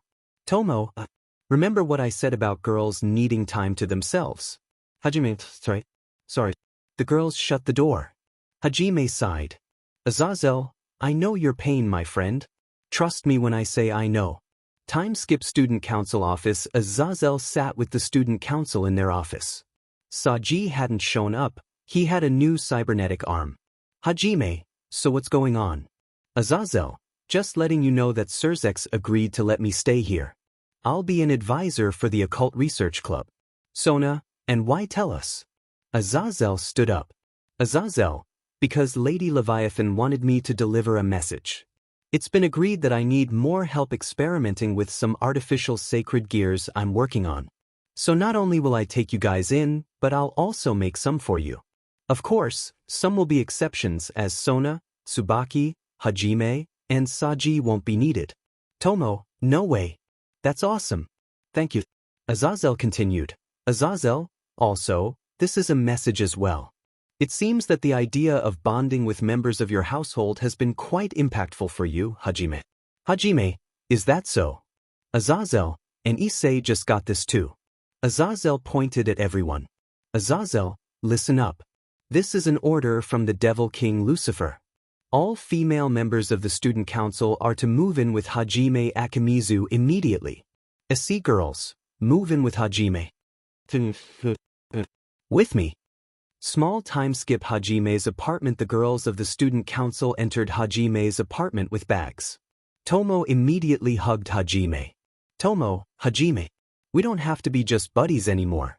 You said it, Tomo. Hajime hugged her back and she let go. Tsubaki arrived and shared a fist bump with Hajime. Tsubaki, glad to be here. Same here, Tsubaki. Ruruko soon entered and stared at Hajime. Ruruko, stare at my clothes once and you'll regret it. Hajime, just remember I can pick you up by your shirt with one arm. Momo entered with a gentle smile. Momo, thank you for having me, Akimizu. Take care of me. Hajime smiled at Momo. Hajime, you got it, Momo. Momo's cheeks turned slightly red. Hajime realized what he said and scratched the back of his head. Hajime, sorry. I meant Hanakai. Momo put her hand on his shoulder and patted it. Momo, don't sweat it. It's fine. Momo walked away with a smile. Meanwhile, Sona looked around the apartment. Sona, this place might be a bit small for us. She turned to Hajime with a smile. Sona, hope you don't mind. But I think I'm going to make a call to restructure this place. Hajime chuckled and wrapped his arm around her waist. She leaned her head against his shoulder. Hajime, I don't mind one bit. After all, we live together now. We need as much space as we can get. Underworld third-person POV. Hajime was seen looking confused. Sona stood next to him. Hajime, what exactly is going on with this guy? Sona, just be quiet. My sister stated a change of power in your evil pieces and wanted you to have a checkup. Take the time to relax. He's just checking up on your evil pieces. After all, Sona, he's Ajuka Beelzebub, one of the 4 great devil kings and the creator of the evil piece system. Ajuka, all right, Sona. I came to a conclusion. Come check this out. Sona, Ajuka, I have concluded that Hajime's evil pieces have indeed mutated. Hajime, oh wow. For real? Ajuka, yes, but check the power. Hajime looked but first put his shirt back on.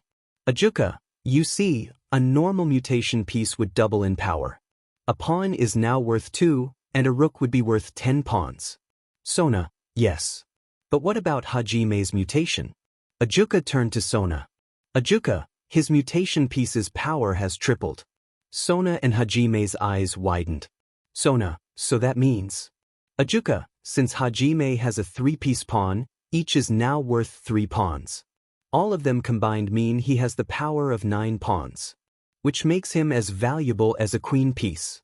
Sona, wow. Wait, how does that make sense? Ajuka, beats me.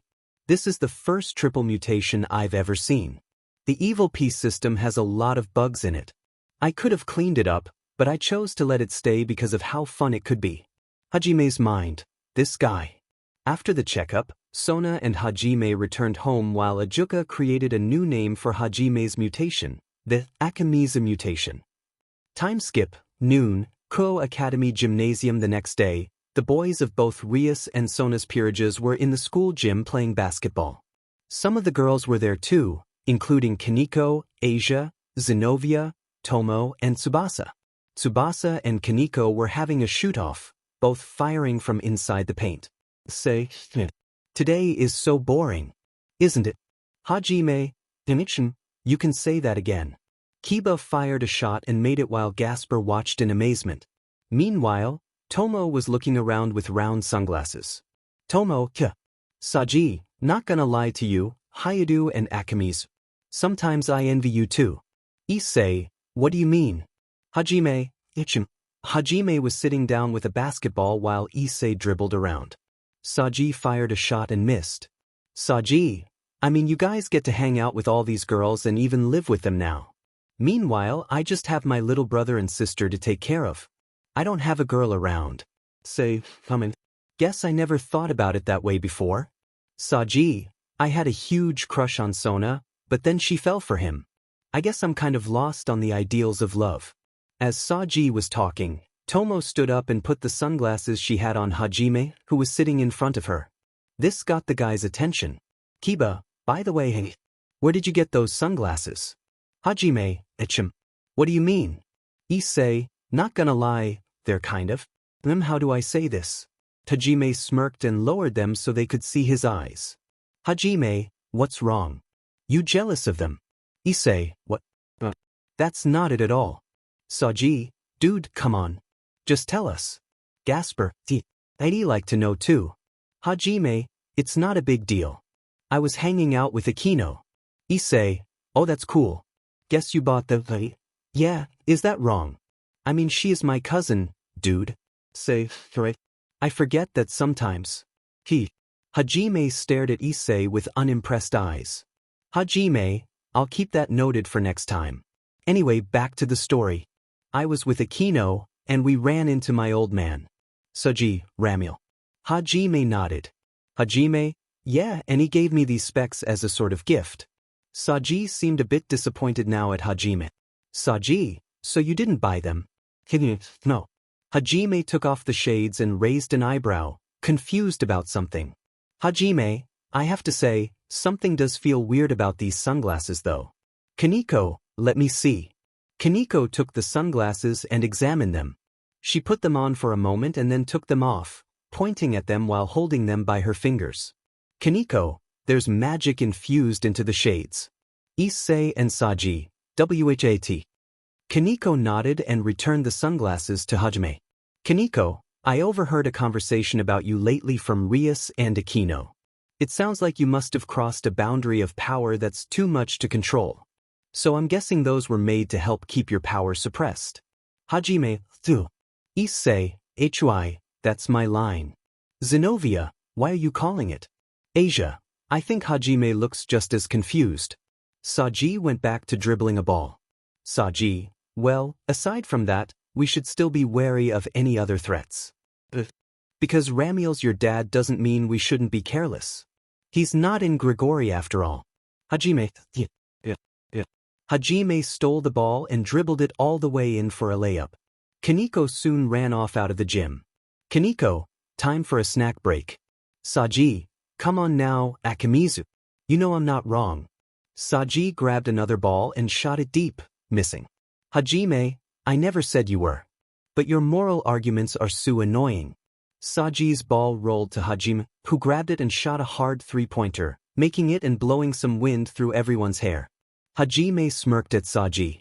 Hajime, when will you ever stop trying to feel better about yourself with all the nonsense you keep talking about? Hajime made a fake throw-up expression. Hajime, remember. Saji, you want to take this outside, Akimizu? What's the matter? Didn't know you could feel lonely. Soon, the doors opened to reveal Akino and Tsubaki. Issei, Akino. Vice President Shinra. Akino, HM. Where did Kaneko go? Say, Kaneko's missing. Where'd she go? Saji and Hajime were seen stretching. Saji, who knows man? Hajime, little girl's room. Gasper, did that sound mature? Tsubaki, anyway. Rias and Sona are still talking, but it sounds like they're planning both households to do some sort of bonding exercise together. Akino, like a stray devil hunt. Gasper, that doesn't sound like bonding at all. Kino, it's all right, Gasper. You won't need to worry too much. We'll all have each other's backs no matter what. Tsubaki, we will keep you informed on what will happen soon. That is all. Akino and Tsubaki soon left, and everyone was silent. Tsubasa turned to talk with Asia and Zenobia, while the guys turned to each other. Issei, hey guys. Let's have a day out together. Kiba, hey Issei. There's a plan. I like it.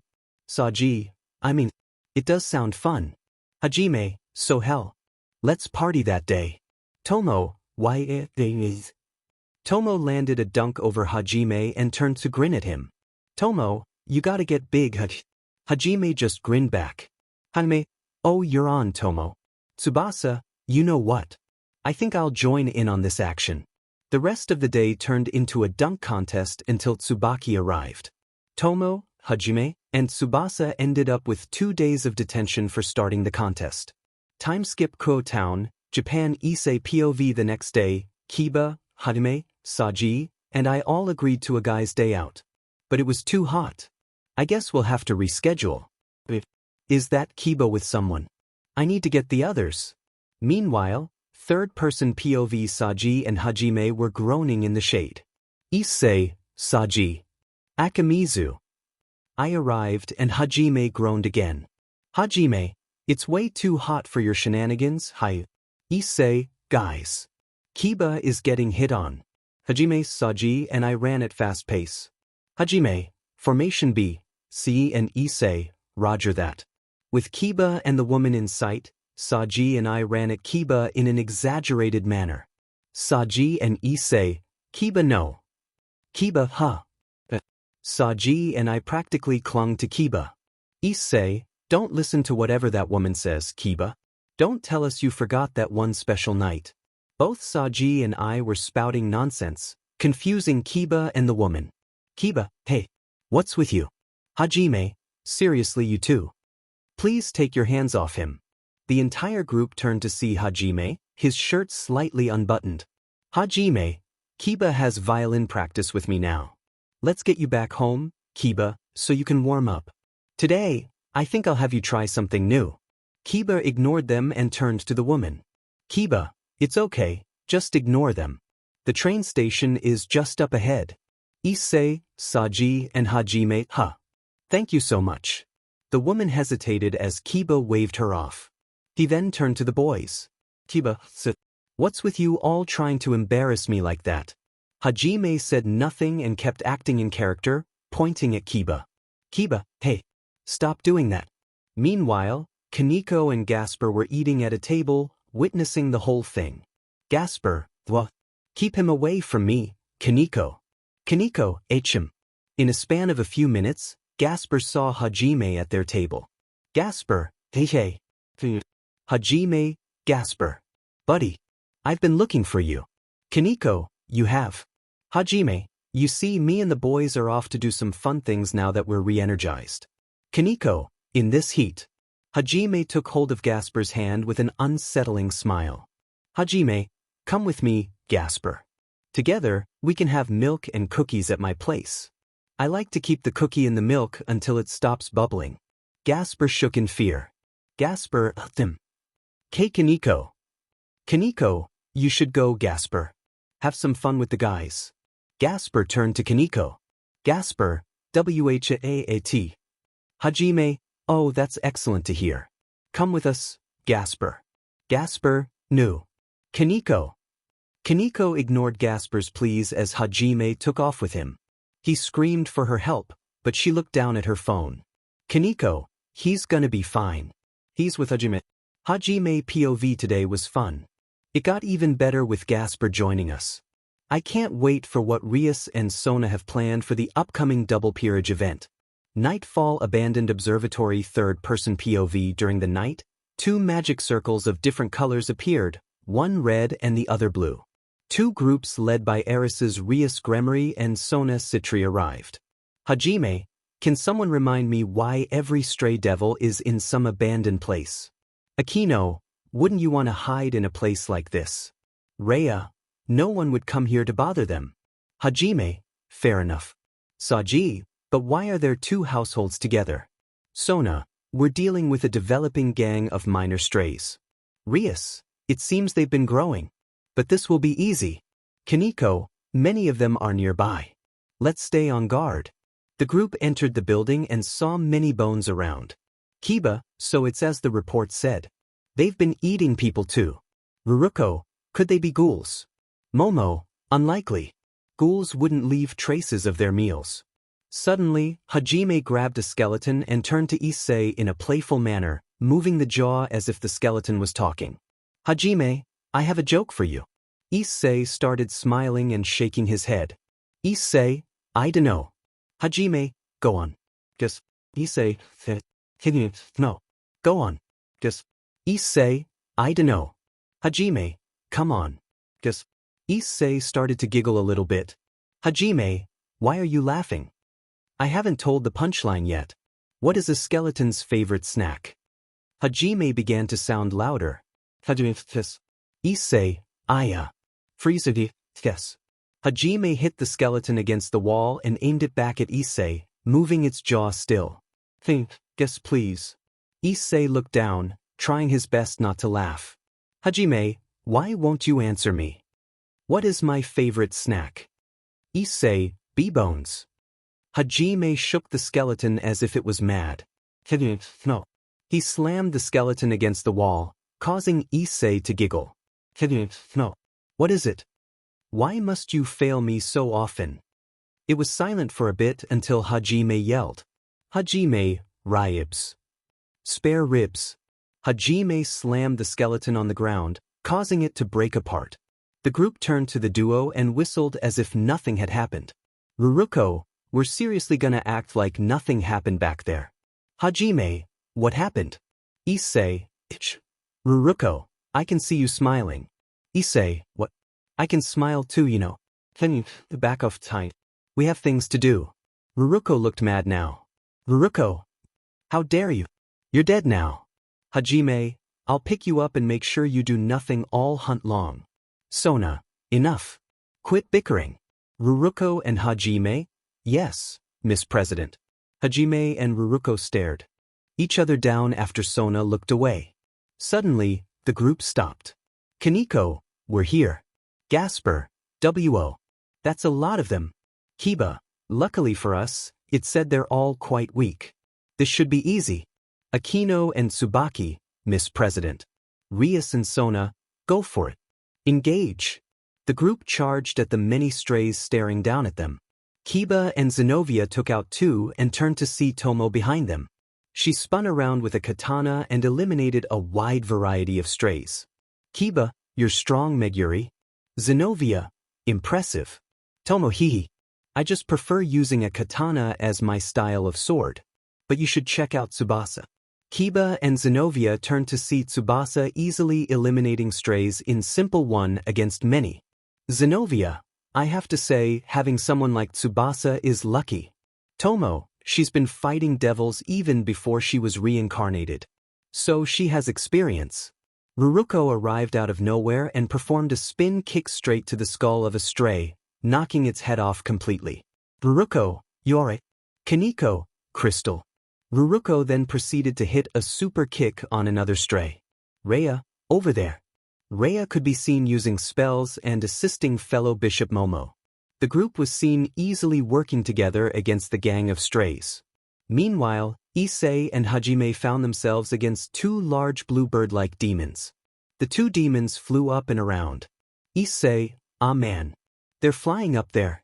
Hajime, it's a pain, especially when all you want to do is give the ORC president a hug. Issei, oh well, look who's talking.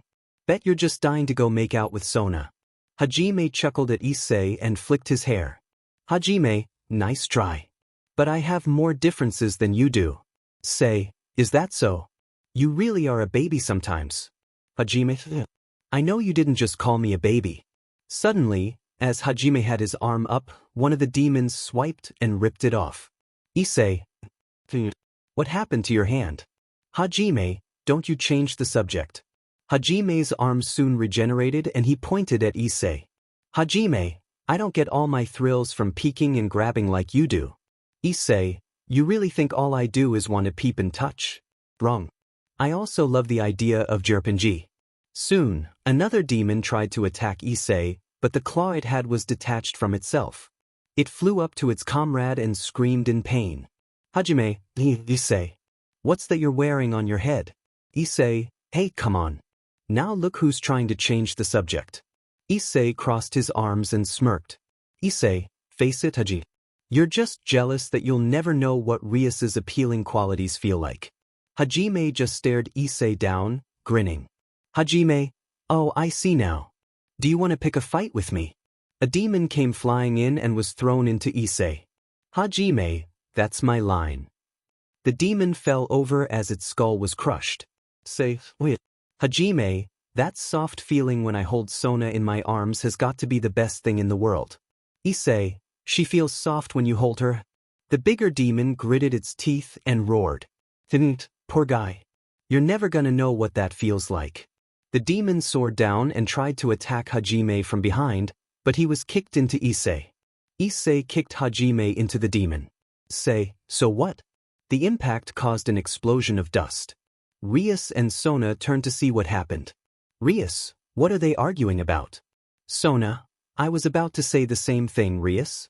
As the dust faded away, Issei stood alone, his eyes covered by his hair. I'm only gonna say this once, he said, lifting his head and pointing at Hajime. Nobody's better than Rias. Hajime sat up, grinning as he wiped his mouth. You're an idiot. Sona's the best. Got it. He looked around and noticed he was on top of a giant corpse of one of the blue demons. Why's bird guy dead? Hey look. Somehow along the way, the other one died too, Issei replied. Hajime groaned as he got up. You gotta be kidding me. Don't tell me we're already done here. Well, it's whatever. I guess Rias and Sona are lucky they didn't end up having to fight those two. Aren't they? Issei said. Huh. Well, even if they did, I doubt those pathetic wimps would have been a problem. The two shared a fist bump and turned to see a blushing Sona and Rias looking away. Wonder what's up with them, Issei mused. Hajime turned to Tomo. By the way, no offense, Tomo, but I think that was the first time I've ever actually seen you fight anything. That's because we haven't had a need for me to fight. Tomo replied. Who have you seen fight? Hajime asked, pointing at Ruruko. Hey! Ruruko exclaimed. You're the one who picks fights here, Tiny. Hajime teased. Don't call me Tiny. Ruruko jumped and slapped Hajime across the face. Hey, that's not nice. Issei interjected. Why should I take that from someone with weird hair? Ruruko shot back. Issei tilted his head as both he and Hajime wore wide-eyed expressions. Suddenly, the two boys grabbed Ruruko by her ankles and arms, twisting and tossing her playfully as she protested. Hey, this is disrespectful. Ruruko cried out. Should we stop this? Ray asked. We should. But I have to say, Ruruko kinda had this one coming, Momo replied. That's enough. Momo called out. Issei and Hajime dropped Ruruko, and she landed on the hard floor. Oh, mean. She pouted. Hajime pointed at her again. By the way, Yellow. Ruruko's face turned red as she pushed her hands to her skirt. Aha.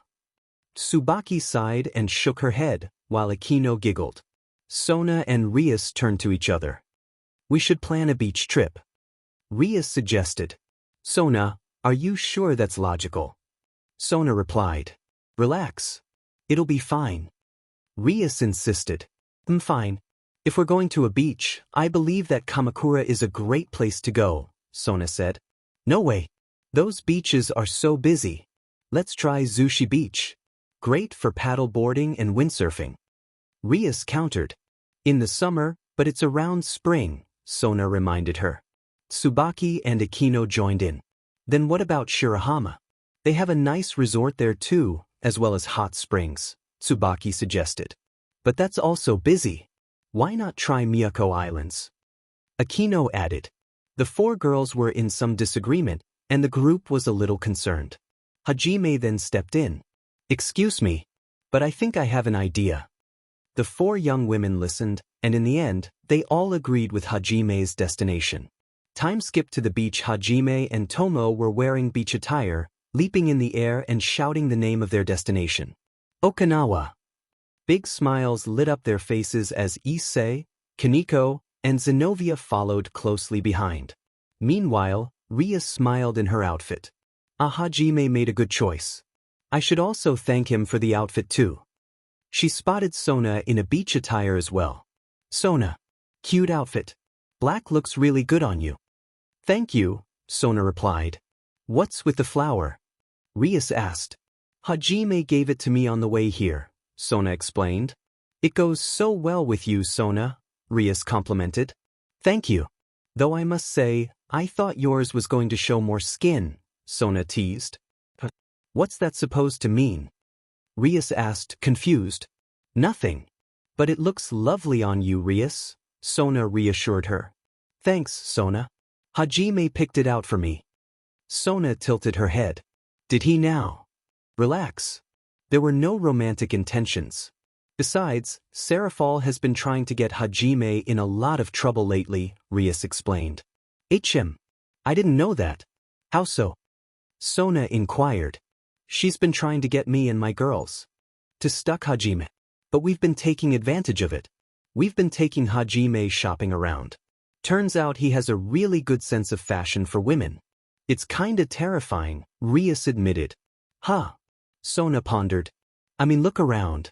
Every girl in my household is wearing something Hajime has picked out for them, Rias pointed out.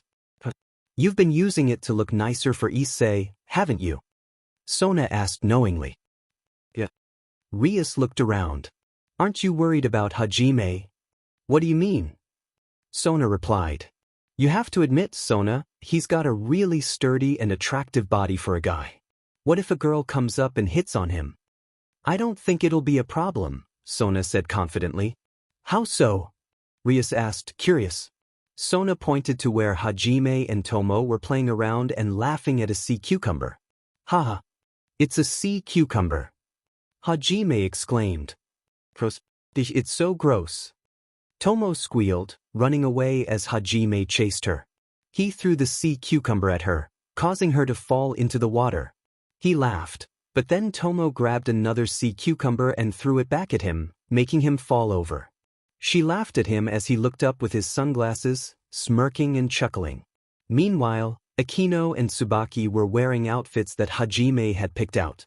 Tsubaki asked, Akino, why did you wear that? Akino replied, Honey said something with red and pink looked good on me. He also said if I let my hair down, it would look even better. Tsubaki raised an eyebrow. Is that so? Akino smirked and playfully teased Tsubaki, but Tsubaki quickly pushed her away, exclaiming, Stop it. Issei was nearby, admiring Zenobia and Kaneko. Wow, you both look cute and stylish. Zenobia smiled, thanks. Hajime picked out a great outfit. Issei was surprised. Wait, Hajime picked it out. Kaneko nodded. Hajime stood up and poked Issei on the shoulder.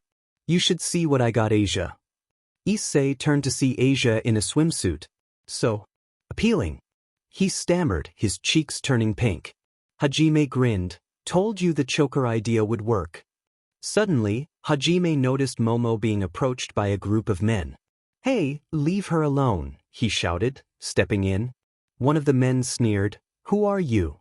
Without hesitation, Hajime punched the man, causing chaos. Bother my girlfriend again, and I'll make you regret it. The men quickly fled, leaving Momo in shock. Hajime picked her up in a bridal carry, causing her cheeks to flush. Sorry about calling you my girlfriend. I just wanted to protect you, he said. Momo felt a flutter in her heart. Are you fine with carrying me? Relax, you're not heavy, Hajime reassured her as they walked. Momo smiled, thinking about how he had called her his girlfriend. When they returned, Tsubaki approached Hajime, while Tomo and Rhea went to Momo. What was that about? Rhea asked. Tomo teased, Do you like him now? Momo protested, What? Your cheeks are red, they exclaimed. Meanwhile, Tsubaki watched Hajime playing volleyball with the boys. He leaped up and spiked the ball, shouting, Team Citri for the win. But in an unexpected moment he and Kiba accidentally kissed. Whoops, Hanme said, looking surprised. Kiba chuckled, Why does this always happen with you? Hajime joked, Probably because you're handsome enough. Just then, Gasper approached in a beach outfit, And Hajime's eyes widened. Issei warned, "No. Don't do it." Hajime looked distressed, gripping his hair. "I'm sorry. I'm not strong enough." Issei shouted, "Gasper, run." Hajime yelled, "I can't hold it in anymore." With that he chased after Gasper around the beach. Nothing could stop him. That was until Hajime was knocked out from a swat to the nape from Sona. After he woke up and calmed down, the fun at the beach continued. It was around sunset, and Tsubaki could see Hajime sitting alone, watching the water. "Tsubaki, She made her way to him. "Tsubaki, Hajime." Hajime looked up and turned around. Tsubaki gasped a bit to see Hajime's eyes were a bit red. "Tsubaki, Hajime, have you been crying?" Hajime, was I. He put his hand up to his face and felt dry tears. Hajime, "Oh, guess I was." He looked away and sighed. Tsubaki stepped forward and saw he was still there. She chose to sit down next to him and watched. "Tsubaki, something on your mind?" Hajime looked down at the water at his toes. Hajime, just thinking about my past, I guess." "Tsubaki, what do you mean?" Hajime, "I grew up not knowing who my father was, and I was told my mom was someone who passed away, leaving me in a massive debt. But here I'm finding out my father's a fallen angel and my mother's a ghoul emperor descendant." Hajime's eyes moved up, and he lifted his hand to block the soon-to-be setting sun. His eyes lowered and his mouth frowned a bit. "Hajime, what part of my past is true? Was everything I was told a lie? Most importantly, what am I?" Another tear fell down his eye as silence enveloped them. Suddenly, Tsubaki pulled him into an embrace. "Tsubaki, you're Hajime. To Sona, to the house of Citri. To me. No matter your story, you mean everything to us, and that is what matters the most." Tsubaki leaned in and kissed Hajime on the cheek. As she pulled away, he turned to see a blushing and smiling Tsubaki Shinra. "Tsubaki, we all care about you, Hajime. You all matter to me a lot too." The two stared at one another as Hajime gently held her wrist. Just then, Tsubaki took notice and put her thumbs near his eyes. "Tsubaki, hold on a minute." Hajime, "Tsubaki, you haven't been getting enough sleep." Hajime, "SSSE. Rhea, Hajime. Tsubaki, come on." Hajime and Tsubaki looked to see Rhea and Tomo calling them. "Tomo, we're taking a group picture?" Tsubaki turned to Hajime and stood up, helping him up. The two returned to the group and stood together for a photo. Hajime sat with Sona, who turned to him, ruffled his hair, and kissed his cheek as well. Tomo sat on the other side and wrapped her arm around his neck. Hajime heard all the commotion and looked around. He chuckled a bit, closed his eyes, and smiled at the last flash. Tomo's POV, "Well, the photo's done.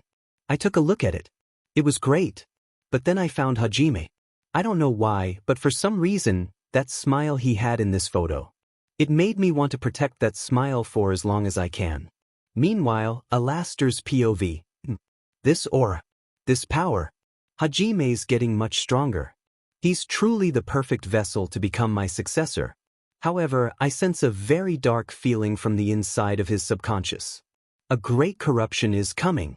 I'll have to teach Hajime everything as soon as possible, including about Malebranche." Hajime's subconscious, Hajime's POV. "Alastair." Hajime, Alastair. Alastair. "We need to talk. At first, I was just asleep. Then I was pulled into my own subconscious. Guess this was Alastair's doing. We were now just sitting down and chatting. Hajime, what exactly do we need to speak about?" Alastair, remember when I first mentioned Malebranche? Hajime, you briefly mentioned them, but never really explained. Alastair, then how about I do that now? Hajime, oh no. Alastair, yeah, oh no.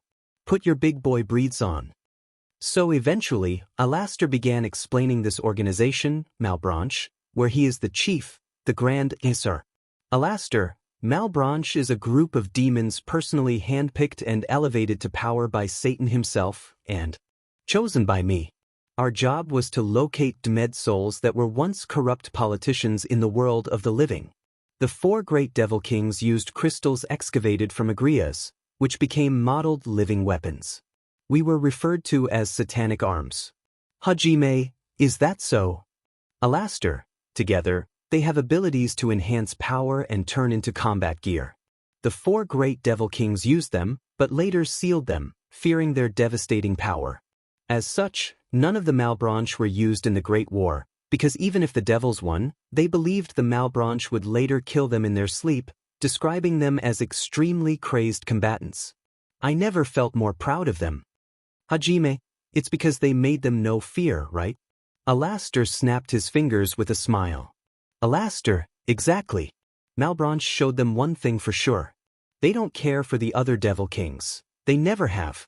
We follow one ruler, Satan. Hajime, so, how many are there exactly? Alastair was silent for a moment but then spoke up. Alastair, there are 12 of them. Each of them is extremely strong. Alastair began to list each of the 12 members of Malebranche. Farfarello, the Lord of the Forgotten, excels in memory and thought altercation, as well as mass slaughter. He has seen his conquest delayed by death, but not denied. Alicino, the jester prince of the cage, dressed as a harlequin, he excels at deception and trickery. Answer of disguise who can befriend anyone using a dozen voices and 100 different faces. Graphiacane, the swarm lord, elusive and very corruptive. He is said to be able to turn friends into foes with his kiss and seems to have an effect on vermin. Dragignazzo, the devil dragon of devastation, exactly as described, a dragon that causes catastrophic damage. Very patient thanks to his brother, Scarmiglione. Calcabrina, the Incerus of Twilight, a woman of mystery who can create dreams and nightmares and drive people insane with ease. She can supposedly put a man into a sleep from which he never wakes. Scarmiglione, the Pale Promise, deceitful and excels in poison and temptation. He draws unwitting travelers close to feed his brother, Dragignazzo, who sleeps amid a conquest they tend to complete. Rubicant, the Red One, fire, honor, nobility. A flame-shrouded prince who speaks words of sense and peace to those who burn in his fiery embrace. But he's also a personal favorite of mine because he knows when to be quiet. Siriato, the glutton slaver, a greedy, gluttonous figure who devours all who oppose him and then turns them into his own servants. Cagnazzo, the hunter of souls, elusive and an embodiment of fear. A murderer who seeks out and slaughters those who oppose his plans of conquest. He's foul-mouthed, but his respect and loyalty are worth dying for. Libicacco, the prideful lady of the winds, a woman with a violent temper who excels with wind magic. Surprisingly, she has no longing to conquer like many of her peers, instead aiming for utter destruction. Barbariccia, the fearsome father, the second in command of Malebranche. Strict and loathsome, rumored to have fathered an army of evil creatures from the darkest jungles. He's considered hard to work with. And finally, Malakota, the despoiler of horizons, the leader of Malebranche. The most diabolical member of the group, full of cruelty and conquest. He's an emissary of martial arts and has already conquered 8 worlds. His power is nearly equal to mine, but not even he could defeat me. That's why he's my biggest favorite, like a business partner. Hajime, Diamen. I'm more amazed you're not out of breath, Alastair. Alastair, and you're a quick learner. Hajime, you really described these guys a lot. Very thorough too. Alastair was quiet for a moment. Alastair, listen. I have a fear regarding Rushafell. Hajime, Rushafell. You mean my ghoul ancestor, right? Alastair, it seems he made some sort of deal with Loki that will lead to corruption. Hajime, corruption. Alastair, yes. Though I don't think he lived to see it. He was slain by Arthur the Silver Knight. Pendragon. Alastair, no, his name was inspired by that, but he's not Arthur Pendragon. Hajime, Alastair Echem. Guess we're out of time for now. Hajime, what? For real? Alastair, unfortunately so. You're about to wake up to a lovely woman, that's for sure. Hajime, wait, what? I swear I slept alone. Alastair, just wake up already. It's morning. Hajime, wait, Alastair. He didn't say any more, and Hajime saw nothing but pure bright light. Morning, Hajime's bedroom. Hajime. He woke up in his bed, feeling as if there was another body beside him. Alastair was right, he wasn't alone. He felt something moving and looked down at the covers to see Rhea poke her head out. She smiled at him, her hands resting on his chest, her shoulders and cleavage exposed, though she wore her sleepwear top. Rhea, Hajime, morning. What are you doing in my bed? Rhea, Tsubaki told me you weren't getting any sleep, so I decided to come in at night and stay with you. Hajime, do I want to know? Rhea, well, I learned a few things from my grandmother's grimoire. I found something for serenity magic.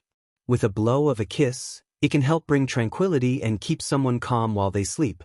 Hajime said nothing and wrapped his arms around Rhea, causing her to blush a bright shade of pink. Hajime, that's awesome. You're amazing, Rhea.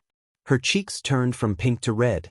Rhea, did you know that when you're calm and asleep, you lie on your back? You're so calm that another person could rest their head on your chest. Hajime, is that so? Rhea, your heartbeat is gently moving up. It's so calm and consistent. You must have slept well. Hajime, guess so. Rhea, you know something.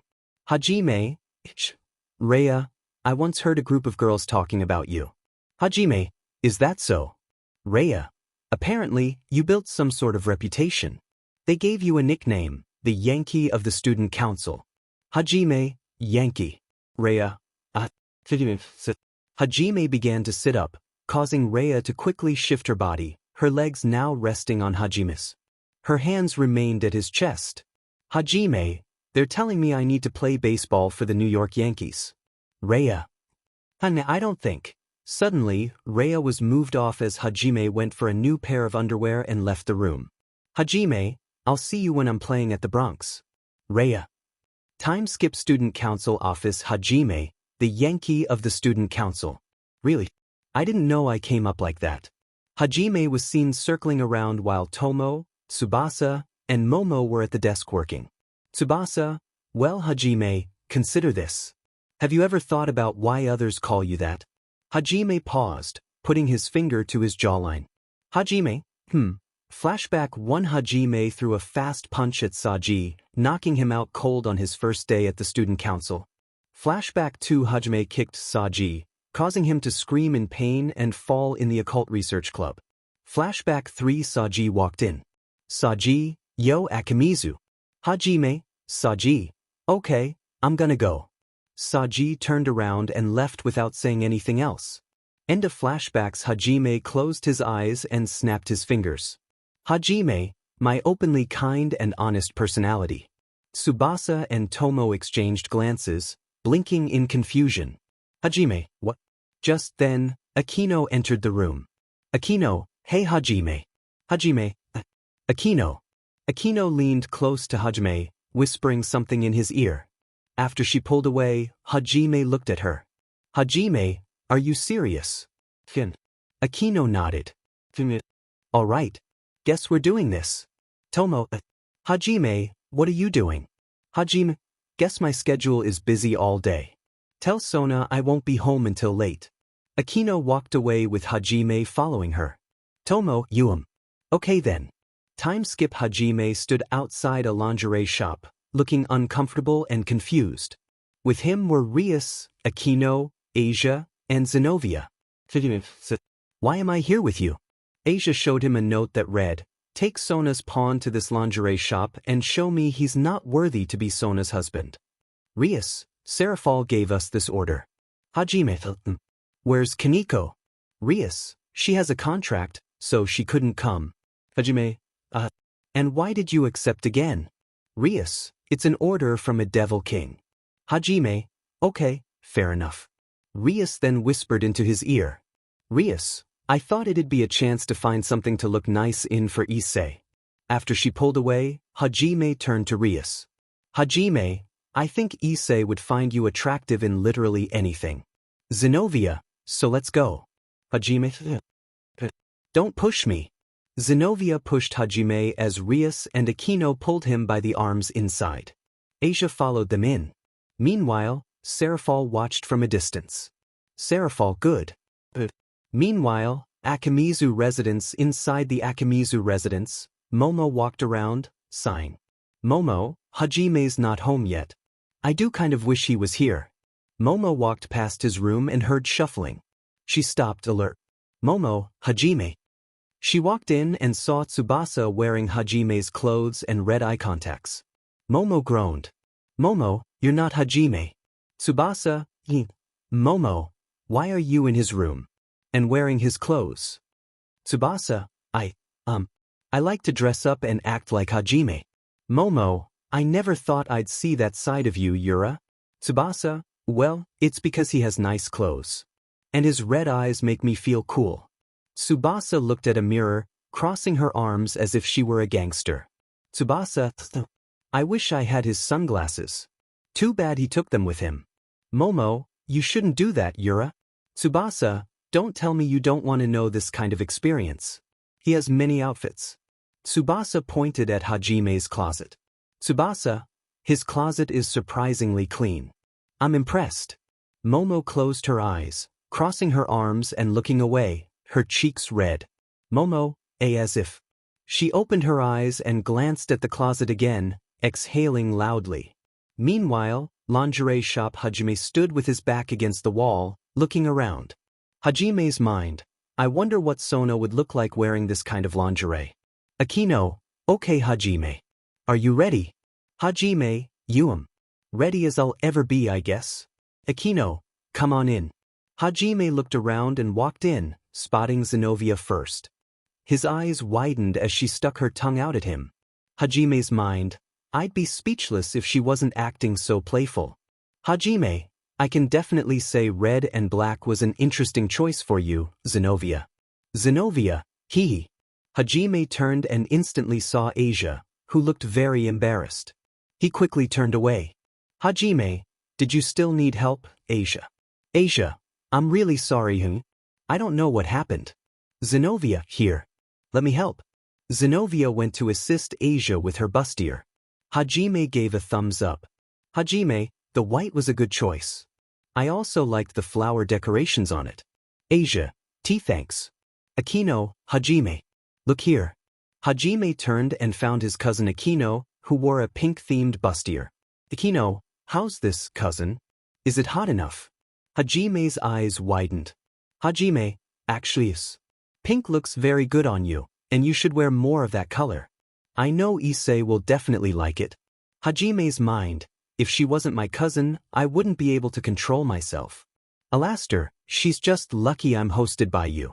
Rias, okay, last one Hajime. Hajime turned around and found Rias in a red and black outfit with a frilly skirt. Rias, how's this? Hot enough. Hajime froze and blinked, raising his arms. Hajime, yes. That's the one. Come here, let me give you a twirling spin. Hajime took Rias's hand, spun her around for a moment, and then stopped. Hajime, that's the one. Issei is going to melt at that one. I absolutely guarantee it. Rias, all right then. I'll buy it. Hajime, by the way. Why is your face red? Rias, him. I am a little embarrassed. Hajime, even with all this modesty. Rias, and you're all honest. Hajime, consent and honesty are what I find attractive. At least I can be straight with people. Asia, but you still came with us and tried nothing on. You're a great friend. Hajime.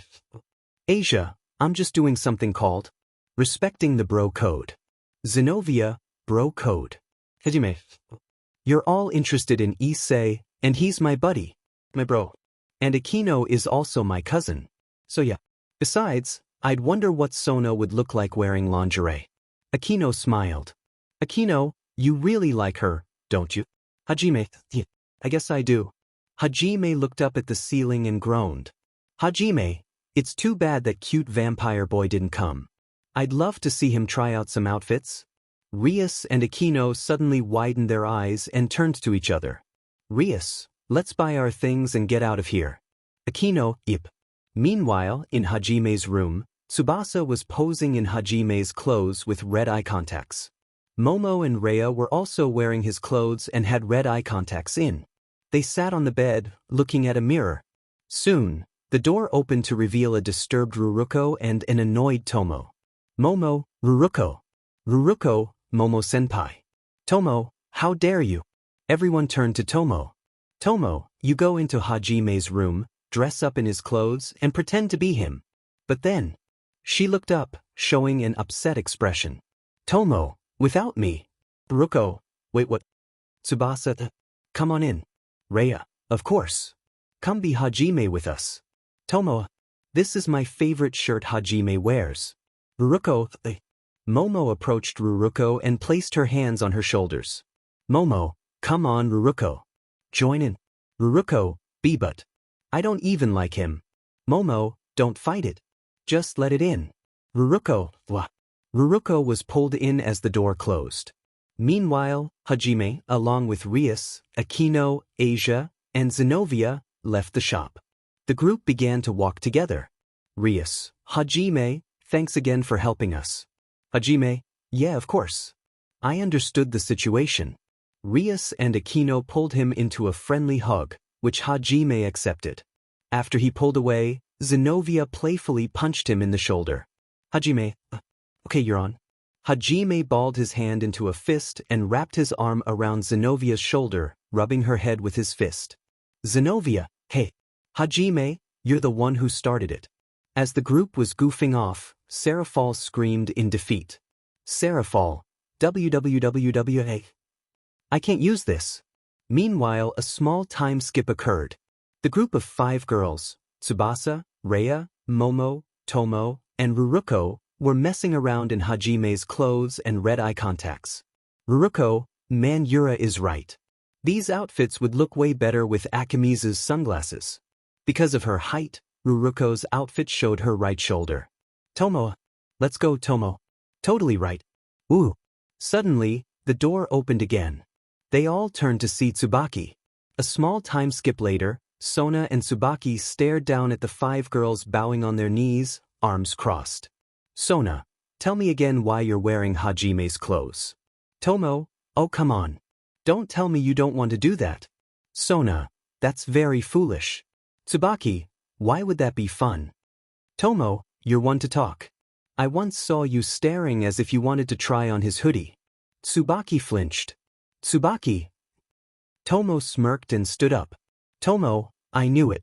Tomo got in between Sona and Tsubaki, wrapping her arms around their shoulders. Tomo, come on. Don't you want to do that? It's a rare chance. Sona and Tsubaki rolled their eyes at each other, then back at Hajime's room, their cheeks growing a gentle shade of red. Meanwhile, in Kuo Town at sunset, the group was seen walking around with bags full of items. Suddenly, there was a scream, causing them to stop. Rias, did you hear that? Hajime, yeah. Soon, the group saw Saji running with a grocery bag of food in his hand. Hajime, Saji. Saji, no time. We need to move. Hajime, got it. The girls looked at each other and nodded, following Hajime and Saji toward the sound of the noise. Soon, they found themselves in an alleyway, where an unlisted stray devil was holding a girl with her mouth covered. Nobody could see her face. Damn it. Stupid creature. I was going to devour you until you screamed. The stray devil shouted. Saji instantly unleashed his sacred gear and used his absorption line, ensnaring the monster. Damn it. Aya. The stray screamed as Saji began to absorb its power. What's happening to me? The stray cried out. Absorption line, pal. I can connect it to someone and absorb their power to weaken them. Akimizu, do it now. Saji commanded. Hajime jumped up, reaching out with his arm. Rashomon. Murakumo. He shouted. Suddenly, a blackish-red aura covered his arm, and a giant claw emerged, grabbing the stray devil. Saji's absorption line and the girl were released. Weakened, the stray couldn't fight back and screamed as it was crushed. Hajime landed on the ground, narrowing his eyes as the Rashomon returned to his body. Like a grape, he remarked. Akino, I'm starting to see why they call you the Yankee of the student council, Hajime said with a smirk. Suddenly, they heard coughing. The group stepped closer, and the sound came from the girl. Wait, that's a Kuo Academy uniform, Saji exclaimed, kneeling beside her. He gently placed a hand on her shoulder. Aisha leaned in, eyes widening. Is that? Hey, are you all right? Saji asked. The girl turned her face, revealing a familiar pink-haired girl with a white headband. Kates. Asia gasped. Kates groaned and met Saji's concerned gaze, her face turning slightly red. Hi, she stammered. Hey, you okay? Saji asked. Yeah. You're Genshuru Saji, right? She replied. Yeah, here. Saji offered his hand, and Kates accepted it. With his help, she found herself in his arms, her hand resting on his chest, her cheeks flushed. Thank goodness you're okay, Saji said. Kates. Asia called out. Asia. Kates responded, looking concerned. After a few minutes, she learned about the supernatural and agreed to keep it a secret, begging Rias not to erase her memory. Rias agreed. Hajime waved goodbye to the girls as they parted ways. He teleported home with a Citri magic circle, while Saji decided to walk Kates home. She held onto his arm. Hey, Saji, Kates said, looking up at him. HM. What's up? He replied. My name's Sakura Kates, okay, she said. That's a nice name, Saji smiled. Kates smiled back as they continued walking together. Meanwhile, at the Akamizu residence, the girls were in the living room with pizza on the table, all wearing Hajime's clothes and red-eye contacts, playfully calling themselves Hajime. Want another slice? One asked. Don't mind if I do, another replied, grabbing 2 slices and stacking them. Hey, save some for me. Another called out. Easy, you don't want to make yourself sick, one warned. Why fight for pizza if you can share? Another added, relaxing on the couch. I feel much more relaxed in these clothes, one said. I have to say the red eyes make me feel cool, another admitted, blushing slightly. Suddenly, the real Hajime appeared, and the girls gasped, their faces turning red. HM. What's going on? He asked, spotting the pizza. Hey, pizza. Don't mind if I join in, he said, plopping down on the couch. Oh hell yeah. Pepperoni. My favorite. He exclaimed, folding a slice and taking a bite, relaxing with his feet on the table. You know something, Ace? He said, smiling. I think my red eyes make me feel cool too. As he continued eating, the girls fell back on the couch in a comedic faint. Meanwhile, in Hajime's subconscious, Alastair was looking around anxiously. Sheet, it's getting closer. It might have started now, he muttered as chains suddenly grabbed his wrists. Damn it. It's starting. If I'm right, Hajime might have 24 hours before the corruption wins. Get ready, boy, we're in for one wild ride. Morning arrived at the Akamizu residence, and Hajime woke up like any other day, stretching and yawning, feeling alone in bed. Can you hear me? No answer. Is he ignoring me? Time's mind. Alastair. Alastair. Still nothing. Did I make him mad or something? Just why? Why am I getting ignored? Time's mind. Alastair. Nothing. Not a word or sound from my subconscious. Not hearing Alastair is making me really scared. I hope I can figure this out soon. I don't want the girls to be worried about me because I can't contact him. I was in the kitchen after getting dressed. I looked down at my arm. My dad's a fallen angel and my mom's a descendant of a ghoul emperor. Just what kind of hybrid am I? I've heard ghouls are flesh-eating and have very tough skin. I wonder. I soon grabbed a knife and aimed it at my arm. I felt a bit hesitant, but I have to test it. Here it goes. I tried to stab my own arm, but the knife just broke. Guess I inherited that gene. Hajime. I turned around and found Tomo. Oh hey Tomo. Are you all right? Yeah, I'm fine. But the knife? Not so much. Oh. I could see her look at the broken blade. I'll clean it up. I watched her grab the blade and then she took the handle and walked out. I'm really grateful for her, but I should be more careful now too. At Kuo Academy, I still couldn't contact Alastair. The anxiety was overwhelming. I haven't really been alone since that night, the night I took down an entire yakuza group. Soon, I heard arguing. Guess I'm near the kendo club. Because of recent incidents, security cameras were added. We can look through our phones as members of the student council. I should get there fast, so I ran over. Once I made it, I found Tsubasa there too. She was talking with Murayama, Keitase, Issei, and Motohama. Where's Matsuda? What's going on? Hajime! Murayama exclaimed. Yo! I just found these pervs peeping again. I didn't even do anything. All I did was try and stop Motohama. Issei protested. Tsubasa sighed and turned to me. See what I'm dealing with here? Okay, that's enough. I'll check the footage. Huh? Keitase asked. Footage? Issei echoed. Both groups were quiet as I pulled out my phone. The student council put in work to add better security cameras. Each member can access the cameras. I'll just look here and... Here's the real truth. I pulled up the camera footage. There we saw just Motohama peeping.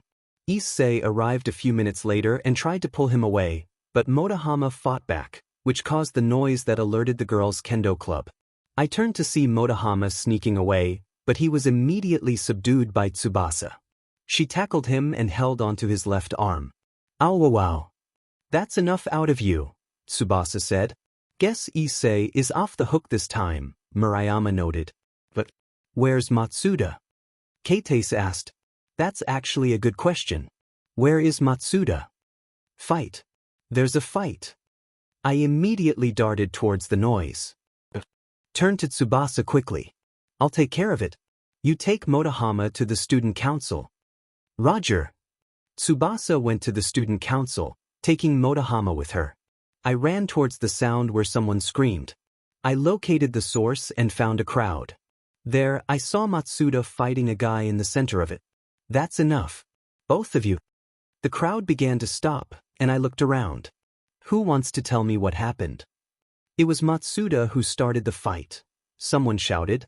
I turned to Matsuda, who looked angry. Then I saw the guy he was fighting with. I was having a nice little chat with this lovely lady here. Then this bald loser decided to yell at me. So I acted in self-defense. That's not true, a cute girl with braided hair said. That boy was hitting on me and made me very uncomfortable. That guy saved me from it. The crowd seemed surprised by this. I turned to the guy, who started to sweat, then back to Matsuda, who was still glaring at him. I smirked a bit and immediately went after the guy. I grabbed his arm and pulled him close, kneeing him hard in the gut. Then I threw a hard punch that knocked him out cold. There is no fighting on school grounds. But be sure to treat others with respect. Or else I'll bend that rule to punish anyone who can't show respect. The crowd began to disperse. I turned to Matsuda and the girl. Matsuda, come with me. And that girl too. We need statements.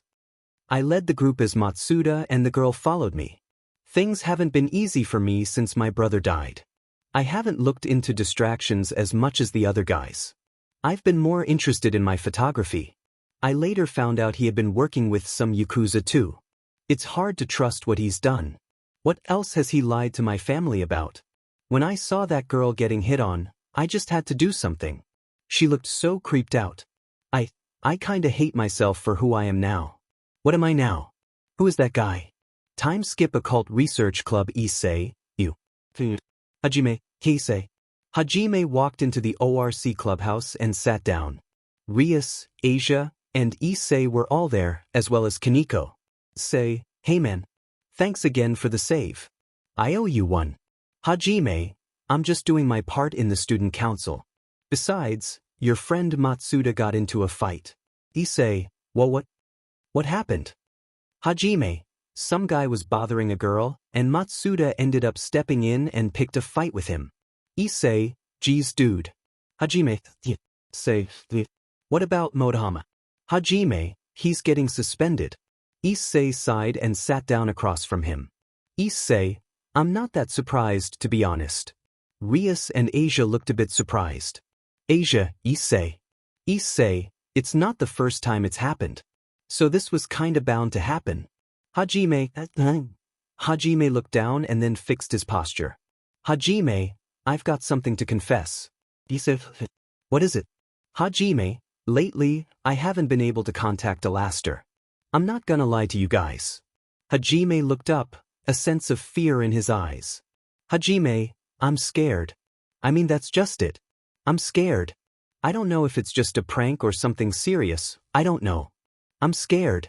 I haven't been without Alastair since a little before my reincarnation.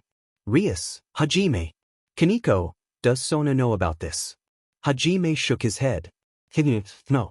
And I didn't want her to know. I don't want her to worry about me. I want to show her that I'm strong enough to carry the name of the Citri clan. Rias put her hand on his shoulder, causing him to look up at her. Rias, you have to tell her. Otherwise, Sona won't be too happy to know that she didn't know something is bothering her servant.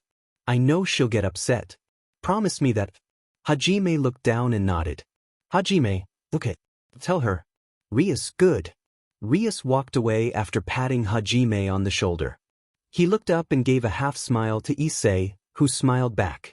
Asia went to sit next to Issei as Kaneko stood up and sat next to Hajime. Kaneko, won a game. Hajime, you're on. Kaneko, bring it, dude. Hajime and Kaneko began to play on her handheld console as Issei and Asia watched. Meanwhile, Rias was looking around at her books. Rias's mind. Hajime's condition is concerning. I'm worried he might have a curse that could affect him soon. There must be a way to prevent it. Time skip evening. Hajime was walking around after school. He was at home when he found Ruruko outside. Hajime, Nima. Ruruko jumped and saw him. Ruruko, what are you doing here? Hajime, I was gonna ask you the same thing. Small time skip. The two of them went to a park. They sat on a bench and looked at the playground for little kids. Ruruko, I used to hang around here when I was younger. Hajime, is that so? Ruruko, yeah, but life wasn't always great. That was until I met this boy who, well, he was older than me, but he saved my childhood in a way. Hajime, guess he was special. Ruruko, Amichim. But he moved away after a year. It made me really sad. I never really made too many friends after that. Hajime, I'm sorry to hear that, Nima. Ruruko looked up at the sky as the stars began to shine. Ruruko, night's coming. We should go home. Hajime, Nightfall. Hajime and Ruruko were heading home. As Ruruko was talking, Hajime followed her and smiled. Hajime's mind, hearing about Ruruko's childhood, was a good distraction. It felt nostalgic, like I knew I was there. Hajime looked up at the stars. Hajime's mind, this world has a cruel darkness, but its light is appealing. It makes me want to see more. To protect the people that matter to me the most. For the girls. For Sona. Suddenly, dark chains from the ground grabbed Hai, causing his eyes to widen. Hajime. He looked down as a cover surrounded his mouth. He tried to scream, but nothing happened as he was pulled into a void of darkness.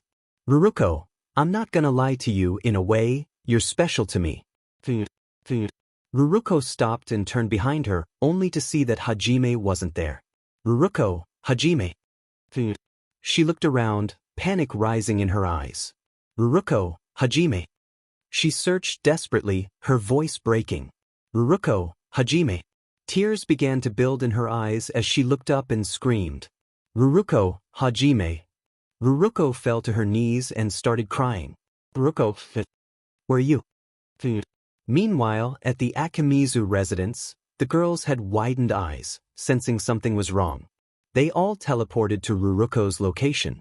The rest of the girls arrived to find Ruruko on her knees, crying. Momo, Ruruko. What happened? Where is Hajime? Ruruko said nothing as she continued to cry. Tomo looked around and began to yell. Tomo, Hajime. After several moments of calling his name with no response, Tomo put her hands to her eyes, tears falling. Tomo, Hajime. Her toes curled in her shoes as she fell to her knees, sobbing. Rhea went down to comfort her, but it was clear she too was horrified. Soon, Saji appeared, placing a hand to his forehead. Saji, damn it. What happened? Unknown to them, Hajime Akimizu has disappeared and vanished into a deep, dark and corrupted darkness. One Sona POV. I don't understand. How could this have happened? It's like he vanished from existence. None of us can even sense him. What happened? Where are you? Please. Tell me this is all a bad dream. I need you by my side. Come home. Come home. To us. To me. Tsubasa POV. I can't believe this happened. Nimra and Meguri are crying. The president is in distress. Vice President Shinra looks so lost, and I don't blame her. I don't really know how to react. This all happened just now. My heart feels empty. All I could do was put my hand over my heart and look up at the stars. Where are you? And no matter what, we'll find you. Meanwhile, unknown darkness third-person POV Hajime was seen, screaming in pain. Hajime, Aya. He grabbed his head and lowered down like a ball. Alastair was seen with chains all around his body. Alastair, come on kid. Fight it. Damn it. Hajime's eyes shook violently as he screamed in pain. His hair began to turn white. Alastair, sheet. It's happening. Hajime's screaming continued. The white then completely covered his black hair. And when it did, Hajime's screaming had stopped. He fell down unconscious. Alastair looked with concern. Alastair, Soon, Hajime got up in his own 2 feet.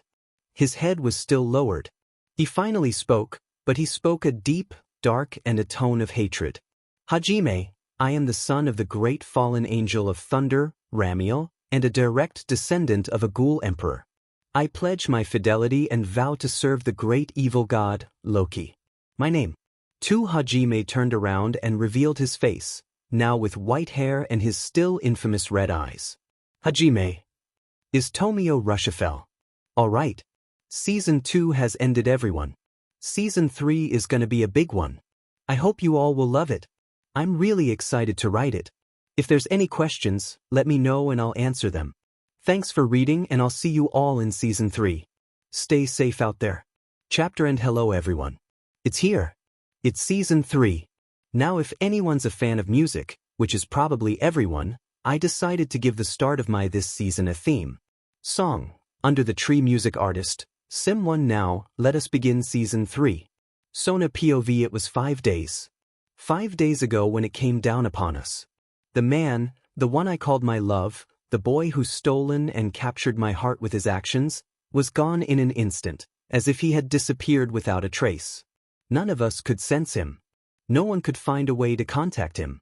We tried a search party for 2 days and few found 0 tracks of him.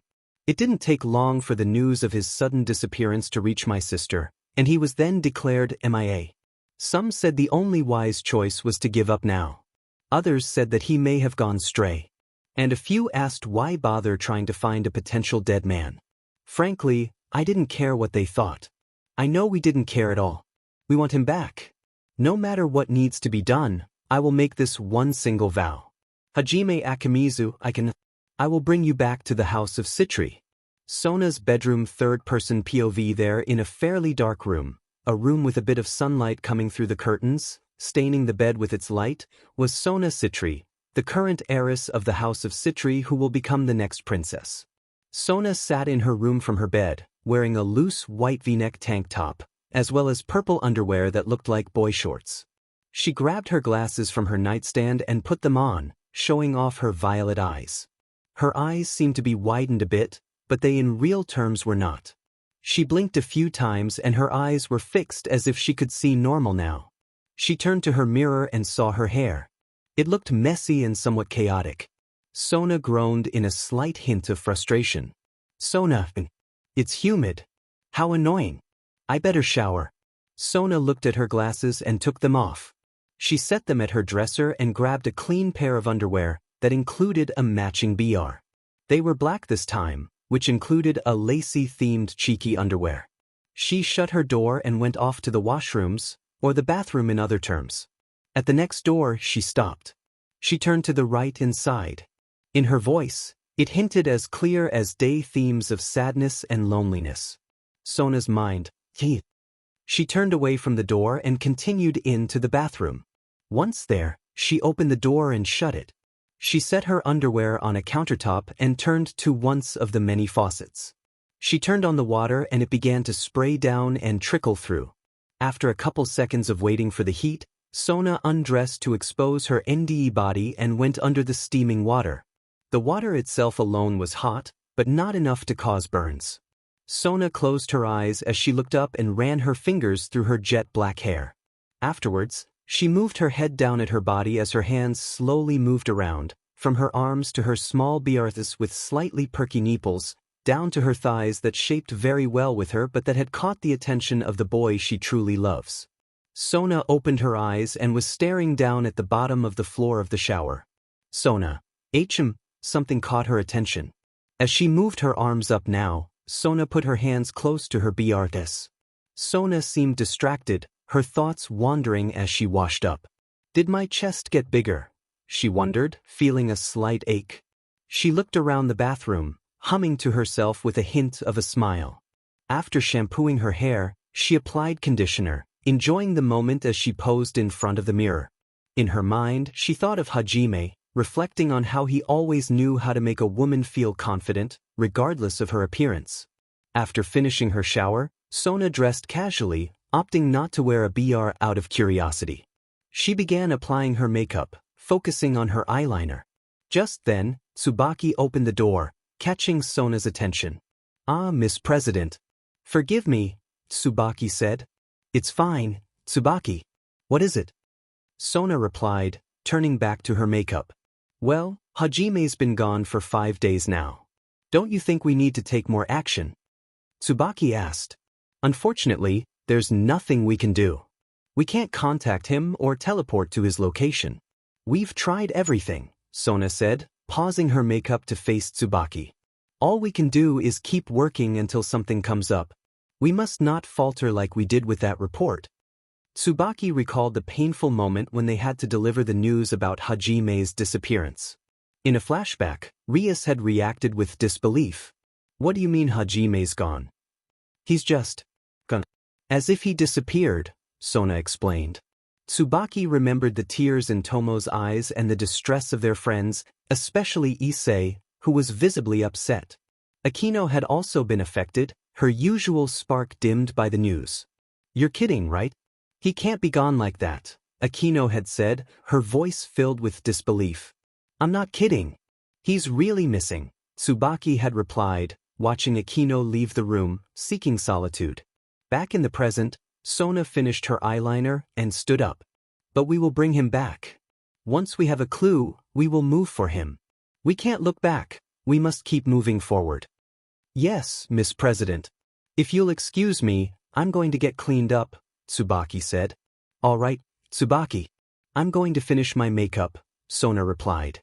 Tsubaki left the room, shutting the door behind her. Sona resumed her makeup, feeling grateful that she didn't rely heavily on it like others.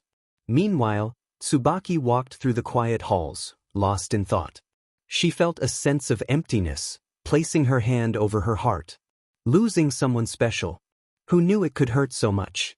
She pondered. After a moment, she opened the bathroom door and stepped inside. In her room, Ruruko sat alone on her bed, feeling lonely and hurt. She hugged her knees to her chest, lost in her thoughts. In a flashback from her childhood, Ruruko stood alone in a park, confronting 3 older boys who had taken her stuffed animal. "Hey, give it back," she demanded, her voice filled with determination. "Ruruko, what if we don't?" The boys mocked and laughed at her. She growled, tears forming at the edge of her eyes, and ran up to punch one of the boys in the arm. "Ruruko, you mean it? Give it back." One of the boys punched her back, causing her to fall down. Stunned, Ruruko grabbed her head where she had been hit and started crying. The boys laughed even more. "Boy 1, oh wow. What a baby. Boy 2, should we hit her more? Boy 3, dude. Imagine how silly she'd look." Suddenly, another boy arrived and landed a punch on one of the boys' faces. Boy 4, ow. That hurt. The newcomer cracked his knuckles and started fighting the other boys, who dropped the stuffed animal and ran off in fear. It was quiet now. The boy picked up the toy and turned to Ruruko, who was still crying. "Boy 4, you okay?" Ruruko stopped crying, her sniffles still audible. She looked up and saw the boy with black hair and red eyes, holding her stuffed animal with a genuine smile. Boy 4, I got this for you. Ruruko. TT, thank you. She got up and hugged her stuffed animal close. Boy 4, you're welcome. Bye. Ruruko looked at him, confused, and took a hesitant step forward. Ruruko, hey. The boy stopped and turned around, hands in his pockets. Ruruko, why did you help me? He paused before giving a closed-eye grin. Boy 4, it's only right for the strong to help the weak. Don't you think? Ruruko, I'm not weak. Boy 4, well, it's hard to say what you are. You're either not smart or you're weak, to be honest. Ruruko growled and punched his arm again. Instead of retaliating, he chuckled. Boy 4, that didn't hurt. But it has potential if you work on it. Ruruko. Boy 4, wanna hang out for a bit. There's still time left, you know. Before she knew it, they were at the park, watching the sunset. Boy 4, the world must be full of cool things to see, right? Ruruko, yeah, I can see that. She turned to him, her stuffed animal in her lap. Ruruko, so what makes you believe in being strong? Boy 4, because if you're strong, you can help people. I'm not really tough, but I believe that if I help others, I can get strong. Ruruko. Boy 4, sometimes I think to myself, why try to fight to be strong if you're not willing to do anything? Ruruko. That's really cool. Boy 4, I guess it's getting late. Ruruko. I have to go home. She stood up, but he stopped her. Boy 4, hey wait. I just realized we never introduced ourselves. What's your name? Ruruko turned around and took a bow. Ruruko, Nimu. I'm Nimura Ruruko. Boy 4, Nimu. That's a nice name. She could see the colors in his smile, and everything around her seemed to stop. Boy 4, my name's Tomio. End of flashback. Ruruko looked down at her arm and clenched her fist. Ruruko. Tomio. She sighed and relaxed her hand. After a few minutes, she decided to get up and get dressed. Meanwhile, Sona struggled to put on her BR, sighing in frustration. Sona, I knew it. They did grow a little. Just great. She looked down at her BR and blushed at a sudden thought. Sona's mind, I wonder what Hajime's reaction would be. She shook her head to dismiss the thought and covered her chest with her arm. Sona, guess I'll have to get a new size. I should have time after school today. I think I'll wear a sports BR. Sona went off to search for a top or sports BR to wear. Meanwhile, in an unknown ballroom in Kuo Town, Japan, a party was held for corrupt politicians. They brought younger women with them, some providing special services. However, the ballroom was soon attacked by a gang of ghouls, who raided and devoured most of the politicians. The metallic scent of BLD filled the air, and many women were taken hostage or silenced. Among the ghouls, one stood out. A high school teenage boy with white hair and red eyes appeared to be the leader of the group. This boy was Tomio Rushafel, known for his dark reputation. A ghoul approached him, BLD smeared across his mouth from his recent meal. Mr. I have an offering for you. The ghoul exclaimed, holding up a piece of human flesh. Tomio grimaced at the sight. Your actions are quite touching, but I'm not interested. Binge eat if you must, he replied dismissively. Another ghoul, equally messy, chimed in, what about the others? Do whatever you want with them. They don't matter to me. And clean up after yourselves. I can't stand sloppy eaters, Tomio said, turning away as the ghouls bowed and returned to their meal. Tomio poured himself a mug of coffee and stirred in some sugar. Moments later, a tall young man with blue hair and a rebellious appearance entered. He wore a hooded black leather jacket and held a black rabbit mask. Coffee? Tomio asked. What's the matter, Ayato?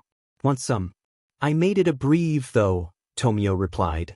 It reminds me of my weak older sister, Ayato said. I don't care what it reminds you of. If you want some, go ahead.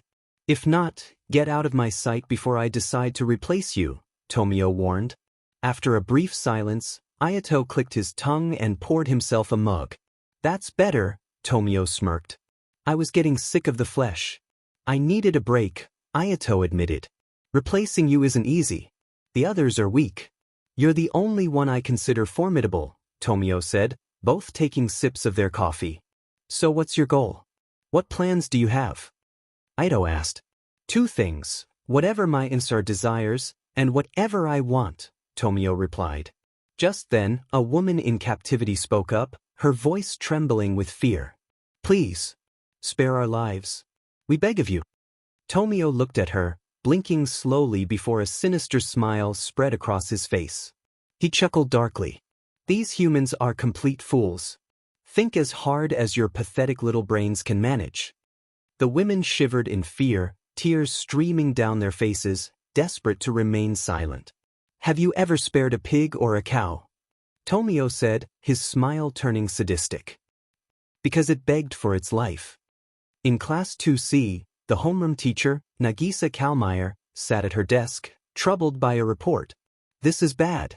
With one of my students missing, a gang of ghouls is much worse. A man with black hair and blonde bangs entered, wearing a cheeky smile. Hey Kalmeyer, what's on your mind today? He asked. Cut the act, Vessel. I know you know who I am, she replied. Azazel paused, feigning confusion before smirking. Kara, servant of Brynhildr. What do you need? Nagisa handed him the report. Inform Rias Gremory and Sona Citri of this immediately. Understood. I'll take care of it right now, Azazel said, closing his eyes and nodding. Glad to see the Governor-General of the Fallen Angels can be responsible for once, Nagisa remarked. Oh, you have no idea what kind of man I really am, Azazel replied with a laugh before leaving with the report. Once he was gone, Nagisa sighed, resting her head on her hands. I'm sorry, Mercedes. I really let you down this time. In the Occult Research Club, Issei stood at the window, gazing out at the academy. He seemed to be talking to himself. First Hajime goes missing out of thin air. Now Rainer's back in my head. I haven't thought about her in a while. Why is she back in my head again? Issei's body began to shiver. It seemed that he wasn't the only one acting differently. Kaniko's eyes were more glossed over, her soft hand resting in her lap. Asia looked concerned for Kaniko, who wasn't saying a thing. Soon, the door to the club opened to reveal Rias and Aquino. To everyone's surprise, Azazel and the student council were there as well. Azazel! Issei exclaimed. And the student council. Kiba added. Everyone listen up, Rias said. Azazel has something to report to us. The group gathered around Rias and Sona. While they faced Azazel, Rias noticed Sona's expression, a mixture of emotions, but one stood out, a new sense of determination. I am aware you're all still torn over Hajime's disappearance. You have my condolences, but right now, I have something serious to inform you. I was recently given a report that a gang of ghouls has been spotted in Kuo Town. The group looked shocked. Ghouls! Tomo exclaimed. That's bad, Kiba said. What's up with that? Issei asked. Ghouls are one of the most dangerous demons around. They're flesh-eating cannibals who kill anyone in their way. Kiba explained. What? And they're here? Issei responded, alarmed. I knew there was a major ghoul population in Tokyo, but there haven't been any sightings here in Kuo Town. Rias said. And a gang of them. That's not good. It means they're most likely rebellious ones too, Sona added. According to the report, there is a strong belief that this gang is led by a ghoul emperor descendant, Azazel continued. That's even worse. Aquino said. It'd be extremely bad if this falls into the hands of the angels. Do not let them get involved with this report. Who knows what Michael will do if he finds out about this? Wait, what? Issei asked. Azazel was silent for a moment before responding. A little over a decade ago, a ghoul emperor descendant murdered an archangel. Everyone looked shocked again, taking time to let the information sink in. After a minute, they began to calm down. Man, this is gonna be a problem, Saji said. You don't say, Issei replied. If they manage to spread out, we could be in serious danger. The people are already in danger enough with them here, Sona warned. If we can get to their leader, maybe we can find a way to locate Hajime or at least get a clue about his whereabouts, Rias suggested. Sona turned to Rias and smiled. You're too kind to be thinking about my pawn like that. He's a friend to all of us. Of course I want to help bring him back, Rias said. He's the perfect man-wife. Issei shouted, causing everyone to turn to him in stunned silence. Sit. Don't you mean husband? Asia asked. Nope, Issei replied. Tomo's thoughts raced. Man-wife. I'm going to clock Issei in the face. There is only one Hajime, and he is mine. I will not let you take him to be your man-wife. Tomo narrowed her eyes at Issei. Back off, Hajime is mine. No. He's my man-wife, Issei countered. The two began an intense stare down, causing Azazel to chuckle. Knock it off, Sona said. Stand down, Issei, Rias added. Tomo and Issei turned to their respective emissaries and bowed. Rhea turned to Azazel. Does this gang of ghouls have a certain name they go by? Actually, they do, Azazel replied. What do they call themselves? Rias asked. Spider, Azazel said. Issei was seen sitting alone under a shady tree outside the Occult Research Club. Oh man, this spider gang. I can't even come to terms with how bad this whole situation is. I don't want to show it to Rias, but it's clouding my head about leaving for the underworld soon. Issei moved his knees to his chest and put his arms on them, resting his head down. It's so crazy that I don't think all the appealing things in the world could help me out of this mess. It wouldn't even be fun without having one of the greatest friends ever to cherish these moments with me. He recalled a memory of Hajime. Issei was walking around school when he found Hajime sitting against a wall. Akimizu. Issei called, running up to his long-haired friend. But things felt awkward. Hajime wasn't responding. Akimizu. What's wrong? Issei asked, noticing Hajime with his head down and hands cupped in front of him. He spoke up in a somber tone. Hajime, please. Come sit, Hayadu. Issei sat down in front of him. Hajime opened his eyes and stared directly into Issei's. In that moment, he spoke a phrase that overwhelmed the young boy with a chilling realization. Hajime, melons. I've touched them. Flashback. Issei sighed to himself. It's just not the same. Issei. He looked up to see Asia watching him with concern. Is everything all right? It's fine, Asia. Issei stood up. We should go. The president said it'll be a long trip to the underworld. He walked away, but Asia turned to watch him, her expression conflicted. What's going on with Issei? He never called Rias the president before. It's not like him at all. Something is very wrong. Time skip. Unknown area. It was nightfall. A pair of devils were running, chased by a group of individuals. Please. Stay away. Get away from us. The devils were quickly surrounded, their eyes revealing red with black scara, ghouls. It's them. Spider. Two individuals stood out, Ayato and Tomio. Tomio stepped forward with a grin. That boy. It's him. But why would you do this? You serve the house of Citri. Tomio tilted his head. Citri. I don't recall serving devils. He pointed at his right eye. You know, for ghouls, they have another word for what their eye is called when it gets pitch black and crimson. Want to know what it is? The devils shivered in fear, silent. Tomio grinned, showing off his eye as it changed. They call it Kakugan. They're all yours, boys. The ghouls of Spider activated their Kakugans and charged at the devils. Building on top of a building, screams echoed as the devils begged for their lives, being overwhelmed. Hajime's father, Ramiel, stood nearby. I knew it. My son had become like his mother. Hey, you must be Uncle Rami. Ramiel turned to see a black-haired girl with blue eyes, wearing a tank top and shorts. Long time no see. Uncle Rami. She chuckled sweetly, leaving Ramiel stunned. Material's daughter. Lucille. Time skip. Gremory train. On a train adorned with the House of Gremory sigil, Kaneko sat quietly, catching Gasper's attention. Hey Kaneko. Your lunch is gonna get cold, you know. What is it? Kaneko turned to him with an assuring smile. Nothing. Nothing to worry about. Kiba noticed the exchange, pausing his reading. We'll soon arrive at the Citri Domain terminal. Citri Domain? Issei asked. Akino laughed lightly as the door opened to reveal Sona, Tsubaki, and Hayadu. Saji greeted. Good to see you, Sona. Since you were kind enough to let us use the Gremory train, I thought I'd see how you're doing before we got off. Fine. If not a bit anxious, Rias added. Perfectly understandable. After all, this isn't an ordinary trip home, Sona replied. You're heading out to train in the underworld too. Right, bro? Saji asked Issei. Up until now, we were told we'd be accompanying Rias on break, Sona explained.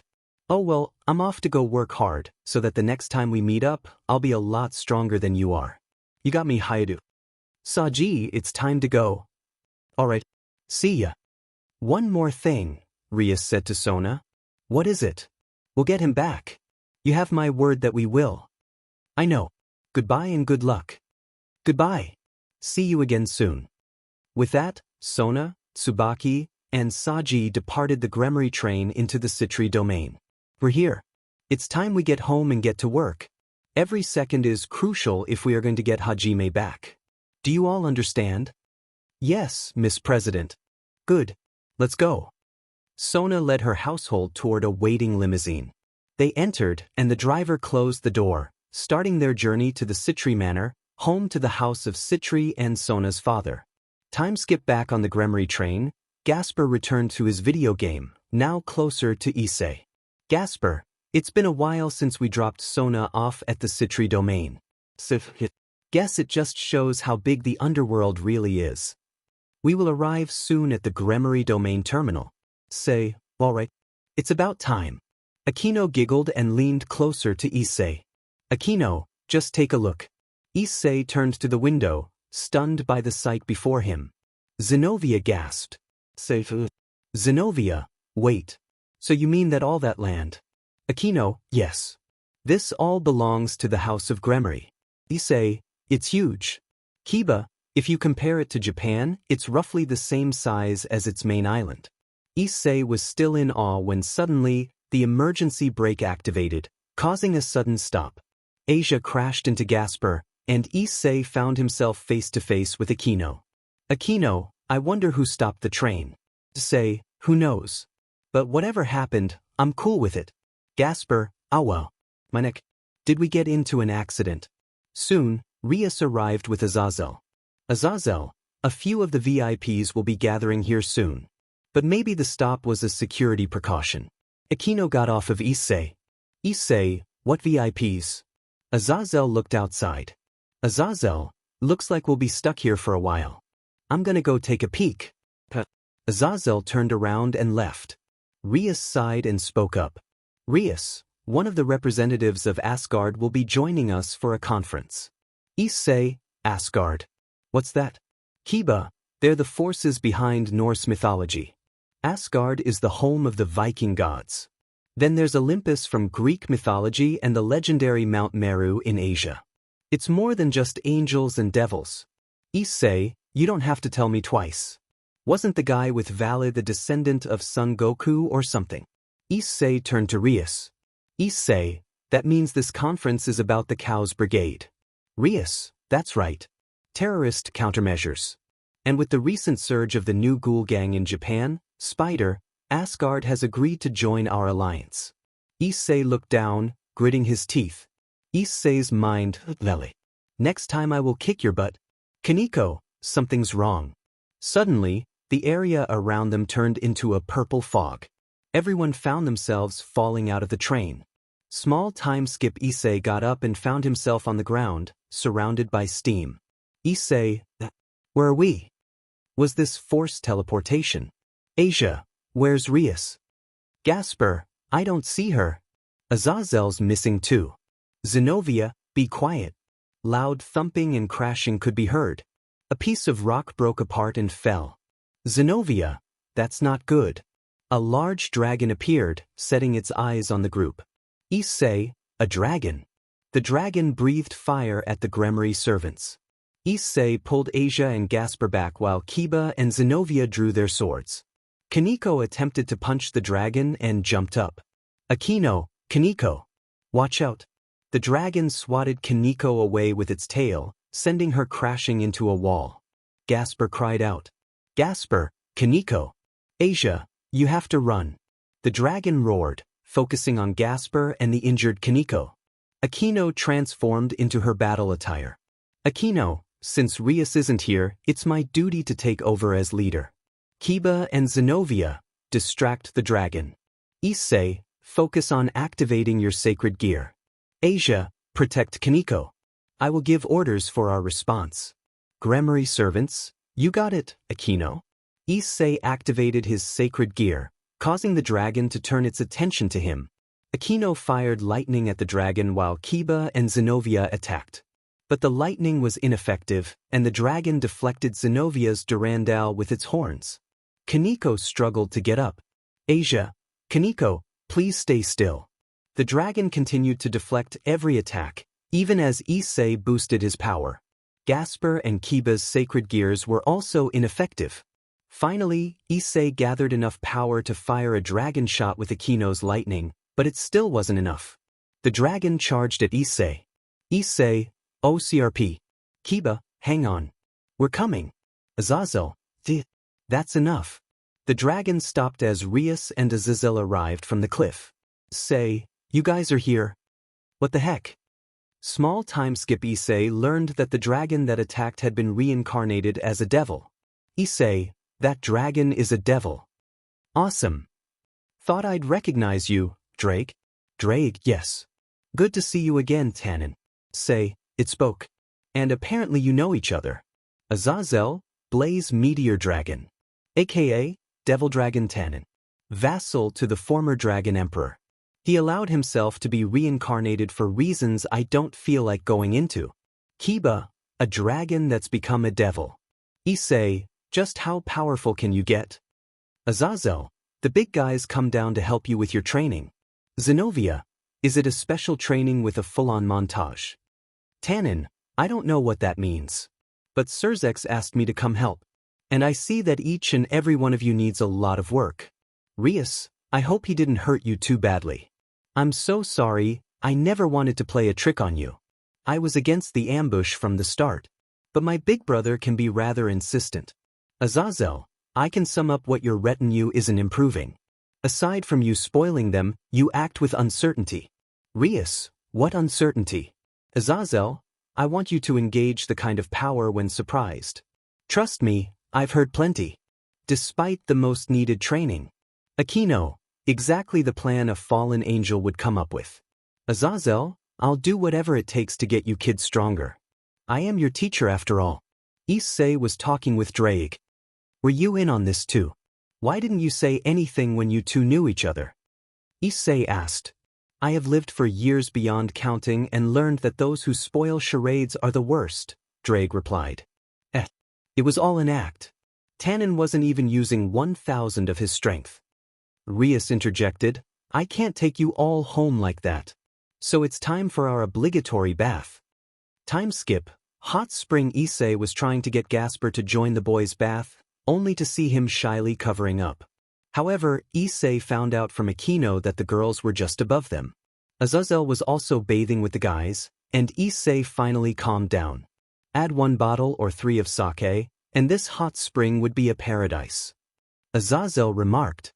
Man, this bath would be nice if Hajime were here, Issei said. Is that so? I've heard he's done his fair share of JRPG too. I think he'd have some interesting stories to tell about his time with the House of Citri.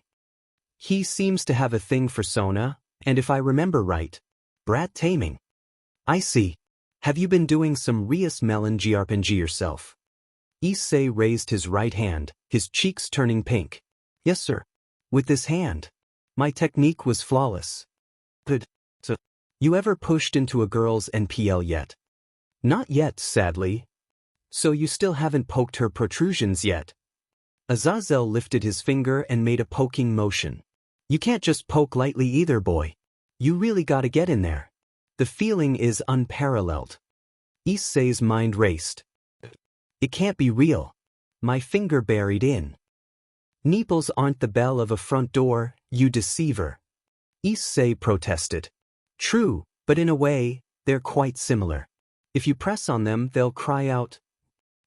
Azazel said in a high-pitched tone, catching Issei in a trance. Rias's voice echoed in his mind, "No." Issei looked flabbergasted. "I had no idea. I've always thought that. My world's brand new. Limitless. And you're still just a kid. The future's bright. But never forget, Jubblies have infinite potential." Azazel encouraged. "Thank you, sir. I've already learned so much. I will continue my training. I want to poke a pink piñata right now." Azazel chuckled. "Never give up. I believe in you. Show those BR balloons who's the boss." "Yes. I swear." Issei then paused. "By the way, about Kaneko. She was so careless in that fight. It's not like her." "So you noticed?" Azazel began, but suddenly a fallen angel appeared, causing Issei and Gasper to jump and Kiba to come on guard. The girls noticed too. "What's going on down there?" Akino called out. "Relax. I'll handle this," Azazel said, turning to the fallen angel. "What's going on?" "Sir, it's that ghoul group, Spider. We have found out about their leader." "Is that so? Why don't you tell me?" It's Akimizu, sir. We have identified the leader of Spider to be Hajime Akimizu." Everyone looked stunned. Azazel was a bit surprised too. "What?" Kiba exclaimed. "No." Akino shouted. Hajime." Asia stammered. "Is that so?" Azazel said, turning to Issei, who looked furious. "No. It can't be." Issei screamed. "That's enough, Issei," Azazel said, then turned back to the fallen angel. "Thank you. Is there anything else?" "Yes, sir. He said he goes by his true name now. The name of Tomio Rushafel." "Thank you. You're excused." The fallen angel left, and Azazel made a call. "What's going on, man? Did Hajime really betray us?" Issei asked. "Hang on. Shimhazai, I need a favor from you. I need you to do some research on the ghoul Emperor Rushafel. About that rumored curse." "Curse?" Issei echoed. "Thank you." Azazel hung up and turned to Issei. "I don't believe Hajime would have betrayed the houses of Gremory or Citri so easily, especially knowing his loyalty to Sona." "He does like her a lot," Issei agreed. "I have found some rumors of a curse over Rushafel descendants. It could be possible Hajime got hit with one. But we don't have enough evidence yet. So don't worry. I'm sure Hajime will come back to us." Azazel closed his eyes briefly. "However, if a case happens, you must be prepared to fight Hajime." "I see. I'll work hard, even if it means I turn into a full-on dragon. I will save Hajime." Azazel smirked. "That's the spirit, kid." Meanwhile, in an unknown area, a tall man with long white hair stood alone. "Finally, all the pieces are here." He turned to a dragon. Midgardsormr, one of the 5 great dragon kings. He turned to a giant wolf. "Fenrir, my wolf god and creation." Finally, he turned to see Tomio smirking and marching with Spider behind him. A descendant of Rushafel. Tomio said, "It is truly my greatest pleasure and honor to serve you, Loki." Loki grinned back. "But, because it is time to kill Odin and begin the Age of Ragnarok." End of chapter. However, she was at a table with her phone up to her ear. "Sona, I see. Thank you for the information, Rias. I need to go now. Goodbye." Sona hung up and looked down at her book, her body visibly shaking. She seemed restless, unable to think straight. Sona put her hands to her forehead and leaned towards the table. "Sona," he turned. "No, this can't be. Not him. Damn it." She was already stressed from the loss of a servant, but discovering that he had become a leader of a threat made things worse for Sona. "Sona, this problem is only getting worse. Come on, Sona. Breathe for once." Taking deep breaths, she used the moment to calm her nerves. Finally, she was able to steady her breathing. Looking back at her book, Sona resolved, "Sona, I'm not quitting. But I'll need to strengthen my water magic techniques to keep up. Everyone else is working hard. I'll have to put in much more effort." Meanwhile, at the House of Citri, each member focused on their training, following a program designed by Azazel. Seraphal Leviathan was present, observing Sona's peerage. Azazel, all right. For your training, this will be an opportunity for you to practice with sacred gears as well. Saji, since when did the House of Citri need more sacred gears? Azazel, Saji, you have 2 against Rias's 4. All 4 have become extremely formidable, especially Hayudu's boosted gear. Sona, if he activates his balance breaker, it will be a problem for us in the upcoming Youth Devil Rating Game tournament if we face the House of Gremory. Saji, hold on. The House of Citri has 2. Tsubaki turned to Saji. Tsubaki, I too have a sacred gear, Saji. Saji jumped back a bit, surprised. Saji, Vice President Shinra. Azazel, if I remember correctly, it's the Mirror Alice, the Mirror of Recollection. It can redirect attacks with double the power. Saji, whoa, that's impressive.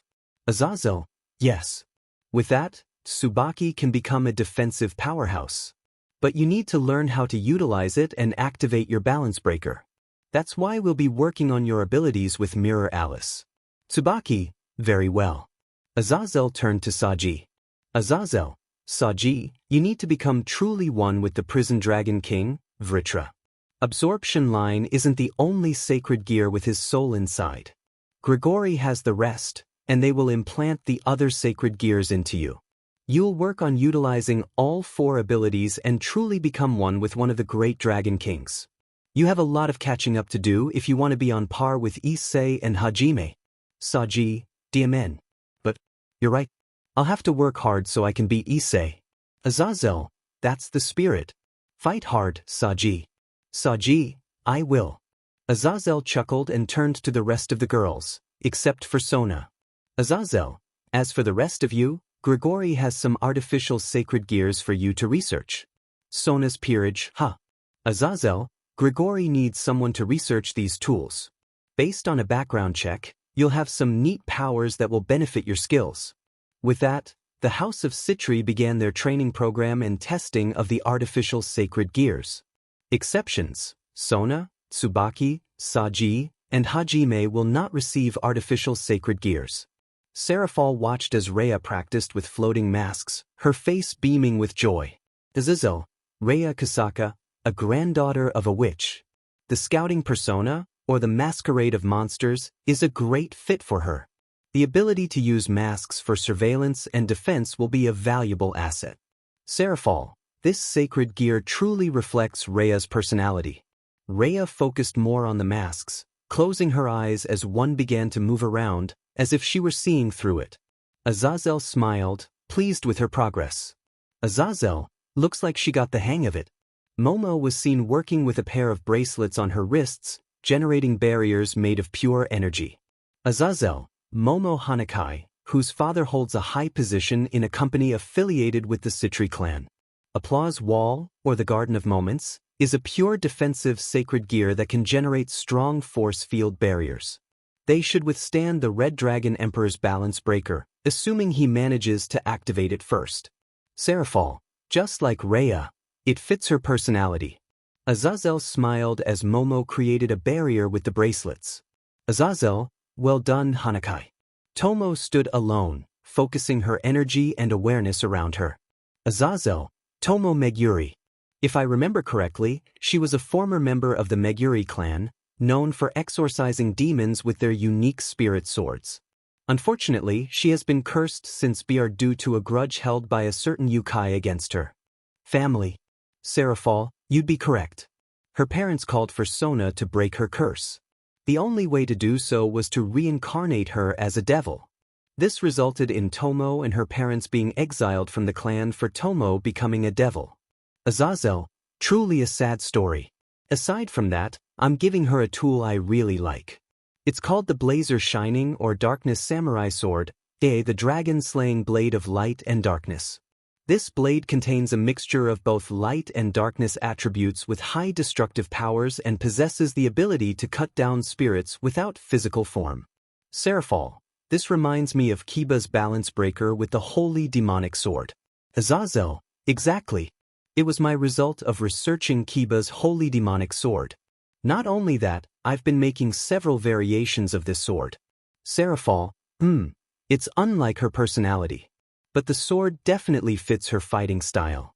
With Tsubasa, she was seen throwing and spinning a shield that returned to her almost as if it were a boomerang. She then used it to block a lightning attack. Azazel, Tsubasa Yura, a girl blessed with the ability to see and touch supernatural beings. I've heard she could defeat monsters and evil spirits alone with martial arts. Seraphal, yes, she did. But there were stronger ones she couldn't beat. Azazel, I see. Well, with the Twinkle Aegis, or the Shield of Spirit and Glory, Tsubasa should be able to act as a living tank. It can create a giant shield made of light for defensive purposes.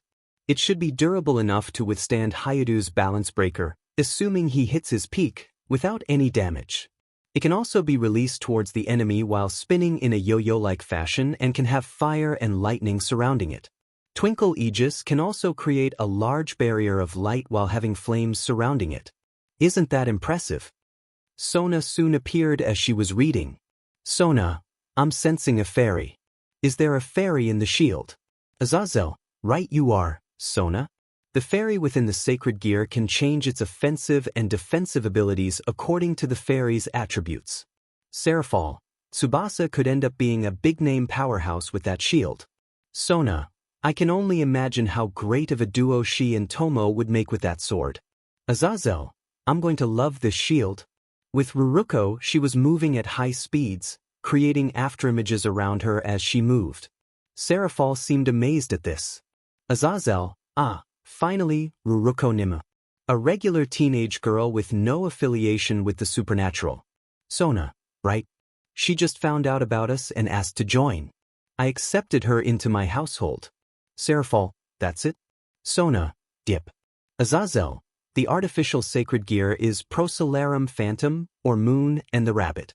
This takes the shape of leg armor and strengthens the power and capabilities of the legs at least 10 times, granting them an increase in combat performance such as greatly enhanced speed and immensely powerful kicks. Afterimages can be made too. Sona, that's quite an ability. Azazel, if utilized right, the speed will be faster than even Kiba's caliber. Although, there are some things I would like to add. Maybe if I gave it time-based powers. Seraphal, there's a lot of potential for Nimura and her kickboxing talent. This will be a great start. As training continued, the 5 girls who received artificial sacred gears were honing their skills with their new tools. Saji had the rest of the Vritra sacred gears implanted into his body, and Sona was developing her water magic technique, which is the signature ability of the House of Citri. Saji, man, these gears are amazing. Blaze Black Flare.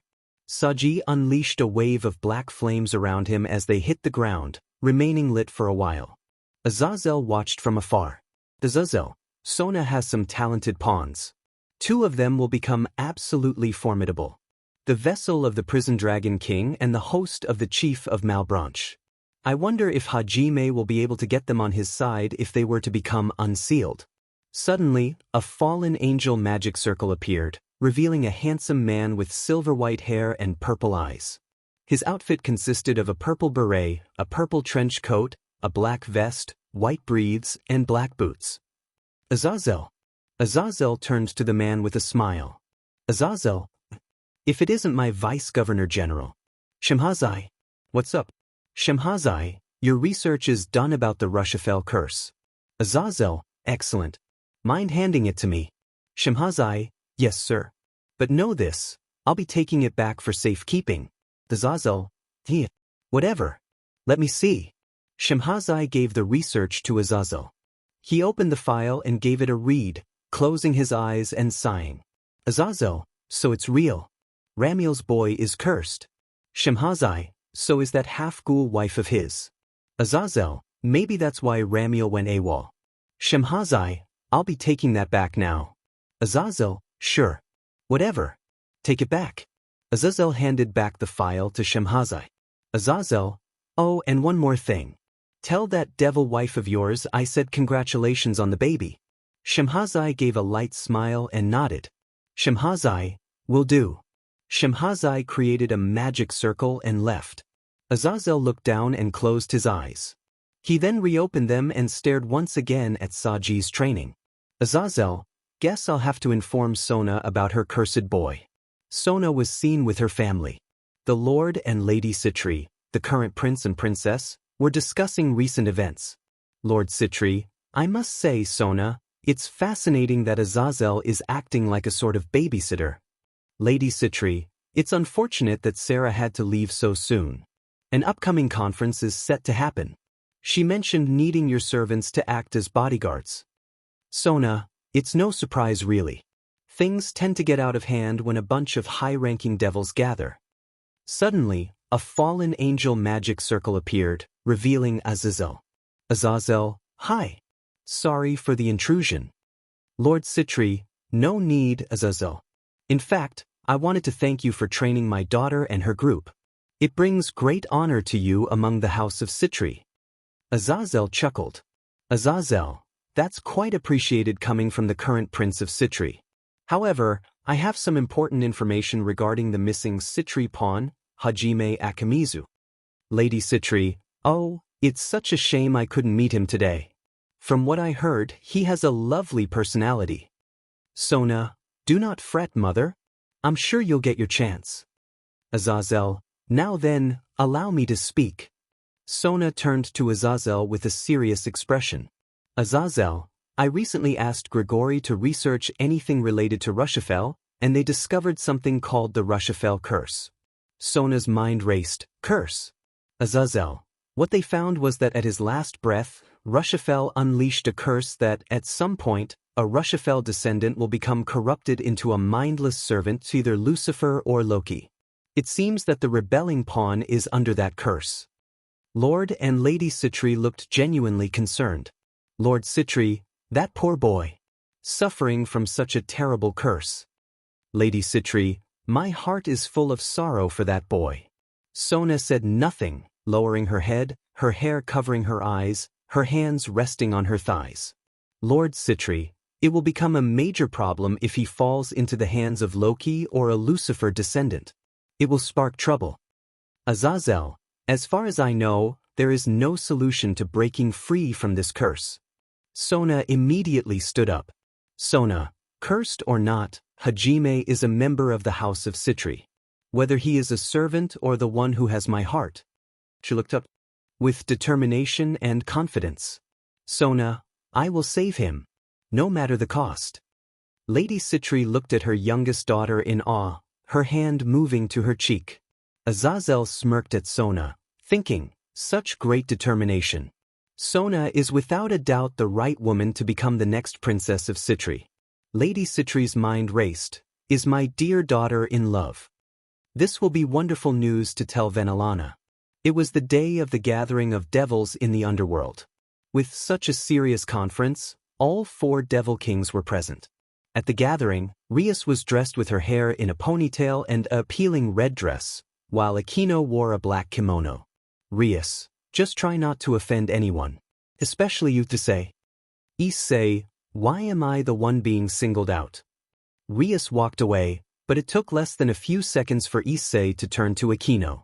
Issei, sup, Akino. Akino smiled at him. Akino, hi, Issei. Have you been having a good time? Issei, yeah, it's been all right. So how's your training been? Akino, oh, it's been nothing special. Just normal stuff. Issei, man, I can only bet so. He looked around the venue. Issei, I can only imagine what this would be like if Hajime were here with us today. Akino, if I knew him, either he'd start a fight or he'd do everything Sona tells him to. Issei, really? Akino giggled. Akino, yes. He has that kind of fighter spirit, but he's always loyal to Sona. Knowing him, he'll fight for her no matter the condition he's in. Issei, when you put it that way, I can totally see it. Soon, Sona, Tsubaki, and Saji arrived, all dressed up. Sona, it's good to see you again, Rias. Rias, same to you, Sona. Welcome. How's your training camp going? Sona, all right. Saji approached Issei. Saji, how's it hanging, Haidu? You getting on or getting off? Issei, can it be both? So did training kick your butt? Saji, no way. You and I may have had the same teacher, but I took him to school. Tsubaki, please define that, Saji. Saji, no thanks. Nothing personal. Serafal soon arrived. Serafal, there you are, Sona. Sona flinched at her sister's cheerful tone. Sona, oh great. My sister's here. Rias, it's been a long time, Lady Serafal. Serafal, hi Rias. I see you brought the red dragon and everyone else too. Say, oh hey. Time skipped. The groups of Rias and Sona's peerages were walking together to an upcoming conference. Sona, we're almost at the waiting room. Rias, a bunch of young, hormonal devils stuffed into one room together. We'll be lucky if we get out alive. Sona, true that. Makes me wish Hajime was here for this now. I'm sure he'd be the one enjoying a fight. Rias, I have the feeling he'd do that too. Suddenly, a loud explosion occurred, blocking the group from proceeding. They found a dispute among young devils already. If you have a death wish, I'm happy to fulfill it, Zephyrdor. Zephyrdor, filling is my job. Like I said before, if you want a version, I'd volunteer. Zenobia, what's their deal? Saji, we're gonna rumble. Rias, right on cue. Soon, another man appeared, with black hair and violet eyes. At least we come to expect these things after all these years. Issei turned to see the man. Rias, hello, Serorg. Serorg, I'll give a warmer welcome later. Serorg approached Zephyrdor. Serorg, that's enough. Don't dishonor the Agar's family by humoring him, princess. We all know he's the Glaciolabala's problem child. Zephyrdor, screw you. Nobody talks to me like that. Serorg smirked and cracked his knuckles. Serg, I know it's strict, but that's your only warning. If you want to push it, I'd be happy to show you the door. Saji's mind. What warning did he even give? Zephyrdor, I'm not afraid of bale trash. Zephyrdor tried to punch Serorg but was sent crashing into a wall in an instant. The blast sent Asia backwards to another devil, who caught her with a reassuring smile. Don't worry. You're all right. Asia, thank you. Saji looked flabbergasted. Saji, that's Rias, a fine showing by the next Bale family head. No shock though, he is my cousin after all. Serorg, seriously. Issei looked stunned by Serorg. Rias, Serorg is also ranked number 1 among all devils. At that moment, the sole daughter of the House of Phoenix, Ravel, appeared. Ravel, hey. Red Dragon Emperor. It's been a while. Say, oh well. The fried chicken's little sister. Ravel, that's Ravel Phoenix to you, mister. That's why I hate inferior devils. Issei, how's your brother doing? Ravel, not well. He's been depressed since the fight.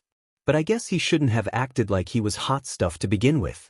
You know what they say about pride? It falls. Issei chuckled a bit. Issei, you're especially harsh on him, especially since you're serving as his bishop. Ravel, when he lost, I was removed from my brother and placed in my mom's house. Since she doesn't compete in rating games, I can do whatever I want now because I'm a free bishop. Issei, what? That's an option. Ravel then handed Issei a vial. Ravel, here's a token of our friendship. Say, oh thanks. So what is this? Ravel, you're an idiot. That's normally a gift for a high-class devil. You, boy who thinks he's the Red Dragon Emperor, are an inferior devil at best. Therefore, you should gratefully accept the offer. Issei, I think you're right. But why don't you call me Issei, since it's my real name? Ravel coughed into her hand. Ravel, very well, I will give you the pleasure of being called Lord Issei from now on. Issei, still weird but I'll take it. Ravel, now that's out of the way, I have one thing to ask. Issei, what is it? Ravel seemed a little shy about asking. Ravel, do you happen to see that one servant from the Citri clan? His name is Hajime, if I remember right. I wanted to invite you and him over to try my teas.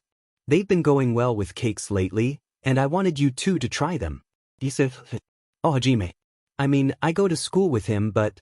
Serorg overheard the conversation and walked up to the group. Serorg, I've been wondering the same thing.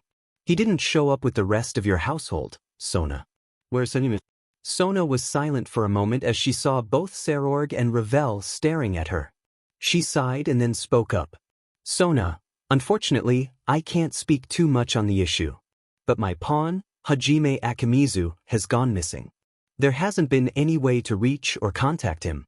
Both Serorg and Ravel looked surprised at the news. Serorg, that's seriously bad news right there. I was hoping to have a good time today with a best friend of mine. Ravel, I see. I'm sorry for what happened. I should go greet some other guests. Issei watched Ravel walk away. Issei, Ravel seemed upset about that. Man, she's so hard to read though. Wait, Rias's cousin is best friends with Hajime. When did they meet?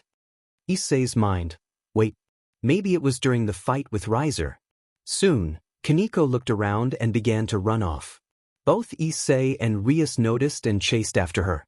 Sona turned to see Rias walking away from her. In the forest, Kaneko finally stopped and looked up.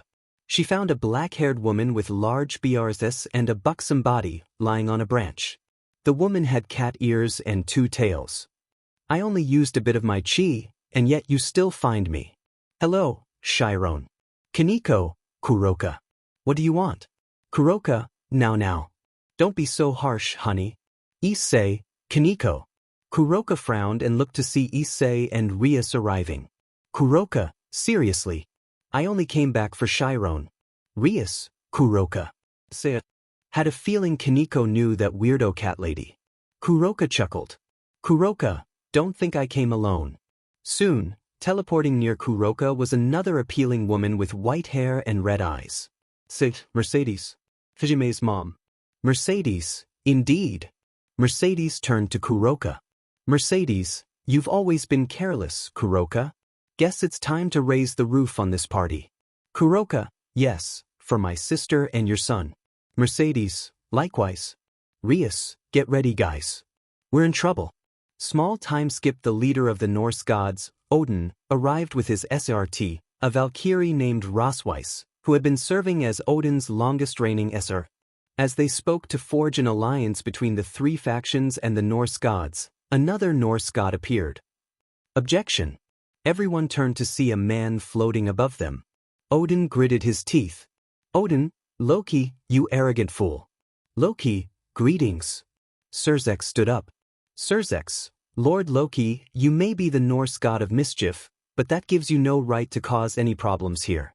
Loki, seeing Odin, our great all-father, mingling with lesser mythologies causes me indescribable torment. Surzex.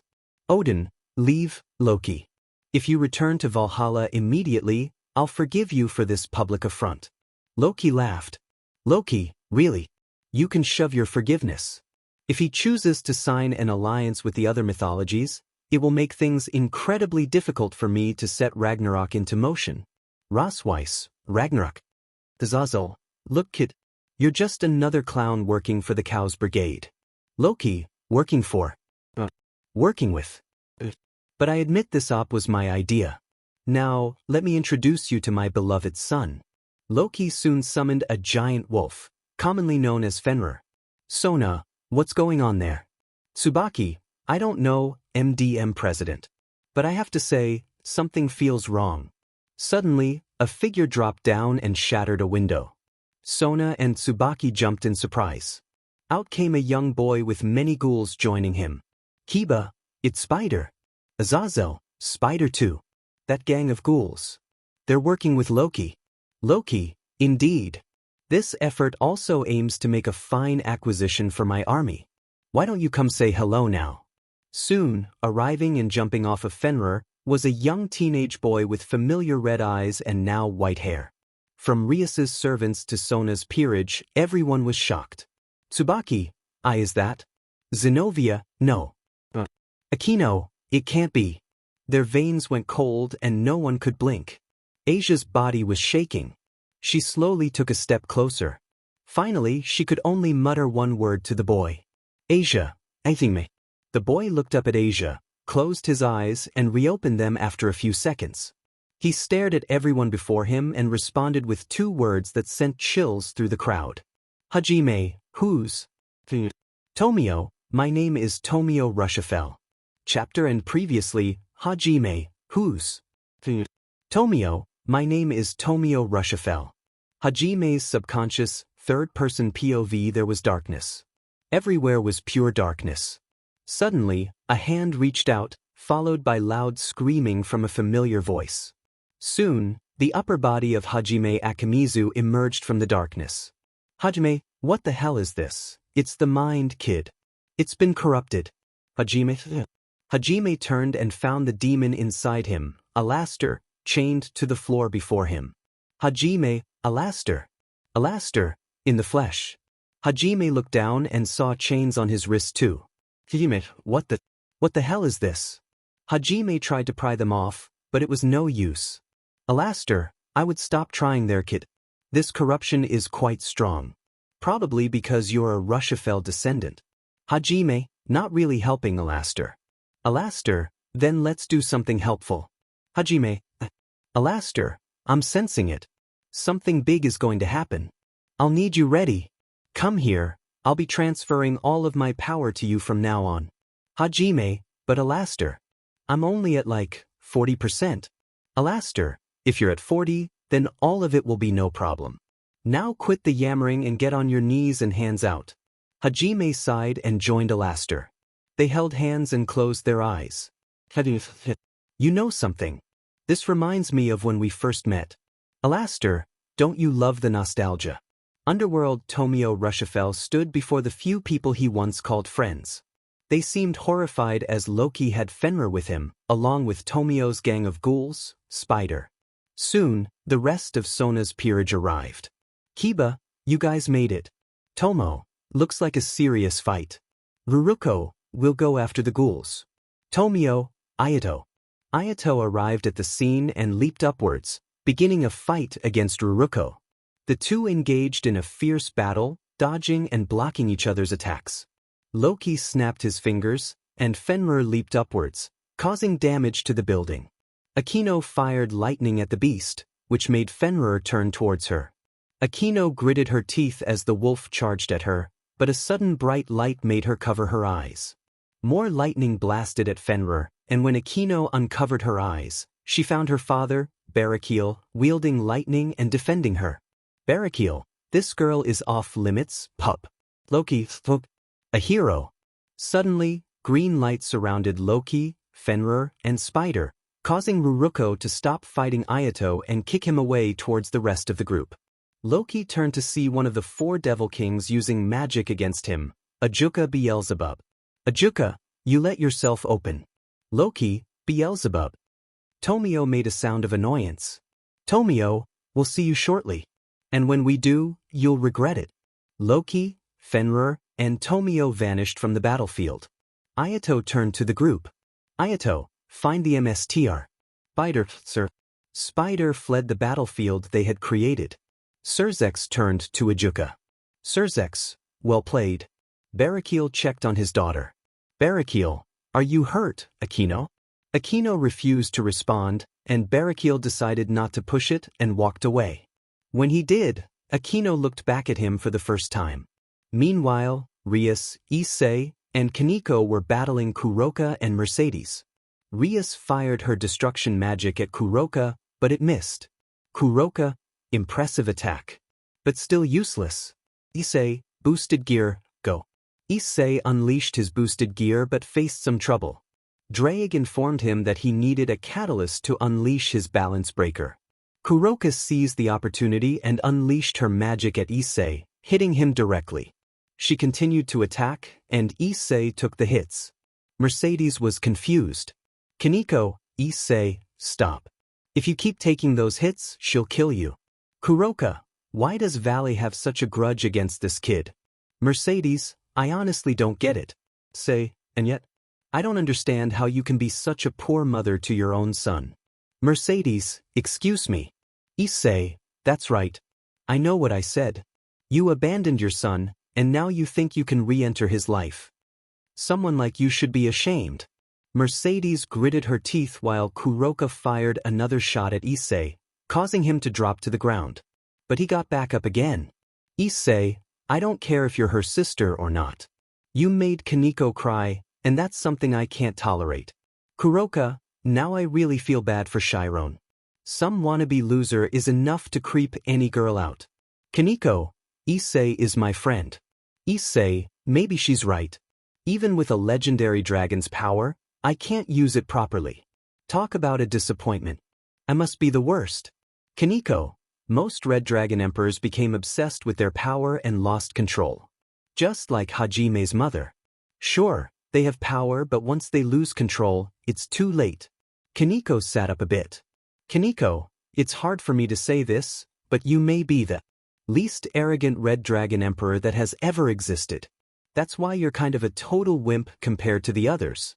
But I believe you're the type of dragon we can be proud of.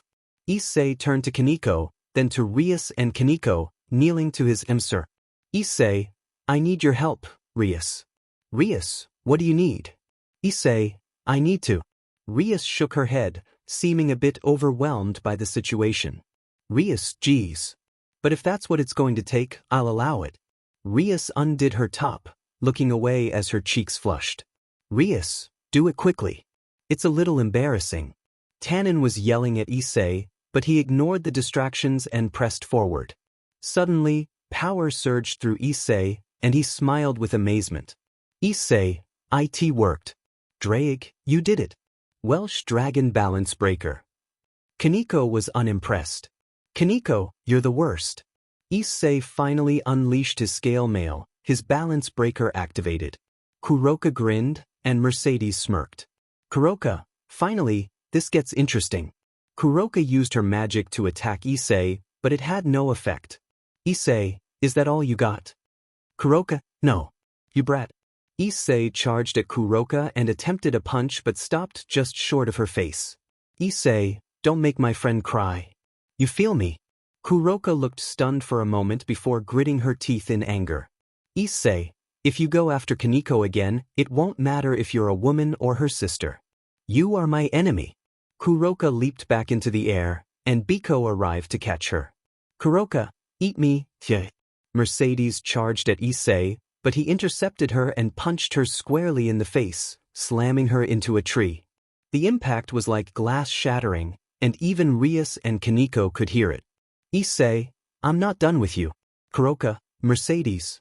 Biko, what are you doing? Biko, you lost your perception. Kuroka, Loki's not here. And Mercedes is still down there. Biko, we don't have time to waste. Kuroka and Biko left, with Biko leading the way. Mercedes was left alone, her eyes visibly shaking as tears streamed down her face. Mercedes, you... Issei approached her and held her against a tree, delivering a sharp blow to her gut that caused her to fall to her knees. Issei, you think you can come back here and try to be a mother to someone you abandoned? Because of your actions, he's falling down a path you started. If he dies, it's your fault. Mercedes remained silent, struggling to find her words. Issei held her down, confusion replacing his anger. Mercedes, I. Suddenly, he noticed a change in her demeanor. Her tears, once dark, were now clear, as if washing away the pain. She looked genuinely sorrowful, her voice trembling. Mercedes, I just want my son. Let me have him back. Please. She seemed to shrink, curling into a near-fetal position. Her headdress fell off, and she lay on the ground, unconscious. Issei, now in his regular form, felt conflicted about what had just transpired. Rias and Kaneko approached Issei, both shocked by the sight of the unconscious Mercedes. Issei, what just happened? She just cried like that? Rias, do you think it was a sudden wave of guilt? Kaneko, it was like she was reaching out for Hajime. Rias, we should take her with us. Sif, I got her.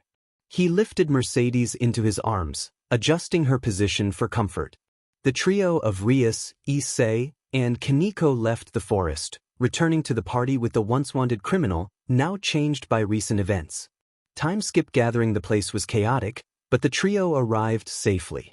Surzex, so you encountered members of the Cows Brigade in the forest. Rias, yes.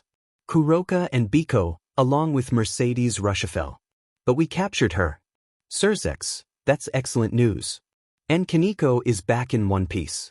Surzex noticed Kaneko standing and smiling, with Issei still holding Mercedes. Rias, yes. She is a member of my household after all. Surzex, then it seems I made the right decision in trusting you with her. You've become a true emissary of your household, Rias. I'm proud of you. Rias smiled in response. Soon, two individuals arrived through separate magic circles, Ramiel and Nagisa Kalmeyer. Barakiel was taken aback. Barakiel, Ramiel. Ramiel, where is she? Where's my wife? Ramiel scanned the area and found Mercedes unconscious in Issei's arms. He approached, looking down at her. Rosweiss turned to see Nagisa and was equally shocked. Rosweiss, why your Kara? Nagisa, it seems the Red Dragon Emperor may have broken the Rushafell curse. Rias, curse? Odin grinned, stroking his beard. Odin, I can always trust one of Brynhilder's top lieutenants. Sona, lieutenant. Nagisa, all will be explained later. Ramiel, I've spent over 10 years searching for a way to break my wife's curse. Yet you managed to do it. I don't know what you did, but you have my thanks. Issei, you're welcome, sir. Nagisa, come now, Ramiel. We need to take her to a hospital. Ramiel, very well. Nagisa took Mercedes from Issei and led the way, followed by Ramiel. Barakiel stepped forward. Barakiel, Ramiel. Ramiel turned to his older brother. Barakiel, I know this is late, but I'm sorry for everything. Ramiel, I see. But it doesn't matter anymore. Barakiel nodded quietly, looking down. Ramiel addressed Sona and the others. Ramiel, do what you can to bring back my son now. Sona, I've planned to make that happen. He's a member of my household. Ramiel, good.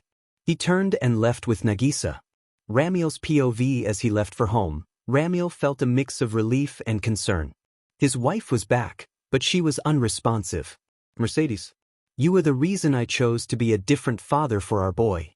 Ramiel's plan after his fall from heaven, Ramiel harbored deep resentment for his brother Barakiel. His original plan was to raise a child as a powerful weapon to destroy everything Barakiel loved. However, Mercedes wanted their child to be raised differently, not as a weapon. Time-skip battleground in a distant land, a massive triangular seal was visible, with Rias Gremory's peerage, along with Sona, Tsubaki, and Saji, gathered before it. The parties of Irina Shidu and Rosweiss arrived as well, while Gasper and Asia supported from a distance. Rias, the seal isn't going to last much longer. Sona, it's unfortunate that the rest of my household won't be here for this. But if it means bringing Hajime back, this fight means everything for us. Kaneko, agreed. Kiba, if I remember correctly, Spider is still out there. We'll have to be cautious with their leaders sealed here. Issei clenched his fist, staring down at the massive seal. Saji, I don't know about you, but I'm not comfortable with this. But I'm fighting for Sona, so I can't let her down. Issei, don't forget about Hajime too, especially now that we know about the Rushafell curse. Flashback before teleportation, Azazel had informed the peerages of Rias and Sona about the Rushafell curse. Rias, curse. Asia, poor Hajime. Azazel, Hajime never intended to betray you. The key is to get him out of this trance. To break the curse, you need to identify what is important to him. For Mercedes, it was her son. But you'll have to figure this out yourselves. What or who is important to Hajime? Figure that out and hit him with whatever you have. End of flashback. Saji, I know Sona wants to create a school for the underworld, a place where even low-level devils can play the raiding game. So, I'm not sure how this relates to Loki. Saji, many devils oppose her idea because it goes against their ideals. Issei, guess there's no rags to riches for devils. Saji, true, but I'd love to teach at her school. Issei, if it were a girls' gym. Saji chuckled. Quietly, putting his hand on the back of his head. Saji, maybe so, but that's why I'm here today.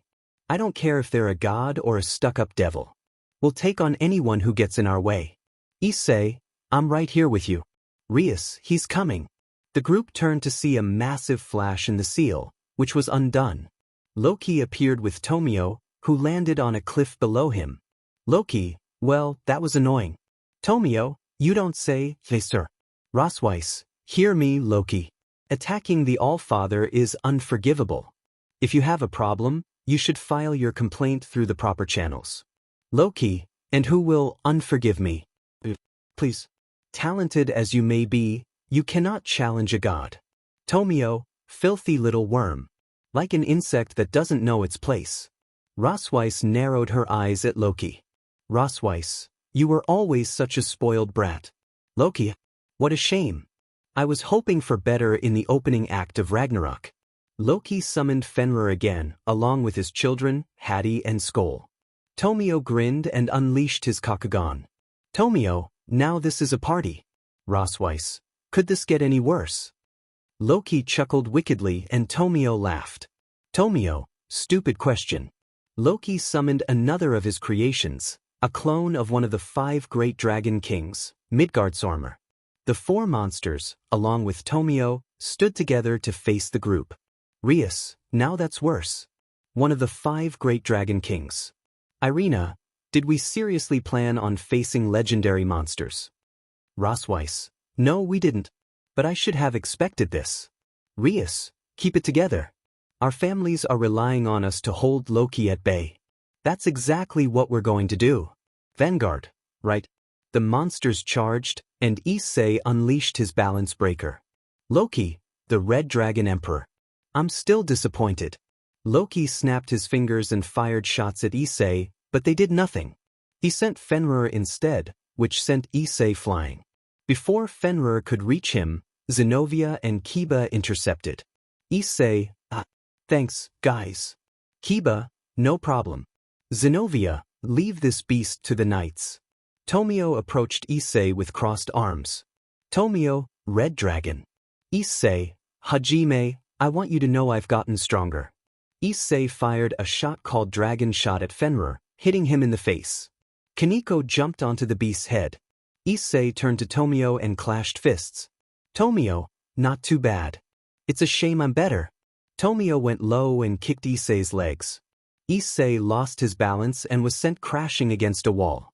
Issei got back up, facing Tomio. Issei, come on Hadi.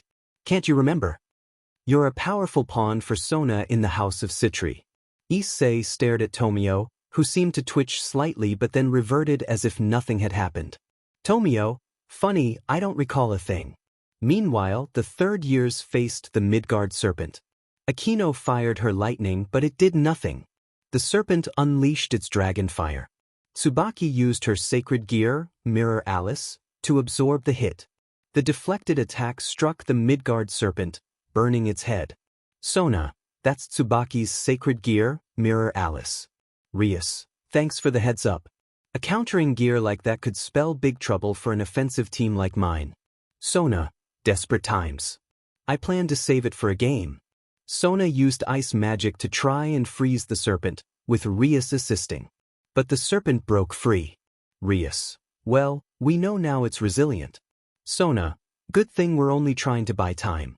Beating this thing is beyond us. Sona cleaned her glasses and put them back on. Rias, you're always such an optimist.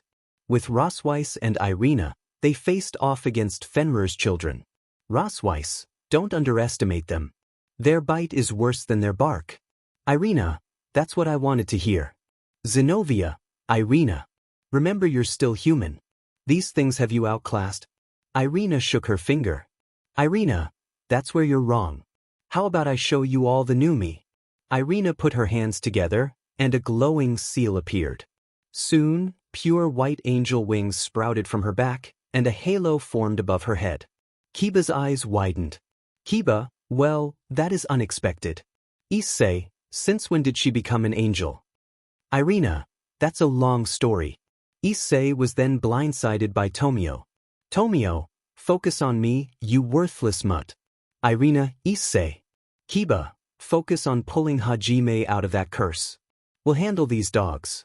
Sif, got it. Issei turned to Tomio. Issei, Hajime, listen to me. Issei countered Tomio's punch with one of his own, sending them both backward a bit. Issei, I know you're in there, so fight it.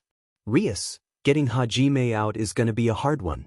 Sona, I've seen Hajime fight. Even when outnumbered, he still manages to win every time. No matter if it's tens or even hundreds of enemies. Hajime has always found a way to win.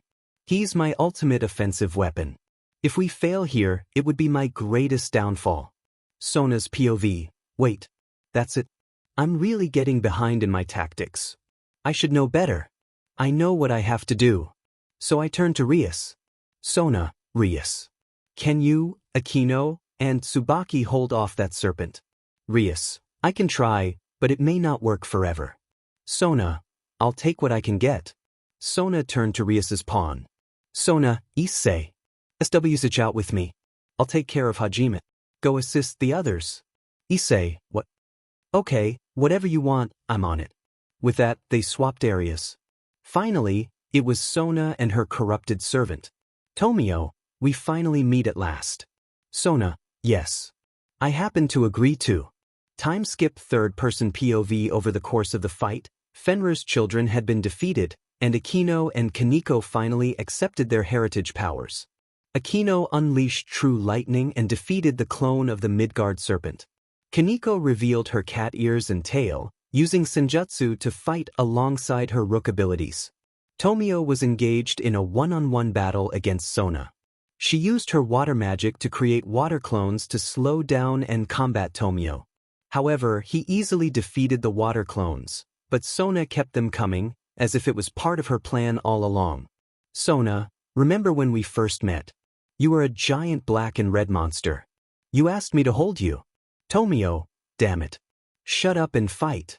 Tomio destroyed another water clone with a vicious punch and continued to advance on Sona. Sona, I took you in as my servant. You lived a new life as a student, fed and given shelter. Tomio seemed to glitch, closing his eyes and violently shaking his head. Tomio, quit the talking. Do me a favor and fight me. Sona, and most importantly, Sona dodged a straight punch to the face and threw a punch at Tomio. The punch alone wasn't hard at all, but to him, it felt like shattered glass. Tomio landed a punch to Sona's gut, causing her to fall back to the ground. She slowly got up, holding her stomach, and looked up at Tomio, her body shaking from the hit. Sona, you are who you want to be. But to me, you're still the same man who matters to me the most. You are. Hajime Akimizu. Sona gazed into Tomio's face. His Kakugan had faded, leaving a stunned look on his face. Inside the mind in Hajime's subconscious, Tomio appeared. Tomio, what happened? He looked around and saw Hajime still working on gaining power from Alaster. Hajime suddenly glanced at Tomio. Hajime? Tomio, no, impossible. Hajime looked down at his wrists. The shackles were gone. He instantly got up and glared at Tomio with a fierce expression. Hajime, you're dead. Outside subconscious, Tomio stood with his head down, hair covering his eyes, holding a blank stare. Sona got up, still holding her stomach, and surveyed the battlefield. Rosweiss was fighting Loki, who was trapped by Saji's absorption line and black flames. Unfortunately, Loki broke free and unleashed an immense amount of magic, creating a massive blizzard of ice. Saji lost control and was sent back. Issei flew down to cover Rias. Kiba and Zenobia lost their control over Fenrir. Everyone was using defensive magic to protect themselves. As a result, Kiba, Saji, and Zenobia were all defeated. Rias sent 3 Phoenix Tears to Sona. Rias, Sona, revive the others. Sona, on it. Sona quickly healed Kiba, Zenobia, and Saji. With all 3 recovered, the team no longer had Phoenix Tears to use. Rias, DMN. No more Phoenix Tears. We won't survive another one of Loki's attacks. Rosweiss, I've got good news, guys. Soon, a massive magic circle appeared. Issei looked up to see a giant hammer floating down a pillar of light. Issei, what the hell is that? Rosweiss, it's the mighty Thor's weapon of choice. With a single swing, the god of thunder rains down divine punishment. Loki, Mjolnir. Rosweiss turned to Issei. Rosweiss, Odin sends a message. Give Mjolnir to the Red Dragon Emperor. He's the only one powerful enough to wield it. Issei, no way. Loki roared. Loki, I'll kill you all. Saji grabbed Loki from a distance with his absorption line, stopping the god. Saji, where do you think you're going? Rias, all yours. Issei, badass. Issei flew straight towards the hammer. Issei, it's hammer time. However, before Issei could reach Mjolnir, Tomio moved at lightning speed to push him out of the way. But they were caught in the jaws of Fenrir. Everyone was shocked by the sudden action. Rias, Issei. Sona, Hajime. Issei lost his balance and fell out of Fenrir's mouth, hitting the cliff and tumbling down, while Tomio fell to the ground. Kiba and Zenobia quickly trapped Fenrir again. Rias flew to Issei, noticing bite marks on his leg and stomach. Sona saw similar injuries on Tomio, including a severe wound that pierced his heart. Both Rias and Sona looked horrified. Rias, Issei. Sona was silent, her eyes shaking. Tsubaki looked down, seemingly unable to speak. Issei finally opened his eyes. Issei, I'm so sorry. I almost had him. My bad, Rias. I hope you'll forgive me for letting you down. Rias, Issei please.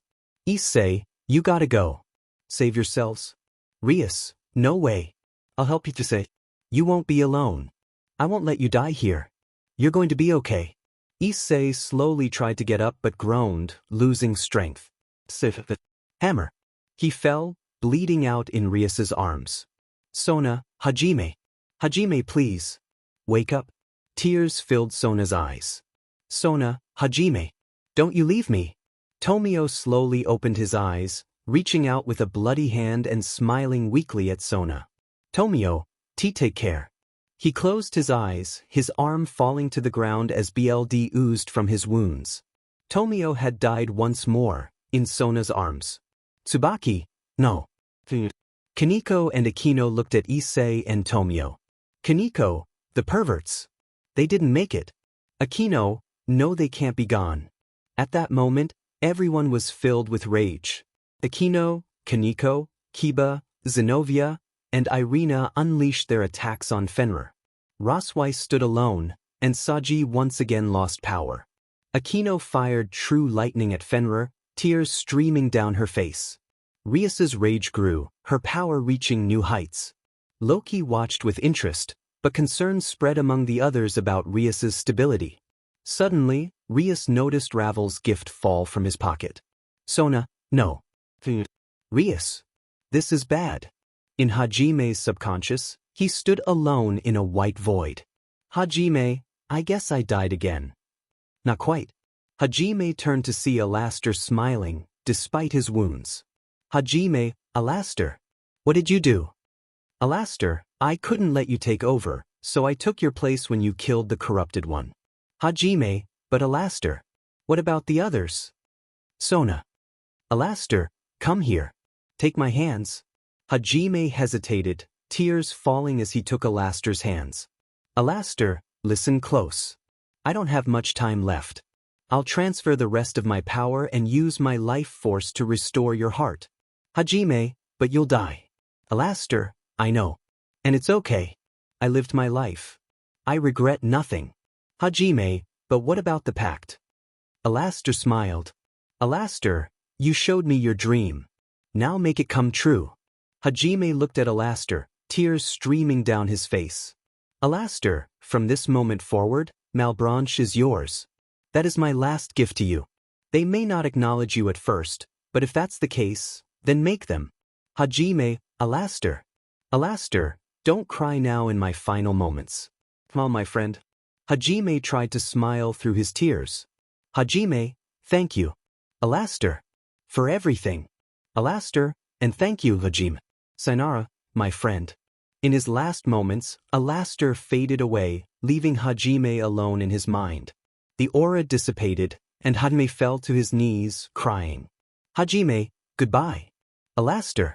Meanwhile, in the afterlife, Alastor looked around at the mountains.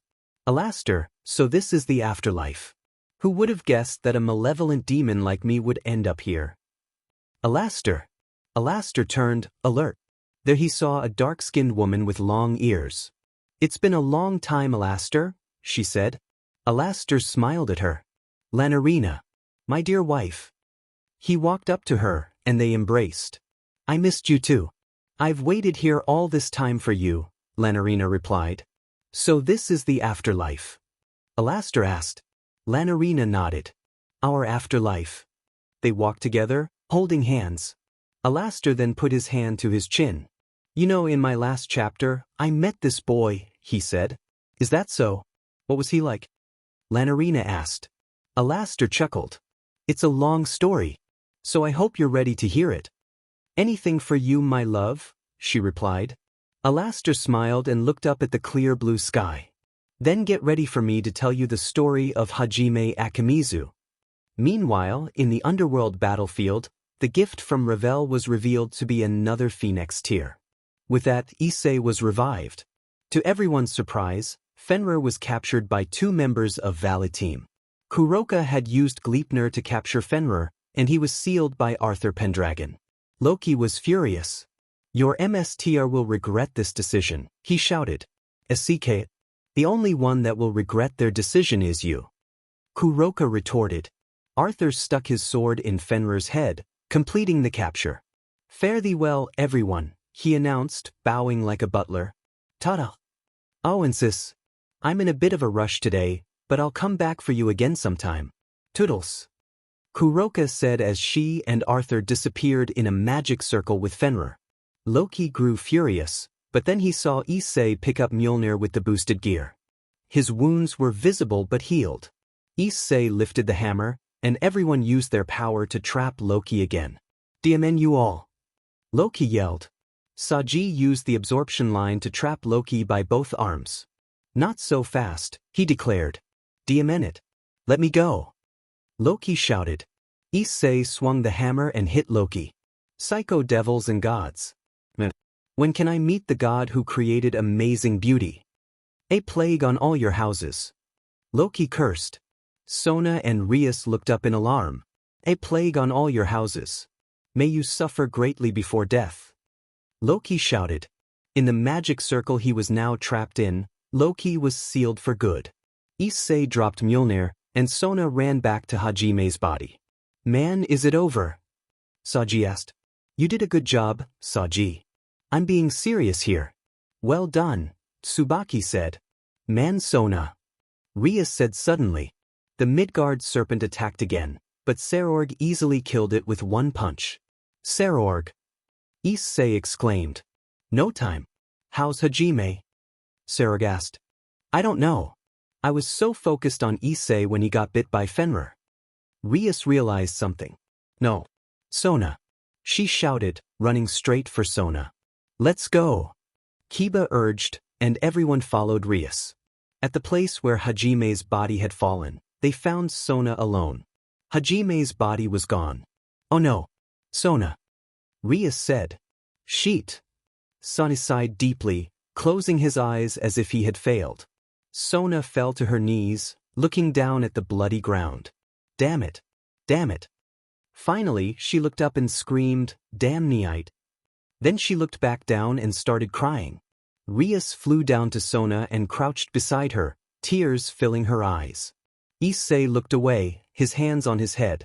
Man, no. He took off his outer shirt and threw it to the ground, squatting down and trying to silence his sobbing. Akino couldn't bear to watch anymore. She covered her mouth and turned away, tears streaming down her face. The mission was a success overall, but for the high schoolers, it felt like a failure because they couldn't achieve their ultimate goal. After a small time skip, the group returned. Asia looked to see the team. Rias, she called out. Rias approached Asia and leaned in to whisper in her ear. Asia looked back in shock, covering her mouth. Tomo joined the group and saw Sona with bloodshot eyes, tears falling down Tsubaki's face, and Saji unable to meet her gaze. She understood what had happened, and her eyes dulled. Flashbacks filled Tomo's mind. As a child, she was the result of a curse by a yokai who hated her family. Her parents struggled to lift the curse until they met Sona, who helped them. Tomo was reincarnated into Sona's household as her knight, but her family paid the price for her reincarnation. You idiots! There's a devil in our family. Let's just kill it now. Someone had shouted. Do not get anywhere near my daughter, her father had replied. Then you're gone. Take you and that thing out of here. You're no longer welcome in the Meguri family. Her family was exiled, but they didn't care. Tomo was free from the curse, but she still felt alone among her peers. Until Hajime arrived. This is Hajime Akimizu, the newest pawn of the House of Citri, Sona had introduced. Yo, Hajime had greeted. After he was introduced, they welcomed a new member. Tomo remembered doing a silly dance around him and Rhea. Seriously, Meguri? No. Rhea had said. Hey, I'm not seeing a problem with having fun. Tomo had replied. Rhea. You too. I didn't know what was happening. So I opened my eyes and to my surprise, he was doing the same thing as me. Hajime, what? It looked fun. So I thought I'd join in as well. It was all a bit fast at first. But when Hajime joined in and did a funny little dance with me, it was like for the first time in my life, I was truly happy. I wasn't the oddball out anymore. I had someone who got me. He may have been the first true friend I ever had. I wasn't lonely anymore. Maybe that's when I started liking him. End of flashbacks and now he's gone. And I'm all alone again. Meanwhile, somewhere in the underworld, a mysterious red magic circle appeared. Out of it came a young man with black hair and a white fringe. He wore necklaces, a collared shirt, breathes, and sneakers. His eyes were closed. After a few seconds, he slowly opened them, revealing glowing crimson red eyes. The next day, Gremory Manor, it was a new day, but there was no sense of cheer. It was a somber day for the House of Gremory and the House of Citri. It was the last day of summer, and both peerages of Rias Gremory and Sona Citri were preparing to return home. However, because of the loss of Hajime Akimizu, the group decided to gather at the House of Gremory before taking the train back to the human realm. In the living room, the heads of Gremory and Citri sat together with their wives. Venelana, what the heartbreaking day. Lady Citri, truly. I still remember seeing my daughter come home in tears. I was hurt for her. Rias and Sona were seen with their queens, Akino and Tsubaki. Sona looked lifeless, her eyes drained from the emotional breakdown she had the other night. Tsubaki's eyes were red from crying. Even Akino was still shedding tears. Rias, hey. Sona. Sona, I know, Rias. I know. It's just a lot to still handle right now. Rias, Asia took it rough too. You saw her, right? She was bawling her eyes out. Sona, she and Hajime must have developed a good friendship, didn't they? Rias, they did. Just then, Rias looked up and saw two different Devil Clan magic circles. Akino, Sona, and Tsubaki felt the increase of magic too. Out arrived Serorg Bale and Revel Phoenix, which surprised Rias. Rias, Serorg. Revel. Serorg, Rias. Sona. Hello, Serorg. Rias, Revel. It's a surprise to see you here. Revel looked saddened, her hands clasped in front of her, looking down. Revel, I just came to pay my respects to the Citri family. I'm sorry for the loss of your servant, Lady Sona. He had a surprisingly kind and polite personality around Devil royalty. Sona closed her eyes and exhaled. Sona, thank you, Revel. Your words are kind. I'm glad you saw Hajime that way. I know he could be a bit brash at times, but it was all about understanding his origins. Revel, the Red Dragon Emperor told me many stories about how he and Hajime met. Rias, what's with that pause? Revel, I first started calling him Sir Akimizu because of his status as a Citri servant. But he told me I could just call him by his name. I guess I'm still struggling with that. Rias chuckled lightly. Rias, it's quite adorable to see the sole daughter of the House of Phoenix get flustered over a name. Sona, indeed.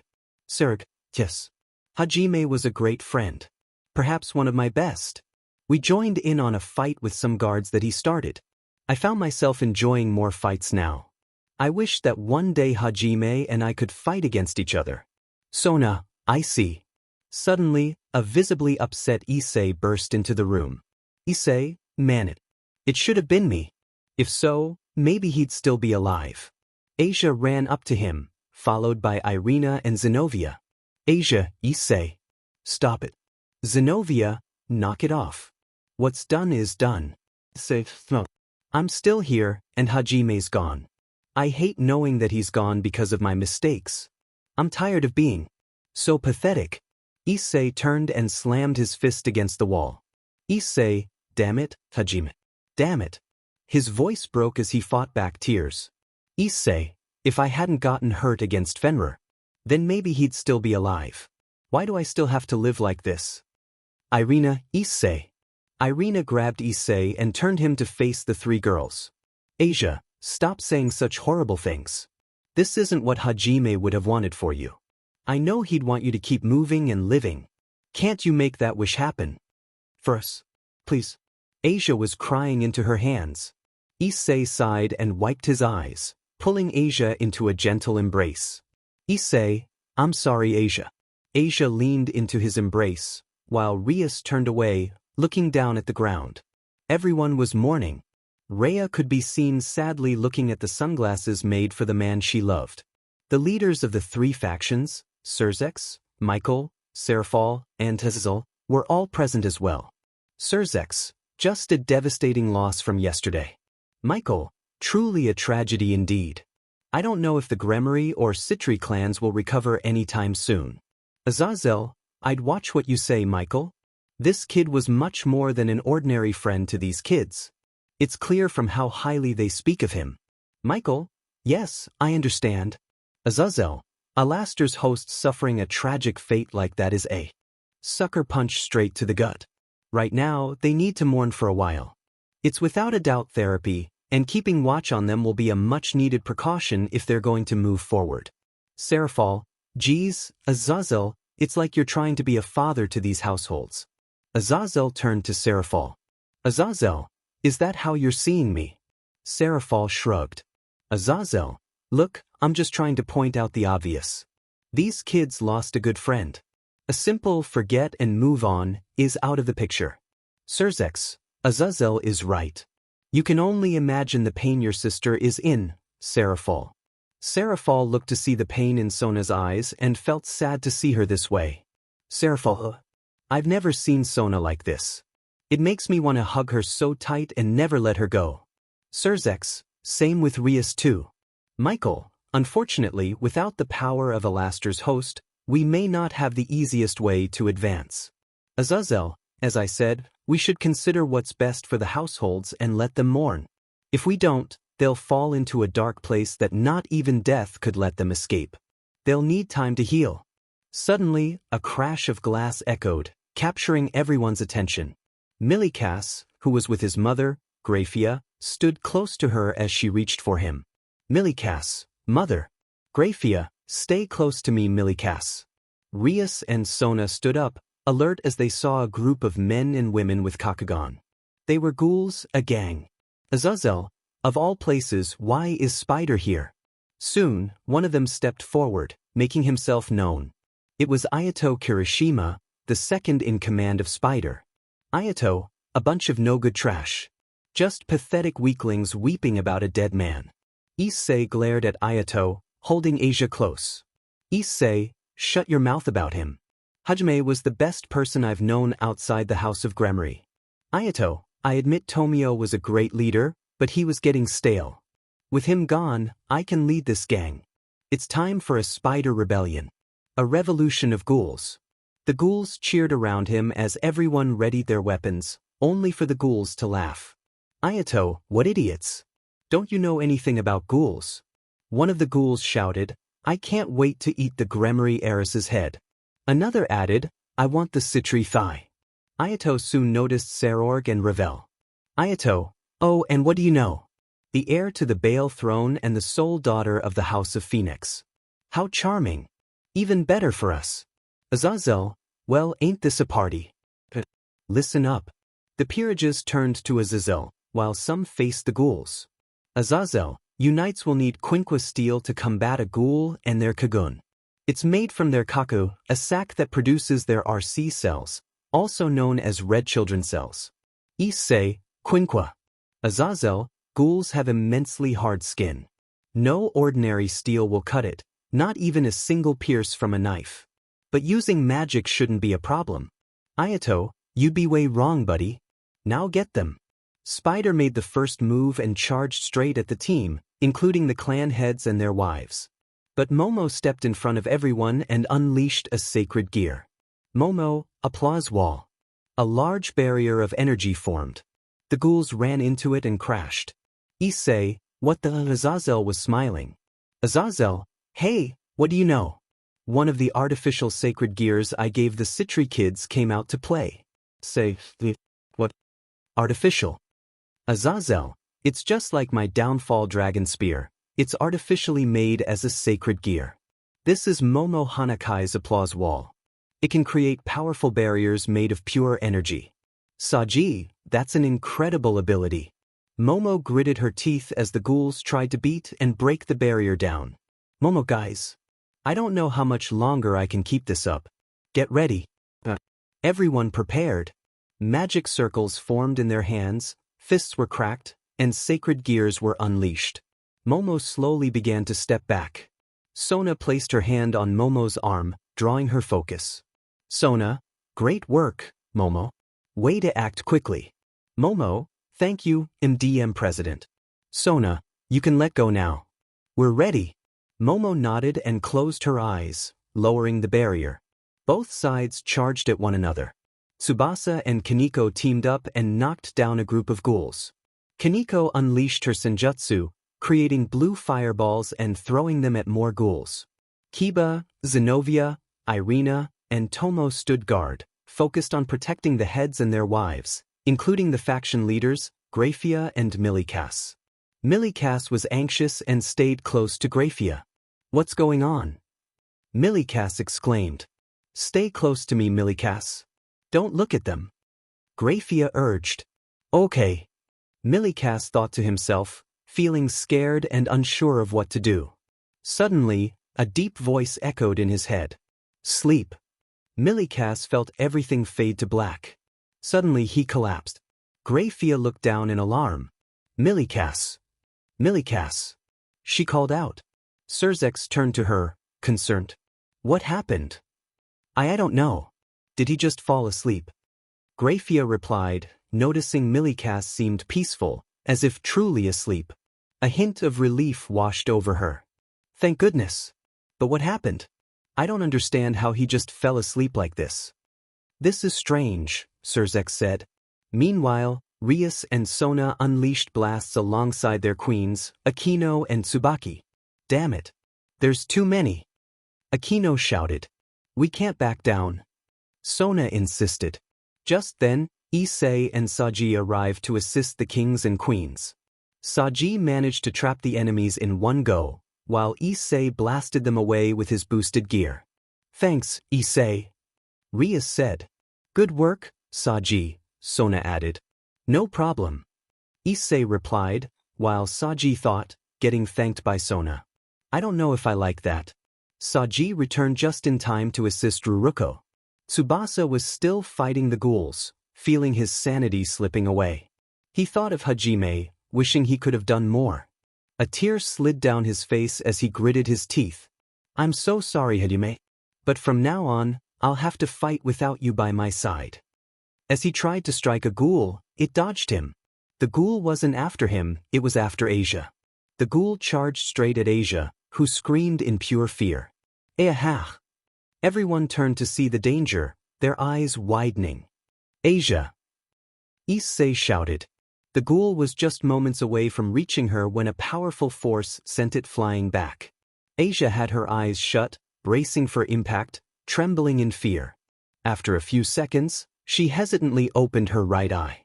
To her astonishment, a mysterious red magic circle had appeared, protecting her. What the hell? Issei gasped, witnessing a figure emerge from the circle. The atmosphere grew tense as the figure stepped forward, silencing everyone. The air felt cold and no one could move. The mysterious young man had familiar black hair, now with a white fringe. He wore a collared shirt with jacket-like pockets, black briefs with white stripes, and sneakers. In his right hand was a small book. His eyes were closed.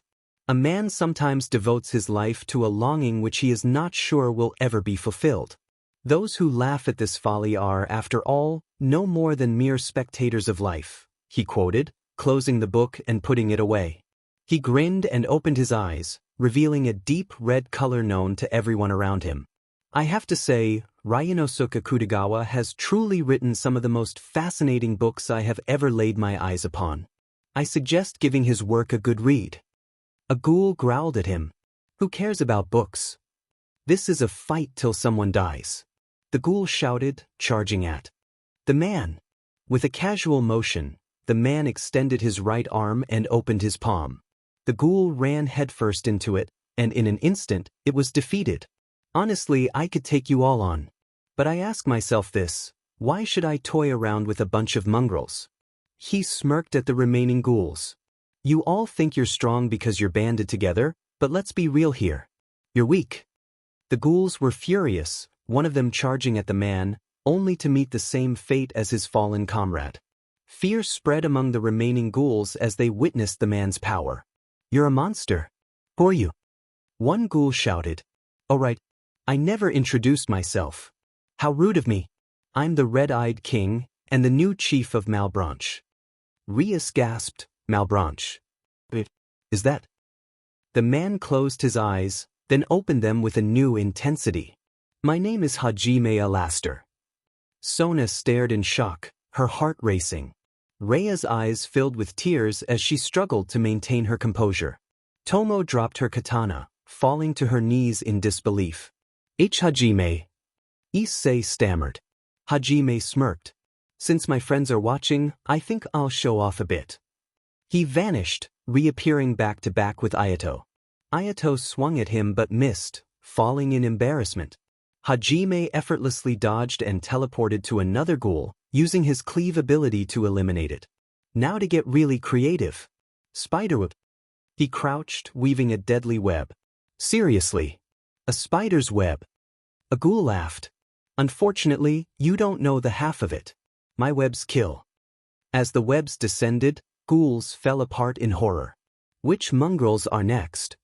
Hajime flew past them, slashing with precision. He ensnared another group with his web, eliminating them effortlessly. What is this guy? A ghoul exclaimed. Hajime chuckled. I am the revived. I am the rebuilt. He trapped the remaining ghouls in a circle, summoning a fiery arrow. I am the reborn. He released the arrow, which exploded, engulfing the ghouls in flames. They screamed as they perished. Hajime floated down, the onlookers stunned. Azazel's shock turned to admiration. DMN. What a badass return.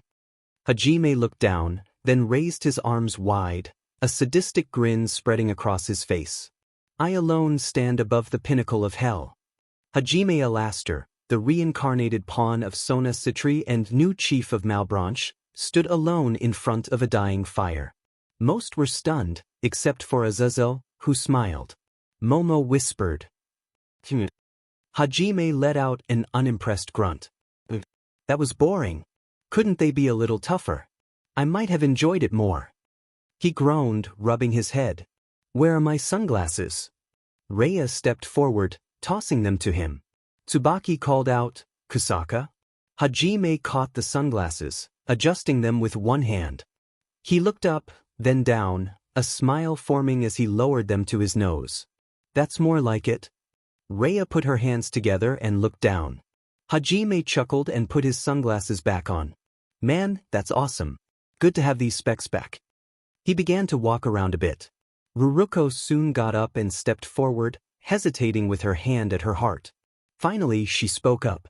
Hajime. That instantly got Hajime's attention. He quickly turned to face her, using his shockwave ability to blast towards her. Ruruko was sent against a wall as Hajime lifted his right leg and stomped behind her. She gasped, startled by his sudden closeness. After a few seconds, Ruruko looked up at Hajime, who was grinning with his hands in his pockets, his foot against the wall. He, tiny. Ruruko's eyes widened in amazement, and she struggled to find her voice, her cheeks flushing. Hajime leaned in closer, still grinning. You cryin'? Ruruko snapped back. I'm not crying. Be more polite. Tsubasa chimed in. If I was crying, would you console me? Both Ruruko and Hajime turned to her with blank stares. Tsubasa crossed her arms, a relieved look on her face. I think I'd most certainly like that. Hajime smirked at Tsubasa. You wouldn't cry, Tsubasa. You're strong. Is that so? She replied. Suddenly, Ayato got back up and unleashed his Kagun. Rias gasped. There's one more. Hajime immediately turned to Ayato and leaped towards him, grabbing him by the face and slamming him to the floor. Ayato struggled to pull Hajime off, but Hajime moved his hand to Ayato's throat, lifting him up. You know, Ayato, I spared you because you're the most useful of those pathetic rats in Spider. Ayato growled, and Hajime tightened his grip. Do me a favor and get the hell out of here. Go toy with others. He dropped Ayato, who fell to the ground, clutching his throat. Oh, and tell your sister I said hi. She's a good lady. Now get lost before I change my mind. After a moment, Ayato got up and ran out through a shattered window, leaving the Gremory Manor. Hajime sighed. Now that he's gone, I need one more thing. Surzex turned to Hajime. Yes. You know what I want. Give me the information you have on Malebranche. Wait, what? Rias exclaimed. Excuse me. Sona added. Everyone looked at Hajime, some concerned, others scared, but mostly shocked. Don't look shocked at me. I said I'm the new chief, didn't I? Now come on, sis. I want the info. It's not wise. You're still a teenager in high school. It's best to leave this to the great king. Hajime's demeanor changed, his annoyance evident. Surzex. The atmosphere shifted as his power intensified, making everyone feel the weight of it. Let's get one thing settled. I don't care what you or those in the Great King faction think. When it comes to Malebranche, I'm the one who calls the shots. Not you or those idiots in that cowardly faction. Do you understand? Surzex stared at him, the tension palpable. Finally, the Devil King sighed. All right, but not right now. And if you can, please help my wife find out what happened to my son. Thank you. And of course. Hajime approached the unconscious Milikas, who was asleep in Graphia's arms. What happened to him was my doing. Excuse me. Graphia responded. Relax. He's fine. He's just asleep thanks to this toy I have. Hajime summoned a megaphone with a strange symbol on it. It's a megaphone that can use curse speech. Whatever you say can happen, but it's risky if you don't use it right. I told the boy to sleep so he wouldn't see the gore. He's just a kid. Hajime leaned in close to the sleeping boy. Awaken. At the sudden echo, Milikas slowly woke up, looking up at Graphia. Mother. Graphia sighed in relief and held him close. Hajime smirked and walked away. I'll be waiting to hear from you soon. He continued walking, hands in his pockets, until he found Asia getting up. Hey, Asia. You okay? Asia said nothing, looking down, her body trembling. She jumped up to him and wrapped her arm around him, starting to sniffle. Hajime closed his eyes and chuckled softly, patting her back. It's all right. Sona looked down, covering her eyes with her bangs, as many others began walking towards him. Others were talking to Hajime, but he was just engaging in small talk with them. Slowly, Sona walked up to Hajime, who looked up from his conversation with Zenobia and turned to her. Yo, Hajime greeted. Sona looked down and said nothing at first. Then she raised her arm and slapped Hajime hard across the face, causing him to recoil. Everyone around them was stunned by her action. Sona! Rias exclaimed, but she fell silent as she noticed Hani looking back with a narrowed-eye smile, his hand on the cheek where Sona had slapped him, leaving a mark. Geez. If I knew you missed me that much, I'd ask you to slap me harder, Hajime joked. Sona blinked, her frown transforming into a genuine smile as she placed her hand on his other cheek and leaned in to gently kiss the cheek she had just slapped. What the hell? Rias said in disbelief. I think it might be best to not question Sona and Hajime's relationship, Akino suggested. Why not ask? Hajime replied with a grin. Dude. Issei interjected, grabbing Hajime by the arm and pulling him away from the group. A book fell from Issei's pocket as they separated. Once they were apart, Issei spoke excitedly. Dude. Just what the hell happened? Well, I just got away from being cursed. I'm the new chief of Malebranche, And I'm the one who stole your sandwich that one day on Thursday, Hajime explained. Ah, what the hell, man? Issei exclaimed. It was delicious. Tell your mom that, Hajime replied. I made it myself. Issei protested. Aside from that, I don't remember everything that happened. But when I was in my subconscious, I came up with a perfect ratio for. Well, you know, Hajime continued. I still remember hearing when Rias's dad was gonna put in 50 maids in my new house, Issei said. That man is a genius. I need to write that down. Hajime exclaimed. Oh man, Rias had that shut down too. Anyway, what was your ratio? Issei asked. Hear me out. It's all about the proportions. The most appealing features are those that complement each other perfectly, Hajime explained. Issei looked amazed. Dude, teach me more. I have so much I have to tell you about what I learned from Azazel. Hajime grinned and snapped his fingers. Yes. You and I have plenty of stories to tell. We shall make a great duo. Meanwhile, Saji observed Hajime and Issei talking as if nothing had happened. How the hell are they talking like that? He wondered. Tsubaki noticed the dropped book and picked it up. Is this supposed to be a Ryanosuke Akutagawa book? This doesn't look like that. It looks more like a handmade cover. Suddenly, another book fell out from the cover. It was light blue with stars on it. Ruruko's eyes widened in shock as she recognized it. She ran after it and grabbed it, her face turning pink from embarrassment. Issei noticed Ruruko's reaction and turned to Hajime. Hajime, can I ask you something? Hajime wore a smug expression, still holding his hand to his cheek. Oh Hajime. You didn't, Issei said, noticing Ruruko's face turning from pink to red. She glared at Hajime, who began to step away. I'm gonna step away, Issei said, backing off just as Ruruko charged at Hajime, delivering a hard slap to his face. Time skip, Grammary train Hach sighed. Another slap mark on his face thanks to Ruruko. Ain't that a party pooper, he remarked. For someone who read another's personal journal, I think you got off pretty easily, Sona replied. Hajime shrugged as Ruruko huffed and looked away. The peerages of Rias and Sona were sitting together, some hanging out while Hajime sat with Sona.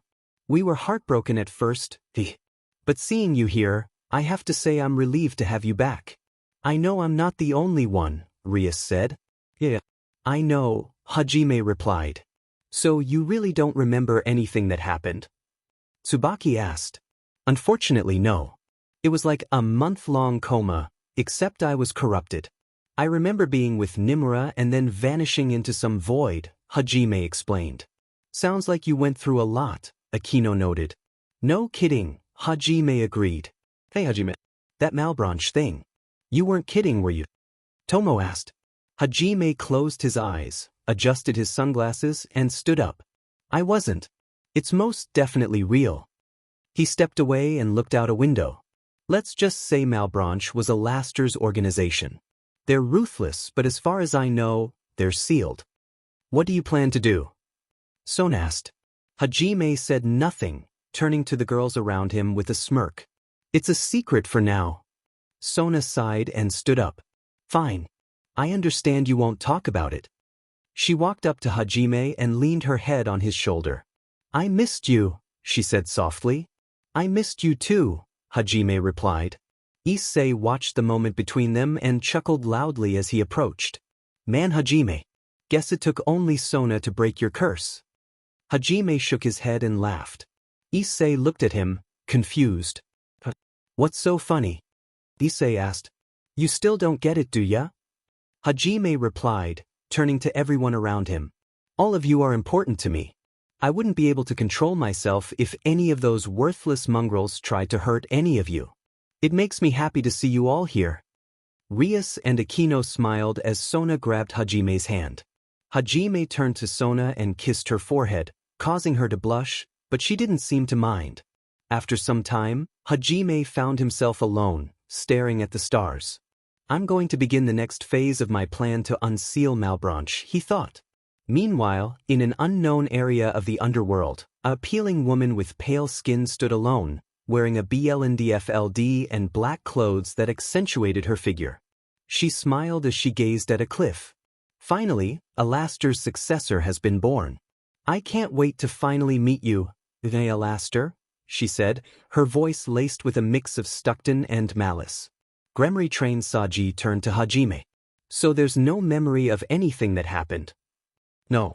I can't remember everything that happened when I was in a corrupted state, Hajime replied. DMN. So it's like it was all just a bad dream, wasn't it? Saji asked.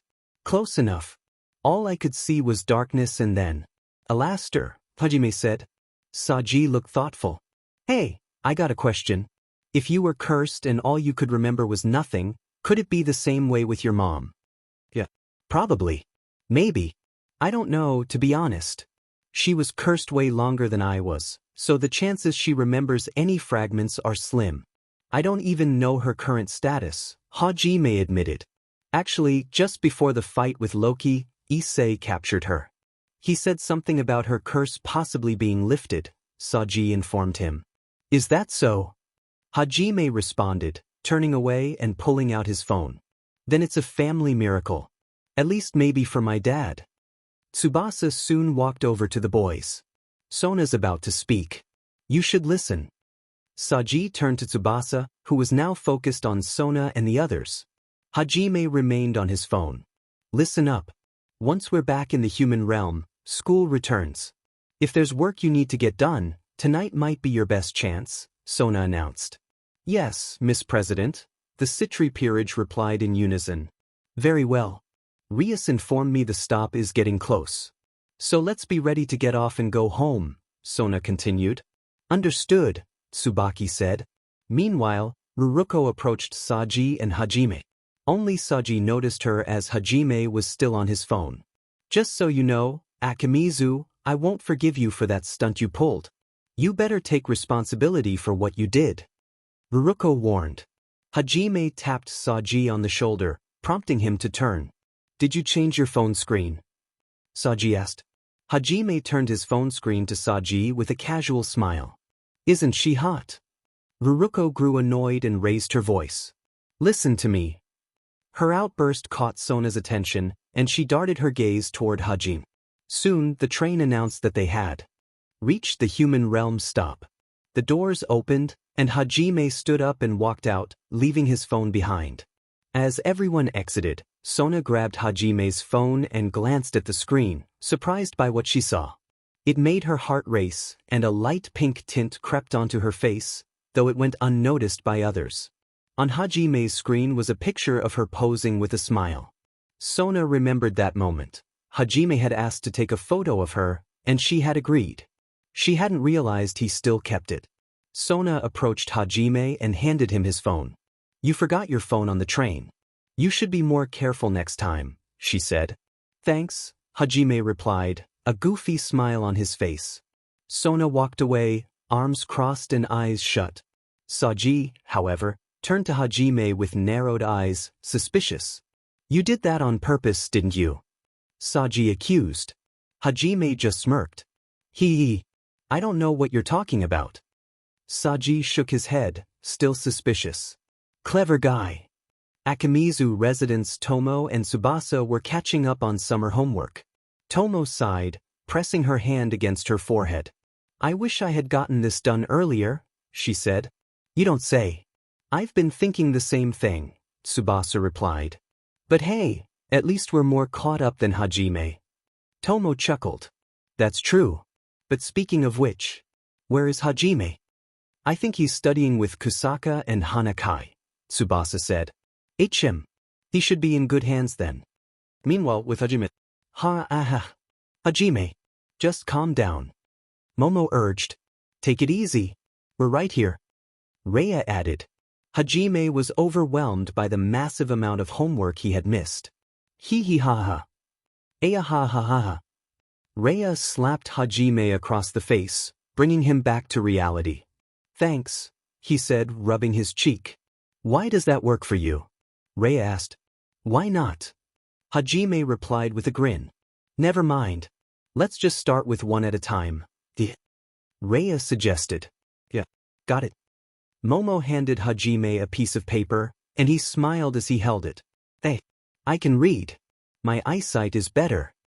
That's great. Rhea exclaimed. Then the math should be easy. You're really good at it, Momo added.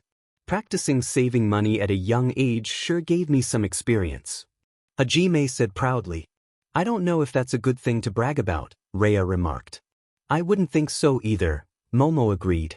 The trio continued with homework, with Rhea and Momo helping Hajime catch up. After about an hour, Momo said, Hajime, you made incredible progress. Hajime smirked. Well, I have you two lovely ladies to thank for helping me out. Rhea and Momo blushed at his compliment. You two are just adorable when you get like this, he teased. After a few more minutes, Tsubaki arrived. Vice President Shinra, Rhea acknowledged. What are you doing here? Momo asked. I'm sorry. I'd like to speak with Hajime alone, please, Tsubaki said. Of course, they replied, standing up and leaving the room. Hajime looked at Tsubaki. So what's up? Tsubaki kneeled beside him and took his hand. Hajime looked confused. I want you to come out with me today, Tsubaki said, her cheeks turning pink. Come again. Tsubaki looked away, flustered. I'd like for you to be my boyfriend for the day. Hajime tilted his head. You're asking me out on a date. Tsubaki flinched slightly, her cheeks growing red. Don't be ridiculous. I'm just asking you to hang out outside the house. That is, if you're fine with it. You know what you're asking is the literal definition of a date, Hajime replied, a smile creeping onto his face. Hajime smirked at Tsubaki as he leaned in closer. Tsubaki stammered, I'm just asking T2. Just be with me so I can talk to you. Hajime teased, you're stuttering. Tell me, Tsubaki, could it possibly be that you've never gone on a date before? Is that why you're shy to ask me? Or is it that you've never actually asked a boy out before? Tsubaki's face turned red, and she shivered slightly at his words. Gathering her composure, she took a deep breath and replied, Yes. I'd like for you to come out with me on a date today. Hajime's smirk widened, revealing his teeth. You don't have to say any more. I'd love to be your boyfriend for the day, as long as you're fine with being my girlfriend for the day. His playful tone left Tsubaki flustered. He chuckled softly, leaning back to give her a moment to cool off while he closed his eyes. After a few seconds, he opened them and said, Let's go today. And make sure you look good, okay? But that should be easy. After all, you look good in anything you wear. Tsubaki felt a rush of warmth as her cheeks flushed. Nodding, she stood up and hurried out of the room, her footsteps echoing as she left. Hajime smiled to himself, returning to his homework. She made it way too easy. Thanks, Akino, for the tips. Time skipped to Ko Town. Hajime stood alone, dressed casually in a jacket, shirt, breathes, and shoes, but the sunglasses he wore were what stood out. Hajime thought, we do live in the same house. But why does Tsubaki want to meet me out here? Maybe she wants to surprise me with an outfit. Tsubaki, he heard, turning to see her in a stylish black and blue casual shirt and skirt, complemented by black and blue sneakers. A silver necklace with a sapphire gem adorned her neck. Sorry again for keeping you waiting, Tsubaki said, a hint of embarrassment in her voice. Hajime shook his head. No need to worry. I told you from the beginning that you look good in anything you wear. Instead of feeling shy, Tsubaki smiled, her cheeks pink. Thank you. It means a lot no matter how many times you say it. Hajime noticed, you're acting different than when you tried to ask me out.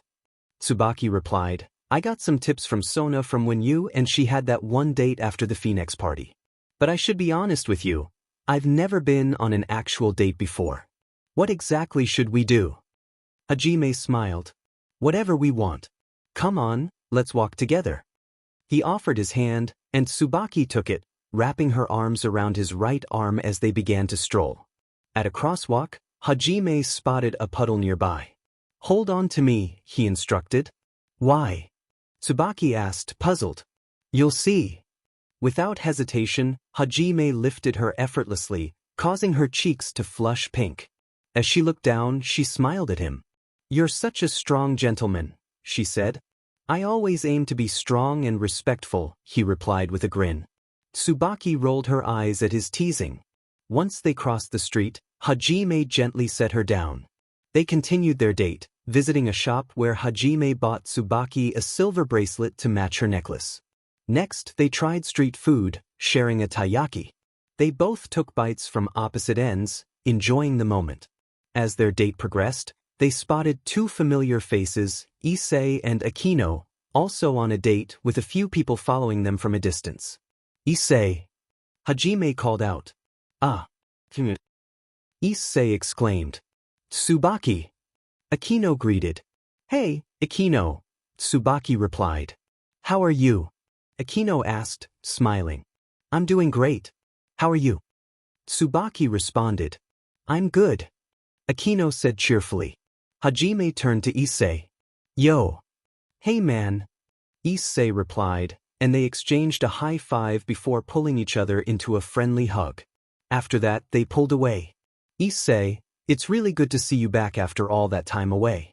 Hajime, I have to say, it's been a while. Although the city sure looks like it hasn't changed. Akino. That you're not wrong. Akino turned to Tsubaki. Akino, looks like you and I got the same idea here, Tsubaki. Tsubaki, it appears so, Akino. Issei, what?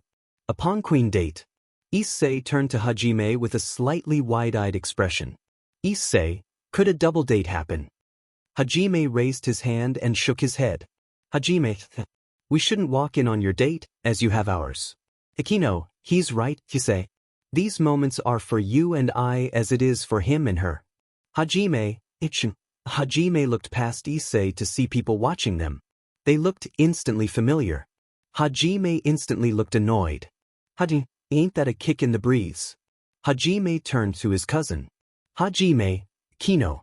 Akino, yes. Hajime made a gesture to her. It seemed she had noticed it too. Akino, Hajime gave a silent nod and turned to Tsubaki, taking off his jacket.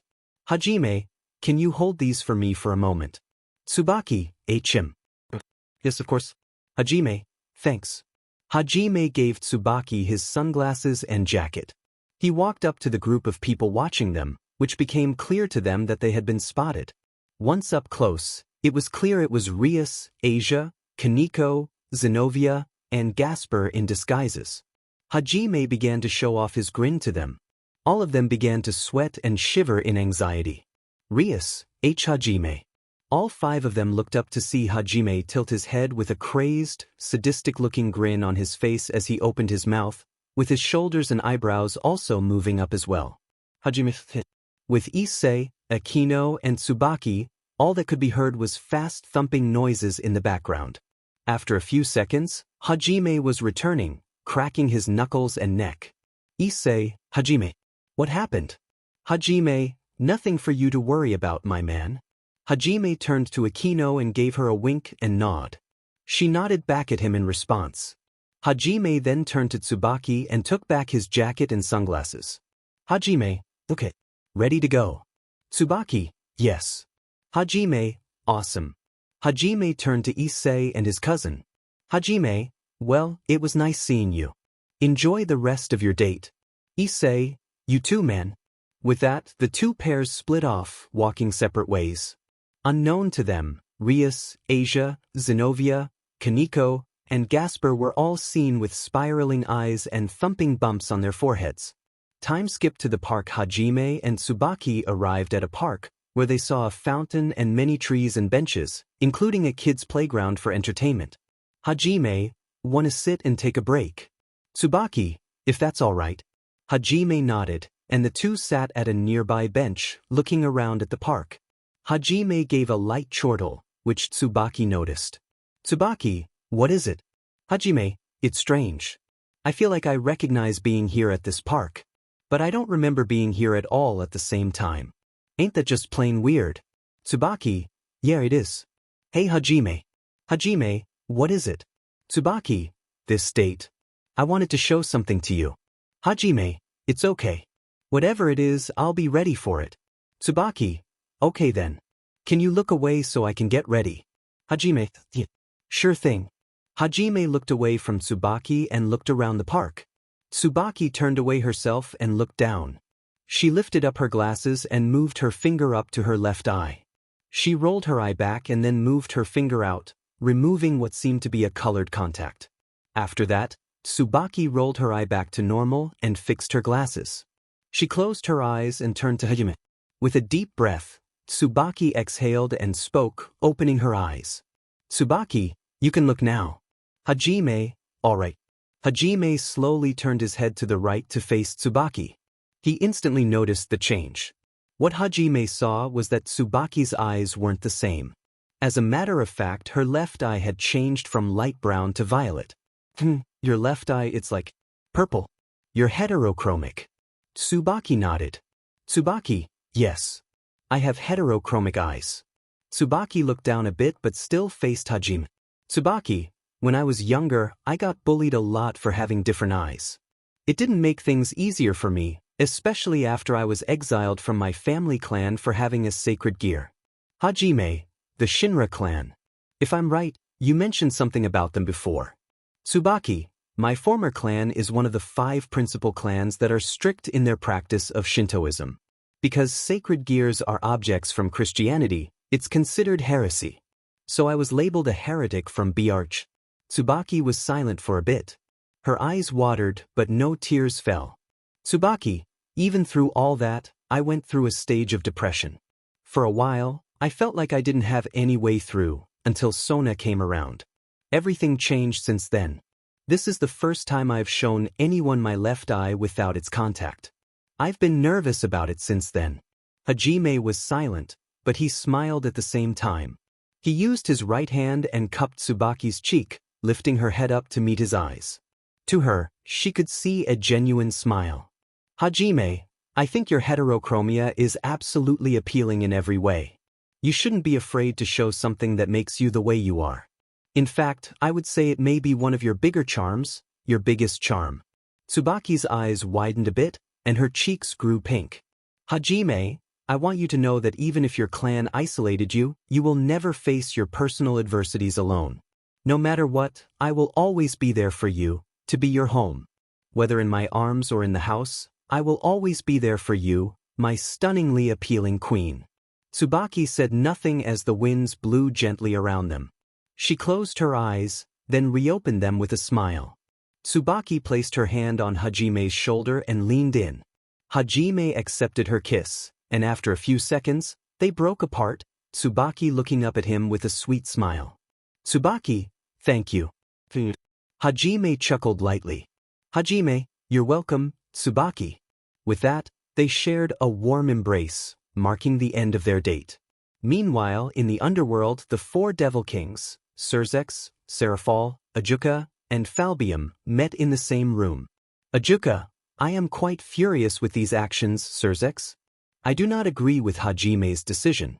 "Falbium, I second Ajuka's statement." "Surzex, I must say, Falbium, I'm impressed to hear you speak for once, especially in favor of someone involved in technology affairs instead of military ones." "Ajuka, tell me you haven't given that kid the information." Surzex shook his head. "Surzex, no, I haven't. But I informed the Great King, and he must be much angrier than you, Ajuka. I wonder if he will be angry with me or Hajime." "Falbium, Seraphol, you've been quiet." "Seraphol, I was there and I can't say much right now. I need to think." She sighed for a moment, then looked back at the other Devil Kings. "Seraphol, we should have a talk with him." "Ajuka, please enlighten us." "Seraphol, even if he declares himself the new chief of Malbranche, he's still my sister's pawn. I can contact my sister for more answers." "Surzex, that seems like the only reasonable solution." "Ajuka." "Falbium." "Ajuka, I still don't agree with this. With the Great King knowing now, it's best to back off." "Falbium, I've never met this kid, yet he declares himself with such a title. But we don't know what his plans are." Falbium turned to Surzex. "Falbium, I will listen, but you and Seraphol must do the talking. I am staying out of this until we have to come to a vote." "Surzex, you've always been the silent one, Falbium." "Seraphol, I will let the Great King know of our decision, then I'll inform my sister." At the Akimizu residence, it was late, and almost every light was off. In Sona's bedroom, she woke up sensing something. "Sona, what is that?" She got up from her bed, wearing a nightgown, and opened her door, shutting it behind her. She noticed Tomo and Tsubaki were also awake. Tomo, guess we're all awake. Tsubaki, something's wrong. Sona turned to Hajime's bedroom door, hesitating before opening it, only to find Hajime wasn't in bed. She shut the door and turned to the others. Sona, where could he be? The girls agreed to look around without speaking.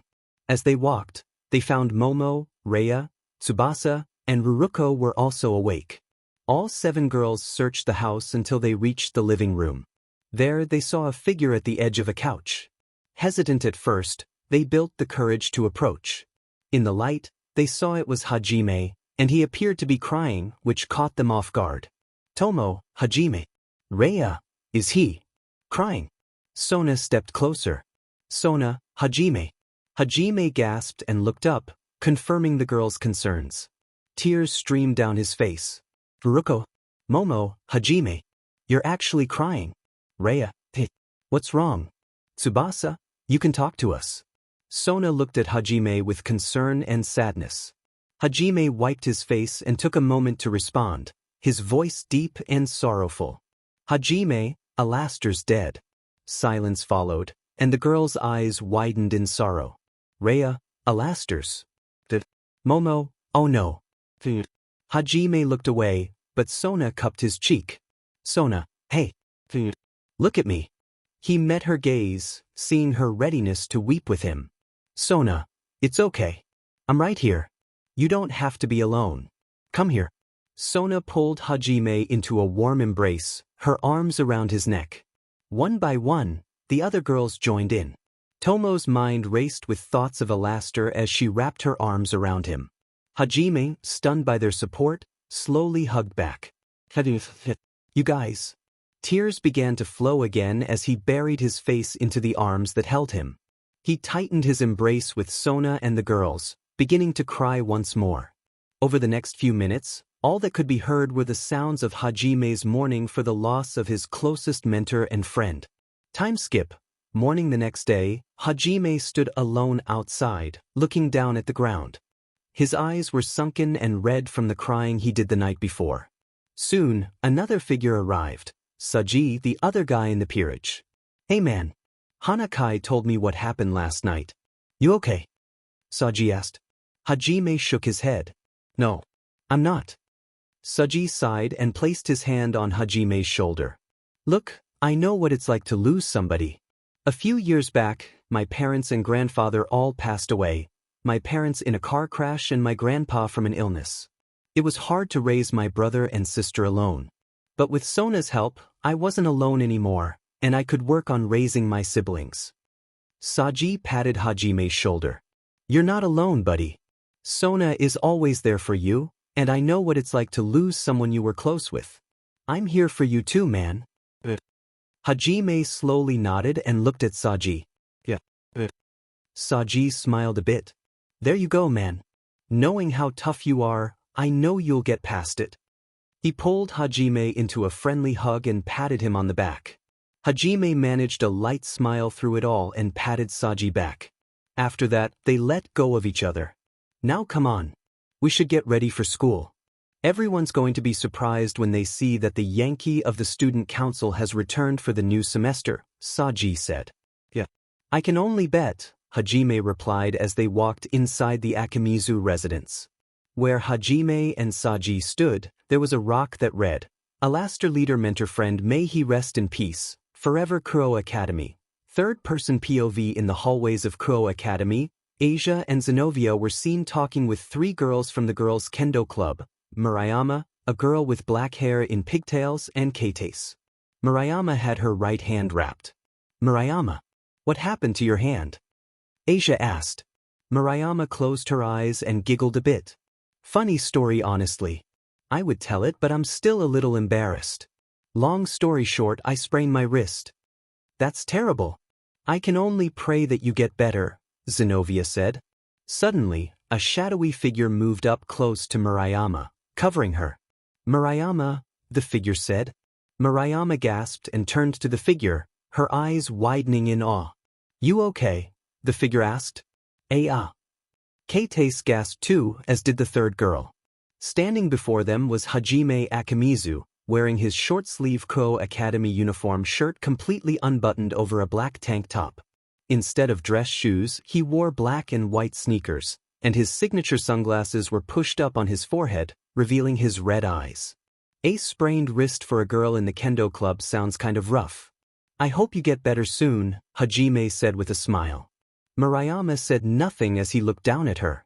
Eventually, he put his sunglasses in front of his eyes and looked slightly upwards. Oh, take care. He put his hands in his pockets and walked away. Murayama, Keitase, and the third girl looked completely stunned, their mouths quivering in shock. Hajime's back. Murayama exclaimed. Akimizu returned, the third girl added. Zenobia and Asia both smiled, though sweat marks appeared on the sides of their heads. Oh boy. I think I may have completely skipped over the fact that Hajime hasn't been back here in a while, Zenobia said. Yeah. It sounds like he's going to be a very popular subject among all the girls now that he's back in school, Asia noted. As expected, Hajime's return to Ko Academy became a hot topic among the girls, except for the Occult Research Club and the Student Council. Class 2B and Class 2B, most of the girls were chatting and gossiping about Hajime and his new appearance. The mention of his name irritated many of the boys in the class. Did you hear Akimizu's back? One girl said. Yeah. I heard he got really handsome. Another replied. Handsome is an understatement. I heard how hot he looked with his sunglasses. A third girl added. Issei sat with Matsuda and Motohama, his head resting in his hand as he thought, man, Hajime is becoming a super popular sensation among all the girls. It's making Matsuda and Motohama really annoyed. Luckily for me, I heard we're getting a new transfer student, one who's supposed to be super hot too. Wait a minute. What in the world is Hajime wearing? Small time skip, the new transfer student arrived in Class 2B. To Asia and Zenobia, it was a familiar face that made Asia smile with glee in her eyes. The new transfer girl was none other than Irina. Hello everyone. My name is Irina Shido. It's a pleasure. Issei looked stunned at Irina's arrival. No way, he exclaimed. That's what I'm talking about. Matsuda added. Aika wasn't lying. Motohama chimed in. Irina soon spotted Issei and waved at him. Oh, Issei. I didn't see you there. Matsuda shot Issei a furious look. Oh. Why is my future baby mama talking to you? Irina smiled. We've known each other forever. We were childhood friends. So we go way, way back. She blushed cutely, and the two boys lost their minds at Issei. Suddenly, the class doors were kicked open, grabbing everyone's attention, including Irina's. Hajime walked in with his hands in his pockets. No way. Akimizu. Someone whispered. Isn't he in Class 2C? Another added. Hajime ignored the murmurs and made his way to Issei's desk, staring into his eyes with the grin. He pushed his sunglasses up, revealing his crimson-red eyes. How you do? Heh. Issei responded, surprised. Hajime sat on Issei's desk, narrowing his eyes at him. Sorry for the intrusion, but you're needed for a very important task from the Student Council. No way. Someone exclaimed. Me. Issei echoed, bewildered. Hajime pulled out a folded slip of paper from his pocket. Take this. Huh. Issei said as Hajime placed the paper in his hand. Hajime curled Issei's fingers around it, leaning in close. Keep this note and guard it with your life, my friend. We need you to be strong for this very secret and important task. Read it when you're alone and unfollowed. You are the perfect man for the future of this school. Issei's face turned red from embarrassment. Hajime stepped back and patted Issei's shoulder before hopping off his desk. By the way, this class has been great with behavior. Keep it up. The girls in the class, except for Asia, Aika, Zenobia, and Irina, responded eagerly. Why? Hajime chuckled and left the class, leaving the girls enchanted by his presence. Once he was gone, they turned to Issei, glaring at him. Issei jumped in fear. Do you mean it? Does Hajime know what he did? Occult Research Club. The group was back inside the ORC. Asia and Zenobia were talking to Irina. Looks like you had a safe trip, Zenobia said. I didn't think we'd see you again so soon. Asia added. I know, right? I missed you. Come here.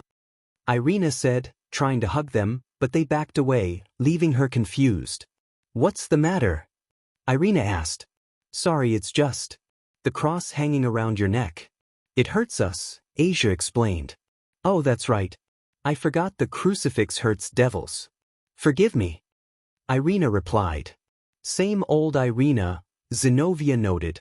Hey, wait a minute. Where's Issei? Asia asked. Meanwhile, Issei was outside the occult research club, looking around to see he was alone. Alright, time to see what the student council wanted me for. He pulled out the folded paper Hajime had given him and slowly opened it. Issei's eye twitched at the sight of the single word on the slip of paper. Anger, frustration, and embarrassment washed over him. He crumpled it up and shouted in annoyance. Damn it, Hajime. Student council office. Hajime was chuckling in the student council office, sitting at the counter. Tsubasa turned to him, narrowing her eyes at the noise he was making. What's so funny? She asked. Oh, it's nothing. I just felt like my prank was successful. Hajime replied. Momo, who was also there, turned to Tsubasa. Should we even ask about it? Probably not, Tsubasa said. Oh, I got it. Let's play. Label all the things you like about Hajime Akimizu. I'll start. Hajime announced. He clapped his hands. Everything. Ruruko glared at him. You wish. Hajime clapped again, and Tomo joined in. Everything, they both said. Momo sighed. Oh no. Tsubasa remarked. He got Meguri. Meanwhile, Sona was on the phone with her older sister, Seraphal. You want us back in hell? Sona asked. The three factions want to have a serious meeting with your pawn? Seraphal replied. This is about what he said when he came back, isn't it? Sona inquired. It is. The Great King is furious. I don't understand how the Great King would care, Sona said. You'd be surprised, Sona. The Great King has a lot of political power. The first Great King to the current Great King has the final say in most matters, Seraphal explained. I see, Sona acknowledged. Once I have the green light, you are to bring your household back to the underworld immediately. Inform Rias as well. She will want to hear of this too, Seraphal instructed. Understood, Sona replied, hanging up. She took a deep breath, exhaling as she sat down in her chair, rubbing her eyes with her fingers. Sona, Hajime, you may have created a big mess you have to explain. Time skip Hyadu residence battle alert. Battle name, Issei wants revenge. Back at the Hyadu residence, Rias and her peerage formed a welcome party for Irina joining Kuo Academy. Rosweiss was also there, as it turned out that Odin had left her behind. Irina stood up. Irina, I wanted to thank you all again. I'm so happy to be here. You know, I used to think of devils as my sworn enemies. So I hunted them mercilessly, and I would have killed you all. Gasper did not like this. Gasper, I really hope this stays in the past tense. Irina, but that's over. Lord Michael said we should put the past behind us and work together for a better future. Which is great, because I'd much rather be friends with you anyway. Zenobia and Asia smiled as Irina spoke, turning to them. Irina, I'm honored to represent the church here. Let's make our communities proud. The group clapped for Irina's speech as she sat down. Just then, a red magic circle appeared. Everyone turned to it and noticed it did not bear the Gremory symbol. Issei, not a Gremory. Wait a minute.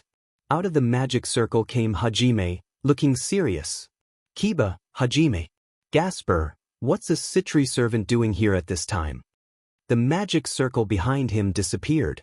After a few seconds, Hajime stood there, then lowered his sunglasses to his nose and stuck his tongue out with a smile. He closed his eye, looked up and snickered, holding his stomach. Akino smiled and stood up to greet her cousin. Akino, Hajime. Welcome.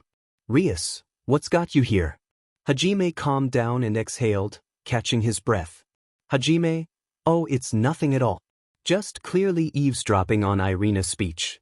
And I have to say, Irina, Hajime began to laugh at her. Hajime, even if you tried to kill me, you're way too weak. You'd die before you even tried to hurt these guys. Hajime then took off his shades, and his pupils changed shape. He looked quite serious. Hajime, that's because I'd bisect you. Then I would sever your head and send it in a little boxed package to your family to show them your greatest failure. Irina's eyes widened at that statement. Everyone was taken aback, even Akino. No one had anything to say. Finally, after several seconds of silence, Rias spoke up. Rias, don't you think that's a little too far now? Hajime snickered again and put his shades back on. Hajime, boo it, it's in the past now. The hatchet's been buried. So let's party. Irina broke out of her state and gave Hajime a closed-eye smile. Irina, I'd like that too for our community. Everyone finally started to calm down, and Issei stood up to Hajime. Issei, by the way, I wanted to thank you for that note. Issei went up and tried to punch Hajime, but he caught the punch immediately and Issei was tossed to a wall. Issei, Asuke. Come on now, Issei. Don't tell me you don't have a combat style. Having one can seriously improve your hand-to-hand combat experience. Asia, Hajime, what did you put in that note? Hajime turned to Asia with a smug look on his face. Tingme, oh, what's this? The precious Asia getting curious over a silly little note. I never knew. Maybe I should send one to you as well. The student council is always glad to have plenty of hands.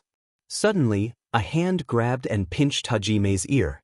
He was pulled by the hand, which belonged to Sona. Surprisingly, Hajime was not as affected by the ear pulling. Sona, that's enough out of you. Hajime, sorry. Rias, Sona. Issei got up and watched as the entire Sona peerage arrived. Rosweiss, so this is your entire household together, Sona? Sona, I didn't know you were still here. Rosweiss began to dramatically cry. Rosweiss, oh, don't remind me. Why must I do this? He leaves me all the time. Sona sighed and turned to Rias. Rias, what are you guys doing here? Sona, we were sent here by Azazel. Issei, Azazel. Azazel was seen chuckling loudly while standing back and having a drink. Azazel, it's nice to see youthful idealism. Our sides have been fighting each other too long. Some still won't approve, though. But you kids put that aside to stop a god's rampage. It was an excellent demonstration of what's possible if we work as one. I want to thank you all for what you represent. Issei closed his eyes and smiled. Issei, when you put it that way, nearly dying sounds like it was almost worth it. Kiba, yeah, almost. Hajime, make that a party of two, bud. Azazel, come on now. It worked out in the end.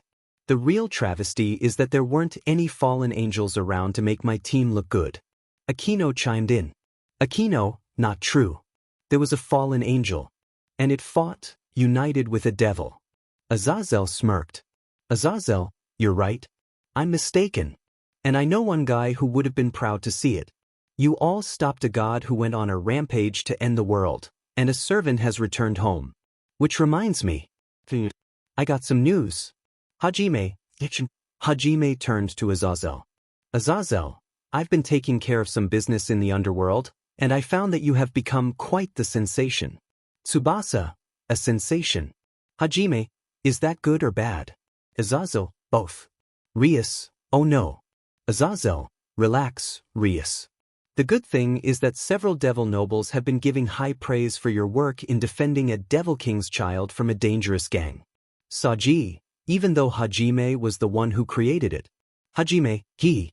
Azazel, right, the House of Gremory is planning to hold a gathering in his honor. Rumor has it the House of Agar's heiress is also interested in meeting him. Tsubaki, what? Hajime, an heiress. Sona, the House of Agar's heiress is Sikvera Agars. Rias, she wields the Agar's clan power, the power of time. Not only that, she's a childhood friend of both me and Sona. Rias widened her eyes at Azazel in pure shock, and even Sona shared the same reaction. Rias, Sik wants to meet Hajime. Sona, why would Sikvera be that interested? Hajime, Diamen. Sounds like a party for me. Sona narrowed her eyes at Hajime and pulled his ear again. Azazel, on another note, Here's the bad part. Everyone stopped and turned to Azazel again. Azazel, it seems what you said about Malebranche being real caused a massive uproar among the Devil Kings. The great king himself is furious enough to want you executed. Hajime waved his hand dismissively. Hajime, let that mongrel talk. No matter what he sends to kill me, he won't be able to do a thing. I'll hunt down and deal with his entire family. Azazel, I'd advise against talking like that when you have to speak with him and the three factions. Hajime, Akino looked concerned. Akino, factions. Another meeting. Azazel, yes. The Devil Kings want another meeting to discuss whether they will acknowledge Hajime as the new chief of Malebranche. Which is why Sona is here. Sona, Serafal has requested us to be there as bodyguards. Hajime, I'm assuming I'll be at the table. Azazel, bingo. And you will have a lot to explain, mister. Because Leviathan just gave me the green light. The meeting is happening tomorrow. Hajime, I'll be sure to keep that in mind. Rhea, please be careful. Rosweiss, be serious about this. Anything you say could get you in trouble. Hajime looked at Rosweiss confused, then turned to Sona. Hajime, I'm sorry. Who is she? Sona, she's Rosweiss, Odin's SRT that he constantly abandons. Hajime, I can only wish you the best of luck in that sticky situation. Hajime was silent, and Azazel then turned to Issei. Azazel, on another note. Good news for you, safe. Azazel, you have become quite the celebrity. Hajime, celebrity. Safe. Asia, wow. That's wonderful news, Issei. Zenobia, it does make sense. He did use Mjolnir to crush Loki and save Hel. Hajime, what was I missing? Saji, a lot, dude. Azazel, you'd think it's because of that, Zenobia, wouldn't you? They made a documentary to showcase our brave heroes' greatest hits, and it went viral. Azazel snapped his fingers, and a screen turned on. Everyone turned to see. Screen Issei, in that case, let me poke your. Issei jumped. Issei, Echuich. Screen Issei, my power was unleashed by poking my MSDRs. Issei's eyes shook violently. Screen Issei, so, not just basic JRPG but like, I can. SCK on. Issei's face began to flush. Rias's eyes widened, her jaw dropped as she held her cup of tea. Screen Issei, this is for Rias and her. Azazel, the fans especially love it when you make heroic exclamations about things like that. You are now known as the BRST Dragon Emperor. Rias. Issei turned to Azazel. Issei, you're kidding. Tell me you're joking. Azazel, the kids love you most of all. They sing songs about you called the Grab-Bin Dragon. Azazel took a sip of his drink, letting everything that will now happen. Tomo just snickered. Tomo, he got the kids. Momo, oh no.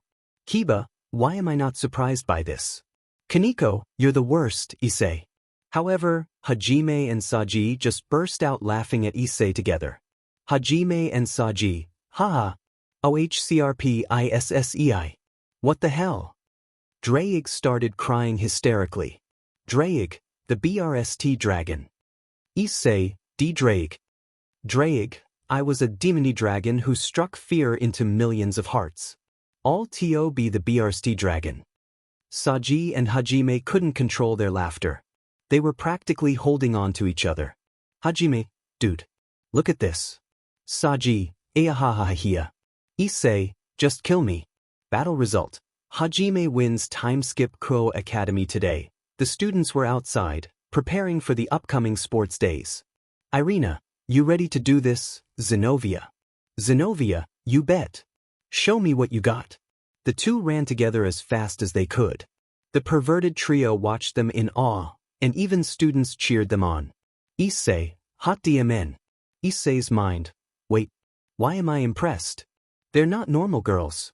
Matsuda, man, those girls don't slow down. They're going to end up with black eyes. Issei, you're right.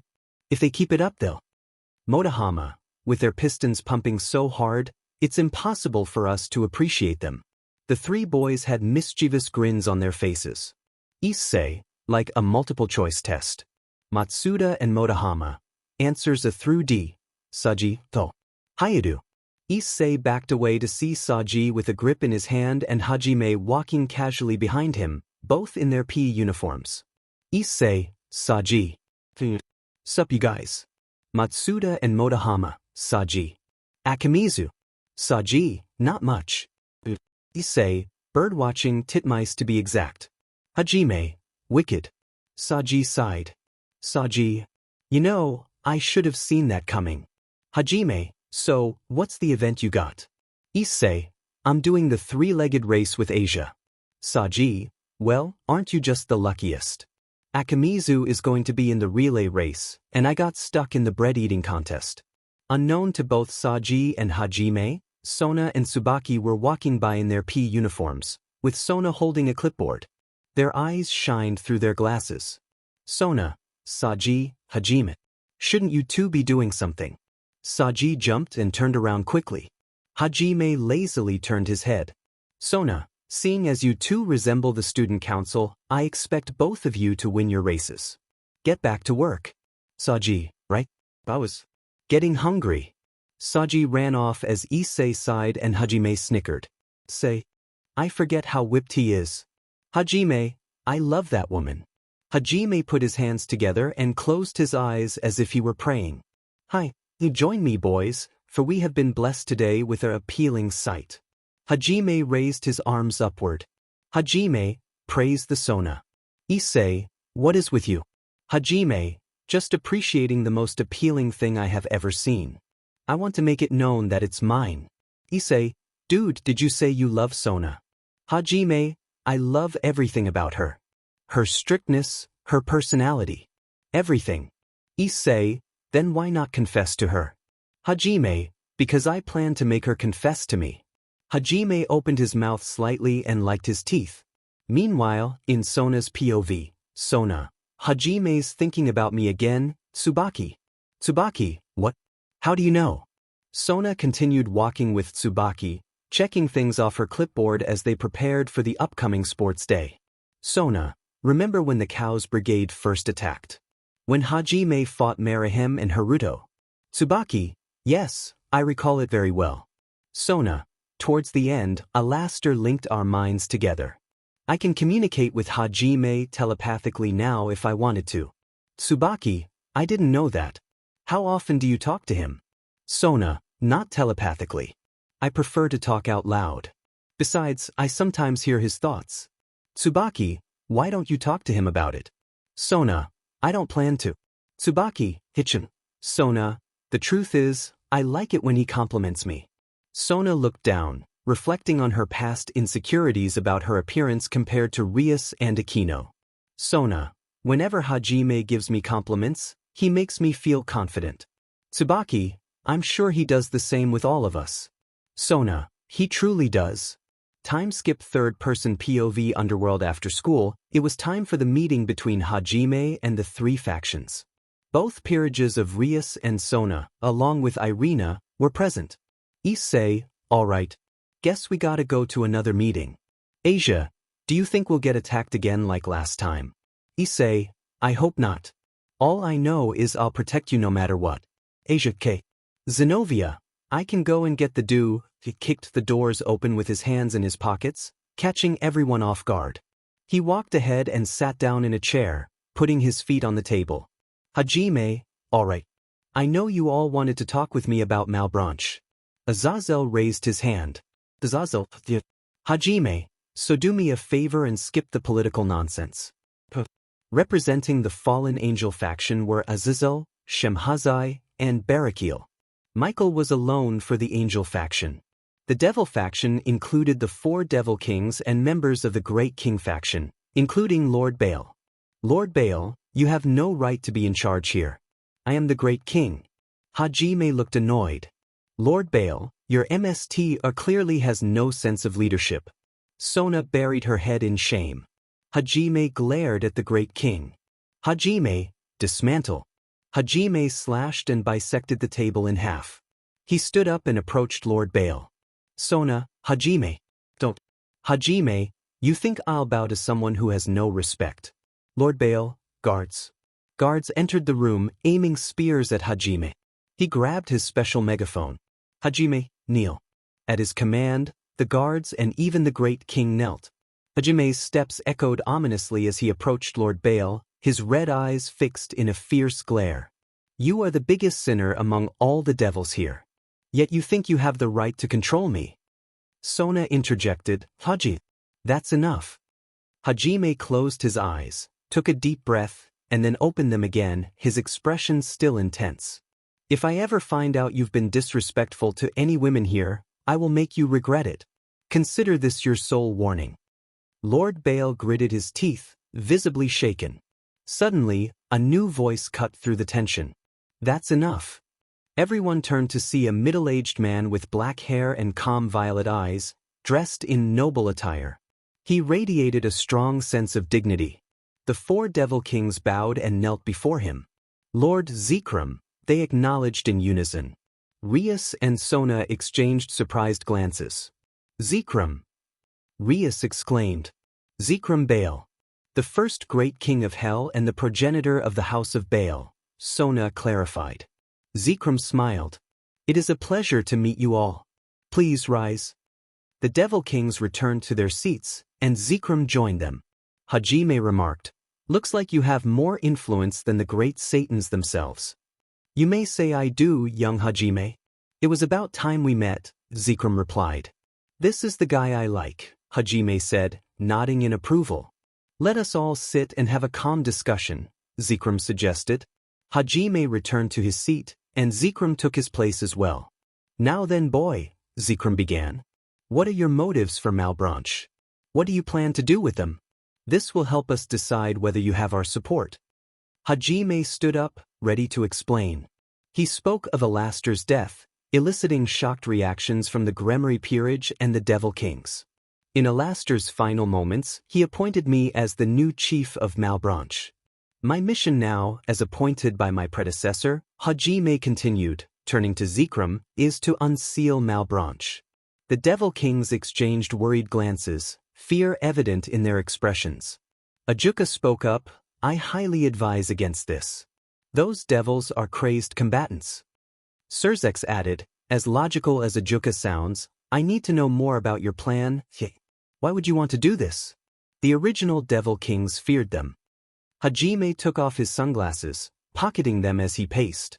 Yes, I know this choice is dangerous due to the power of the 12 Malebranche demons.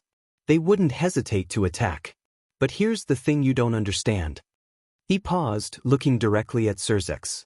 Malebranche may have a leader, but they are loyal to Alastair, the Grandmaster who chose them for this organization. They are not just weapons, they are living beings. Now that Alastair is gone, Malebranche needs to recognize their new leader. Seeing the serious expressions around him, Hajime frowned. I know you might think you can fight them, but the truth is, you can't. Malebranche is far stronger. If they made the original Devil Kings fear them, they won't hesitate to overpower you. He shook his head, trying to lighten the mood.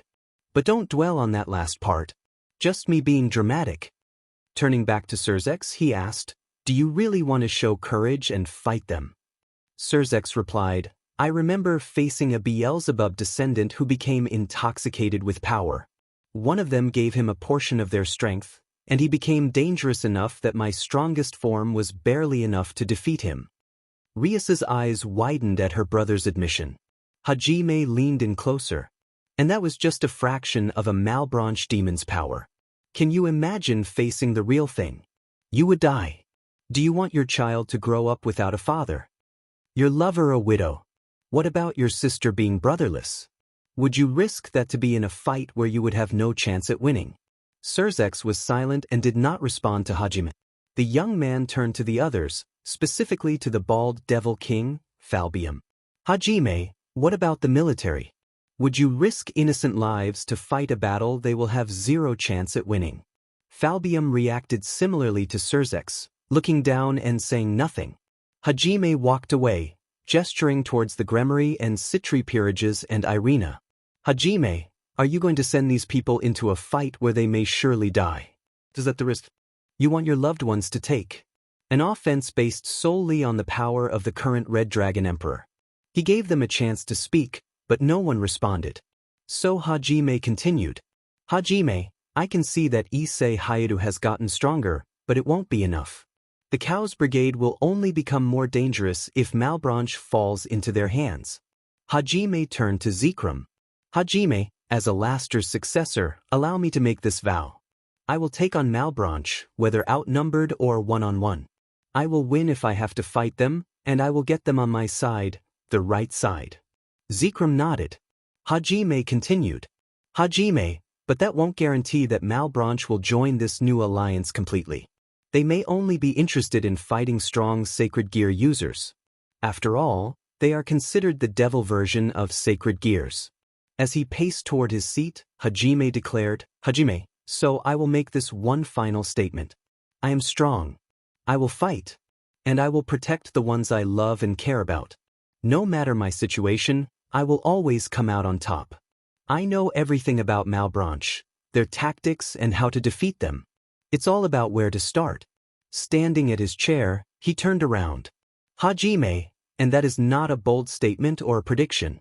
It's a spoiler. He sat down, crossing his legs. Hajime, I rest my case. Everyone was silent. After several seconds, Azazel chuckled and smiled. Azazel, you're a strong, bona fide badass. You have a lot of potential. The Fallen Angel faction will vote now. Barakil. Shimhazai. All three Fallen Angels present raised their hands. Fallen Angels, I. Azazel, the Fallen Angel faction is in favor of acknowledging Hajime Akimizu as the new chief of Malebranche. Michael stood up, looking around. Irina appeared concerned. Michael, the Angel faction shall abstain from voting and will agree with the final decision made by the Devil faction. Hajime closed his eyes and nodded. Both peerages turned to the Devil Kings and Zekrom, along with a pouting Lord Baal. Zekrom stood up. Zekrom, the Great King faction will also abstain. Devil Kings, I will allow you all to make this decision, and I will agree with your vote. Zekrom turned to Falbium. Zekrom, seat Asmodeus. Falbium stood up, looking around. He closed his eyes and looked down. Falbium, when I make this choice, I think about our military and the citizens of the underworld. I hope I made the right choice. He looked up at Hajime. Falbium, seat Asmodeus votes yes. Falbium sat down. Zekrom moved to Ajuka. Zekrom, seat Beelzebub. Ajuka stood up, sharing the same emotions as Falbium. Ajuka, I think about the people too. We treated Malebranche as a myth. If this gets out, I can only imagine the fear and terror it will cause. He looked up at Hajime. Ajuka, seat Beelzebub votes no. Ajuka sat back down. Zekrom nodded and turned to Seraphal. Zekrom, seat Leviathan. Seraphal stood up, looking at Hajime. Seraphal, before I vote, will you promise me that no matter what happens, you will be there for Sona? To protect her and be by her side, no matter the cost. Hajime smiled at Seraphal. Hajime, you have my word. Seraphal looked into Hajime's eyes for a moment before nodding, a hint of emotion in her gaze. Seraphal, seat Leviathan votes yes. She sat down, wiping her eyes, which made Sona feel emotional for her decision. Zekrom turned to Surzex. Zekrom, finally, seat Lucifer. Surzex stood up, looking at everyone around him. He made eye contact with Rias and took a moment to think. Calm and collected, he turned to Hajime. Surzex, seat Lucifer. Votes. He sat down. Zekrom nodded as Hajime smiled. Zekrom, in a 3-1 vote, the Devil faction has voted in favor of acknowledging young Hajime Akimizu as the new chief of Malebranche. With this decision made, young Hajime will receive intel from Lord Surzex Lucifer on Malebranche. However, I have some conditions. Hajime, what may those be? Zekrom, I want every bit of information and progress you make sent to the 4 Devil Kings. I would also like for them to see the first unsealed Malebranche member align themselves with you of your choice. Hajime was quiet for a moment, then smirked and raised his right arm next to his face. Hajime, all right. 1 deputy commander, coming up. Zekrom smiled. Zekrom, this meeting is adjourned.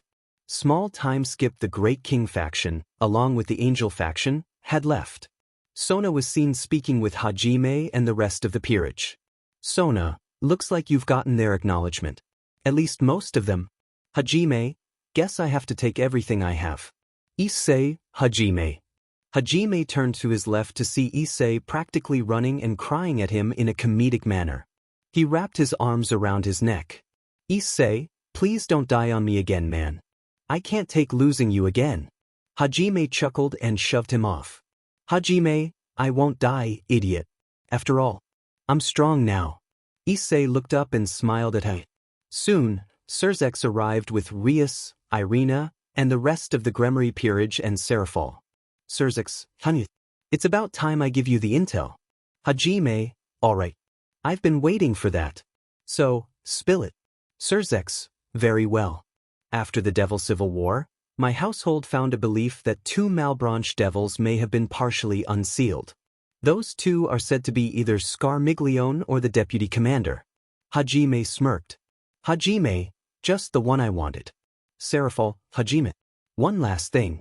Hajime turned to Serafal. Hajime, what is it? Serafal, I got a status update on your mother. Hajime, is that so? Serafal, she's in a coma, but her condition is stable. It seems that being in a corrupted state for so long must have put her into a comatose state from which she couldn't fight out. Sona, she's at the hospital you created, isn't she, Serafal? Serafal nodded. Serafal, right? The Serafal Memorial Hospital. Getting the best care the Citri clan has. Time skip evening Ko Academy Ruruko POV. We were back at school, heading to the roof. Apparently, some strange magic was there, and it needed to be checked out by us, including the Gremory peerage. I looked up and saw Hajime hand his sunglasses to Meguri. He was wrapping his arms around Tomo and Rhea. They leaned into him, resting their heads gently on his shoulders. It was like they were getting comforted by him. I don't know why this is happening, but when I think of Hajime, I think of my childhood friend from so many years back. Why is that happening to me? Small time skip rooftop third-person POV. At the rooftop, the Citri and Gremory peerages stood there. Rias and Sona found that a strange magic circle had appeared. Rias, this may not be good. Everyone, stay alert. Slowly, out of the magic circle came a very pale, yet elegant woman. She wore dark clothing, a Bienfeldie on her face, and had long black hair and ears like an elf. Lord Hajime, you've arrived at last. Tomo flinched at that. Tomo thought. Hajime stepped forward, using a magic circle to change his clothes to a tight black shirt that showcased his physique and baggy breathes. Hajime, if I remember right from what Alastair taught me, you're Nemesis. A dark goddess. Nemesis gave a flirtatious chuckle. Nemesis, looks like someone knows their work. Sona, enough side talk. What do you want?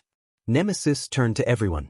Nemesis, I'm simply here to officially inaugurate Lord Hajime as the new chief and grandmaster of Malebranche. The goddess turned to Hajime, reaching her arms out to him.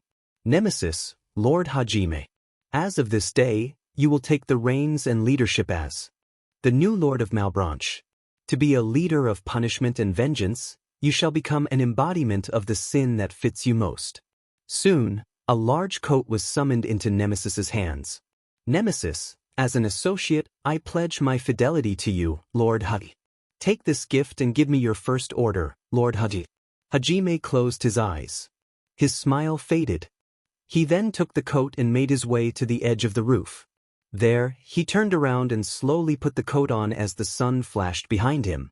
Hajime opened his eyes to show a shade of red glowing. Hajime, go find out where Barbaricia has been sealed. Underworld third-person POV. It was a battlefield. Mountains and cliffs surrounded the area, with the ground covered in dried dirt and rock.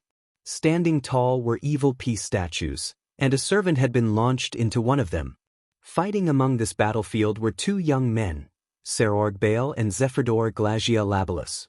Zepherdor, DMNU. If this is it, then you can bet I'm going out swinging. Serorg, then bring it on. Serorg grinned, and Zepherdor unleashed his magic, firing a red orb at Serorg, who stood there as if it didn't affect him at all. Zepherdor, he blocked it. Serorg, it's my turn now. Serorg jumped upwards at him, launching like a rocket. Zephyrdor created as many magic barriers as he could, but with one punch, Serorg broke them all and hit Zephyrdor in the stomach. Zephyrdor lost his breath from the punch, and with his fist still in form, Serorg managed to turn around and launched his opponent to the ground, creating a massive dust cloud. It was a clear and flawless victory for Serorg Bale. Meanwhile, Occult Research Club Issei, Holy CRP. The Occult Research Club was watching the entire raiding game between Serorg and Zephyrdor. Kiba, they say he's the strongest devil in the raiding game. Rias shut off the screen they were using to watch the game. Zephyrdor's power was ranked almost as highly. He's done quite well stepping in as a substitute, Rias remarked. Substitute? Issei asked. Yes. The first heir to his house died in an accident. Rias was about to elaborate when a green magic circle appeared before them, causing Aquino and Rias to gasp. A magic circle, Gasper noted. Astaroth. Of course, Rias replied. Issei turned to Rias and then to the magic circle, from which Diodora Astaroth emerged. Salutations, everyone. How lovely to see you all again, Diodora greeted. Asia gasped at his arrival. Battle alert. Battle name. Diodora wants to trade. Diodora sat on a couch opposite Rias. Asia looked anxious, and Issei gently took her hand, calming her down. Aquino set down a cup of tea for Diodora and then joined the rest of Rias's peerage behind her. Shall we proceed to business? I'd like to offer a bishop trade, Lady Gremory, Diodora said. Asia looked scared, but it was Gasper who spoke up. No. Please. I don't want him to take me. Issei chuckled and gently knocked Gasper on the side of the head. He's coming, food. You want to trade for Asia, you mean, Rias clarified. Asia gasped again, and Diodora chuckled. Am I really that transparent? I can assure you, it's a fair exchange. Diodora summoned a magic circle to reveal his offer, 2 female servants. Both are hardworking and will serve you well, Rias cut him off, narrowing her eyes. I'll stop you there. Your offer is rejected. Asia is not only a valuable member of my peerage, I also think of her as the little sister I never had. Thank you, Rias, Asia said. Using a roster trade to try and get the woman who turned down your marriage proposal shows me that you're not only uncouth but have no idea what she wants. Diodora frowned. How very disappointing. You didn't find my offer acceptable today, but I won't let that dissuade me. He stood up and kneeled to Asia, taking her hand, which caused Issei to gasp in fear. Our meeting and reunion were both predestined.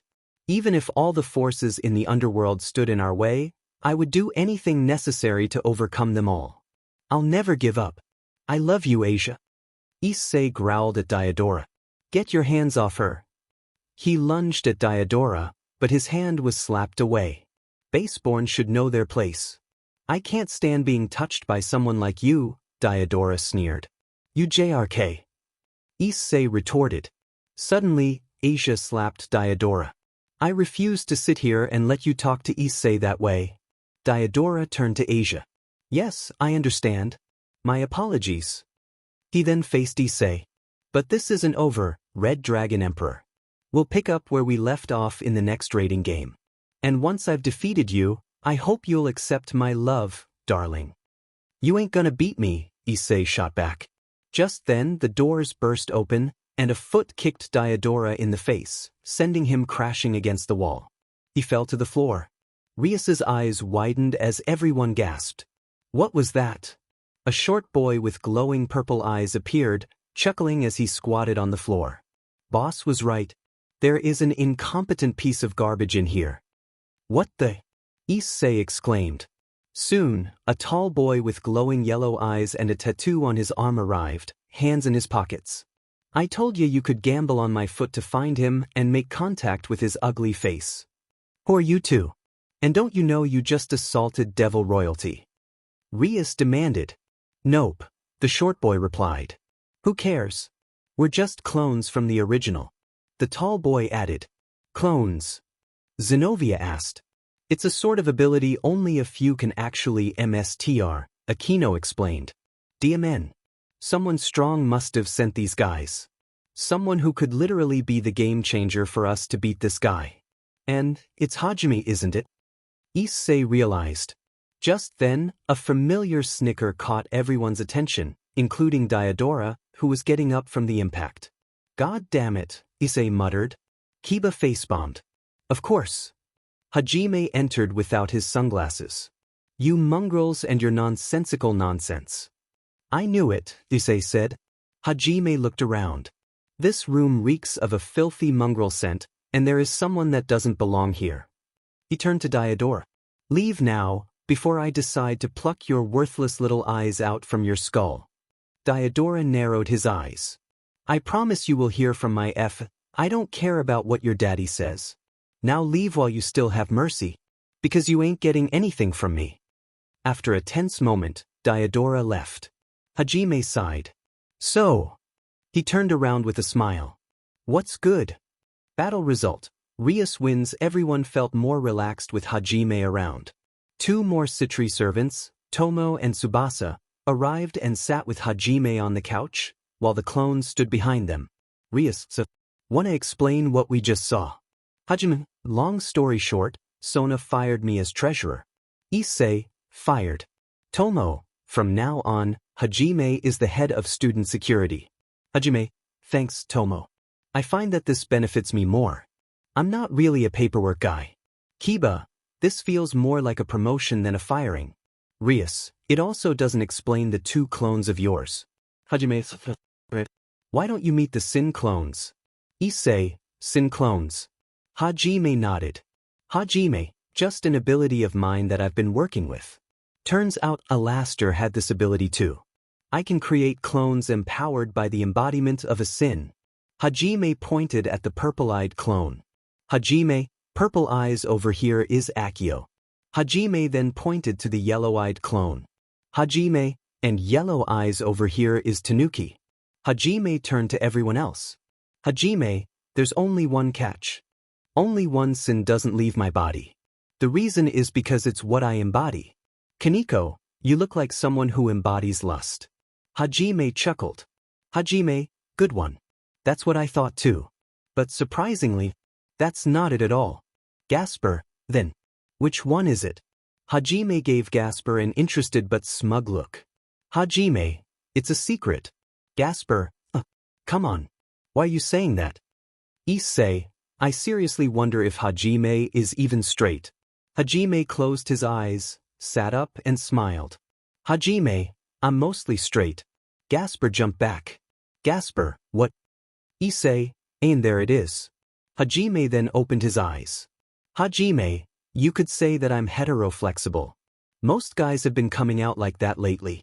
Say, what kind of scale are we looking at, dude? Hajime, I'm like a 90, maybe 95. It's very low. But it's also very clear. Tsubasa, I didn't know this. Hajime, I wouldn't worry too much about it. Besides, I'm way too picky about guys. Tsubasa, what's your type? Hajime turned to Gasper, who hid in fear, and Hajime grinned.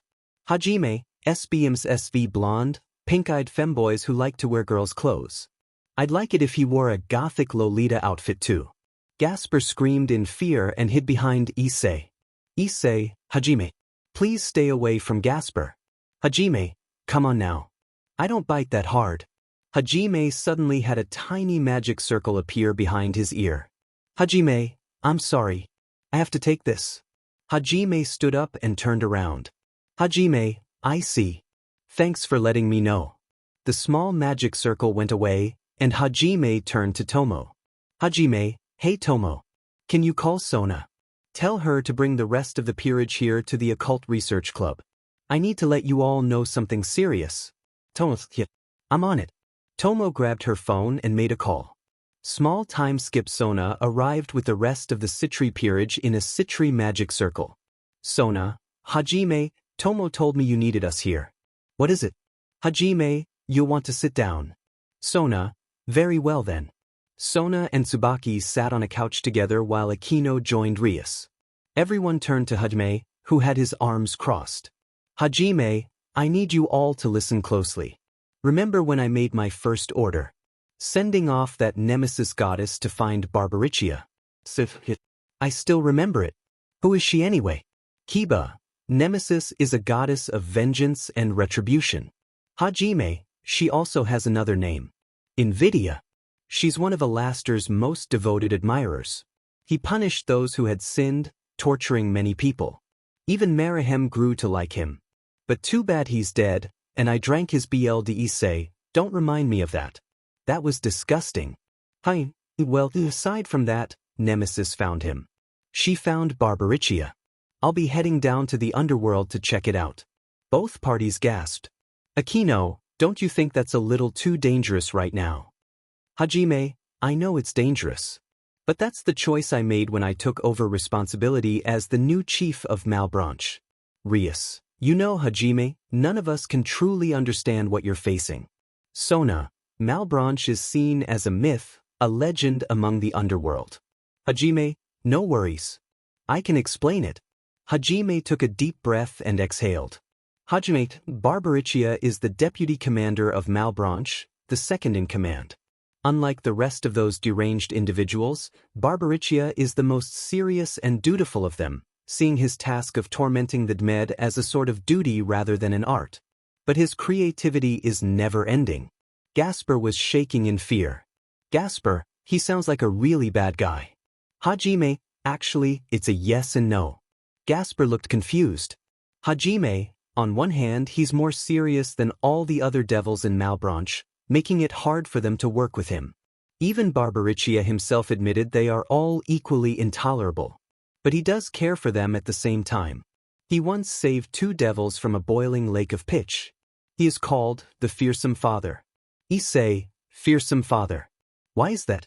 Hajime, according to Alastor, it is rumored that Barbaricia has fathered an entire army of evil creatures born from the darkest jungles. Saji, wouldn't it be easier to target the leader? Hajime, you're right. Targeting Malakota would be the easiest solution. But it's also the most dangerous. Asia, can you explain that? I don't understand. Rias, I remember a note in the myth that said the following. Only the leader, Malakota, must never be awakened. Hajime, you're right on that. Malakota is a diabolical monster. His power is said to be nearly equal to Alastor himself. But not even Malakota could defeat him. Hajime looked at his right palm. And I'm still learning everything about the power Alastor has given me before his death. Going after Malakota in my current state would likely lead to my demise. That's why pursuing Barbaricia is the better solution. Once I defeat him, I can devise a coordinated plan to have each Malbranche devil align themselves with me. Issei raised an eyebrow. I think I'm missing something here. Hajime turned to Issei. Each of them has one thing in common, their loyalty to Alastor. However, some are far more loyal and respectful to him, willing to lay down their lives if he commanded it. They would follow his every order. Barbaricia would be a good starting point. Now, are there any questions? Issei raised his hand. Yes. Is there a dragon in this Malbranche? Asia hesitated.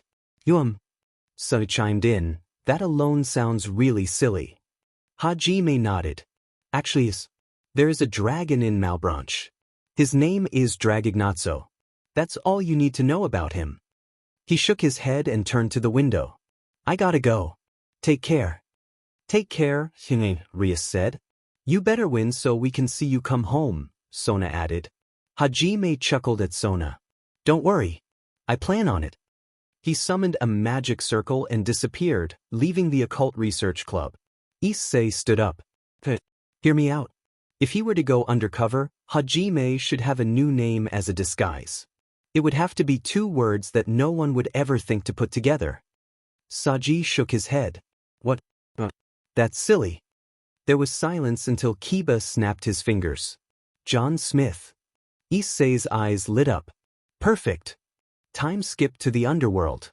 Hajime teleported into a lab of some sort. What's this? Lord Hajime. You've arrived, a voice said. Hajime turned to see Nemesis. Nemesis. They began walking together. You found him? Hajime asked. Yes and not quite. What do you mean by, Hajime stopped, stunned by what he saw. He pulled out a spray and began to apply it, catching Nemesis's attention. "What are you spraying?" Nemesis asked. "It's disinfecting deodorant. I don't want anyone to breathe in the unpleasant smell." Hajime stretched his arms and put his hands behind his head. "Well then, I'm gonna make a call. Get the Devil Kings down here to see this." A few minutes later, the 4 Devil Kings teleported into the lab. "So the boy actually found him," Falbium remarked. "It does seem so," Surzex replied. Ajuka said nothing as they approached a certain door. Hajime raised his arm and fired a magic spell, catching the Devil Kings off guard. "What did you use on us?" Surzex asked. "Don't worry about it. You'll thank me later. Come on." The group followed Hajime through the door. "So you have found him?" Surzex inquired. "Oh, I didn't just find Barbaricia." The group stopped as Hajime moved his arms forward. The 4 Devil Kings widened their eyes in shock. "I found them all." All 12 statues of Malebranche stood still. Before them, dear Satan. Ajuka breathed. "Yep. They're all here. From Farfarello to Malakota. They're all releasing an indescribable amount of pressure and an overwhelmingly daunting aura. Malakota is the deadliest of them all. If I hadn't hidden you with the magic barriers I cast, Malakota would have you on your knees." "I owe you a thanks then," Seraphol said. "You're welcome. Now brace yourselves, for I will undo the sealing of Malebranche's deputy commander. The fearsome father will awaken once again. Wouldn't it be better to move the statue elsewhere?" Ajuka suggested.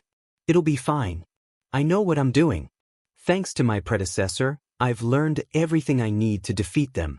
Now come forth and awaken. Barbaricia." An immense aura was unleashed as Hajime raised his arm at the statue. Light grew brighter, covering the room.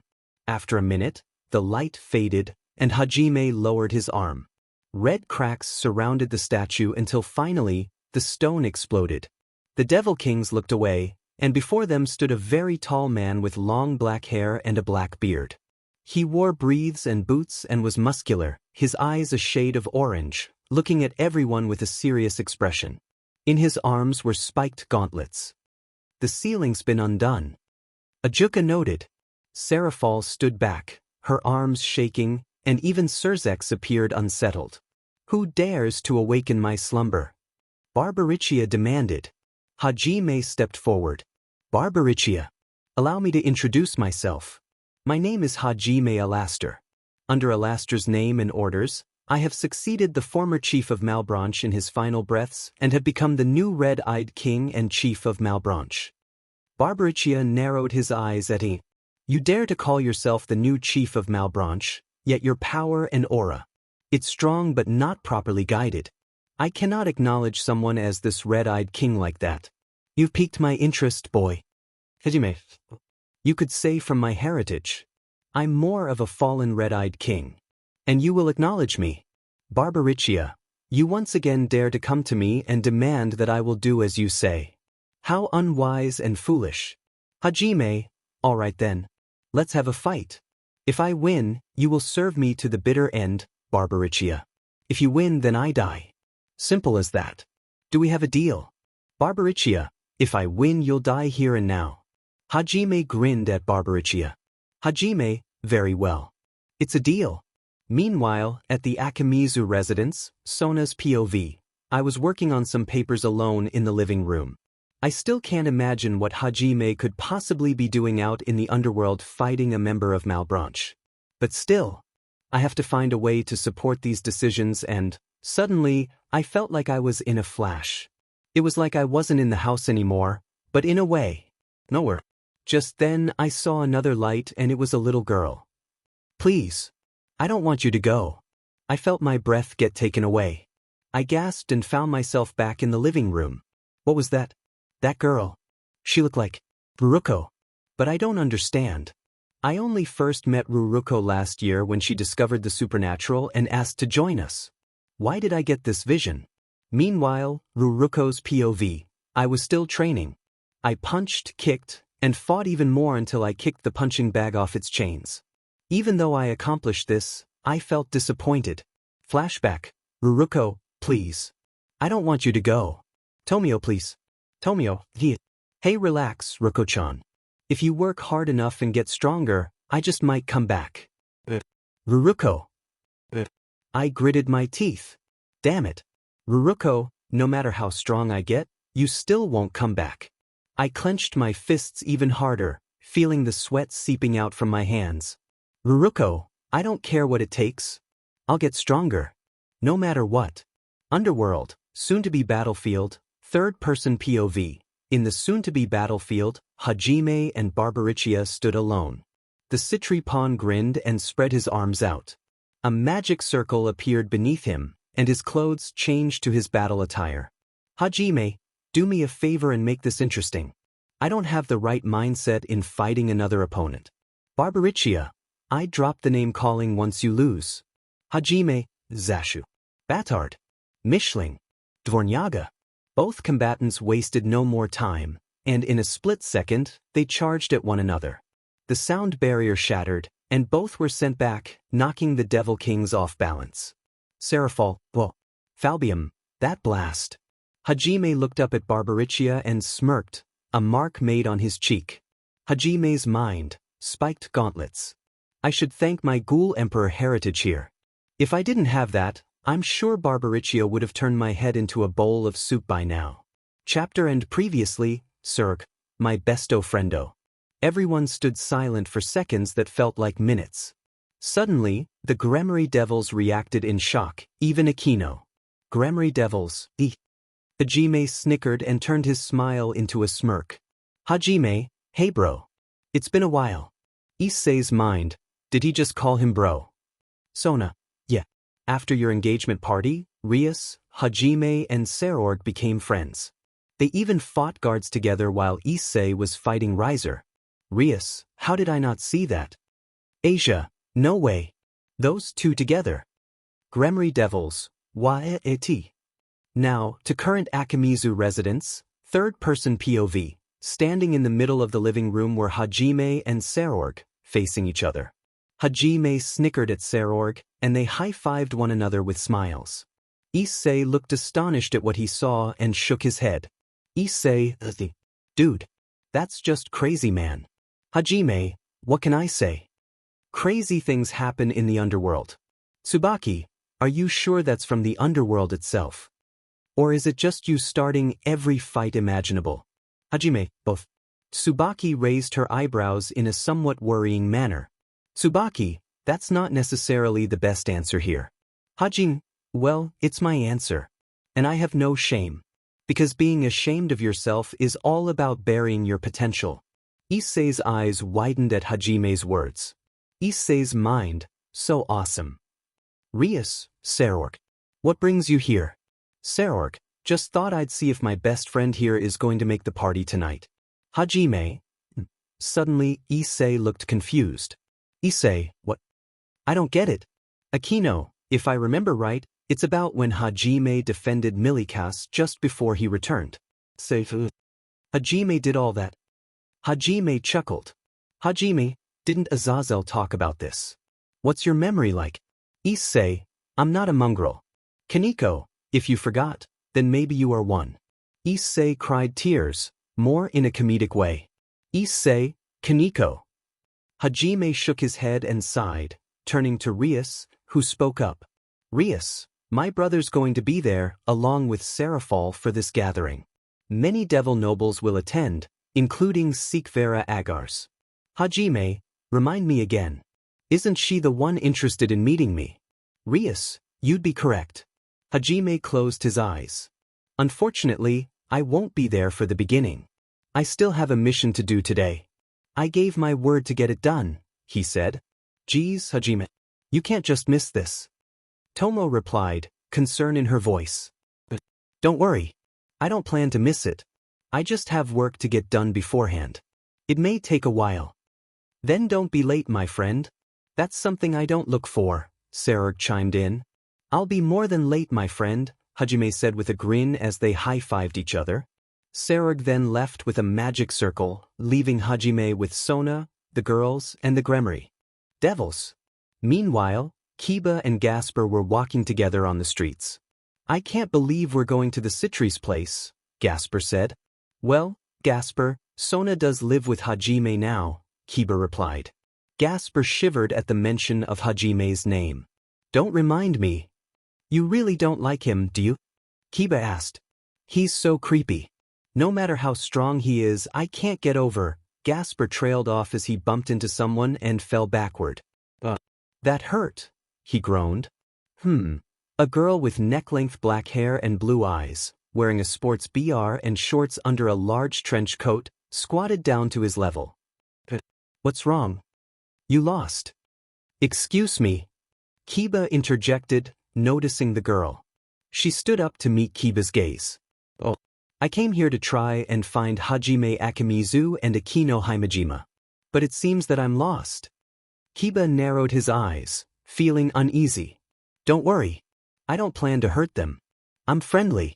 You know. Kiba looked away awkwardly, unsure of how to respond.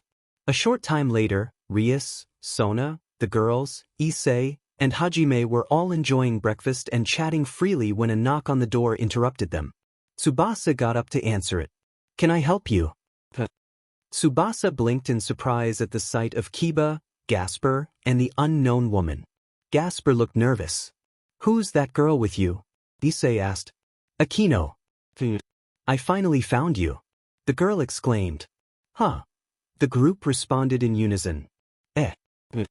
Akino asked, confused. Who exactly are you? Hajime questioned. It took you a while to find this place, huh, Lucille? The girl said with a smile. And Azazel's here. Again, Issei noted as Azazel appeared in a magic circle, grinning. Sorry for not letting you know where to look. I can be quite forgetful sometimes, Azazel said, chuckling. It would have been appreciated if you did that in the very first place. But luckily for me, I had two sweet boys show me the way. Lucille added. Azazel, who's this girl? Issei asked. This girl you're referring to, Issei, is Lucille. She's the daughter of Metariel, the Watcher of Rain. Azazel explained. Hajime looked confused. Who's Metariel? He's one of our father's brothers. He can control rain and water, Akino clarified, her eyes widening. That means that's right. She's a cousin of yours. Thunder, lightning, rain, all components to create a storm, Azazel said. It'd be wise if you didn't go there, Azazel, Lucille warned. All right now. You do whatever you want to do now. Ciao, Azazel said, leaving with a magic circle. Moments later, Saji arrived. Hey guys, sorry I didn't show up sooner. What's going on? His eyes landed on Lucille, and his cheeks turned pink. Oh. Who's she? Hajime and Akino's cousin, Sona replied. You have another one? Saji exclaimed. Yeah. Gisso. Just finding out about it, Hajime said, while Lucille giggled at Saji's reaction. Aren't you funny, she said. Hey Saji. You've got someone complimenting you. Tsubasa teased. Hey. Saji protested, flustered. It's okay now, Lucille said, gently patting Saji's shoulder. He looked stunned by her beauty as she walked away, hands in her trench coat pockets. I won't be here forever. I'm just here to give you some intel that just came up, Lucille announced. And what would that be? Sona asked. Any of you heard of Ayato Kirishima? Lucille asked, noticing the group's tense reaction. Hajime's expression turned serious. Of course you do. He was the former second in command of Spider, Lucille continued. What about him? Saji inquired. We have strong belief that he has joined up with Vale, Lucille revealed. That'll be a pickle for sure. Ayato isn't some ordinary ghoul. He's strong. But even so, he can never defeat me, Hajime stated confidently. If that ends up being the case, I'm sure the three factions will make a further decision on what to do with the team Vale is forming. But that's all from me. Ciao, Lucille said with a smile before leaving in a magic circle. Wow. That's a scary thing to think about. Not to mention my issue with Diodora. Aisha said, looking worried. Don't worry, Aisha. I'll protect you no matter what. Issei promised. Thanks, Issei. Aisha replied, grateful. Rias watched the group interact, with Saji, Kiba, and Gasper all joining in, smiles on their faces. This is quite nostalgic. Don't you think, Sona? Rias didn't get an answer from Sona. She turned and saw Sona deep in thought, staring at Ruruko, who looked lost as she gazed at her. In the streets, Nagisa Kalmeyer, one of Brynhilder's top lieutenants, stood alone, checking her phone for the time. After a sigh, she looked up at the sky. Thanks again for meeting me here, a voice said. Kara flinched slightly and turned to see Sona standing beside her. Miss Citri. It's a pleasure to meet you here, Nagisa replied. Let's get straight to why I called you. Both women sat down, facing the view of the park. I want to know about Hajime. What was his childhood like? Sona asked. You don't want to know that, Nagisa warned. Unfortunately, my peerage is facing some issues. I'm having trouble reaching my pawn, Ruruko Nimra. Nagisa turned to Sona, surprise flickering across her face before she quickly masked it. So it was her. What do you mean? Sona asked. You want to learn the truth of what happened. Very well then. Nagisa closed her eyes, took a breath, and began her tale. It was about 11 years ago. Hajime, or Tomio, was a native of Kuo town. He was meant to be a superweapon for Ramiel, but Mercedes, his mother, didn't want that for him. She grew to love her child, and with her guidance, Ramiel came to love him too. However, one night, an archangel named Chamuel tried to harm Mercedes, and Hajime killed him. Sona's eyes widened in shock. I stayed close to his mother, but Chamuel despised Ramiel for choosing her. A few days later, Mercedes succumbed to the Rushafel curse and became corrupted. What about Ramiel? Sona asked. He was gone during all of this. After learning about Mercedes's corruption, he left to find her, leaving me with Hajime. I decided to lock his memories and put him up for adoption. He had a friend, a little girl. The little girl. It was Ruruko, wasn't it? Sona realized. Yes. I locked her memories too, to keep her safe from anyone who might come after her. At least that was a success. Sona leaned back on the bench, her heart racing as she looked up at the cloudy sky. That explains it all, she said. After a moment of silence, she turned to Nagisa again. Is there a way to reverse this lock? Yes, but it will be complex. We can't let them know they have locked memories. I'll have to do it while they're not paying attention. Hajime should be easy, although I'm concerned about Ruruko's mental state. Yes, I'm worried about how stable she'll be after all this too.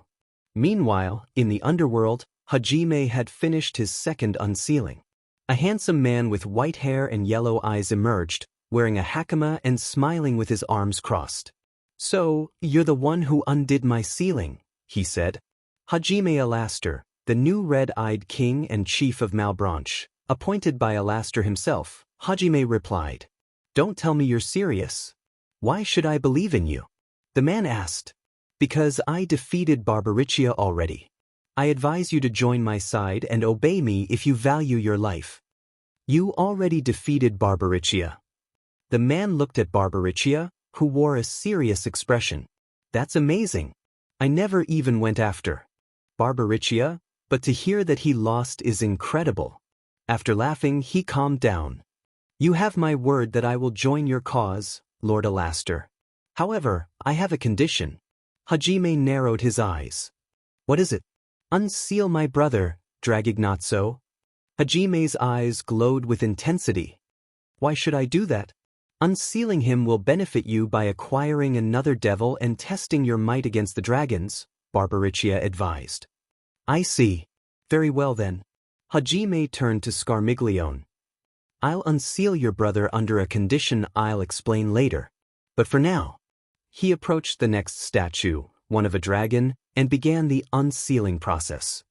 This seal is going to take more than I thought, he remarked, walking away from the statue with Barbaricia and Scarmiglione. Invidia, keep an eye on the statue of Dragignazzo. Of course, my sir, Invidia replied. I wonder where we're going. Scarmiglione said. Let's just say it'll be more private for us to discuss my condition. Later that night, Rias, Sona, and their peerages arrived at the gathering hosted by the House of Gremory, all dressed in formal attire. Rias wore a dress that showcased her elegance as she turned to her peerage. Rias, listen closely. Remember that this is a gathering to see Hajime. Major devil names are here tonight. Do not offend anyone. Issei. Why were you looking at me? Kiba, now, Issei. Just calm down. Kaneko, you should know how brash you can be. But you're sweet. Issei, I like Kaneko, but a compliment like that. It's rare. But I'll take it. The peerages were dispersing around, and Issei found himself with Akino, who also wore a dress for this moment.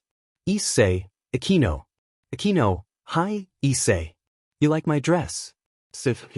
I really like it. I think it makes you look really appealing. Akino giggled, clearly pleased with Issei's answer. Akino, thank you, Issei. That's just what I wanted to hear. You enjoying the party? I am. But seeing others around, I feel a bit underdressed. Sona, I don't blame you for that feeling. Issei and Akino turned to see Sona and Tsubaki both in their formal attires. Sona donned a blue and white dress with a choker and what seemed to be pearls or jewels around the waist. Tsubaki wore a traditional white dress with matching jewelry. Sona, to many of these people, you are still nothing more than a commoner. That, or you're not accustomed to recently becoming a celebrity, Issei. Issei, ah geez. Thanks for that. Akino, Sona. I really love your dress. Sona, thanks. Serafall kept begging me to wear it. Akino, and Tsubaki, I love yours too. Tsubaki, I just want to show some respect for the House of Citri. Akino, is it that? Or to impress Hajime? Akino giggled, and Tsubaki looked away with a hint of pink on her cheeks. Hajime's not here yet. Sona, no he's not. Tsubaki, if you can recall. He's still on a mission he has been working on. Suddenly, two women with drinks in hand approached. They had green hair and wore plenty of makeup. Hey, Sona. I see you're still more flat than a cutting board. How lovely it is to see you again. Perhaps I can show off my new fiancé. Soon, another man appeared, in a full suit with blonde hair, smirking like the two women. So, Miss Sona is here. I didn't know she takes trash as her new boyfriend. So, I've heard of this new big shot pawn of yours. Where is he? Is he supposedly as strong as I hear? Sona, I'd advise you to keep your mouth shut. Rias, that's enough. Everyone stopped and turned to see a glaring Rias and Sikvera Agars. Rias and Sikvera. What a surprise. Rias, back off. Well, whatever then. Let's go, ladies. The man called, Will, and the two snobbish girls walked away, chuckling as they did so. Issei glared at them. Issei, who are those JRKs? Rias, Wilhelm Asmodee and the Zepar twins, Caroline and Josephine. Sikvera, I wouldn't worry about them. They're like any other devil nobles. They're arrogant about anything they do and take pride in it. Sona, they're major kiss-ups. Akino, I think I know what Hajime might call them. Issei and Akino turned to each other and smiled. Akino and Issei, mongrel. The two began to laugh a bit, and Rias and Sona smiled but shook their heads. Sikvera remained curious. Sikvera, is that so? I'll remain interested. Meanwhile, the current head of the House of Gremory, Zeoticus Gremory, stood alone with a drink in hand. Zeoticus, Veltalnias, I must again thank you for coming up with this idea of a gathering for Sona's pawn. Although, I know why you're doing this. Standing next to Zeoticus was a tall man with short black hair and glasses. He wore a suit with a pocket square for fashion. This man is Veltalnias Citri, the current prince of the underworld and the head of the House of Citri, father to Sona and Serafall. Veltalnias, I must see for myself what kind of man this Hajime boy thinks he is. Zeoticus, I know you're testing him. Veltalnias, he dares to think he can be my daughter's husband. I'll be testing his elegance today. In basic terms, it's not actually a party to honor Hajime for what he did to defend the House of Gremory. It's actually a test made by Sona's father for the first part of a process to deem Hajime worthy of being Sona's husband. Veltalnias took a glance at Issei from afar. Veltalnias, how putrid. No sense of fashion. Not proper. No elegance. I've deducted that Rias has found an improper suitor for her. Ziaticus chuckled. Ziaticus, I said the same thing about Graphia for Cerzex. But why don't you stick to your children and I'll stick to mine? Veltalnius, very well then. As the party continued, Hajime still hadn't arrived, and people were growing increasingly anxious. Momo, Hajime still hasn't arrived yet. Ruruko, that JRK is making everyone so mad right now. Rhea, if this keeps up, it'll become very worrying.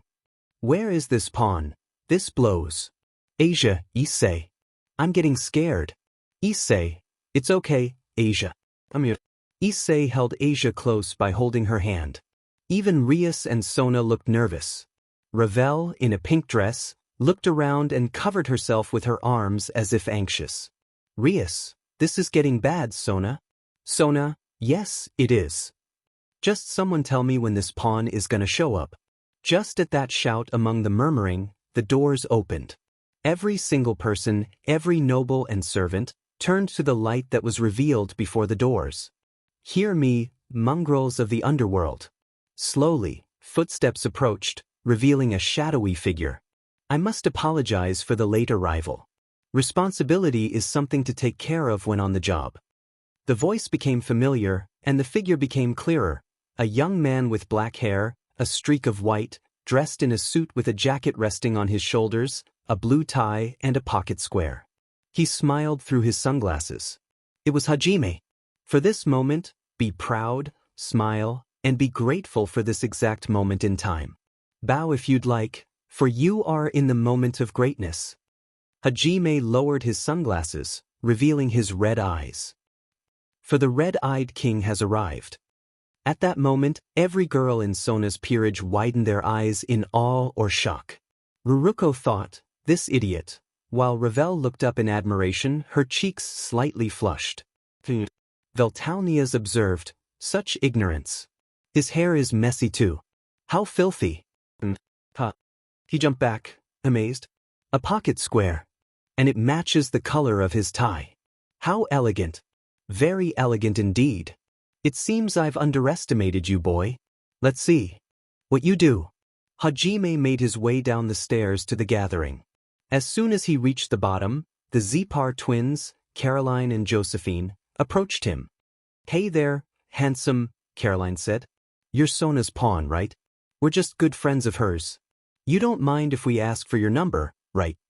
Hajime raised his hand and walked away, uninterested. No, you may not. He left the twins awed and stunned.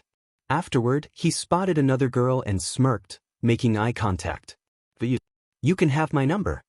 The girl was Momo, a fellow comrade in the peerage. I don't want your number, Momo replied. That's what they all say. Hajime began writing on a slip of paper. You and I are in the same peerage and live in the same house. I don't need your number. Momo insisted. Yeah, here's the first 2 digits. I'll let you figure the rest out. He handed her a paper with just 2 numbers and walked off casually. Momo looked down at the paper in confusion, crumpled it, and threw it in the trash. As Hajime continued walking, a server carrying drinks accidentally bumped into him. The server fell, but Hajime managed to save the drink. He turned to the server with a smile. Be careful now. He offered his hand and helped the server to his feet. Thank you so much, sir, the server exclaimed. No thank you. You've given me the pleasure to call you an acquaintance. Hajime walked away, smiling and waving, while Veltalnias looked stunned again. He saved the drink and even thanked the server. How elegant. I curse you, boy, Hajime Akimizu. You have impressed me thus far. Veltalnias gritted his teeth, staring at A. Ziaticus chuckled. You all right, Vel? Meanwhile, Hame ran into Wilhelm. You're the boy who showed disrespect to my fiancé. Just so you know, I'm second in line to the House of Asmodee throne. Wilhelm declared. Hajime was unimpressed. So, I serve the next princess. What's it to you, mongrel? He grabbed Wilhelm's tie and tried pulling him close, but to everyone's surprise, he pulled the tie off completely. Is that a clip-on tie? Issei asked. How inelegant, Veltalnias remarked. Wilhelm began to sweat as everyone watched him. Yo, could I get my tie back? Wilhelm stammered. Hajime tossed the clip onto the ground and glared at Wilhelm. Oh! Akio! Suddenly, above Wilhelm, Akio, one of Hajime's Sin clones, appeared. Akio curb-stomped Wilhelm, dropping him to the floor and keeping his knee on Wilhelm's spine as he screamed in pain. He pulled Wilhelm's head up by his hair to make him face Honey. Listen here, I don't affiliate myself with incompetent pieces of trash such as yourself. So don't you dare think you or your worthless kiss-ups have any right to dish and dash. And don't ever talk to me with any bit of your loser attitude. Wilhelm stared back, fear in his eyes. But hey, don't go looking to blame somebody for how pathetic you are. Searching for someone to blame is just a pain itself. Hajime began to walk away. Akio got off Wilhelm and grinned. Have fun bringing Asmodee's rep down. Akio vanished as Hajime continued on. Finally he reached Rias, Sona, and Sikvera. There you are, Rias said. You've kept people waiting. It was becoming a major concern, Sona added. Yeah, sorry about that. Just had to dress to impress, right? Hajime replied. Right. Rias said. Hajime, meet Sikvera Agars. She's the current heiress to the House of Agars. Sikvera extended her hand to Hajime. It's a pleasure to meet Sona's pawn for once. Hajime accepted her hand and shook it for a moment. It's a pleasure, yes. He began to kneel, still holding her hand, which confused Sikvera. She said. Hajime's hold shifted from a handshake to gently holding her hand with his fingers. He closed his eyes and kissed her hand, looking back up at her with a soft gaze. But it's an honor to meet such a woman of future power. Sikvera was taken aback, her cheeks turning red. Hajime stood up and made eye contact, deepening the blush on Sikvera's face. Something wrong? Hajime asked. Sikvera shook her head, trying to ease her blush. Don't worry about me. I'm fine. It's just a little warm in here. That's all. I can understand that. Hajime smiled at Sona and offered his hand, which she took. As Sona moved closer to him, he added, I absolutely adore how you always have something new and unique whenever I see you. An everlasting beauty that fills me with happiness. Sona smiled lightly. Thank you, Hajime. Hajime chuckled and turned to Sikvera.